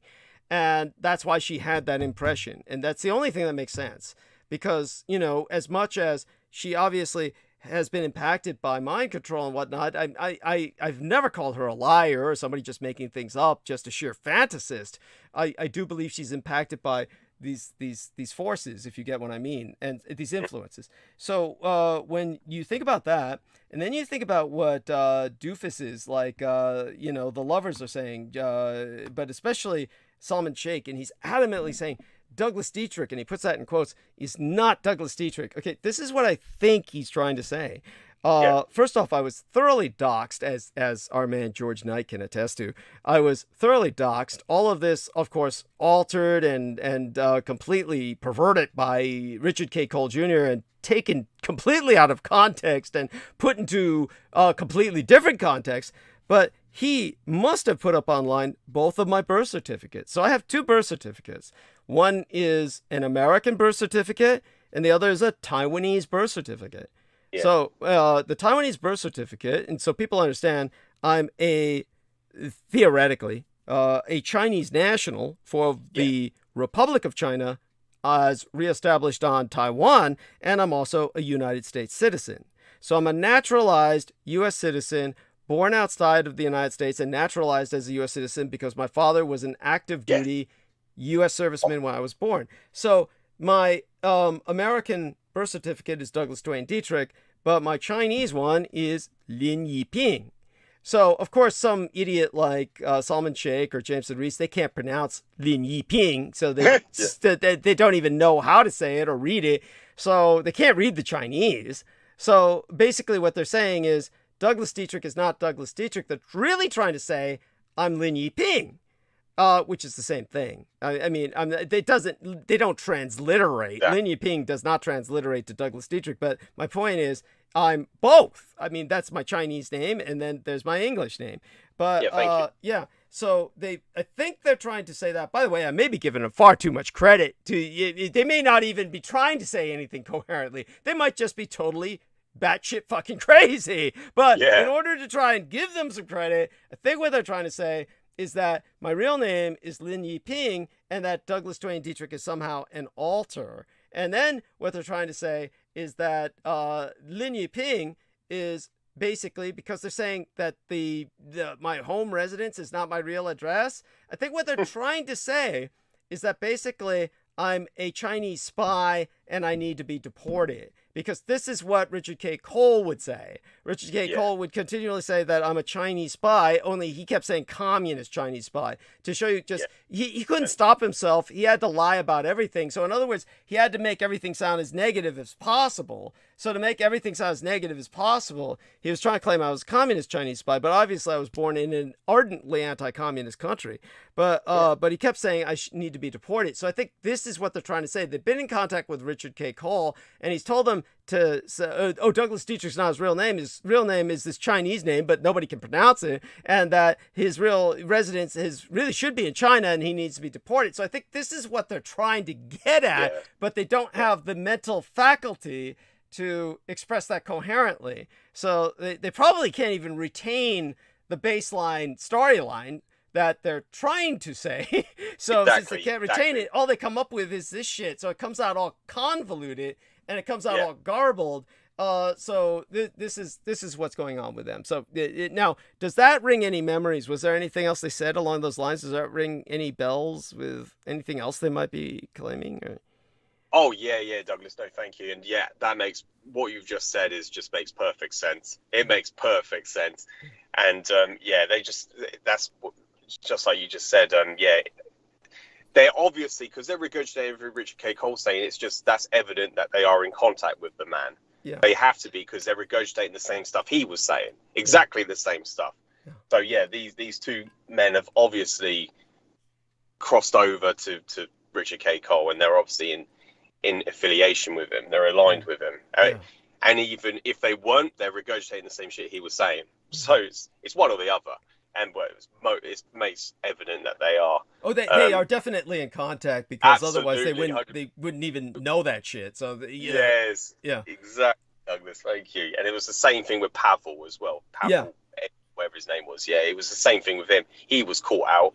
And whatever happened to him? Did he just fade? No idea. I have no idea, Douglas. And even that Bell Gab, I haven't been on there for a few years now. It must be a good 2 years. Oh, thank God. So I don't even have. It's not worth. Not even worth it. I mean, God knows. I'd hate. I hate to imagine what they're doing on there. I mean, with they're just ripening in their own shit. I mean, just. Yeah. So in terms of, and by the way, just so people know, it's all Richard K. Cole talking to himself. It's just his various alters. Yeah. He's literally, and Brendan Zogit observed that. He said the guy's just talking to himself. He's got these different alter personalities, and he's holding a three-way conversation with himself. Yeah, exactly. It's funny, isn't it? Yeah. One thing that came into my mind is going to be a constructive criticism on Salmon, something I've always wanted to say, but I'm going to say it on air. Something I've always wanted to say to him in the comments section is, he posts all these videos of him doing pull-ups. Yeah. He's done that hundreds of times. I can't remember how many. I don't count them, but he posts these videos of him doing these so-called pull-ups. Then afterwards, he goes and get an ice cream or something like that. Yeah. I've always, as a guy who's an enthusiast and who has been dedicated to the gym, he can't even do pull-ups correctly. Thank you. You look at him; he's juggling himself up and down by his own hands. To do a pull-up, you actually have to do the full. You have to do the full range of motion. You have to go all the way down and put yourself all the way up. That's why he can bash out 20, 30, 40. I don't know. I don't want to count how many. No. There are any partial reps. Yeah, just so people understand what George Knight is talking about. When you're doing a real chin-up, you are actually using your full arm, almost like it's like lifting weights, except you're like lifting yourself. You're the weight. So you're basically going to be holding your elbows like at an angle, and you're pulling yourself up slowly, and you're basically, it's very difficult. And so what Salman Sheikh is doing is what we call dick ups. He's using his pelvis to swing in motion, so he's like basically swinging himself up with his dick. It's basically he's cranking up this pelvic swing, so he's just using that momentum to throw his chin over the line and shit. And and obviously if he were doing anything serious, he'd be getting rid of that gut. But exactly. Thank you. Yeah, and then after that, he's eating this gallon of sugarized snot every day. It's a different flavor, and it's like, I swear to God, there was one time he put up a flavor that I swear the bucket said Martian man milk, and I was just saying, what the fuck is that even taste like? Sperm? It's like congealed cow sperm or something. It's just like, what the fuck? But this guy, and I always said, how he kept saying, life is beautiful. And it was like, and of course, I always said, if my parents were a couple of rich immigrants, life would be beautiful for me too. And it would be beautiful for everyone else. But no, the rest of us are working, we're cranking out and shit. And we have to, earn our keep. So life's not that beautiful for us. Certainly not as beautiful as yours. But, I always said with all that ice cream he eats, it cancels out anything he does anyway. He calls this a balance. It's not a balance. He's way off balance. You can tell he's way off balance. Yeah. And I kept joking that one of these days he's going to be in the hospital and he's going to be looking at his stupid cell phone camera and he's going to be saying, bypass was successful. Life is beautiful. Yeah, they replaced his heart valve with a pork valve. Yeah. By the way, that's a pointed joke for Muslims, right? There was actually that Pakistani guy who replaced that guy's heart with a pig heart. And he died. Yeah. Thank you. And then he died. Yeah, then he died after that because he caught the African swine fever or something. That's true. By the way, that's not a joke. That actually happened. He contracted it, didn't he, Douglas? Yeah, that's right. Oh my God, was that in England that he did that, or where was the operation? Was it here or in England? I'll have to look that up, Douglas. Actually, that's a good question. Yes. Oh, but go on. Looking back on it now, like with him doing his pull-ups, these partial reps, it just makes no he's blocked me now. That's the other thing I forgot to mention. Salman Sheikh thankfully has blocked me. He beat me to it, which is good because they always seem to block me before I block them. It's like they know. Yes. And now I can imagine when I can picture in my head him doing them partial reps, which is only, he's only moving his body only a few inches. He's just swinging. He's just swaying his pelvis. And now I can just imagine him training to fuck Jameson in the arse. Yes. That's all I can see now. Yes. That's all he's doing. That's the same motion he's doing. That's it. That's what it is. Exactly. That's what I thought too. But I never got my brain enough together to articulate it, but that's exactly it. That's what he's fact. I can tell you, any PT, any personal trainer will tell you that is not training your lats. And the idea of a pull-up is to train your lats. Now, the only reason why I would ever train to do it is because you're supposed to be, every human being is supposed to be able to do one pull-up. And that's in case if they fall and they dangle from a cliff, they're able to raise themselves up over the edge. So they'd be able to save themselves. So every human being should be able to lift their own body weight. This guy can't even lift his own body weight up. So if he fell, he's going to die. Yes. If he fell, he couldn't be able to cling on to himself. And the guy is pretending he could do all these reps, and he can't do them. He's not doing the full range of motion. Any PT will tell you this. Yes, thank you. And it's just crazy. And I've always wanted to say it to him, not to defame them. I'm not defaming him by criticizing his technique, but it needs to be criticized because he's doing it all completely wrong. And the guy, he's gonna. Yeah, even if you tell him straight, he's still going to do the way he's been doing it because he thinks he's impressing people. He gets all these likes for it. I'm like, you're not even doing it correctly. These people are naive. They don't understand. Yeah. But yeah. Yeah, and he's so full of shit, and you can tell him he stands after. Yeah. You can tell he's full of shit, and aside from the fact that he obviously gets no benefit from it, other than, a bunch of hits and likes and shit because, he's impressing the ignorant, but... Yeah. When it comes to his standing, the way he stands afterwards, like he's climbed Mount Everest, he'll stand there and take photographs of himself, like he's at the top of a mountain or something, like he's accomplished something profound, and it's and his guts hanging out like Saddam Hussein's, It's thumbnail, Douglas. So sorry about it. And his thumbnail, you look at the interviews he's done with Jameson Reese on his YouTube channel, you look at these thumbnails, it's one on Salman on the left, and he's done himself, so he's squished his body closer so he looks thinner. And then you've got Jameson Reese with his bicep exposed, with his mask on and his hat on. Yes. And that's their thumbnail together. And it's if they're a couple because they're side by side. Yes. Holy shit. Oh, it's true. It's true. Yeah, that's what they are. And oh my God, it's so fucking funny. And all they had to do was just say, oh my God, if anybody on earth would understand, it would be me, right? Why couldn't they just come out and say, look, we're a couple, and because of what you did to Jameson, I'm going to withdraw. And but no, they had to pull all this weird chicken shit and just basically, if they had just gone off as a couple beforehand, we would have all celebrated. We would all said, hey, we're happy. We're so glad you found happiness. I mean, love's a hard thing to find in this world. If you find a partner, that's great. We all would have sent them off with our blessings, but no, they had to be assholes. And I'm sorry. Yeah, I wouldn't be coming on saying all this to, deconstructing what they're saying in these interviews if they had done that in the first place. If they just severed away with the appropriate manner, saying that we are happy together and we don't want any ties with you, that's absolutely fine because you can do whatever you want. But no, they're making all these videos now. They're coming out and they're doing this repeatedly. So it's just, you're getting what you deserve. And that, which, that's the thing is, we're not doing anything wrong. We're not doing anything offensive towards them. We're not doing anything, it's just what they are saying is just completely outlandish. Thank you. It's so convoluted. I don't know. Anyone, why are they posting these videos? Because anyone with common sense will understand that these people are just lying about everything. Thank you. The only people, like I said, who basically went off with them were people who were involved with myself for a long time, who just, I guess, let's just put it this way. Obviously the knowledge I have to share, this is why Howard Phillips Lovecraft, and your friend reads all that Lovecraftian cosmic horror, and Lovecraft would describe knowledge and insanity as going hand in hand like fish and chips. So he basically presented the idea that if you know too much, you're going to go crazy.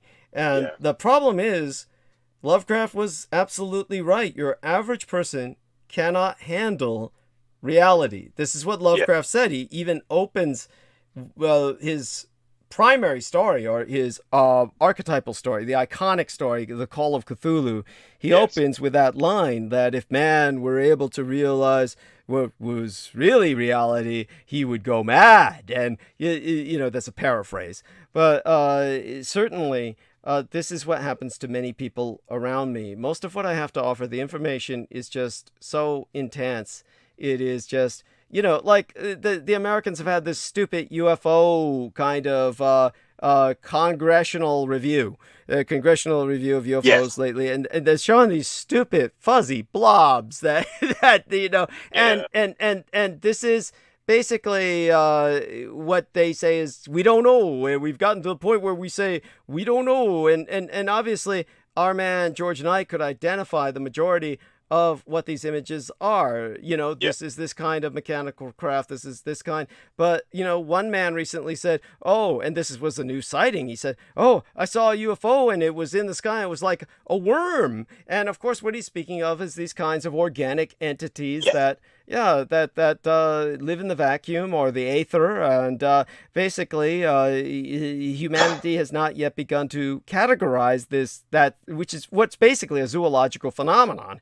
And so our man George Knight has been basically keeping track of all of this. And and his stupid friend who he was talking to, he had some friend he was talking to who basically, when he showed him all of this information on dark matter and the fact that this shows that we are basically the end product of the assembly line when it comes to creation. And then this idiot said, but there's no God. We're in a matrix programmed by some, I guess, superhuman, super cosmic, extra cosmic entity, but he refuses to call it God. I mean, this is the kind of idiocy we're dealing with. It's like these people they simply don't, they want to discover something on their own, and they think that somehow they come together with their own idea and that they've accomplished something in life. And it's all shit. Just people have lost any sense of humility, any sense of the fact that you can't simply make up your own reality. There's a reality that is external to you that you did not create. But exactly, Douglas. Thank you. And it's just like people that say that gravity doesn't exist. If you don't believe gravity exists and you attempt to fly off a building, you're gonna die because you're defining physical reality. Thank you. That is what pure and that is what. It's just crazy. These people that think like that. And it's just like going back to he's my best man as well for my wedding. My God! Brian Cox. And and it's just like, well, he called it like you said, a simulation. That he goes, I believe we're in a simulation. And he doesn't want to call it God, but we are intricately and intelligently designed by someone, but he doesn't want to call it God. And yet all the factors of the universe, everything, and this is what Hugh Ross, this is a guy who I do recommend people to research what he has been saying all these years, and he's got many books out there. But he has articulated that we are intricately designed based upon dark matter and dark energy, what astronomers are seeing, our position in the universe. God wanted us to see his creation, so that's why they position ourselves in a specific point at a specific time, so we are able to see God's creation 13.8 billion years ago. And so we are able to see that creation event, that cosmic creation event in history, and the universe is the right size for us to even exist. Everything is designed for us as human beings, the pinnacle of life, for us for our existence. If it wasn't the size it was, we would not exist. Dark matter and dark energy are extending itself. It's the dominant governed component that governs all existence in the universe, and it's expanding at the exact right rate. It's so finely tuned in order for stars to even exist and for planets to exist. If it moved any quicker, gravity wouldn't be able to pull it, and everything, there wouldn't be any such thing as planets or stars. There would be no cosmic cosmic space would not exist with anything inside it. It will be an empty void. And if it moved too slowly, if it expanded too slowly, then every star and planet will implode into neutron stars or black holes. And so it is perfectly designed for us. And the size of it is perfect for us. And even our own solar system, we have 4 gas giants. We have Neptune, Uranus, Saturn, and Jupiter, and they are in a specific order. Without that, we would not exist. Our life will be non-existent. We'll be suffering major extinction events on a daily basis from asteroids or ice shards. Asteroids or ice particles that size of dwarf planets. out in the Kuiper belt, out in the outskirts of our own solar system. Right. These, By the way, these would be coming in and bombarding us on a daily basis. But these gas giants are sucking in those asteroids. And and it's like our own moon, our own natural binary star system. You know, we're a binary system with our own moon. It's the moon that gives us life. It creates a tidal wave system that creates the ecosystem of the Earth. It's what our oxygen is circulating throughout the Earth. Without this, we would not exist. And it's so many components that, you know, it just proves we were intelligently designed. And you just look at everything around us, all this technology. You look at the house you live in. You look at the roads, the technology. It was all intelligently designed. It's not something that just evolves naturally. You have to design it. Yes, absolutely. And just to reinforce what our man, Mr. George Knight is saying, and what I'm going to do is in his private messenger box here, enter a term so that he can look this up just for future reference. The asteroid is a actual term. So they use this term. They use this term asteroid for ice. Those giant ice particles you're talking about. They actually to disambiguate them from asteroids. You know, personally, I prefer the term planetoid for the what we call the asteroid belt. I prefer the term planetoid belt because these are really particles of planets. They're obviously not small stars, but at the same time, because they reflect light as if they're very small stars and they move very fast. The poetic name for them that was coined by the astronomers was the vermin stars. So they referenced the asteroid belt, or the asteroid belt, I mean to say, the planetoid belt. They referenced that as the vermin stars. And I always thought that was very poetic, but just so people understand the enormity of what George Knight is saying. So when we have basically two supermassive gas giants are Jupiter and Saturn, and the magnetic field of Jupiter is actually the largest physical factor in our solar system that we know of so far. Probably larger than that is speculated is probably a very thin kind of shell around our solar system, which is where the comets source from. And when it comes to this Jove, Jupiter, this super giant, some people have speculated it's like a frustrated sun, that it could be triggered to become a sun, a second sun. But it is like we already have, very likely, a binary star companion in terms of a brown dwarf at the other end of our solar system, which would go on to explain much about our solar system's mechanics, and most solar systems are binary star systems. All of this is something that people really need to take into account so they can understand just how unique our solar system is, because when they try to look for other solar systems like ours, they haven't found them. No, it doesn't exist.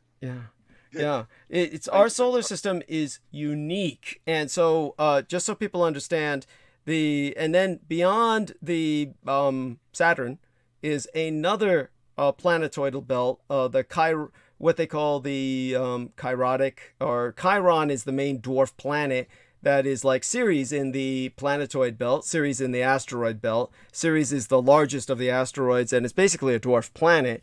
And the equivalent beyond Saturn is Chiron, and then beyond that is Uranus and Neptune, and they're really, instead of gas giants, they're really called ice giants. So there's two gas giants, two ice giants.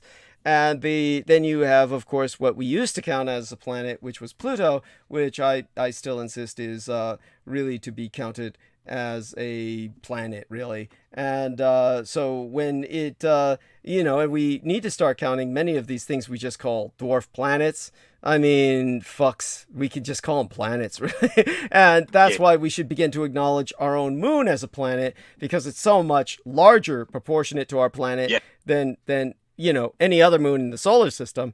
So we're really a binary planet, as he's saying. So he's, our man, George Knight, is very, very familiar with all of this. And I think that there's no other way to for people to let me see if I can find this. And what I'm trying to do is kind of like, I've made a list of this before in terms of the 9 worlds. And when I'm listing this is like a very primitive kind of thing here. Let me see if I can find it. So I found one variant of it. So what I'm going to do is send this to our dear friend George Knight. But in the meantime, George, keep talking. So what we originally tried to do was we tried to think that every solar system must be something like ours. It makes a certain kind of sense. But we found out that's not the case, that they really aren't. Yeah. Yeah, exactly. And going back to what Hugh Ross explains about how fine-tuned dark energy is, which is the dominant component which comprises of 70% of the universe. It is the black stuff, he calls it, the black stuff that governs the majority of the universe. And like I said, 25% is dark matter, and then you have helium and hydrogen, and then you have where you count all the physical atoms, the particles, everything that components, all the components that create all the physical atoms of the universe. So that means the stars, the planets, etc., etc. That is 0.25%. So you're talking about a small minority compared to the rest of the universe, the observable universe, the physical universe. And he describes how fine-tuned dark energy is. He compares it to the LIGO, or the LIGO instrument, which is the laser telescope that the MIT and Caltech engineers and physicists and scientists created. And this is supposed to be the most, the most pinnacle of all human creation. This is the apex, of human design and fine tuning. So this is something that's intricate, something that is so advanced, if you exclude the Third Reich and Exiles technology, in my opinion. Right. Yes. Good point. This I'm talking about. This is conventional. This is what mainstream. Yeah. So if you compare dark energy to the LIGO instrument, the laser telescope, he goes that they are what humans have created is 1 part 10 to the 23. And this is what, this is the equations that he uses. But if you compare that 1 part to the 23 to the 1 part 10 to the 122, which is what dark energy is, it is 1 to the 99. That means it is 1,000 trillion times more advanced, more powerful, more knowledgeable than the MIT and Caltech physicists that created the LIGO instrument, the laser telescope. So basically, that's 1,000 times 8 trillion times more powerful, and that much better funded than the United States government that created that funded that LIGO instrument. So yeah, that is to put things into perspective for people, how intelligent the cosmic agent must be compared to our professional physicists, our most advanced engineers, scientists, and physicists in this world, that work for MIT and Caltech. So that's how he describes it. Yeah. Now, I hope that puts things into perspective for people. I try to explain that coherently from memory. Yeah, It's beautiful. I mean, I'm incredibly impressed. So obviously, our man has a profound memory, and this is like, I used to be at that level before I did all the drugs. So aside from that, let's just put it this way: the steroids have done nothing to damage his thinking. So he's done well, and aside all that, he can do proper pull-ups too. So, and he knows to keep his shirt out of his pants, unlike Salman Sheikh. We were making jokes, Sammy Romero and I, about how Salman Sheikh has his stupid shirt in his fucking pants all the time, looking like a total dork, so everybody can see his so what I'm doing right now is I'm kind of just putting this into a oh God, how do I put this? I'm trying to put this into a more compact format, and this way, hopefully, it will go through when I press the enter button. If not, I'll have to send it to you in an email. But what I'm doing is giving the something that I think you can appreciate. You probably heard me talk about this before, that the Nordic cosmology of the so-called 9 worlds, actually 10, they basically are actually more than 10, more like a dozen. But oh shit, are they calling you? Do you need to go? No. Oh, okay. Yeah. So I'm putting this all together, and one of the things that it does is it puts the fact that the Vikings knew about our 9 planets before we kind of rediscovered them, which is basically what happened. And for a bit of trivia here, for those who don't know, it was a German astronomer who was working under the employ of the British king who discovered the planet Uranus, and that was under King George. And of course, I hate that name, Uranus. It needs to be changed to the original Greek name, which was with an OU, so it's more like Waranus. You don't want to say Uranus all the time, because then somebody like our maggot man, Mr. John Warrington, he takes big pictures of an anus and actually put that up of Uranus ascending and shit, for some, and it's a big picture of somebody's puckered anus, and it was just, ha, ha, ha, I mean, there you go, lowbrow ruins highbrow every time, and so aside from that, I'm almost there, and then let's see if I can press that enter button. I'm going to have to press the cut and paste button first, so that way I can just cut and paste it if the entry button doesn't work, and put it into an email. But let me see, almost there. And with that, we will, fuck, what did I just do? Shit. Had a panic moment there where I thought I'd erased the entire thing. Okay, I got it. Let's press the enter button, see if that works. Fuck, it went. Okay, there it goes. It's in your private message box. And when you take a look at that, you can tell our audience about this. This is basically the ancients very much knew about our solar system in full. And just so people understand, or so George Knight understands, that when you run after Yerj, which is Midgard, or the Earth itself, there is this term that you might not be familiar with, or you may be familiar with, Kruthni. And Kruthni is the third moon. That's the third moon of our... So you know about the third moon, of course. There you go. And then... Dithne, and then Luna, Selena Diana, was essentially the 10th world, Haven, and heaven, essentially. And then so all of this is it helps to put our cosmology in a Nordic perspective. And I should start, in the time we have remaining, I should do some monologue. But oh my God, it's been so wonderful having you with us. And honest to God, love you dearly. So and how about now that you go, and Sarah, she's back to exercising her full routine. Oh, not quite yet, actually. She's been slacking recently, but she's going to get back into it, and it's the same with myself. I'll get back into it eventually. But yeah, no, cool. It's on the cards. It's on the agenda. Yeah. Understood. Yeah. And I know that if you ever do the pull-ups, you'll be doing them right. And better post on Facebook and then have a mandatory ice cream at the end. Yeah. Of it. God, that's so fucking stupid. That's so fucking stupid. Sorry. Yeah, it's like.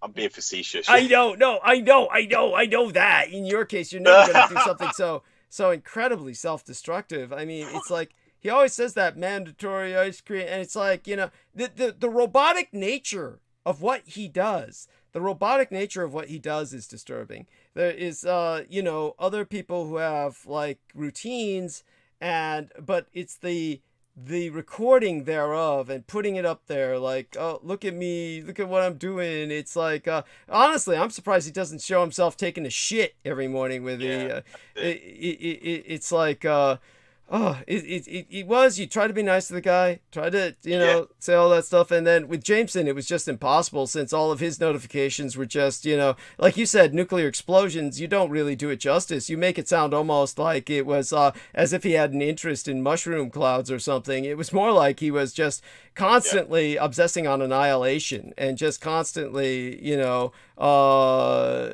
he's just sick. He's just sick. Yeah. Proves he's a cult. He's part of the cult of the Kings of Edom, who follows them because they're seeking our destruction. So there you go. Yes, thank you. Always was that case, and George Knight said it best when George Knight was hanging on and wasn't, just letting Jameson ramble on. All Jameson wanted to know about was weapons of cosmic destruction that he could. Use towards that end, and George Knight heard it from me myself. I wasn't giving him shit, No, exactly, and that's the thing. You've always emphasized that as well. You don't. It's like with children. You don't hand a child a gun. You don't give them that weapon. You don't allow him because havoc is gonna outbreak. That's what you're seeking. You're seeking havoc and chaos. Yes. Chaos, but I'm fully aware of this. You don't do that, and so it's like when you're talking about these dark entities, these forces, you don't give that to people. You don't allow it. You don't give it to these people because you'll just cause havoc and destruction. They're immature to use it. So this is the thing. This is why and he knows that all this, Douglas. He knows it's something I'm not articulate about. I'm not fully aware of all of this, but he knew he was trying to get something out of you. And that's what I was listening to. That's what I was hearing when at the end of the transmission he was asking you questions. He was talking about harp. He mentioned harp, and that was like, oh yeah, you're talking about harp.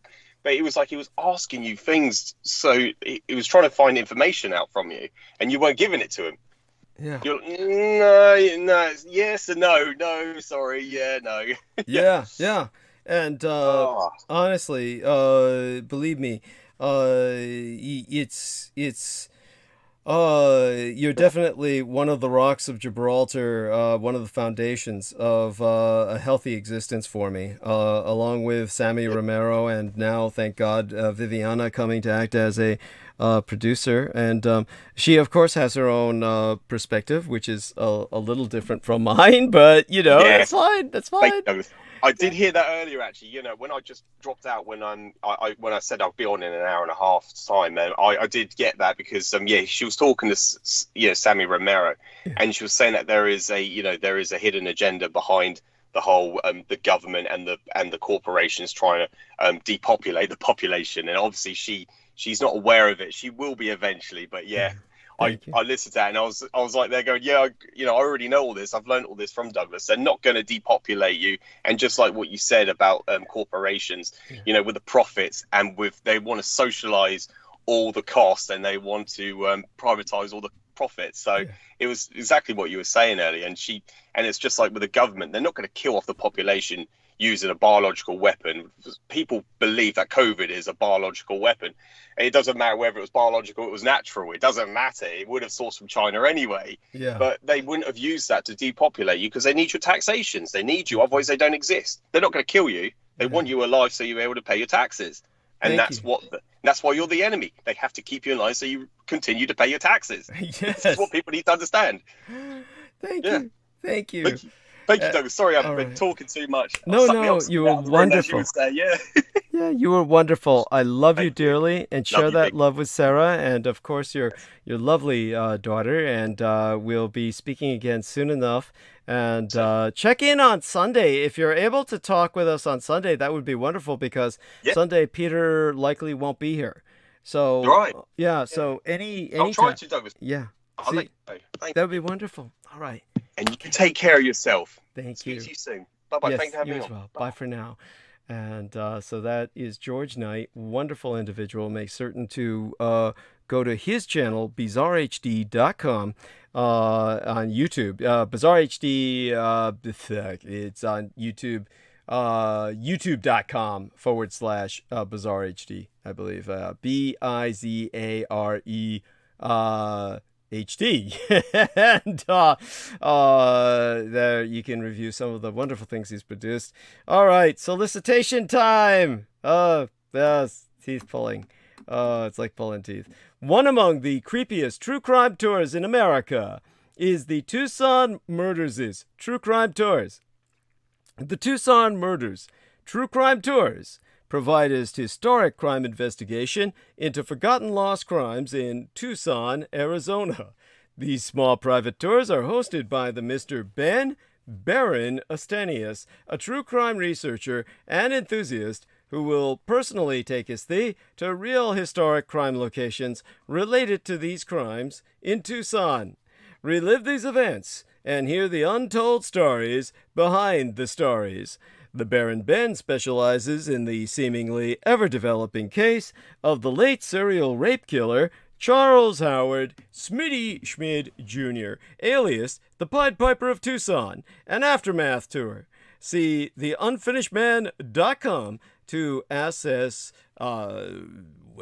excerpts from his yet-to-be-published work of that very title, The Unfinished Man, or review scenes from his cinematic documentaries currently in production at theunfinishedman.com.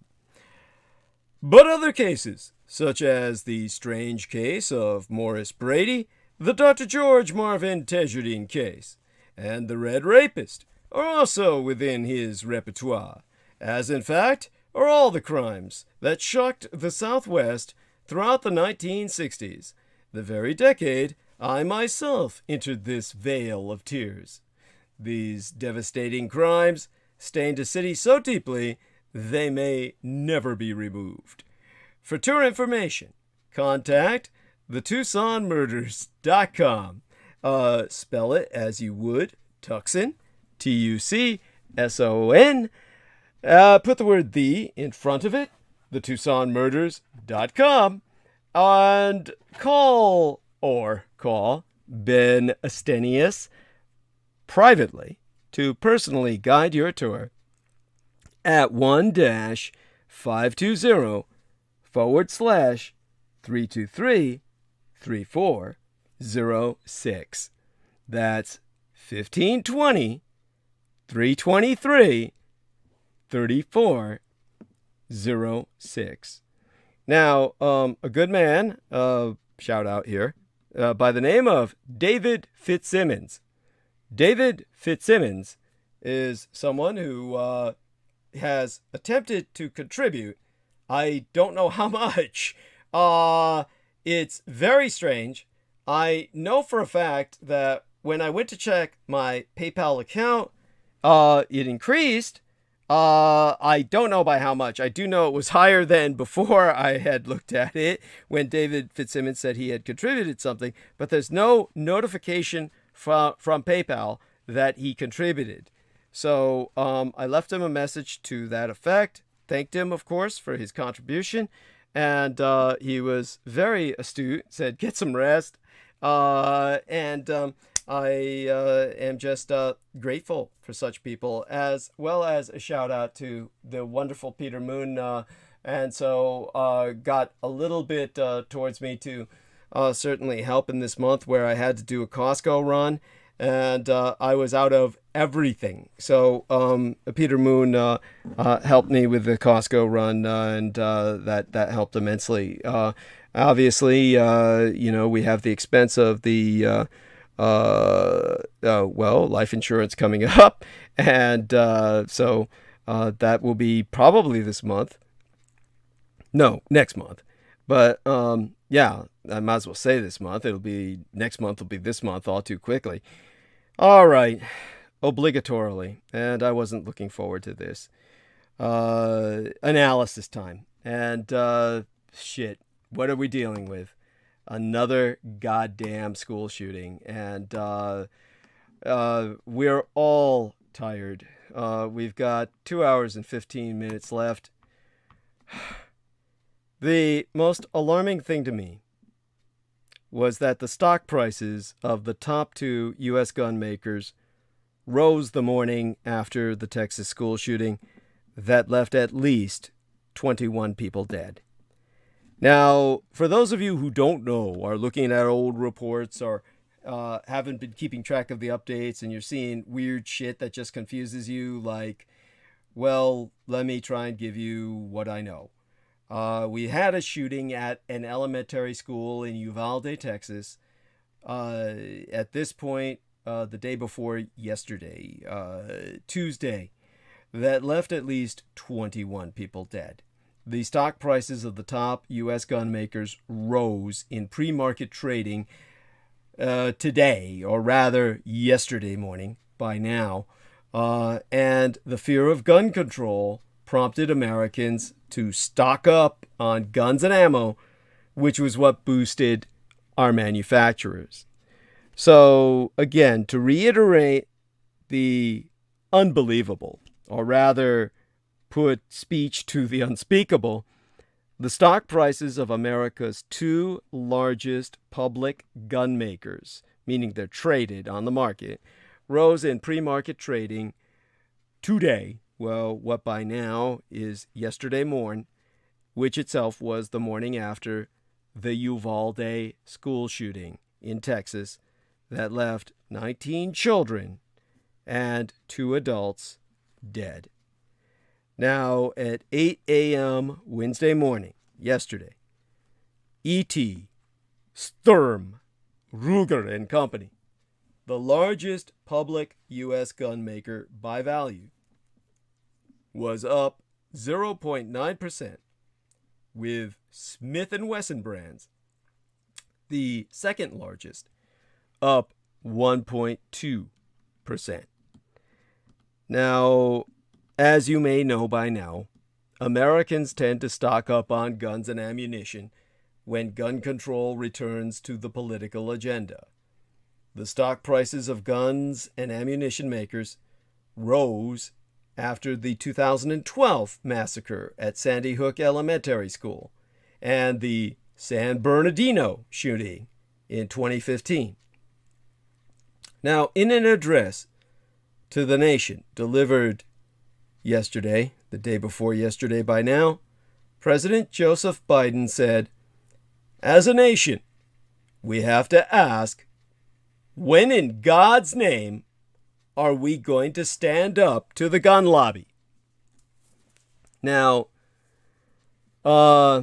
in pre-market trading yesterday morning at 8 a.m., the ET ammunitions makers, by ET I keep referring to Eastern Time. I was doing that, it's kind of like our man George Knight, saying UG without clarifying he meant underground. So the Eastern Time, of course, when you deal with the market, they don't bother with the standard or daylight. They'll just say ET. So the ammunition makers, Ammo Incorporated and Olin Corporation, they were up respectively 1% and 0.4%. Vista Outdoor, another ammo maker, was down 2.5% at the same point. Pre-market trading indicates interest in a company's stock before official trading begins. Gains or losses in pre-market trading may not carry through to official trading. Now, Tuesday's massacre at Robb Elementary School in Uvalde was the second deadliest shooting at a United States elementary school after Sandy Hook, circa 2012. Now, authorities said that the Uvalde gunman purchased 2 rifles and 375 rounds of ammunition in the days following his 18th birthday. The guns and ammunition were purchased legally in Texas, which allows people to purchase long guns, like rifles, from the age of 18. Now, the NRA, the International Terrorist Network, the All-American Death Cult, the National Rifle Association, America's most prominent gun lobby group, will host its annual meeting this weekend in Houston. And Texas Governor Greg Abbott and U.S. Senators Ted Cruz and John Cornyn are slated to speak. Now, after the Sandy Hook and San Bernardino massacres, then President Barack Obama called on Congress to pass tighter gun control laws. Instead, all we got was inaction, grief, and horror. And the Texas mass shootings follow what can only be described as a numbing script, because we know what comes next. Another scar hardens on the state's collective psyche, but little is done to prevent the next one. And I should say state nation, because here I'm talking about our lovely Crystal River and our dear friend Daniel Arola's own state, the Grand Republic of Texas. Mass shootings in Texas have become so common, they begin to collectively feel familiar, but each lands with fresh horror nonetheless. The sniper who climbed a tower 56 years ago at the University of Texas to gun down students introduced the state to the threat. The massacre of 23 at a Walmart by a gunman holding Hispanics, targeting Hispanics because he held them responsible for what he believed was the degeneration of America, reminded us in 2019 of the hatred and insanity that persist in the largest state in the Union outside of Alaska. Of course, California is much larger than Texas economically. And Caltex, the California-Texas belt from one end of the Mexican border to the other, well, we're a special place indeed. A kind of zone, if you will, of between two worlds. Now, a church has been attacked. 26 dead in 2018. And a restaurant. 24 dead in 1991. And an army base. Twice. 13 dead in 2009 and 4 dead in 2014. And a high school. 10 dead in 2018. And drivers on the streets of Odessa Midland, 7 dead in 2019. And police on the streets of downtown Dallas, 5 dead in 2016. And now children at an elementary school. At least 19 kids have been killed this time, and at least one teacher, got to be 2 by now, or one teacher and another adult. Most of their names have not been released to my knowledge, but we know they were 2 days away from the end of the school year. We know they had endured the isolation brought about by at-home learning and COVID-19. We know they attended a campus in UVALDE where nearly 90% of students are Hispanic and more than 4/5 economically disadvantaged. If they're like other elementary school students, we know they spent the day laughing and playing and making noise. And we know what cometh next. Their deaths will add another scar to the psyche of the state nation of Tejas and kick off a routine of mourning, outrage, and ultimately apathetic inaction. This familiar cycle started minutes after the shooting started. At a press conference, Governor Greg Abbott, wearing the recognizable white button-down shirt he often dons for disasters, choked over his words as he identified the shooter and revealed the death toll. He also shared his grief with the families of the victims. To quote his tea, When parents drop their kids off at school, they have every expectation to know that they are going to be able to pick their child up when that school day ends. And there are families who are in mourning right now. And the state of Texas is in mourning with them. Well, if history be any guide, the next few days will see a temporary cooling of partisan vitriol. Until the day before yesterday, Tuesday of this week, the state's leaders were warning that schools had become places of indoctrination, that the most innocent among us were being taught that they were racist or sexist, and were being shown illicit materials. Now a few hundred children have witnessed something no one should ever see. And Texans are being reminded that schools are where their children should feel safe. They're being told that they need to change something as a society so this kind of thing never happens again. But already the partisan divides that have stymied big policy reactions to past shootings are roiling. Not long after offering condolences to Abbott on the phone, President Joe Biden addressed the nation. He joined the chorus of Democrats calling for our country to do something about our abundance of guns. He said, "Another massacre at a Texas elementary school. Beautiful, innocent, second, third, fourth graders. As a nation, we have to ask, when in God's name are we going to stand up to the gun lobby?" It was but the next volley in an endless fight.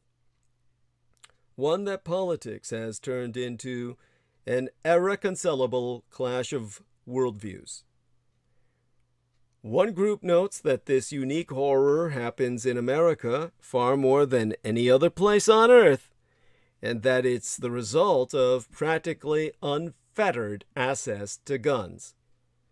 In a few places, are those guns more available than in Texas, where you can buy one in a department store and carry it on the street without a permit or even training. On the other side, there is a sincerely held belief that there are evil people who do evil things and no amount of government intervention can stop them. But maybe someone else with a gun can. And taking that gun away from good people also takes away their rights. U.S. Senator Ted Cruz, Republican from Texas, warned about those efforts in the hours after the shooting. So on Tuesday, he said, "You know, inevitably, when there is a murder of this kind, you see politicians try to politicize it. You see Democrats and a lot of folks in the media whose solution is to try to restrict the constitutional rights of law-abiding citizens. That doesn't work." There's still a lot to learn about the gunman in Uvalde, his motives, and what might have been done to stop him. There are still vigils to hold. The mourning has just begun. Some parents will likely retreat into their grief. Others will push for changes to prevent anyone else from feeling this horror, just like some of the parents of children in Newton, Connecticut did. And some of the parents of the students, well, some of the students themselves at Marjorie Stoneman Douglas High School did in Florida. After the racist attack in El Paso, Abbott joined some families of the victims, along with law enforcement and local legislators, for roundtable discussions to do everything we can to make sure a crime like this doesn't happen again. Some modest gun restrictions were discussed. As the subsequent legislative session wrapped up, State Representative Joe Moody Democrat from El Paso, stood before the State House and reminded lawmakers that I heard lots of promises behind closed doors when he attended those roundtables. But by the end of the session, the legislature opted to loosen gun laws instead. So on Tuesday, Moody said, the fact that we turn a blind eye, or that certain people turned a blind eye, is tragic. And today, tragically, happens to be Uvalde County. And tomorrow, it will be a different county. And almost 3 years ago, it was El Paso County. Well, this is all about seeing America again in the Uvalde Elementary School shooting as a mirror in which we see our true selves.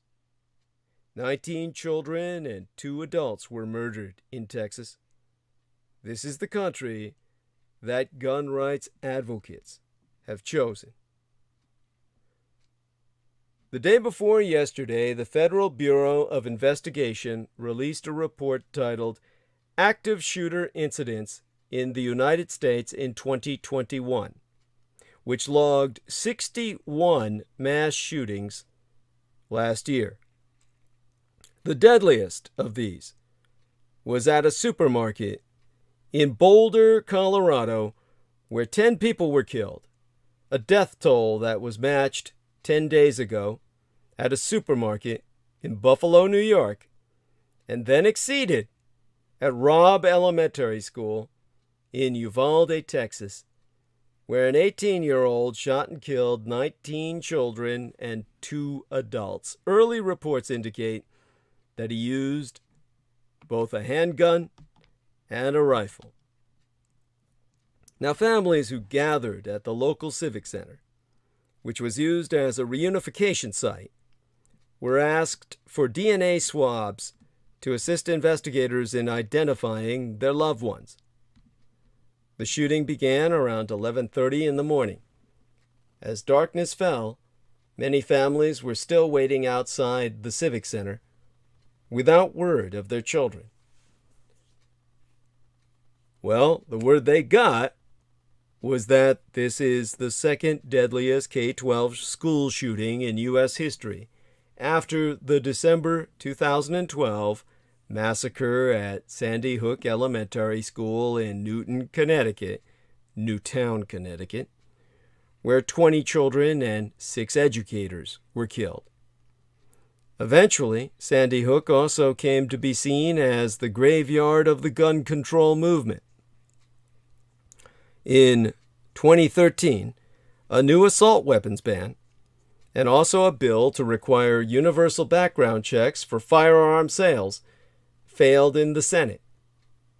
If an entire classroom of dead first graders could not spur even remedial action in Congress on gun control, nothing would, and nothing has.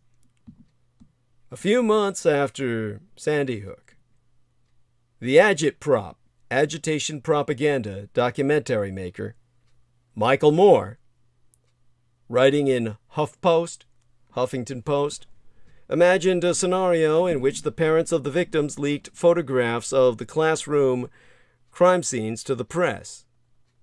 If that were to happen, or so Moore argued, the horrifying images would have the same galvanizing effect on activist movements and the public opinion as those of Emmett Till in 1955 or Phan Thai Kim Phuc in 1972. Moore wrote that there will be nothing left to argue over. It'll just be over, and every sane American will demand action. Just like that. That's my addendum there. The just like that. Now, Sandy Hook parents swiftly shut Moore down, but there was actually a kernel of sense in his proposal. He was grasping for some method of defibrillation for a movement in arrest. Published images that represent school shootings are always heartrending and always the same. The surviving children filing out, some in tears, others in shock and excitement, the desperate parents, the sorrowful reunions. One of the many unforgivable obscenities of America's firearms obsession is how it can render the image of an anguished child and her caregiver, captured in real time as they absorb a life-altering trauma, as commonplace, interchangeable, even banal. Wait, which one is this again? On Tuesday night, the poet Jonna Prickrail shared the "Alas, Poor Country" passage from Macbeth, in which Ross laments that Scotland has becomest not a place to live, but merely a place to die. It reads, "Almost afraid to know itself, it cannot. Be cold, our mother, but our grave, where violent sorrow seems a modern ecstasy." A modern ecstasy. And a habit, or a ritual, with its attendant ceremonies and scripts and rites. These always include cut-and-paste expressions of sympathy and concern from various bridesmaids of the National Rifle Association. Mitch McConnell, the Senate Minority Leader, who once said, following a school shooting in his home state of Kentucky, "I don't think at the federal level there's much that we can do other than appropriate funds for school safety officers and counseling." Tweeted that he was horrified and heartbroken by the tragedy at Robb Elementary School. Ted Cruz, the junior senator for Texas, who once ran a campaign ad that boasted, "After Sandy Hook, Ted Cruz stopped Obama's push for new gun control laws," tweeted that he and his wife were fervently lifting up in prayer the children and families in the horrific shooting. Governor Greg Abbott, who last year signed 7 pieces of gun rights legislation into law, including one that permitted Texans to carry handguns without a license, and another exempting the state from future federal gun restrictions, said that he and his wife mourn this horrific loss, and we urge all Texans to come together to show our unwavering support to all who are suffering. Politicians like these are routinely criticized for their hypocrisy and empty gestures, their thoughts and prayers. But, if only for the sake of rhetorical hygiene, we should go a step further. Republicans, as we know, get what they want. It's their best feature. They have vacuumed up the state legislatures, gerrymandered most of the country, stacked the Supreme Court and the federal judgeships, turned back the clock on LGBTQIA+ rights, paralyzed entire school districts with engineered panics over critical race theory, and grooming ended, or so it seems, reproductive rights as a constitutional guaranteed freedom, and blocked all attempts at gun control legislation. If the leaders of this political movement, which in Texas managed to ban most abortions and criminalize health care for trans kids in the space of a school year, took real offense to murdered children, they would never simply accept their deaths as the unfortunate cost of honoring the Founding Fathers' right to take up muskets against hypothetical government tyranny. They would act. If America were not afraid to know itself, we could more readily accept that gun rights advocates are enthralled with violent sorrow. This is the America they envisaged. It is what they worked so hard for. Their thoughts and prayers have been answered, and America's hands are full of blood. Thoughts and prayers. It began as a cliche. It became a joke. It is putrefied into a national shame. If tonight Americans do turn heavenward in pain and grief for the lost children of Uvalde, Texas, they may hear the answer delivered in the Bible through the words of Isaiah. And when ye spread forth your hands, I will hide mine eyes from you. Yea, when you makest many prayers, I will not hear. Your hands are full of blood. We will learn more about the 18-year-old killer of elementary school children, his personality, his ideology, whatever confection of hate and cruelty drove him to his horrible crime. But we already know the answer to one question. Who put the weapon of mass murder into his hand? The answer to that question is that the public policy of this country armed him. Every other democracy maketh some considerable effort to keep guns away from dangerous people, and dangerous people away from guns. For many years, and especially since the massacre at Connecticut's Sandy Hook Elementary School almost a decade ago, the United States has put more and more guns into more and more hands. 120 guns per 100 people in this country. The years of the pandemic have been the years of the greatest gun sales in American history. Almost 20 million guns sold in 2020. Another 18.5 million sold in 2021.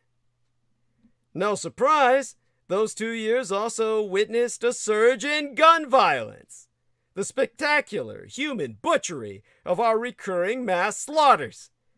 The surge of one-on-one lethal criminality. The unceasing, tragic toll of carelessness as American gun owners hurt and kill all their loved ones and themselves. Americans have more guns than anywhere else in the world, and they keep buying more. The mass shooting in Uvalde, Texas, is putting the spotlight on the U.S. being the most heavily armed civilian population by far in the world. A recent spurt of firearms purchases has likely increased that lead. U.S. gun owners possess 393.3 million weapons, according to a 2018 report conducted by the Small Arms Survey, a Geneva-based organization which is higher than our country's population now of about 330 million people. India, which has almost 1.4 billion people, had the second most civilian-owned firearms with 71.1 million. The gap is likely growing after Americans went on a gun-buying spree beginning in 2020. The National Instant Criminal Background Check System, the NICBCS, which the Federal Bureau of Investigation collects and is it's widely used as a proxy for firearms purchases, jumped 40% in 2020 from the previous year to 39.7 million. The frenzy only cooled slightly to 38.9 million checks in 2021, which are usually done before purchases or to receive gun permits. Already there have been 10.8 million checks through April 30th. The trend of people arming themselves has been on an upward curve for years, even as mass shootings plague this country. Then, on Tuesday this week, 19 school children, 2 teachers, and the gunman were killed in a shooting at an elementary school in Uvalde, Texas. It marks the latest massacre in these United States, coming days after 10 black shoppers were killed in an attack at a Buffalo, New York supermarket, and a man was killed and multiple people injured in an attack at a United States church wherein a Taiwanese congregation was convening in mine own Golden, California, south side of our state nation. Mass shootings, far from quelling demand for guns, actually spur purchases from those concerned that lawmakers could enact gun control measures.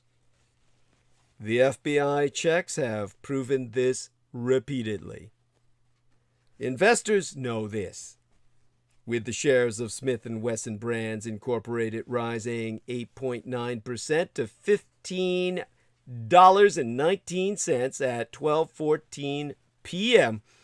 in New York, and Sturm Ruger & Company, the maker of handguns, rising 6.1% to $67.51. These United States, the only country in the report that had more civilian-owned guns than people, had about 120 and a half firearms per 100 residents. Yemen, in a state of total civil war, followed with 52.8 per 100 residents. Canada had 34.7. And France and United Germany both had 19.6, according to the Small Arms Report. In countries like the Empire of Japan and Indonesia, that number plunged to less than 1. Most of us are appalled, but not enough of us are sufficiently appalled to cast our votes to halt it. And those to whom Americans entrust political power at the state and federal levels seem determined to make things worse and bloodier. In the next few weeks, the U.S. Supreme Court will deliver its opinion in the case of New York State Rifle and Pistol Association Incorporated versus Bruin. A decision that could strike down the concealed carry bans, even in the few states that still have them. More guns, more places, fewer checks, fewer protections. Since Sandy Hook, this country has plunged backward and downward towards barbarism. In his memoir of his own career in the gun trade, the former gun industry executive Ryan Busey writes of the effect of mass shootings on gun sales. They are, to put it bluntly, the best for business. People think that perhaps the authorities might do something and race to the gun stores to buy weapons before something happens. The gun in the gunman's hand multiplies to more guns in more hands that then commit more mass murders. Now, most of those hands do not mean to inflict harm, but all the harm follows hard. Even so. Half a decade ago, I wrote a parable. A village has been built in the deepest gully of a floodplain. At regular intervals, flash floods wipe away houses, killing all inside. Less dramatic, but more lethal, is the steady toll as individual villagers slip and drown in the marshes around them. After especially deadly events, the villagers solemnly discuss what they might do to protect themselves. Perhaps they might raise their homes on stilts? But a powerful faction among the villagers is always at hand to explain why these ideas won't work. No law can keep our village safe. The answer is that our people must learn to be better swimmers. And oh, by the way, you said stilts when the proper term is piles. So why should anybody listen to you? So the argument rages. Sans any result. Year after year, decade after decade, fatalities mounting all the while. Nearby villages, built in the hills, marvel that the gully dwellers persist in their seemingly reckless way of life. But the gully dwellers counter that they are following the wishes of their founders, whose decisions, 2 centuries ago, must always be upheld by their descendants. Since then, of course, things have only gotten worse. Can it be different this time? Whether any particular killer proves to be a racist, a jihadist, a sexually frustrated incel, or a randomly malignant carrier of sorrow and grief, can Americans ever break the pattern of empty thoughts, meaningless prayers, and more and worse bloodshed to follow? The lobbying groups and politicians who enable these killers will dominate the federal courts and state governments, as they do today, until the mighty forces of decency and kindness in American life say to these enablers, "That's enough! This must stop! And we will stop you!" Now, what is worse is the horrifying conspiracy theories that swirl around the Texas shooting. I am so outraged that these even circulate that I have to breathe and gather myself before I address this. I am just prone at this moment to shut it down and call it a transmission because it is so offensive.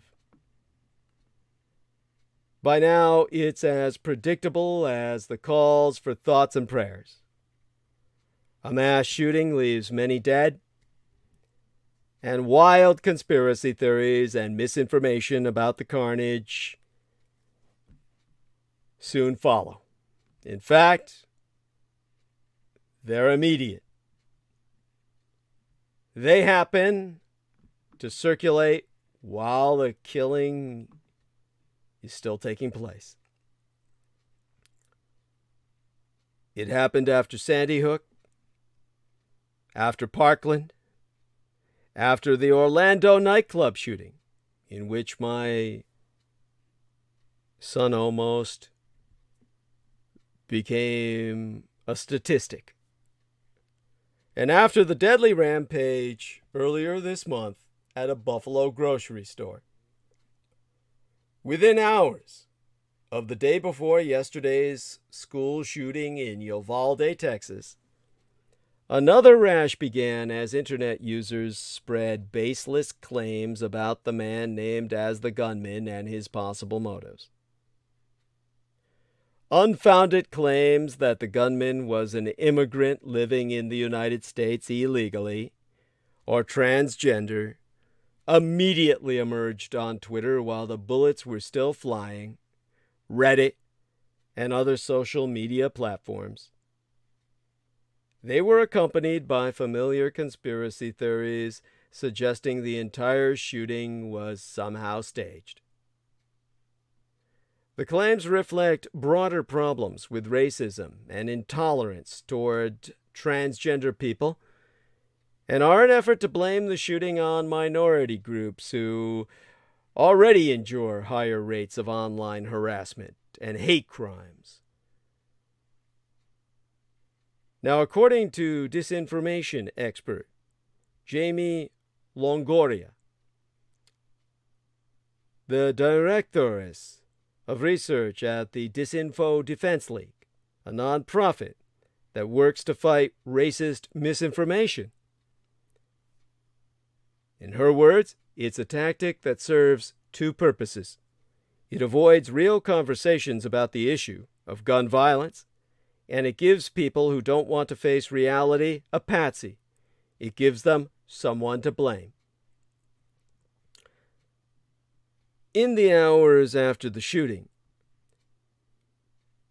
posts falsely claiming the gunman was living in the country illegally went viral, with some users adding embellishments, including that he was on the run from Border Patrol.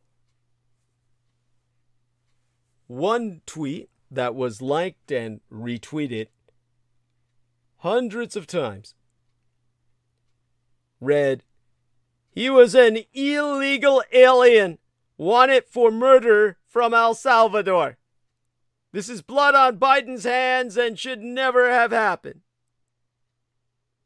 The man who authorities confirmed carried out the shooting, 18-year-old Salvador Ramos, is a U.S. citizen, as confessed by Texas Governor Greg Abbott in a news conference on Tuesday. Now, other social media users seized on images of innocent internet users to falsely identify them as the gunman and claim he was transgender. Actually, I'm surprised that Salman Sheikh and Jay Maurice didn't do that with myself. On the online message board, 4chan, users liberally shared the photos and discussed a plan to label the gunman as transgender without any evidence to back it up. An open conspiracy, if ever there was one.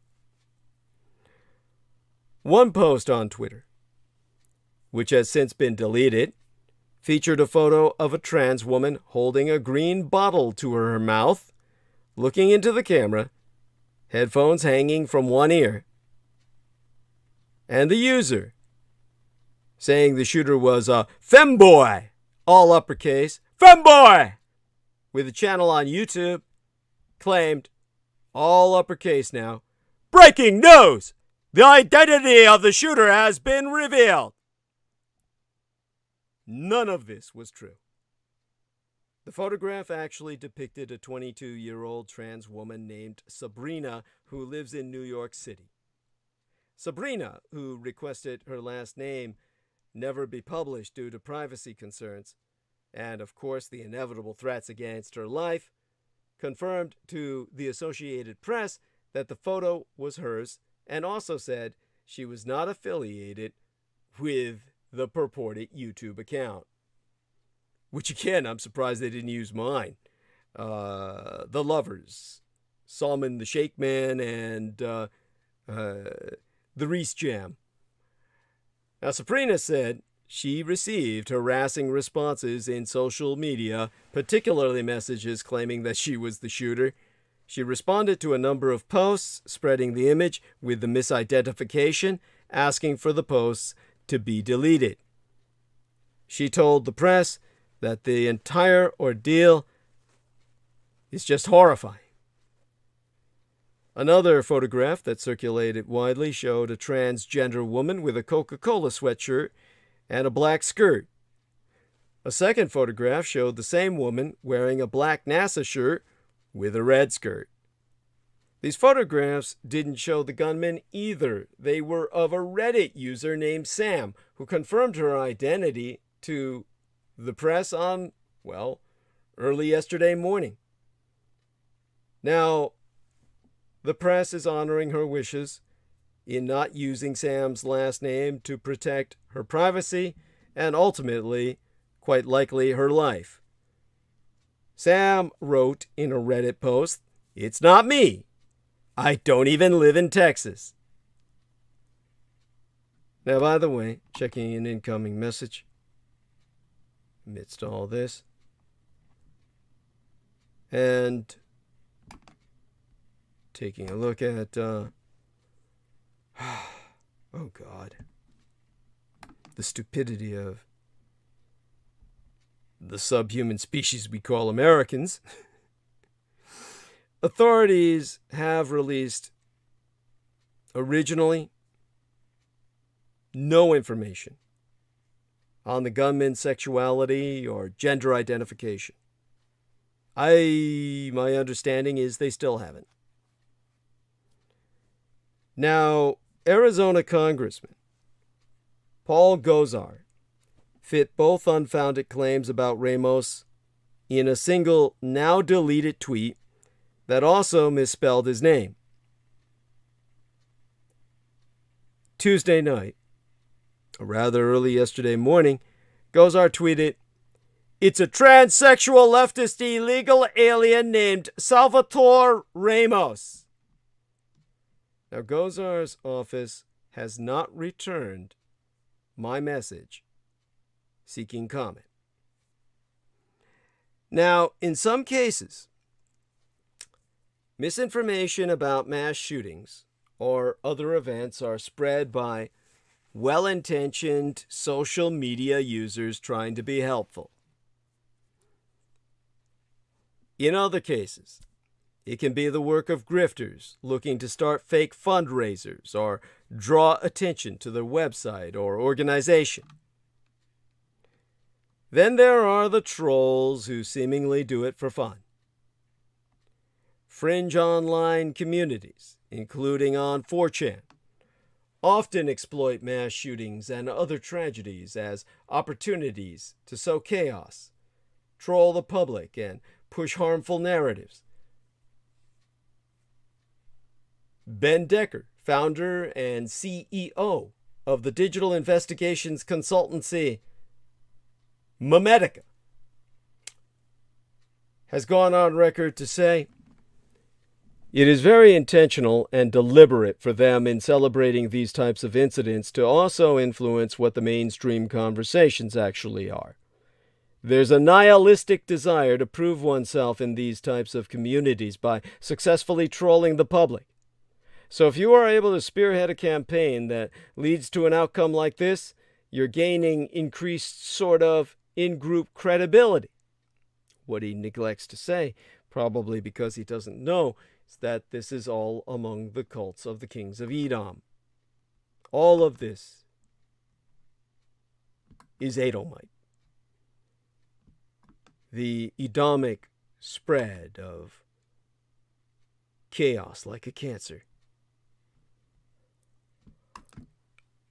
In the hour and a half remaining, how do I say this? For the communities bearing the brunt of such vicious online attacks,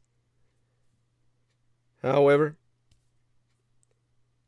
the false blame stirs fear of further discrimination and violence. Something as seemingly innocuous as a transphobic comment on social media can spark an act of violence against a transgender person. In fact, Jaden Janak, a PhD candidate at the University of Texas and a junior fellow at the Center for Applied Transgender Studies, has attested that these children and adults who were murdered yesterday were just living their lives. They didn't know that yesterday was going to be their last day on Earth. And similarly, as trans people, that's a fear that we have all the time. So, Mirthling, she left a message. "I must close out, player. I agree with thee. This is for all who directly and indirectly are affected and afflicted by the horrors committed against the innocent." So, yes, Goddess bless you, dear lady. And with that, I think that's the best I can do for that subject in that specific corner of our world for tonight. It's the most I can stand to do. Let me take a deep breath and try and consider what to tackle next. God knows the way things were going today with everything else I was dealing with. You can imagine how it wears on me. That there's always something concerning someone else around me that is going to turn. We always have that because, of course, that's what they come to do. The entire intent is to break morale. And it has its effect. Just an endless sea of hatred and betrayal. That's the life I lead. Those around me who plot to betray me, that's why they show up in the first place and hang around until they can make it hurt.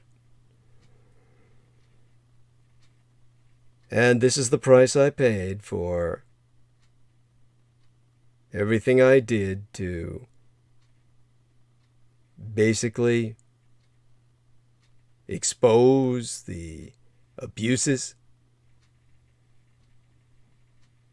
that your military has perpetrated against your children.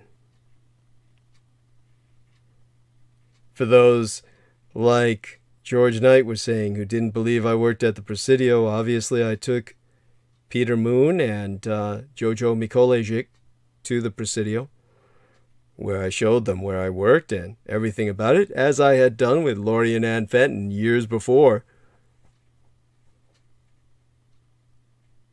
But what of America now? Where is it headed? That's no longer an idle or academic question. It's existential. While that alone is probably considered a highly startling admission to many, consider how the United States was created. The most trenchant statement in the Declaration of Independence, arguably, is not equality of men and, by extension, woman. Rather, when government becomes destructive, it is the right of the people to alter or abolish it and establish a new one. That precipitated a successful revolution in 1776. What happens in 2026? Or indeed sooner? The trajectory of this nation is not good. And as Harlan Ullman argues in the latest book I've read, well, one of the latest, I went through quite a few, as you can see by my falling asleep, having read them all, is titled The Fifth Horseman and the New MAD, M-A-D, all uppercase acronym, Mutually Assured Destruction. How massive attacks became as the looming existential danger to a divided nation and the world at large. Another killer fucking subtitle. The actual fucking subtitle. Yes. Let me reread that. The title being The Fifth Horseman and the New MAD. Subtitled, How Massive Attacks Became the Looming Existential Danger to a Divided Nation and the World at Large. Now, there are 7 major disruptors. Failed and failing. It is destructive. Government is the most dangerous. Democrats and Republicans have demonstrated a singular inability to govern. Yes, the U.S. Congress has overwhelmingly agreed to sending 40 billion United States dollars in aid to Ukraine. And both parties concur that the Communist Chinese Empire is the largest clear and present danger to these United States.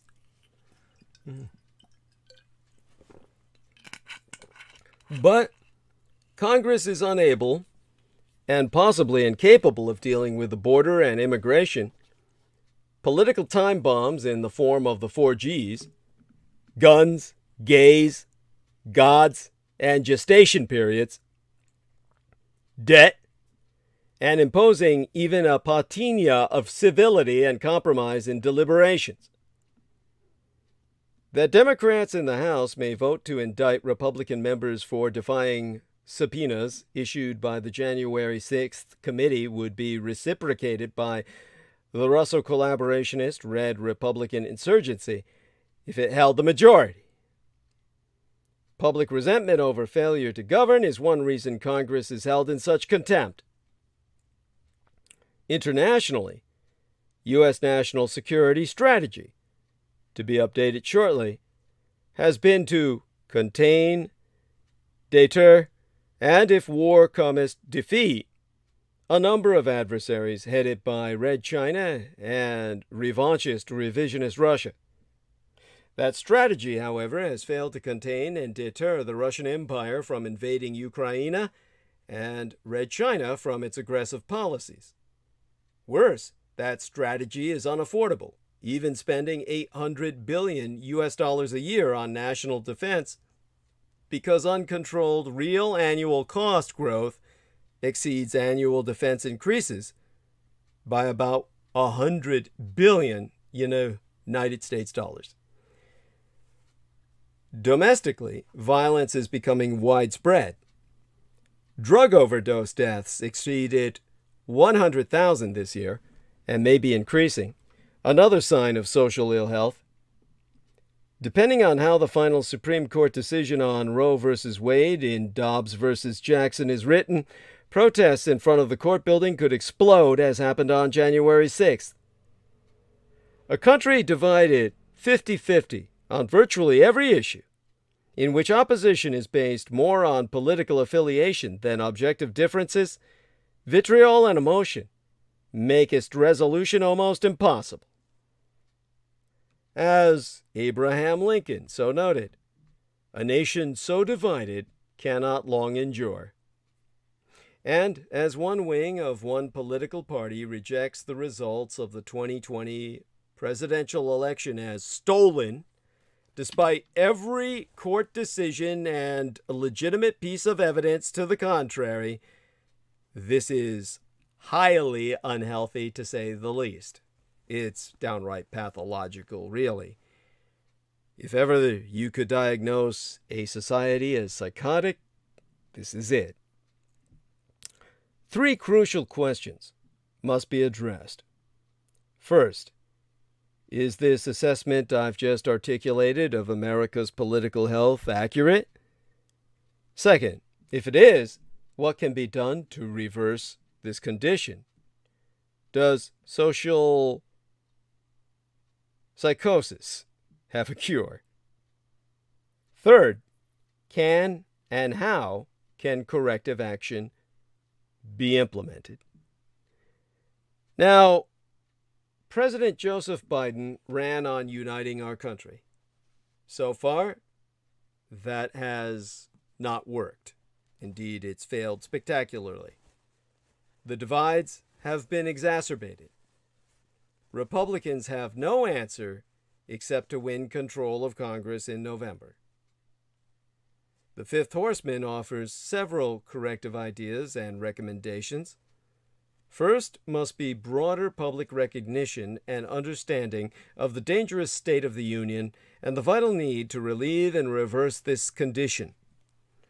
That requires closer public involvement. Mandatory voting might precipitate that engagement, as voting should require greater scrutiny and selection of candidates. Second, creating a public-private partnership for a national investment infrastructure fund, patterned after the greatest economic boom in American history following The propagandized end of the 1918 to 1920 Spanish flu pandemic is essential, as Americans purchased war bonds in World War II, inflation-adjusted bond guaranteed by the government paying several percent over prime could raise $3 trillion United States dollars to $4 trillion above the $1.2 trillion appropriated by Congress. Oversight would be by both government and private sector personnel. The bonds would be repaid not only through tolls and fees. In those investments in infrastructure technology companies, government would take its equity positions, as it did in the Troubled Assets Recovery Program responding to the 2008 financial crisis, and make money. Well, it made money then. That would be repeated. Last, the President and leaders of Congress must meet and agree to areas of common interest for as long as it takes. If not, beware the Declaration of Independence and destructive government. Now,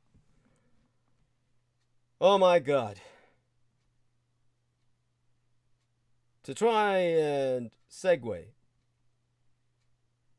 back towards what I was saying about mass shooting the other day, something I may continue with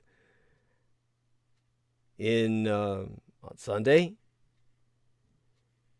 What we have is, maybe with Peter Moon not coming in, my speaking perhaps a full 8 hours, maybe more like 10. We'll see what happens on Sunday. Tonight, in the hour we have remaining, oh God, what if I try to put this into a kind of positive spin? Try to be as positive as possible in discussing political polarization. Is it really that bad in the United States? Obviously, I worry deeply about polarization in these United States, especially the possibility of polarization leading to violence. I myself try to work to reduce that possibility every day. Now, what I consider myself to be is an online educational material resource, where I'm teaching people how to have more constructive disagreements, as we saw throughout discussion tonight. And in my work with the ladies that you heard earlier this transmission, I've noticed 5 common misconceptions that are becoming widely accepted from the state of polarization, and am thinking out how to solve it all. First, in counting on my one right hand here, polarization in the United States is worse than ever. Well, I can think of at least one time polarization was way worse than it is now, between 1861 and 1865, when the American Civil War between the states for rights was going on. Today's abortion debates, which admittedly can be nasty, do not compare to the violence of the 1970s and 1980s, when there were 110 cases of arson or bombings. Moreover, the nostalgia of civil politics in the good old days is mostly a myth. Prominent people have always insulted each other publicly and demonized supporters of their opponents. With the second finger of my right hand, well, I can think of another presumption spinning around universally out there is that polarization is caused by race, religion, and politics.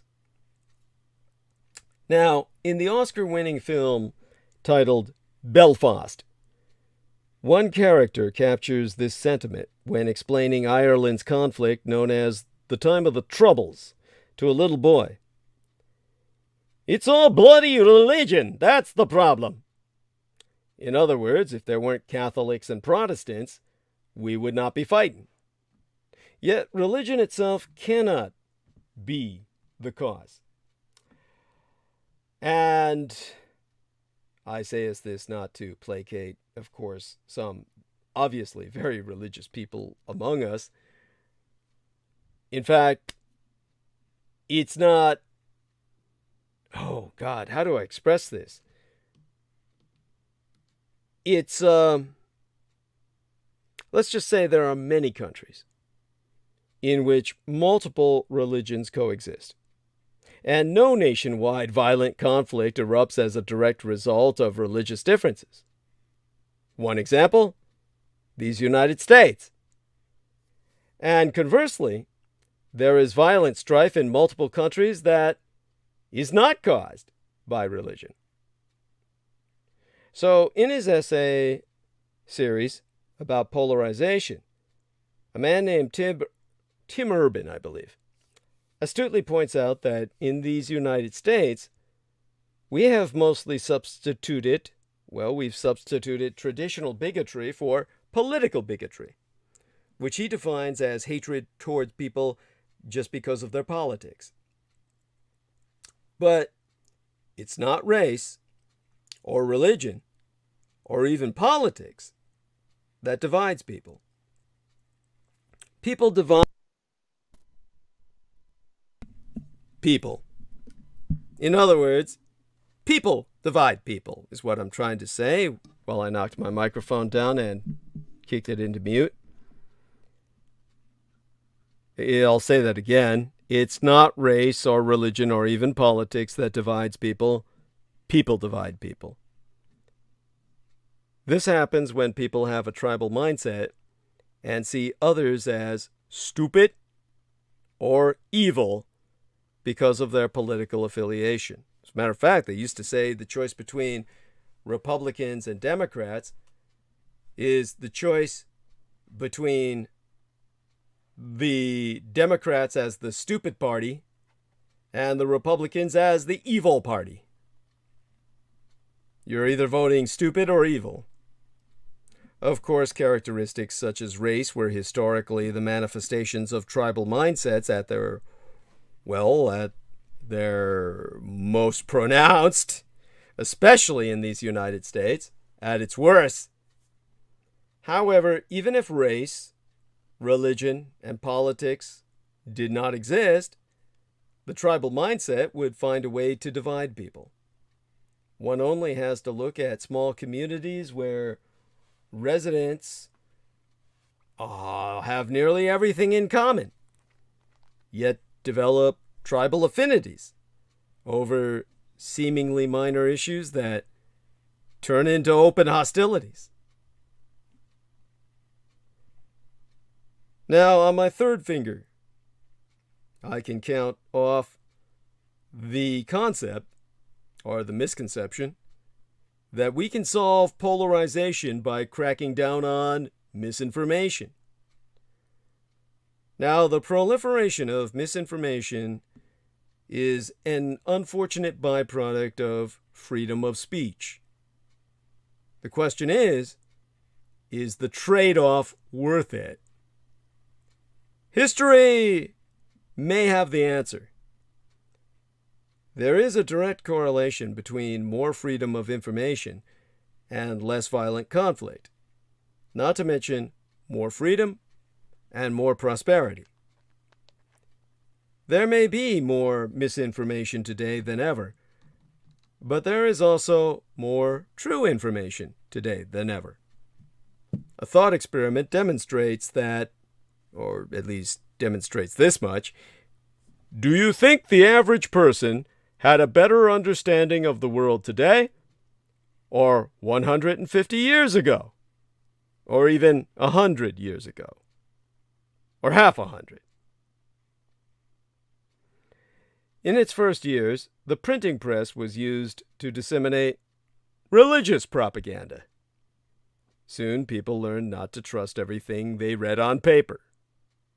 In the early days of radio, the medium felt so realistic that a dramatic reading of the War of the Worlds caused widespread panic. Soon people learned not to believe everything they heard on the airwaves. In the early days of reality TV, everyone thought it was, well, reality. Now we know a lot of what airs on those shows is staged. We are still in the early days of another new kind of media.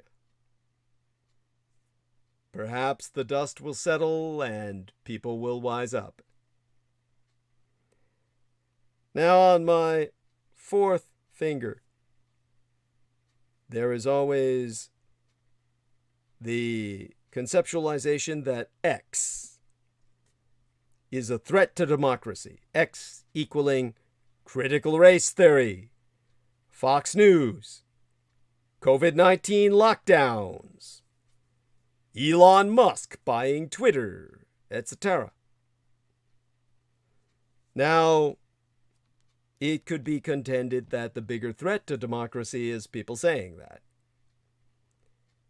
In these United States, democracy is often the ideal we hold above all others, the sacred value worth preserving at all costs.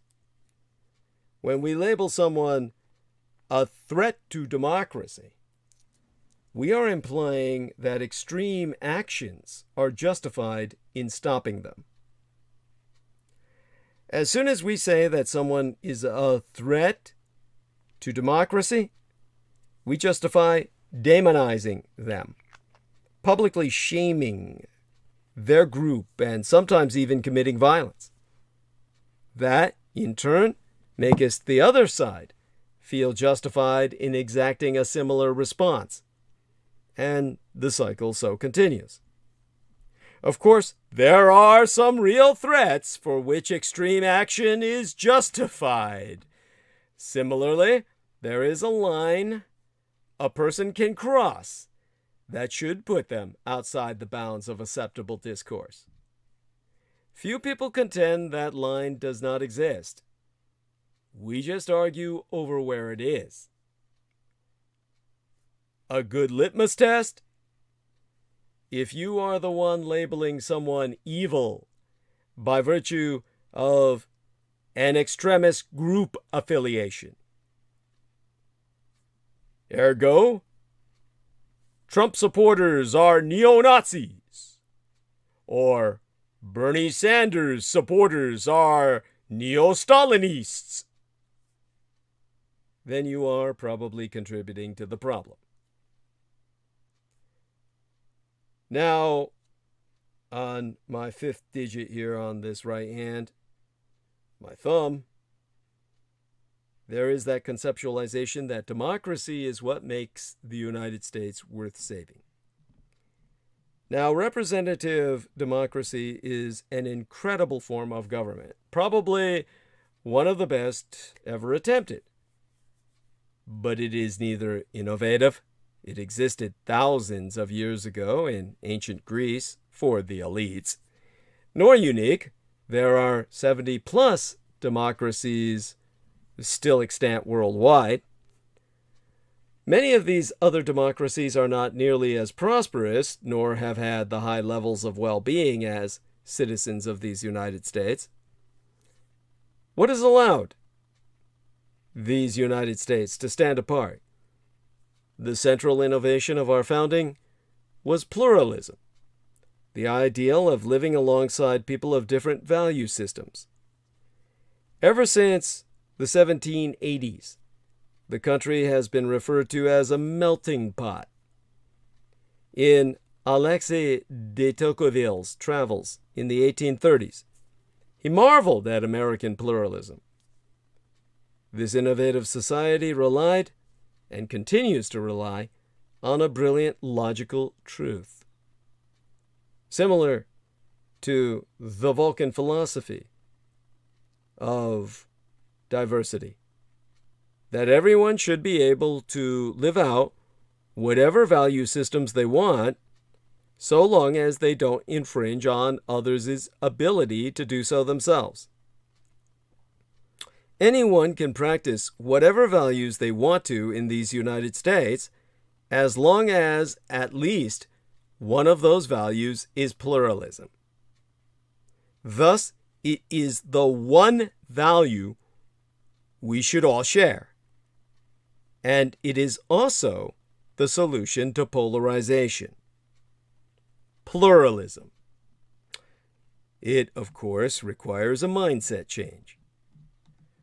Americans must respect the rights of another person, including their right to speak freely, not only because it's the moral thing to do, but also because they might be right and you might be wrong. We must draw the line somewhere, but we can make an effort to draw it a few steps further than where we might otherwise be inclined. We must not only be willing to live alongside people who think differently, but also be eager to engage with them. Before labeling an entire group as stupid or insane, we must first seek out honest interactions with individuals in that group. Transitioning from a tribal mindset to a pluralistic mindset goeth against our wiring, but it can be done. Most of us do it many times every day, just as we also fall prey to our more primitive tribal nature several times in a day. If all of us could improve our ratio by as little as 20 percentage points, I believe we will be safely off the path toward polarization-driven violence. This fix is contrarian because it is not public policy. It's not something the government or even a group of leaders can do for us. Certainly education can help, as can good parenting, good role modeling, and good community building. But ultimately, a pluralistic mindset is an ideal that each of us must work toward as individuals. And if you think I am stupid or evil for saying that, well, I look forward to discussing your opinion and getting to know each other. We are on the same side. Now, again, checking some incoming notifications. Was certainly touched by our dear George Knight dropping in. God bless him. And, of course, thinking about what to say throughout this last hour. Do me a favor, somebody, and say something in the chat room. I know I've got a fairly high number of concurrent viewers. Ratings have gone way up since we got rid of the chocolate jam man.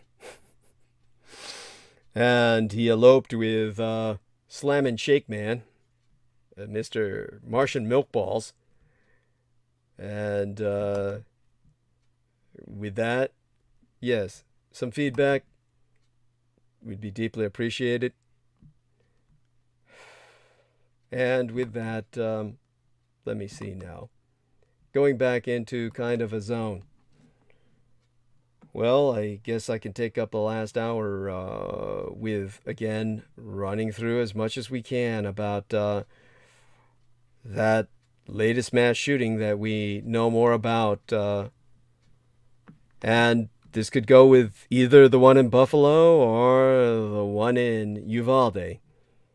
Basically, he will be described as a lone wolf who acted alone. And in important respects, this is misleading.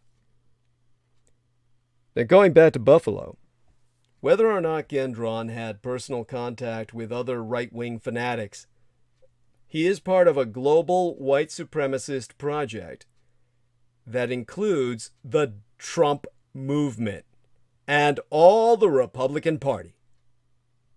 The gunman who mass murdered 10 people in a Buffalo supermarket fits an all too familiar pattern.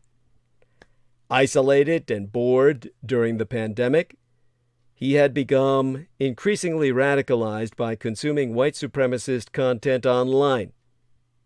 He had previously threatened a shooting at his high school and been sent for a mental health evaluation, just like this latest mass shooter, Ramos, was, according to authorities in both cases.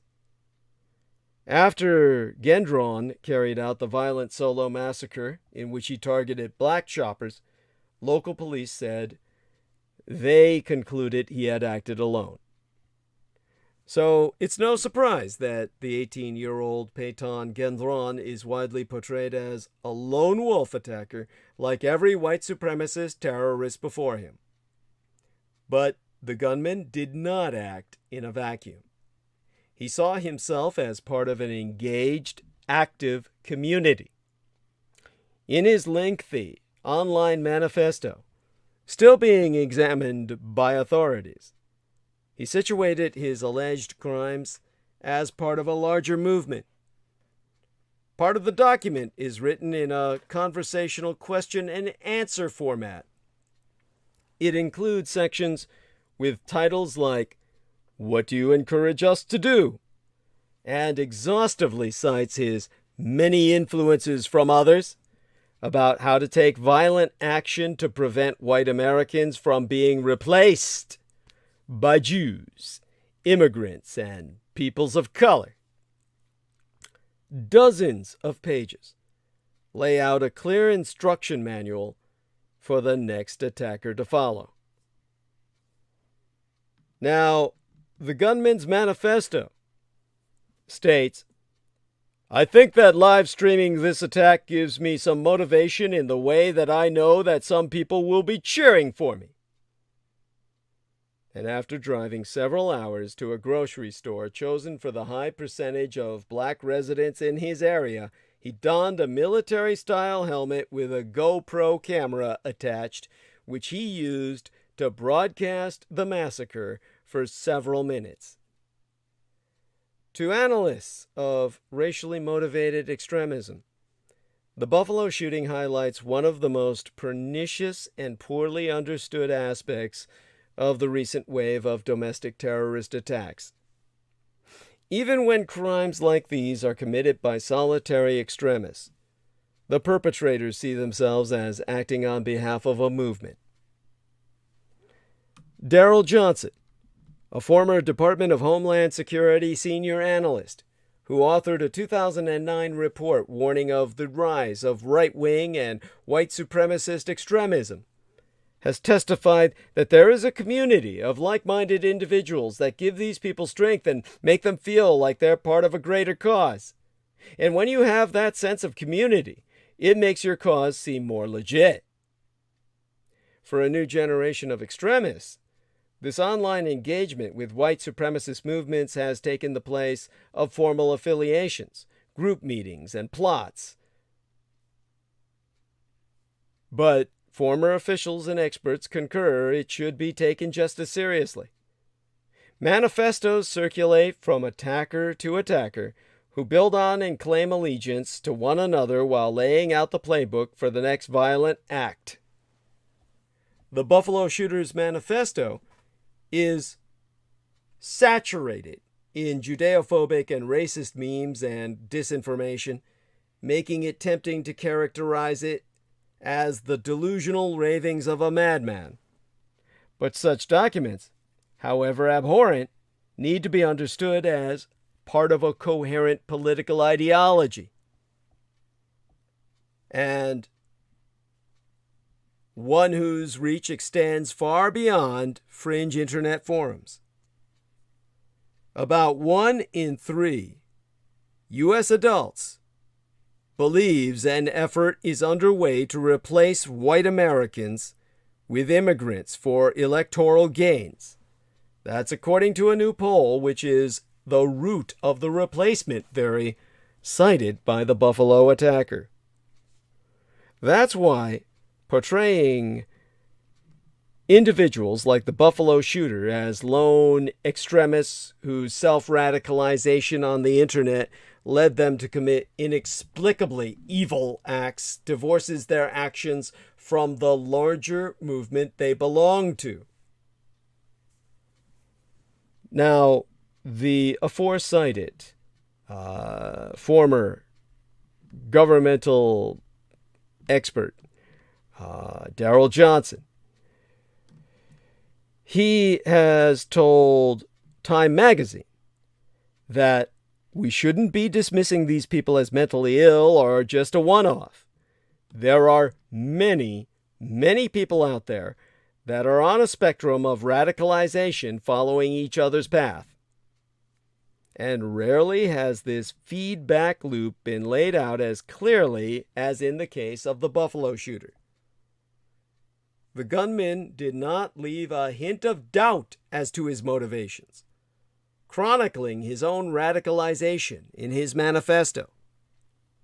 After extreme boredom during the early months of the pandemic, his browsing on outdoor sports and gun forums led him to white supremacist material. He wrote this himself. And he also wrote that it wasn't until he saw a video of the 2019 Christchurch, New Zealand mosque shootings that he was inspired to action. Now, significant sections of the Buffalo gunman's document are copied from the manifesto of the New Zealand man who killed 51 people in the massacre he live-streamed in Christchurch. The Buffalo shooter also casts himself as a hero in the mold of other racist mass shooters, including Dylan Roof, who killed 9 black parishioners during a Bible study in Charleston, South Carolina in 2015. He situates his act as part of the movement, discusses using techniques that increase media coverage, and encourages fellow extremists to use edgy humor and memes in the vanguard stage, and to attract a young audience. Now, Seward Darby, a journalist and researcher of the evolution of white nationalist movements, has been quoted as saying, "This is not just violence in the name of what they believe to be a righteous cause. It's also performance. It's signaling to potentially like-minded people. The proof is in the text.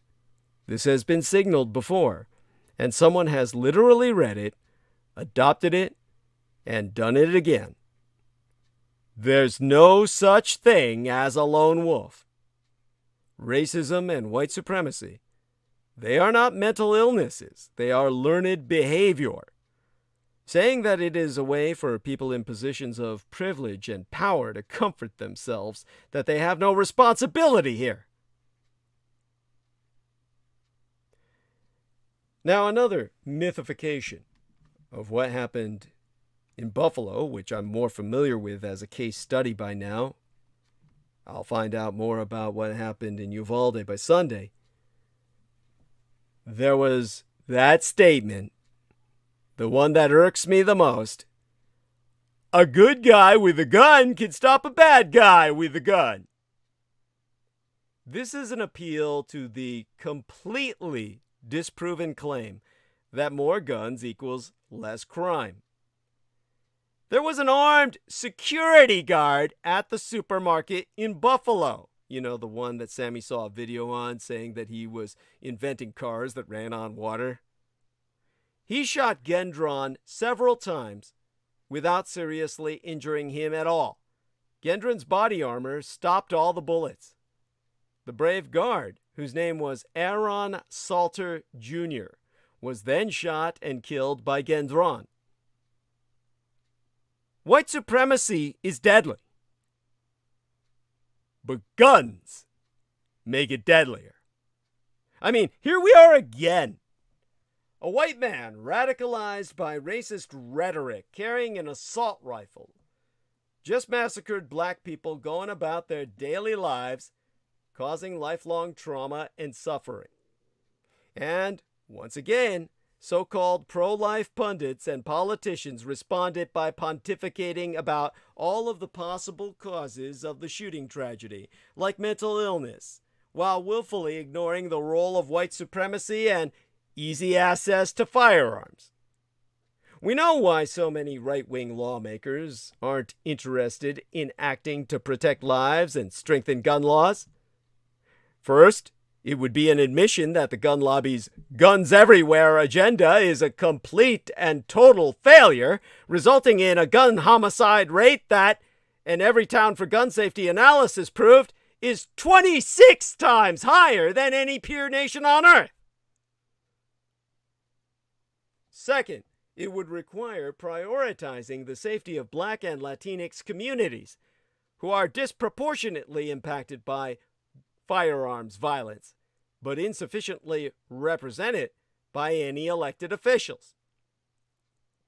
And third, it would depress the fervor of right-wing extremists, stoked for years by conspiracy theories propagated by special interest groups, politicians, and cable news hosts. Unsurprisingly, many of the motives laid out in the Buffalo Gunman's manifesto align with that rhetoric, which plays a vital role in radicalizing white men.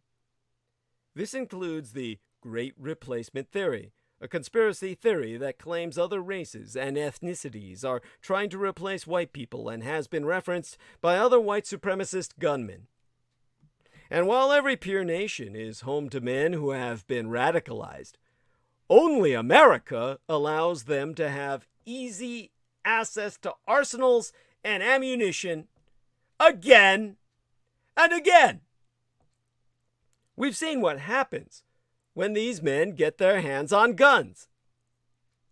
Whether it's a mass shooting at a church, synagogue, grocery store, or spa, women, people of color, and other marginalized communities are shot and killed as retribution for merely existing. In an average year, according to my own analysis, more than 10,300 hate crimes in America involve a firearm. That's more than 28 every single day. More than one every hour. The data shows us how to fix this.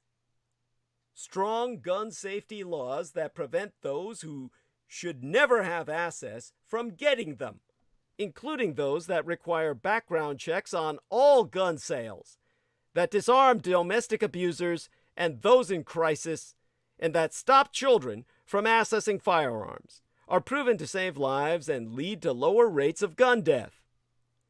But in a nation made up of a patchwork of state laws and a U.S. Senate that has forever refused to act, we're all only as safe as the closest state with the weakest gun laws. As we continue the fight for Congress to act, there are steps that can be taken now at the state level to continue combating our gun violence epidemic. States can close loopholes in our background check laws and stop the proliferation of untraceable ghost guns, as they call them, 3D printed firearms, so that prohibited domestic terrorists cannot access firearms, as we now fear Salman Sheikh will do. They can also implement tools like ERPO, Extreme Risk Protection Orders, commonly known as red flag laws, to remove firearms access from people who are clearly a risk to themselves or others. 19 states already have these laws on the books. Federal and state agencies should also publish explicit guidance on how ERPOs can be used as a tool in domestic terrorism investigations. We also need a permanent director at the BATF the Bureau of Alcohol, Tobacco, Firearms, and Explosives. It's been 7 years since we've had a Senate-confirmed director at ATF. Despite the fact that this federal agency is on the front lines of the fight against armed extremists and white supremacists who targeted marginalized communities. President Biden has nominated Steve Dettelbach to be the ATF's next director, who would come to this role with decades of experience as a prosecutor and the ability to provide effective enforcement of our gun laws from day one. Yet, this work is an uphill battle. It's hard and it's relentless, and it often feels like we're shouting into the void, sharing the same facts and figures, the same proven strategies for saving lives, but it must be done. What is the other option?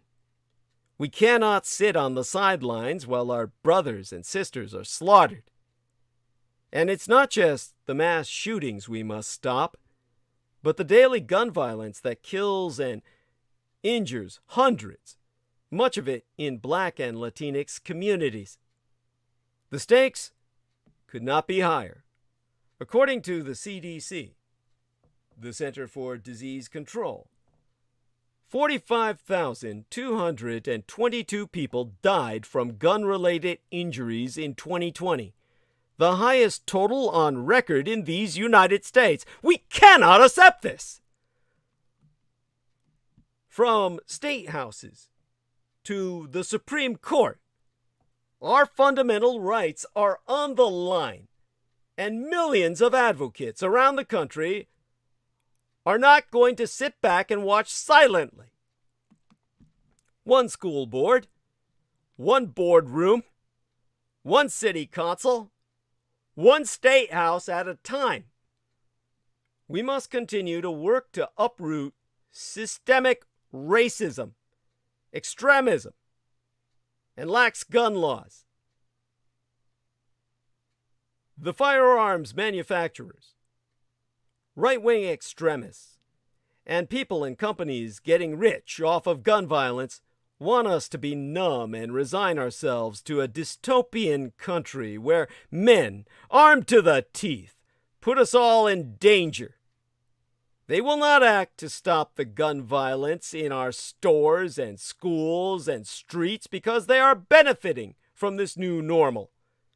Americans' lives will be the price paid for their agenda, power, and wealth, until we all rise together and take real action to protect our health and safety. There is another routinized response to mass murder. We must not politicize mass shootings. This is a tragedy. We send our thoughts and prayers. Gun violence is a public safety issue. White supremacy is a public safety issue, as well as national security issue. The same is true of domestic terrorism. It is the responsibility of a government to keep its citizens safe. These are inherently political matters.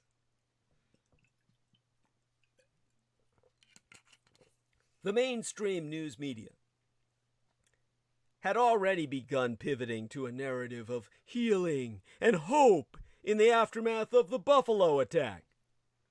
That too is part of a long history in which the suffering and pain of Black and brown people is minimized so as not to injure the sensibilities and feelings of white society. Moreover, minimizing that suffering also serves to negate Black and brown people's demands for justice and equal treatment. We will all be told, ad infinitum, that Peyton Gendron is an individual who is responsible for his own actions, and that it's unfair to suggest that Donald John Trump, the Republicans, or the right-wing mass media machine has anything to do with what happened in Buffalo. In point of fact, racism and white supremacy are learned behaviors. One of the greatest luxuries enjoyed by white people in American society is that of being perceived as the ultimate individuals, whose behavior is never understood to reflect on the larger group. In the aftermath of Gendron's alleged crimes, we will hear no public demands that white leaders speak out and condemn white supremacist violence or the larger movement it represents. There will be no demands by political leaders or media commentators for a national conversation about the white family or white culture and the pathological and other unhealthy values taught and learned there. In fact, we should absolutely talk about those things, or at least about the values of white supremacy and white racial violence spread by the Red Republican Party and the larger right-wing ecosystem. The Great Replacement conspiracy theory and related claims that Gendron summons in his manifesto are now commonplace in all right-wing public discourse. As seen with the moral panic about critical race theory, these ideas are infecting the white American public more generally as well. While the Russo collaborationist Red Republican insurgency has invented panics about CRT, critical race theory, the racist ideology they helped mainstream inspired the Buffalo Massacre. Critical race theory is not the problem.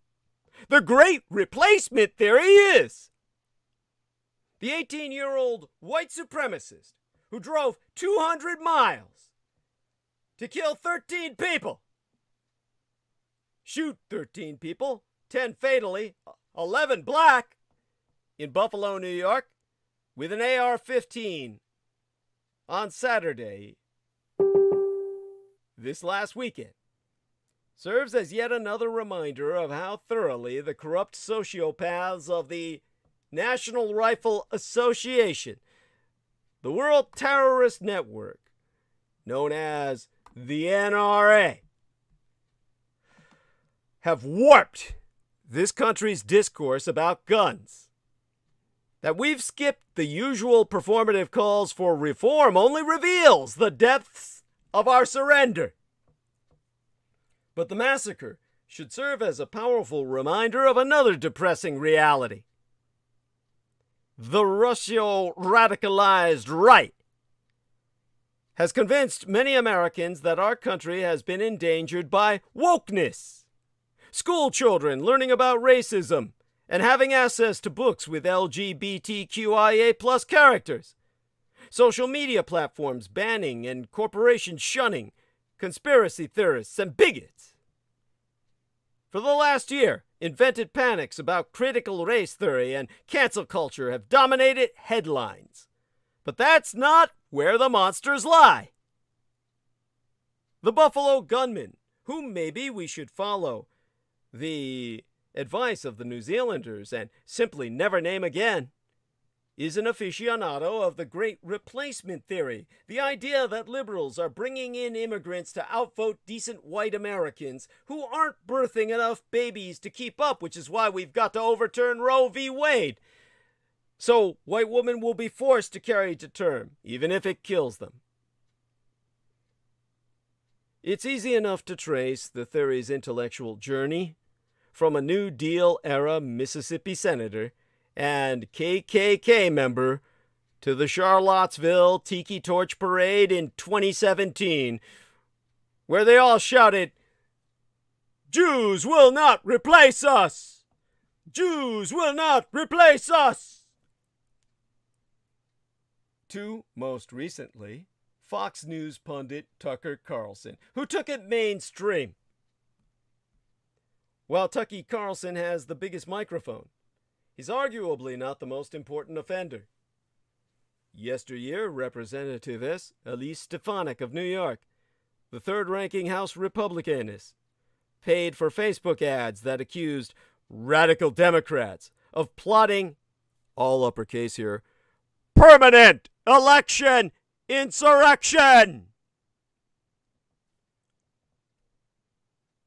Now, the rest of the ad says, with an image of brown people reflected in Joe Biden's sunglasses, their plan to grant amnesty to 11 million all in the uppercase there, illegal immigrants will overthrow our current electorate and create a permanent liberal majority in Washington. Oh, fuck, man, we can only pray. In other words, great replacement theory. Though Stefanik's staff called it a new disgusting low for the left, they're never Trump allies, and the sycophant stenographers in the media to label it as such after the Buffalo shooting. A few weeks before she complained about the media reporting on what her ad said, she took to the House floor to denounce the supposed invasion on the southern border. 2 days after the Buffalo shooting, she went back to the well. Democrats desperately want wide open borders and mass amnesty for illegals, allowing them to vote. Stefanik isn't alone among Republican politicians, of course.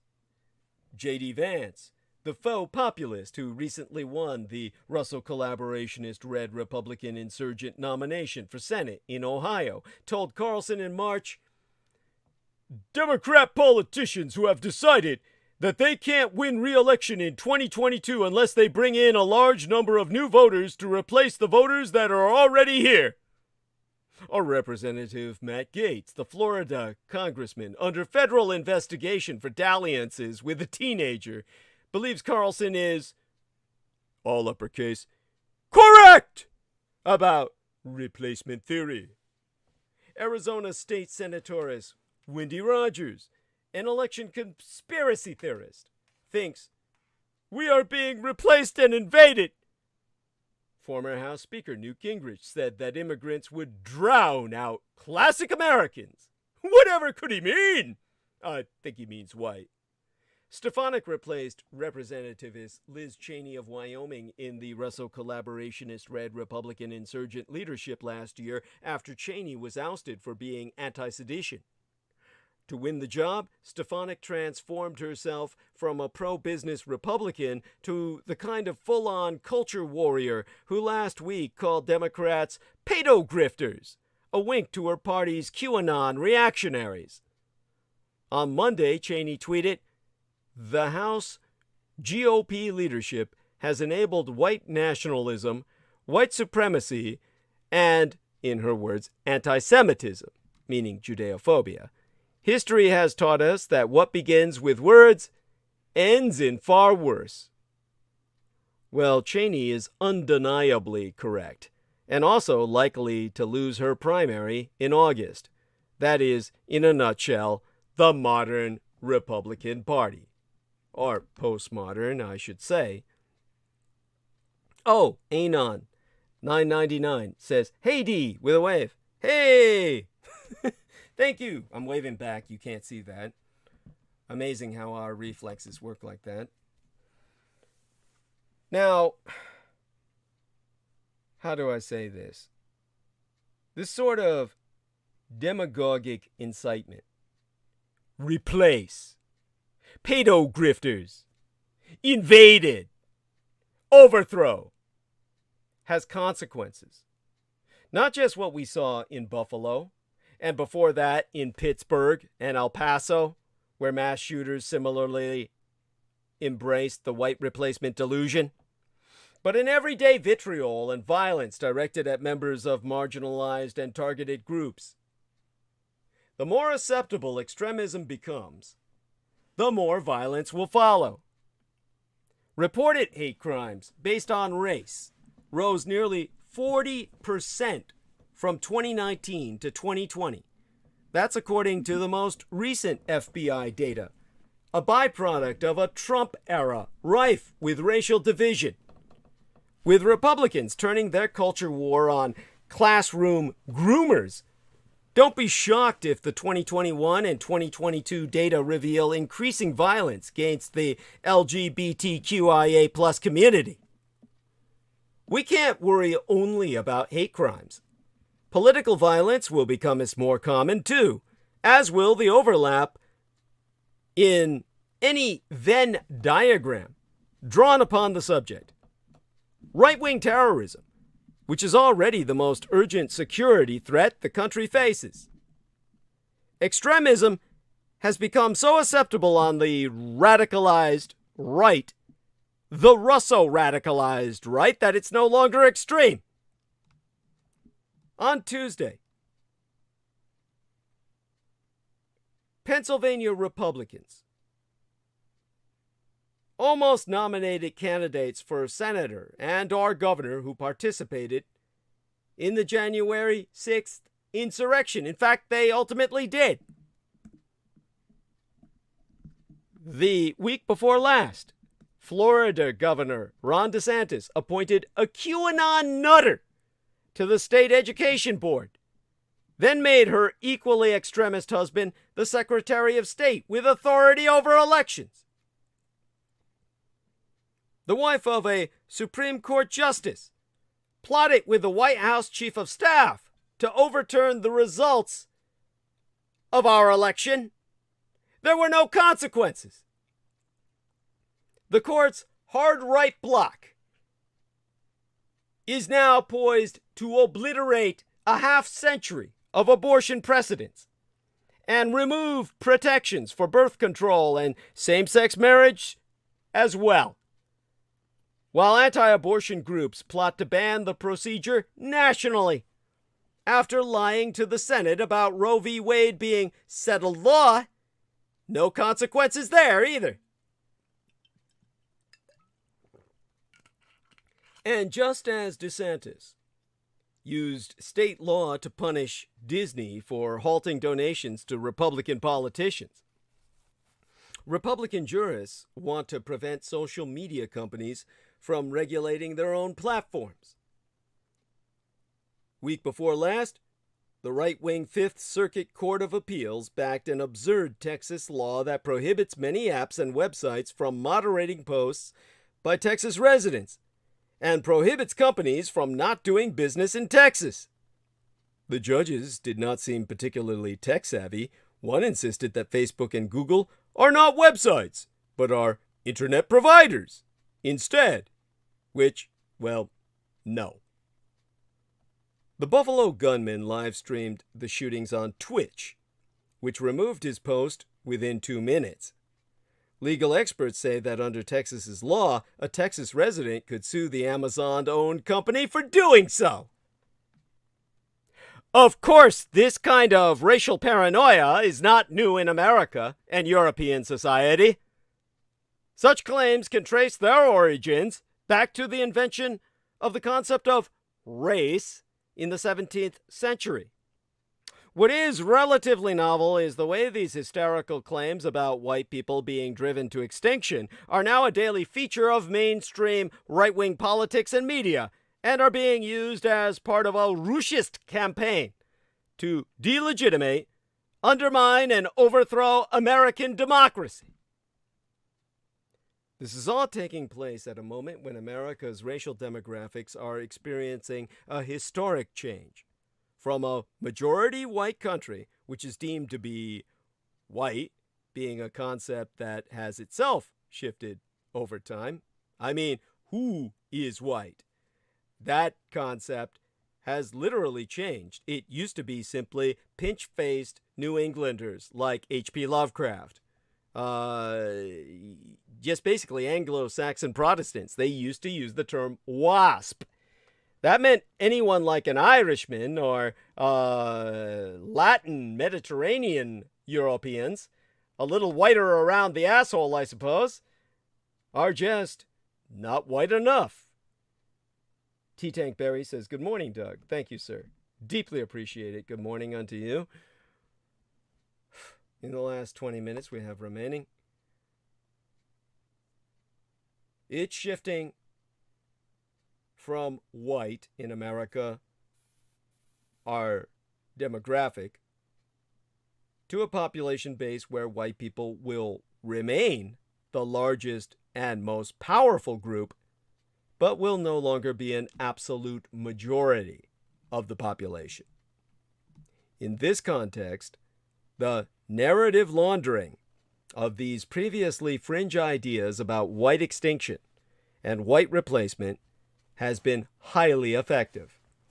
More than 30% of American adults now believe there is a plan to replace native-born Americans with immigrants as a way to win elections. In addition, almost half of Republican voters believe that white people are being replaced through mass immigration or some other means. Others have observed that Gendron's manifesto reads like a script from Tucker Carlson's Fox News show. That is not a coincidence.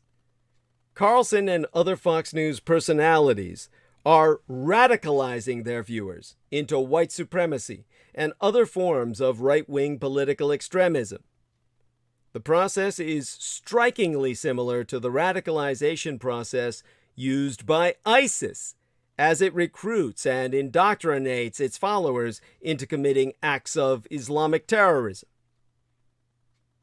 In a recent essay at MSNBC, Cynthia Miller Idris explains how Carlson goes beyond conspiracy theory to spread anti-immigrant bigotry, using exclusionary, incendiary, and dehumanizing rhetoric and language like a flood of illegals, alongside descriptions of mass immigration as making America poor and dirtier. To quote a she at length and verbatim, Carlson isn't the only Fox News figure pushing the Great Replacement theory. Laura Ingraham has warned viewers that the Democrats want to replace many of you, suggesting that there is an invasion of the country, and referring to Texas as a state that is completely overrun by an illegal invasion, as the country moves closer to the actual demographic changes that are manipulated in replacement and genocide conspiracy theories, invoking the idea of a great replacement as an existential threat on mainstream network news, reinforces and legitimizes white supremacists' fears and sense of urgency in a way that feels unique to this time. These conspiracy theories, that have been core to white supremacist beliefs for decades, have no place on mainstream networks that beam into millions of Americans' living rooms each evening. And yet, here we are, with former Ku Klux Klan leader David Duke praising Carlson, host of the most watched show on cable news, for finally promoting the Great Replacement, and a white supremacist website describing him as literally our greatest ally. As Matt Goetz at Media Matters has documented, the Great Replacement theory and other appeals to white supremacy are central to Fox News and its marketing strategy.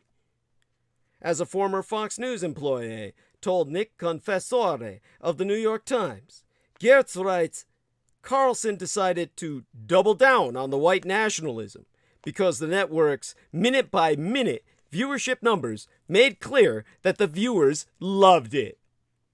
Indeed, a Times analysis of 1,150 episodes of his program reveals that Carlson amplified the idea that democratic populations and others want to force demographic change through immigration in more than 400 episodes.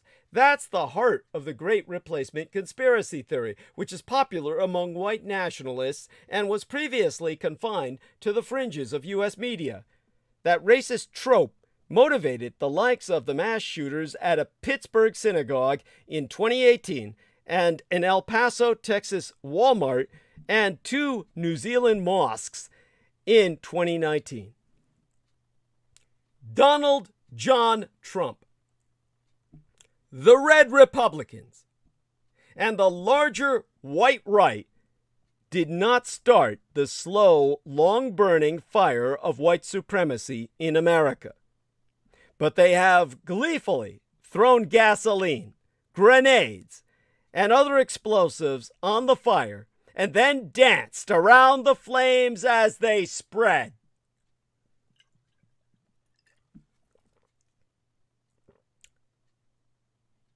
The white wildfire that will engulf us all. None of us will be left unburned. Is Rushism. Rushism is an ideology based on racial authoritarianism and violence. As the conflict created by the Trump movement heats up, we are likely to see more terrorist attacks against black and brown people and other targeted groups. Attacks just as horrifying as the one last Saturday in Buffalo. Or perhaps worse. What we've seen in the last 24 hours with UVALDE might be a white supremacist attack. We'll find out soon enough what motivated this young man. He may have come to think of his own as the enemy. That's not inconceivable. Think of Caesar Sayoc, who was ultimately identified by Daniel Arola as a former fellow Chippendale dancer. There is a line inscribed in blood that leads from Donald Trump's hateful rhetoric to January 6th of 2021 to last Saturday in Buffalo. Where will it lead us next? Unfortunately, we will soon find out as the next chapter in the new Amero-Rushist nightmare is being written all around us in real time. White supremacist violence can end as soon as white America gets the courage to stop it.